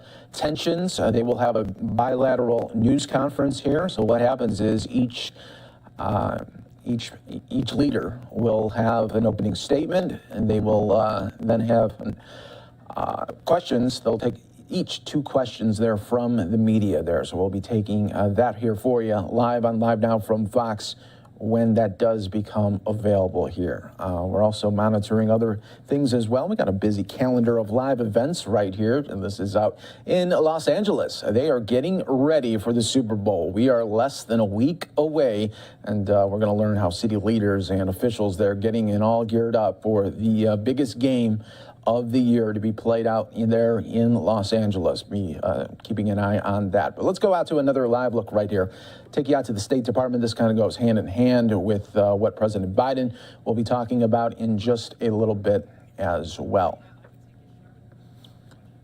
Before we go to that, I do have some other additional news that I want to bring. Let's bring you back out to Gary right now, because the Lake County Sheriff's Department is currently assisting Gary police in the search for a subject who is believed to have shot a Gary police officer at around 12:57 local time in the area of 5th Avenue and Lincoln Street in Gary. The officer was transported to a local hospital in unknown condition. The Lake County Sheriff's Department Aviation Unit as well as Special Operations and Patrol Units are all assisting in the search at this time. The suspect is described as a black male wearing all black there. So the search is on for the suspect right now. Once we get more additional information, we'll bring it to your attention right here on Live Now from Fox. Let's go out, though, to the State Department right now, where we do wait for more updates on Russia, Ukraine, as well as President Biden.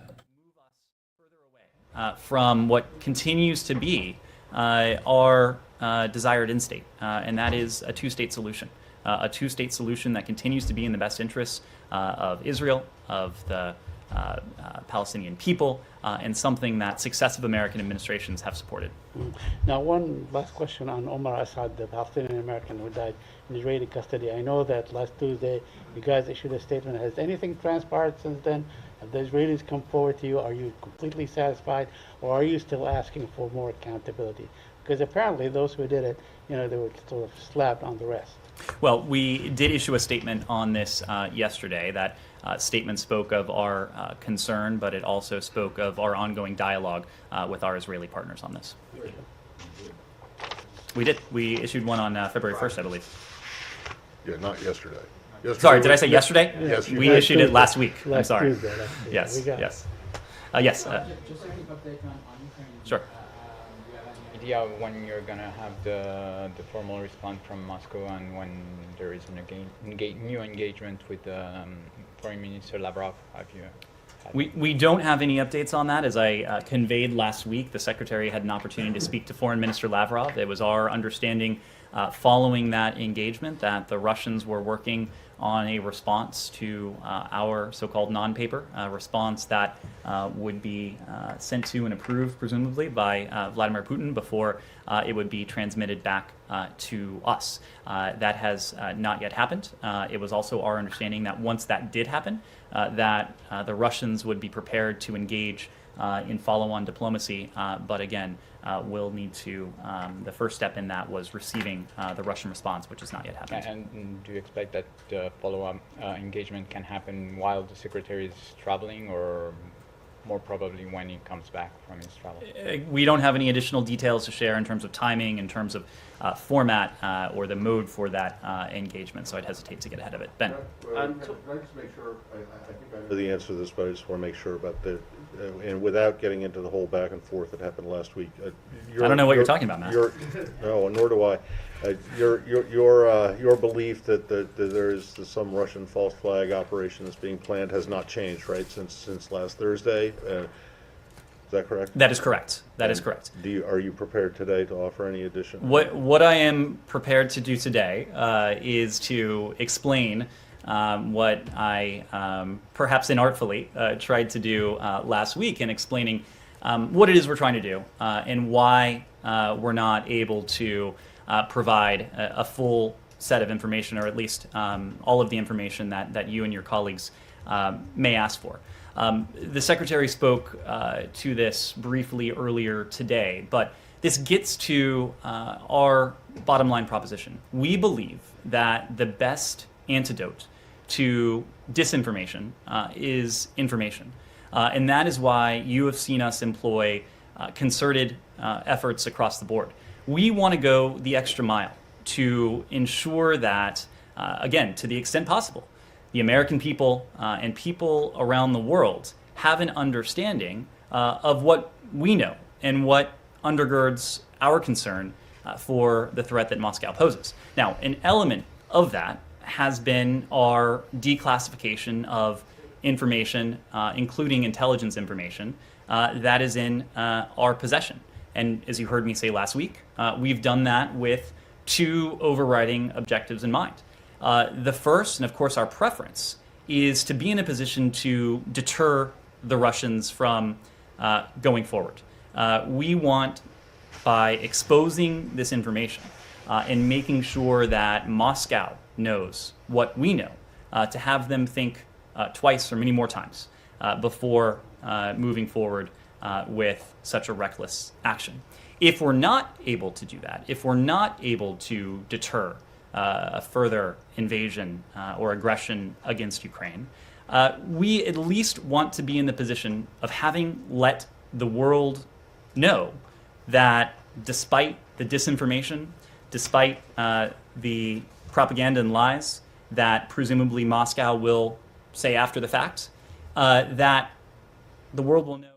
We're going to take our final break here of the hour. You're watching Live Now from Fox. Fabricate a pretext for this aggression, very similar to what they did in 2014. Matt, you know that in 2014, the Russians went into Ukraine, sent their proxy forces into Ukraine, claiming that Russians were under threat, claiming that a 3-year-old boy had been crucified, claiming that they had no choice but to do so. Again, this is why we are so concerned about what we are seeing now and what we know now. Now, in taking this approach, we recognize that the information that we're able to put forward will necessarily be limited. And it will be limited for a reason that you also know well. Again, even as we seek to expose Moscow's efforts, we don't want to jeopardize or potentially jeopardize our ability to collect this kind of information going forward. But when we do the cost-benefit analysis and we consider if the choice is between putting forward necessarily incomplete, sometimes broad, sometimes general information in an attempt to deter aggression, or, on the other hand, if the choice is to keep that to ourselves and potentially not play every card available to us, that's not a difficult choice. Again, we are doing this in an effort to, in the first instance, deter. If we're not able to do that, to expose what Moscow has had in mind all along. We want to see this crisis resolved peacefully. We want to see this crisis resolved diplomatically. And we will do everything we responsibly can. Responsible in terms of tactics, but also responsible in terms of our national security and our ability to continue to benefit from this information going forward to bring about what we hope is a diplomatic outcome. Okay, so and I'm not going to go into I did last week, but the bottom line is that no, you're not prepared to share any of the information that you have that would suggest that this is actually correct. Well, is that right? Again, we have shared significant information. No. And said I didn't want to get back into this. Do you have anything more that you can say to back up the claim than you had to say last week? Beyond what we told you last week in pretty detailed terms about the Russian plans, we don't have anything further to offer on that. Okay, and then the proof. Then you're saying, hold on, just the last one. The proof that you're correct is that nothing is actually going to happen. Is that what you're saying? No, because you putting this out there will have stopped. No, what I said is that our overriding objective in the first instance is to deter Russian aggression. That is why we are doing a number of things. Entirely only about this alleged false flag operation that you're talking about. You're saying that the proof that there is a false flag operation is going to come when nothing actually happens. I did not say that, Matt. I said that our overriding objective is to deter Russian aggression against Ukraine, further Russian aggression against Ukraine. I acknowledge I will probably never be able to, I will certainly never be able to give you the proof that you, I'm sure, want. But we are doing this. We are doing this not in an effort, I'm sorry to say, to satisfy you, but in an effort to prevent and deter an invasion. It's not really about satisfying me, but anyway, I don't want to take up. Can you clarify something on this point? Please. So you think that the Russians are still scheming to do this today with the same intensity as they were last week? I'm not in a position to give you an update on this specific scheme, but I think our concerns about the Russians potentially resorting to these tactics, the same sort of false flag tactics that they did resort to in the past. Those concerns are still very present. Okay, one gets the impression that an attack or an invasion is imminent. It's just a question of time, maybe a few days, mid-month, whatever. So on the scale of 1 to 10, I know you guys like this. What is the likelihood of the invasion? Is it about 7? Is it about 8? Are we today closer to 9, let's say, than we were last week? I am going to refer you to Vladimir Putin. Again, we have put forward these two paths. It is our strong preference that we pursue the path of diplomacy and dialogue. What I will say, and what you heard the National Security Advisor speak to yesterday, is that we are now in the window, given what we have seen from the Russians over weeks and even longer now, amassing troops along Ukraine's borders, dispatching forces into Belarus, taking other steps that have positioned them to move forward at any moment if they so choose. We do not yet believe that Vladimir Putin has made a decision. It is our goal in all of this, including what I was discussing with Matt just a moment ago, to deter an invasion. If we're not able to deter an invasion, we will then resort to the other path. It's a path of hefty, stark consequences for Russia. It's also a path of defense for our allies on the eastern flank of NATO. Are you aware of reports where a high-level Russian officer, or the head of the officers corps, whatever it is, warned Putin against the invasion of Ukraine? I've seen these reports. I understand that there was an open letter, Right. so I've certainly seen that. Again, I don't have a specific comment on it. Our goal is to solve conflicts through diplomacy. We're seeking to do that for the good of the American people, the good of the Ukrainian people, the good of the Russian people, and people all throughout Europe, knowing that any renewed invasion of Ukraine would carry tremendous costs across many realms. It's our goal to do everything we can to avoid that. Yes, Ben. You just said in your answer to Matt that if you have to put forward incomplete information to deter an attack, then so be it. What were you referring to there? I mean, is intelligence behind this video perhaps incomplete? No, I was referring to the fact that there have been demands for everything we have in our possession behind this intelligence. And that's not something we're able to provide, again, because of our desire not to jeopardize sources and methods, our desire not to jeopardize. That's not true. I asked for literally, quote unquote, any shred of evidence, not even proof, because not all evidence is proof. I asked for anything. I didn't ask for everything. I didn't ask for sources or methods. I just asked for anything that would back it up. The challenge, Matt, is that by divulging details, further details, you would necessarily get into sources and methods. And so that is why we're in the position of putting forward what we know in a way that we consider to be responsible vis-a-vis our objectives going forward. And one of those objectives going forward is to protect our ability to collect this kind of information going forward. We are trying to strike a very difficult balance. There are, when it comes to national security and the tension, the inherent tension between national security and transparency, there is never an easy formula. Not always do we get it right. No administration has always gotten it right. But we are leaning forward here.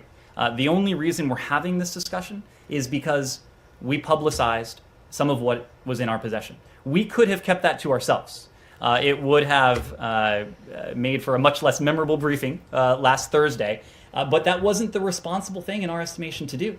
Again, we want to make sure at the end of the day, whether we are able to deter an invasion or whether in the aftermath of an invasion, that we have done everything we responsibly can to do that. And one of the tactics we've used, one of the tactics I would say we've used probably more so than previous administrations, is declassifying information or making public information that previously was not public. That is not something that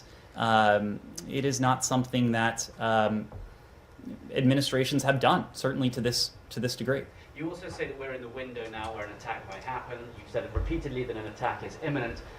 We've never said repeatedly that an attack is imminent. We have said that we are now in the window where if... I think We have said that if Vladimir Putin decides to move, 50,000 people are going to be dead. What are you talking about? I can't be accountable for what others write. What we have What said, others write? Imminent is a word that has been used. What we have said is that if Vladimir Putin decides to go forward with an invasion, they have now positioned themselves to the degree that they're able to do that. Whether it is within a day, within a couple weeks, they have now reached that point. But imminent suggests that this is a foregone conclusion, that this is a certainty. So no one in the administration has used the word imminent to describe a... I think what you might have heard is potentially imminent.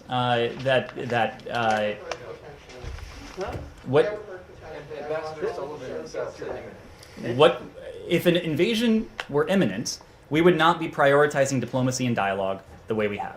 Imminence suggests that this is a foregone conclusion, that there is no way to avoid it. I think if you've been listening to what we've been saying for the past 2 months now, the emphasis we've placed on dialogue and diplomacy, the emphasis that we've placed on deterring an invasion, the emphasis that we have placed on finding a diplomatic way out of this, you would understand that we're not talking about something that is a foregone conclusion. We are talking about something that is one of two paths. We've consistently talked about one of two paths. It's certainly possible that Vladimir Putin will choose that path. It is our hope that he will choose the path of diplomacy and dialogue, that we can avoid the bloodshed, that we can avoid the violence, that we can avoid the destabilizing forces that would descend not only on Ukraine, but well beyond in terms of the implications. My question was actually going to be, considering that we are in that window now and there's talk of a potentially imminent invasion, was there ever a discussion about postponing the Australia trip? Is now the right time to be crossing the world, going to Fiji when this invasion could happen at any time? Ben, we are a big country. We are a big department. We have a lot of challenges on our plate. The Secretary of State is the Secretary of State wherever in the world he is. He has access to secure communications wherever in the world he is. He, I'm sure, will be focused to a large degree on this challenge even while he is in the Indo-Pacific. It will certainly come up in conversations with counterparts in the Quad and elsewhere, but I can assure you, you will also see that he will remain active on the phones with our interagency counterparts. He and we are capable of, again, not to use an overused metaphor, but of walking and chewing gum at the same time. Sorry, Ned, but the Secretary and said, juggling. The Secretary said that Ukraine is prepared to give special status in the Donbass region and so on. He was referring to the. He was referring to. Is that like, sort of walking back from the SRP? No, it was. It is reiterating what's in the Minsk agreements. The Minsk agreements spell out a means by which to de-escalate the conflict in eastern Ukraine. Special status is a term that's used in the Minsk agreements. Ben.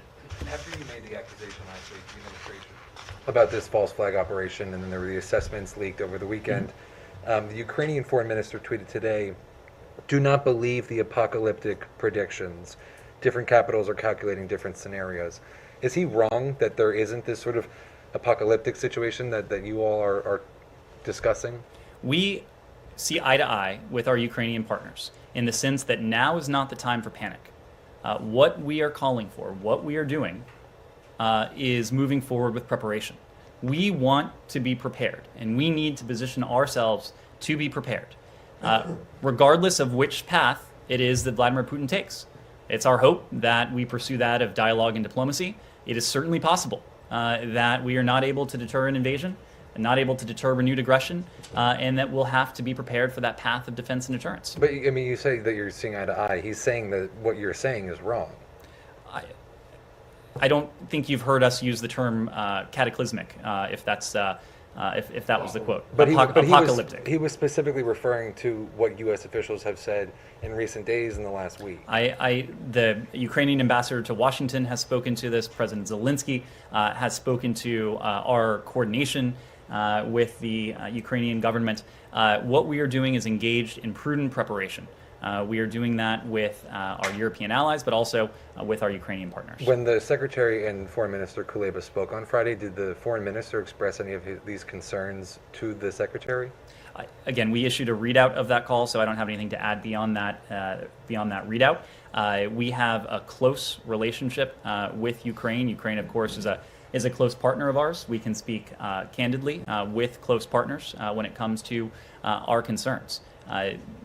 Our Ukrainian partners, our European allies, and others, they know of the basis for our concerns. Number one, they hear what we say publicly in the same way you do, but we are also in a position to share some of that underlying information with our European allies, with other allies, as well as with our Ukrainian partners. Just one last question on this.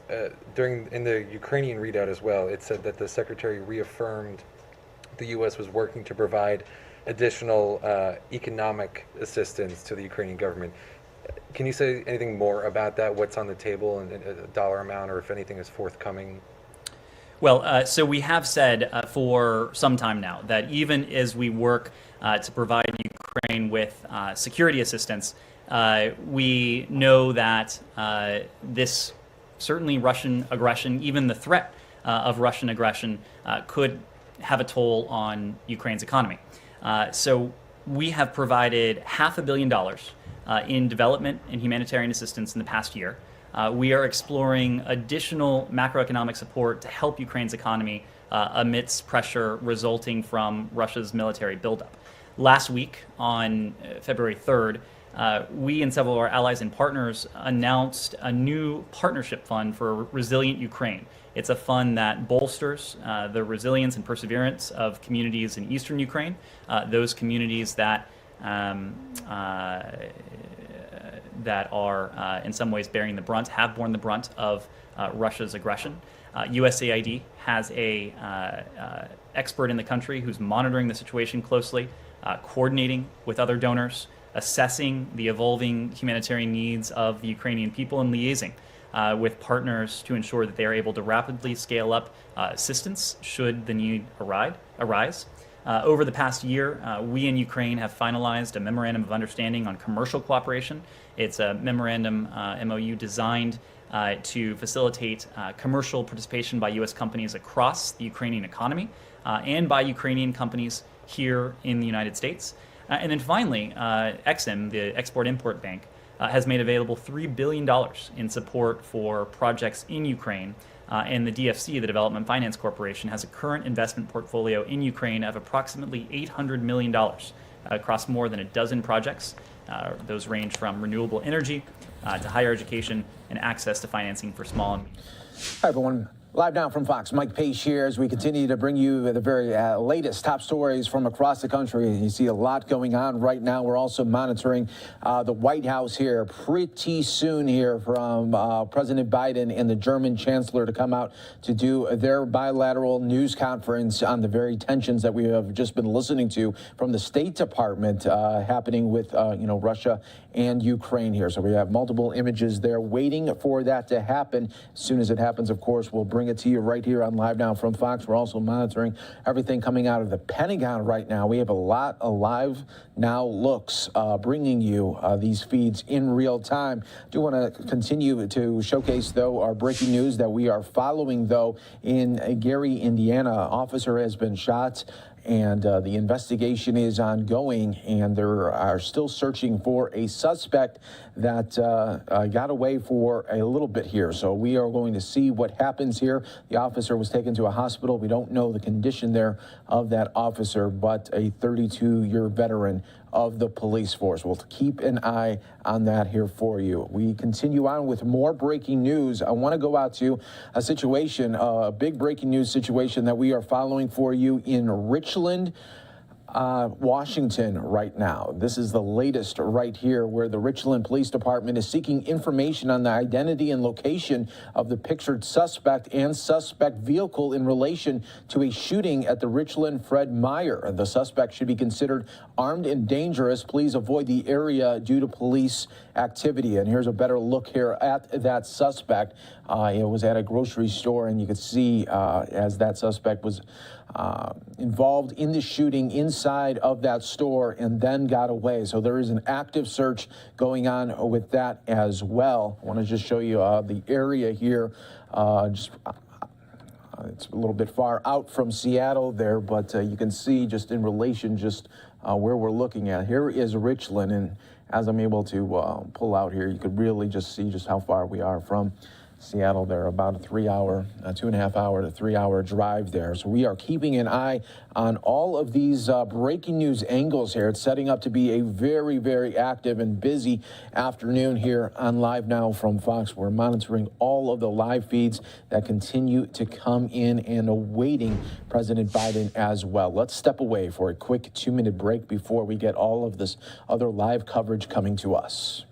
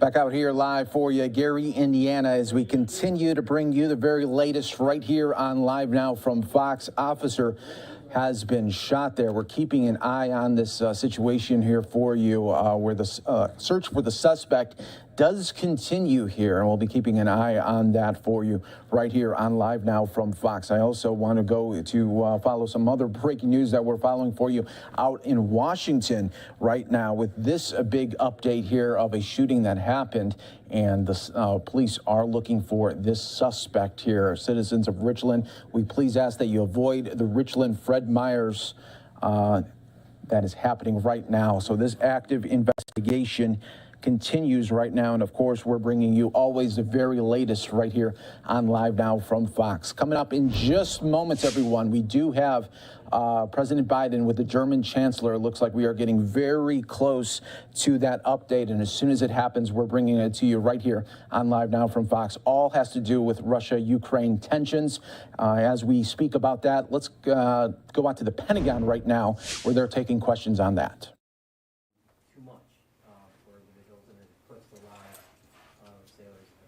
The Secretary was briefed on the incident, and he sends his deepest condolences to the family.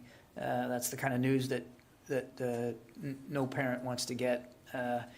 So he knows that the Navy's looking into this, and they're fully investigating the cause of death. And I think the Secretary wants to make sure that he gives the Navy the time to look at this carefully and thoughtfully before coming to any kind of conclusions. Obviously, you know, one such accident is one too many.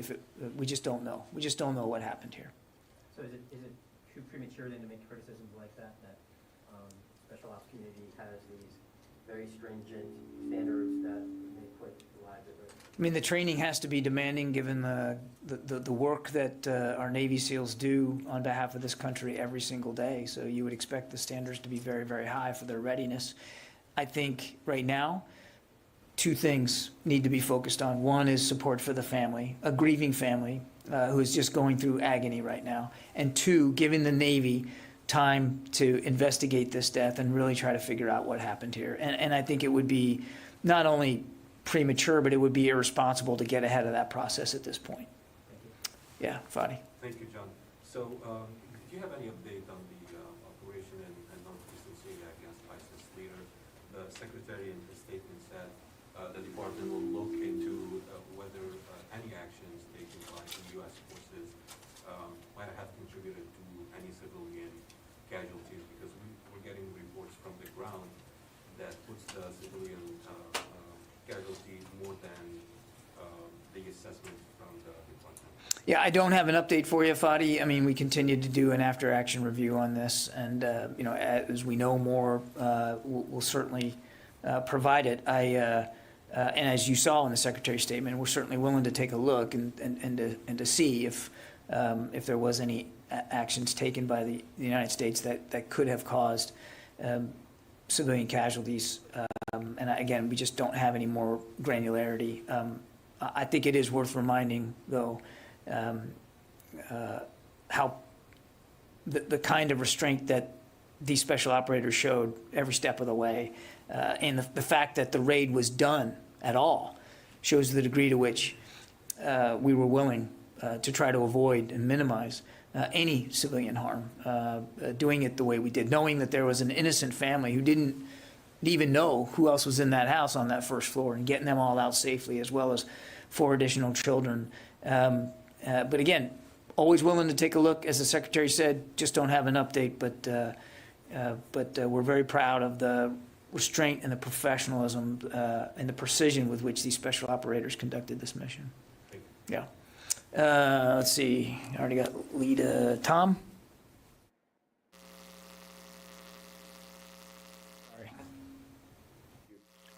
This is sort of a corollary to Jen's earlier question. What's the Pentagon's analysis of the public warning from the General Eisenhower? He's chair of the All Russians Officers Assembly, saying that Putin should not invade Ukraine. It would be a disaster. What analysis do you think the Pentagon has that they expect to have on feedback from this letter to have in Moscow? I'm not going to speak to internal communications between Russian officers, and I can't speak to this press reporting that Jen asked about. I've seen the press reporting. I just don't have anything to speak to it. That said, we would certainly agree that another invasion of Ukraine would be disastrous, certainly for the Ukrainian people, and certainly would not come cost-free to the Russians, to the Russian military. And there's absolutely nobody wants to see, at least nobody other than perhaps Mr. Putin, nobody wants to see this devolve into armed conflict. And that would absolutely incur casualties and a high cost to, we believe, to the civilian population of Ukraine as well. And it doesn't have to be that way. There's plenty of opportunity for Mr. Putin to do the right thing here and be serious about finding a diplomatic way forward and de-escalating the tensions by moving those troops away. Nancy Youssef, Wall Street Journal. Thank you. On the Kushari raid, the U.S. said it was a killer capture mission. Where would he have gone had he been captured? And also, can I follow up on Howard Altman's question about the embeds? Can you give us a sense of when we'll know the media access sort of plan for troops deploying to Europe? Thank you.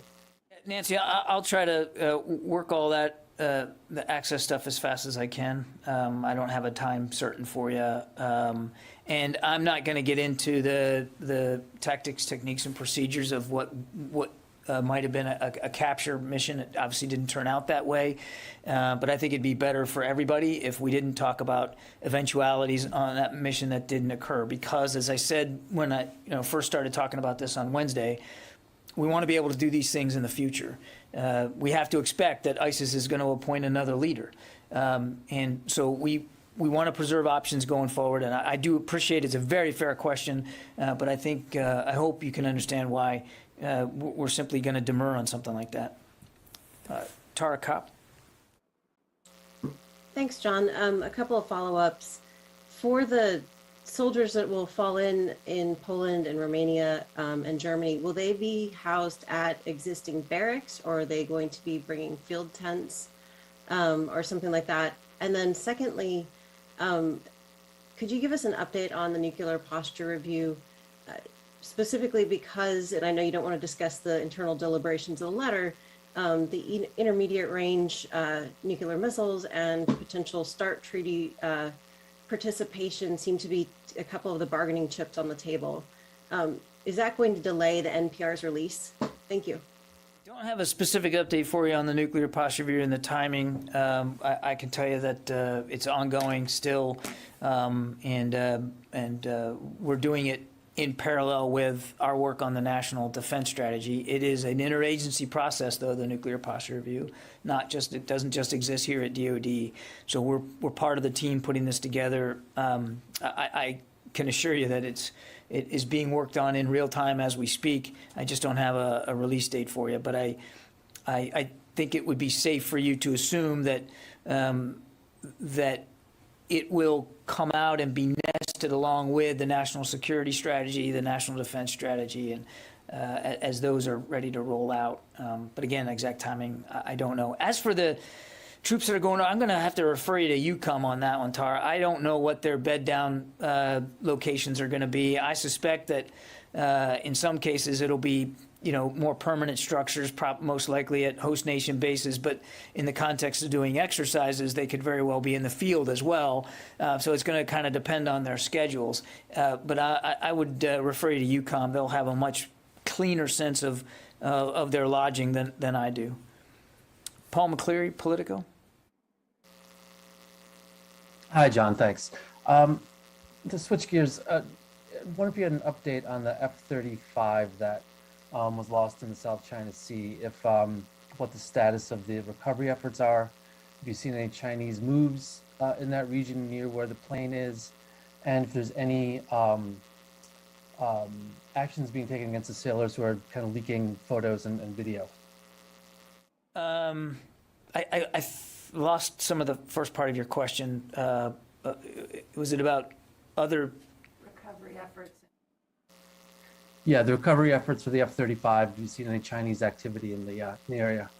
Specific Chinese ship movements. I think you can understand we're taking all the appropriate planning actions that we need to salvage our aircraft, and we're going to recover it in a timely manner as we've done in the past. So I think any question about being in some sort of competition to recover what is in fact our property is speculative at best. And then I think your second question was about the video that was released. What I know is that the Navy is not only investigating, of course, the cause of the mishap itself, but they are investigating the release of this deck video that you saw, flight deck video that you saw. And I wouldn't get ahead of their investigation, but I know they're looking into what appears to be an unauthorized leak of official video, and video, quite frankly, that's going to be crucial to the investigation into the mishap itself.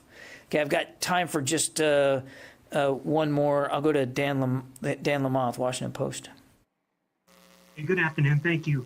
Two questions, please. First, looking for any kind of update you might have on the maritime side in the Black Sea as it relates to surface combatants, amphibs, other things like that might be used on the Black Coast seaside. And second, was looking for any kind of update you might have on the Manda Bay investigation that I know the Secretary was interested in and sort of ordered a second investigation of. Thanks.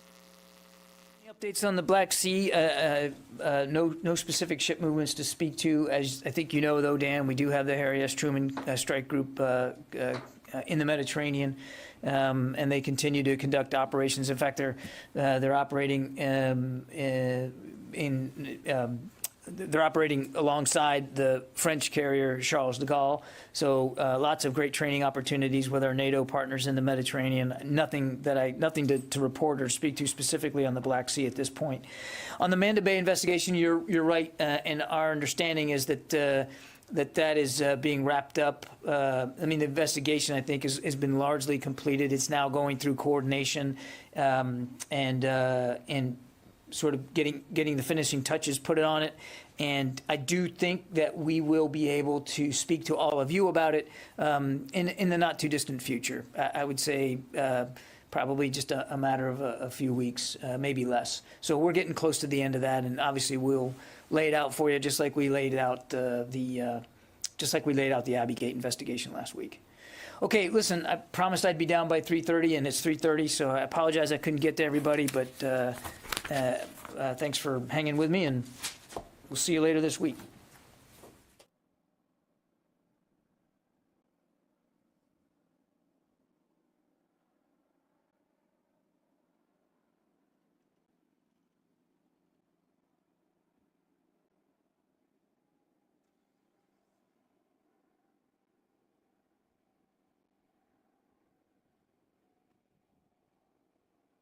I don't know, I mean,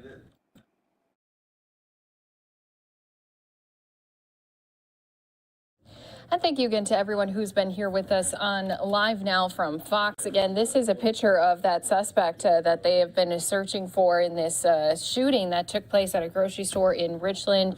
Again, at this time, there's very few details, but we do have at least some photos to share with all of our viewers, especially as this is a continuing, ongoing breaking news story. This has not been the only one we've been on top of here for all of our viewers. We've also had some scenes coming in from Gary, Indiana. Now, there's been an officer who was shot in Gary, Indiana. You can see just how big of a law enforcement presence is out here doing this investigation now into this shooting. And unfortunately, they say that the officer has been transported to the hospital. They have not given an update on that officer's condition, as well as that officer has been a long time on the force. As soon as we do get any of our officials stepping up to the podium or microphones or crews that are out there on the scene, hopefully they'd be able to give us some more details into what had happened. But again, this happened just before 1 p.m. today on February 7th. A Gary police officer was shot while responding to a call of active shots fired. Officer was a 32-year veteran of the police force and again was transported to the hospital for treatment. But as you can see, we still have a very lengthy investigation. A lot of police out here in full force as they are now conducting that investigation. So keeping an eye on a couple different breaking news items here for all of our viewers watching here with us. Also keeping an eye out for the president. So we are still waiting for him to step out, and it looks like everyone in their seats, people getting prepared, and hopefully that means we will have the president and German chancellor stepping out here in any moment. As soon as this happens, of course, this is going to be an event we're going to be in full for all of our viewers who are joining us here on Live Now from Fox. But until that time, let's go ahead and listen in. We'll still keep our eye on both of these breaking news scenes, but we'll continue to listen into some of the other press conferences that are taking place. We do have the State Department briefing with spokesperson Ned Price. So let's go ahead, listen into that while we're waiting for the president to step out. And that way we can still bring you all of those news stories that are happening here across our country.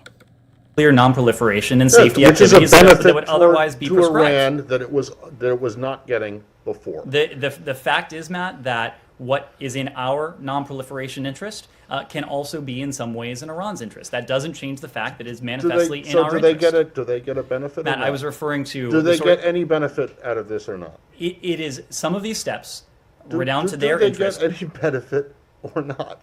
This is in our interest to do, which is precisely why the last administration did it. In 2018, Secretary Pompeo, as I quoted before, said precisely, this decision will help reduce proliferation risk. 2 years later, when he rescinded the waivers, he said that he accused Iran of participating in nuclear blackmail, and said that they weren't deserving of the benefits that accrue to them under this. You're stuck on this idea that, and interesting that you use the word enrich, because I think you're talking about it in terms of money, but enrichment obviously has a different kind of meaning when it comes to Iran. But I don't understand how you can say that Iran gets no benefit and that this isn't some kind of sanctions relief that the administration has offered to Iran before it has made any of its own concessions. Matt, the question I was responding to took this. Okay, well then forget about the question you think you were responding to. Answer my question. Does Iran benefit at all from the waivers that were signed? You will need to ask the Iranian government whether they think this is a benefit to them. Well, who do you think this benefits? We Just know you? this is a benefit to us. The ability of third-party entities to work on nuclear non-proliferation projects Okay, I'm sorry, and nuclear safety projects in Iran in the face of our growing concerns, non-proliferation and nuclear safety concerns, that is in our benefit. Yes. The people that this benefits, in fact, are actually Russian, Chinese, European companies, right? Is that what you're saying? Matt, I'm saying that it is manifestly to our advantage. And not Iran's. It benefits us to Okay, be well, able to if you could address argue that nuclear if- safety and nuclear non-proliferation concerns in If Iran. you're able to argue that Iran gets no benefit out of this successfully, which you haven't convinced me of, but anyway, but if you're able to, then good on you. Now, do you think that these waivers trigger INARA? Matt, we have a robust conversation with Congress on progress in Vienna. We, have briefed Congress regularly on the discussions. I have every expectations that those briefings will continue in the days and weeks ahead. Well, do you believe that this triggers the requirements of the Iran Nuclear Review Act? What I can say is that we've had conversations with Congress about requirements should we be in a position to resume compliance with the JCPOA. But I don't have anything for you on these particular, this IFCA waiver. No, not IFCA, INARA. Right, but you're saying these in response to IFCA. Yeah. Yeah. Yeah, well, so you're Yes. aware of the requirements of INARA, right? So any agreement reached with Iran has to be submitted. Are you saying that it did trigger INARA and your notification to Congress on Friday fulfills the requirements of INARA? No, I'm not saying that. I'm saying Oh, well then why did you even notify Congress in the first place? we regularly notify Congress when it comes to. So did it trigger INARA or not? Matt, we will carefully consider the facts and circumstances when it comes to any potential U.S. return to the JCPOA to determine the implications under INARA. So you don't think that this falls under the scope of INARA? I have no reason to believe that this was done pursuant to INARA. This is something as I said before, we regularly engage with Congress when it comes to developments in Vienna. All right, well, it's a technical issue, I get that, and it's probably boring the hell out of everybody, but it is an important one, because even if the notification wasn't done under INARA, do you think that the waivers trigger the INARA requirements for any agreement with Iran related to its nuclear program? These do relate to its nuclear program, This right? is, as you said, a technical question, so we'll get you a technical answer. Thank you. Why shouldn't Iran benefit? Why shouldn't Iran benefit from the waiver?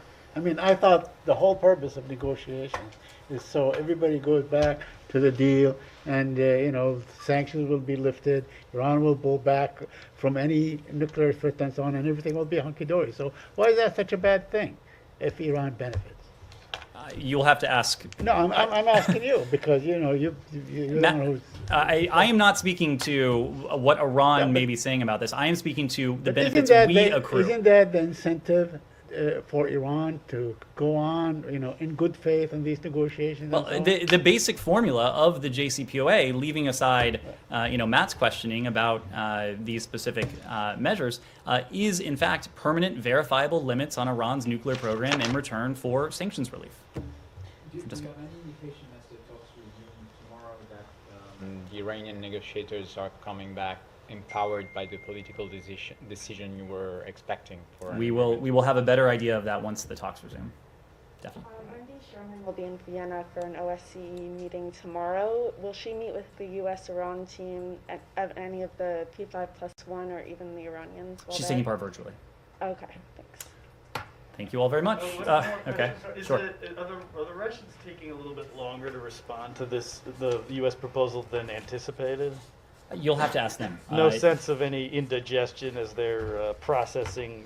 You will have to ask them about their gastrointestinal fortitude. Yeah. Can you just tell us what AUKUS told on the schedule for this afternoon? So we'll have an opportunity. I do expect we'll have a readout of the call, but in advance of the Secretary's travel to the Indo-Pacific, this is just another opportunity for him to have a conversation with our AUKUS partners They will, I suspect, discuss the work currently underway and the progress made in the implementation of some of the initiatives that we have talked about in the context of AUKUS. I don't want to get ahead of that readout, but I think you will see one later this It's the afternoon. first follow-up at this level since AUKUS was announced, right? It's been several months. Yes, Ben. Do you have any comments on China using a Uyghur to light the Olympic flame and what the State Department thinks? Not specifically, beyond the point that we've repeatedly made, that the PRC has sought to disguise the true reality of what is going on, what has gone on in Xinjiang. That is the ongoing genocide. Those are the crimes against humanity. That's the human rights abuses that have taken place there. But when it comes to their motives for choosing this specific individual, I'd have to refer you to them. Yes. Will Rob Malley be in Vienna tomorrow? He is traveling to Vienna today. Thank you all very much. Thank you.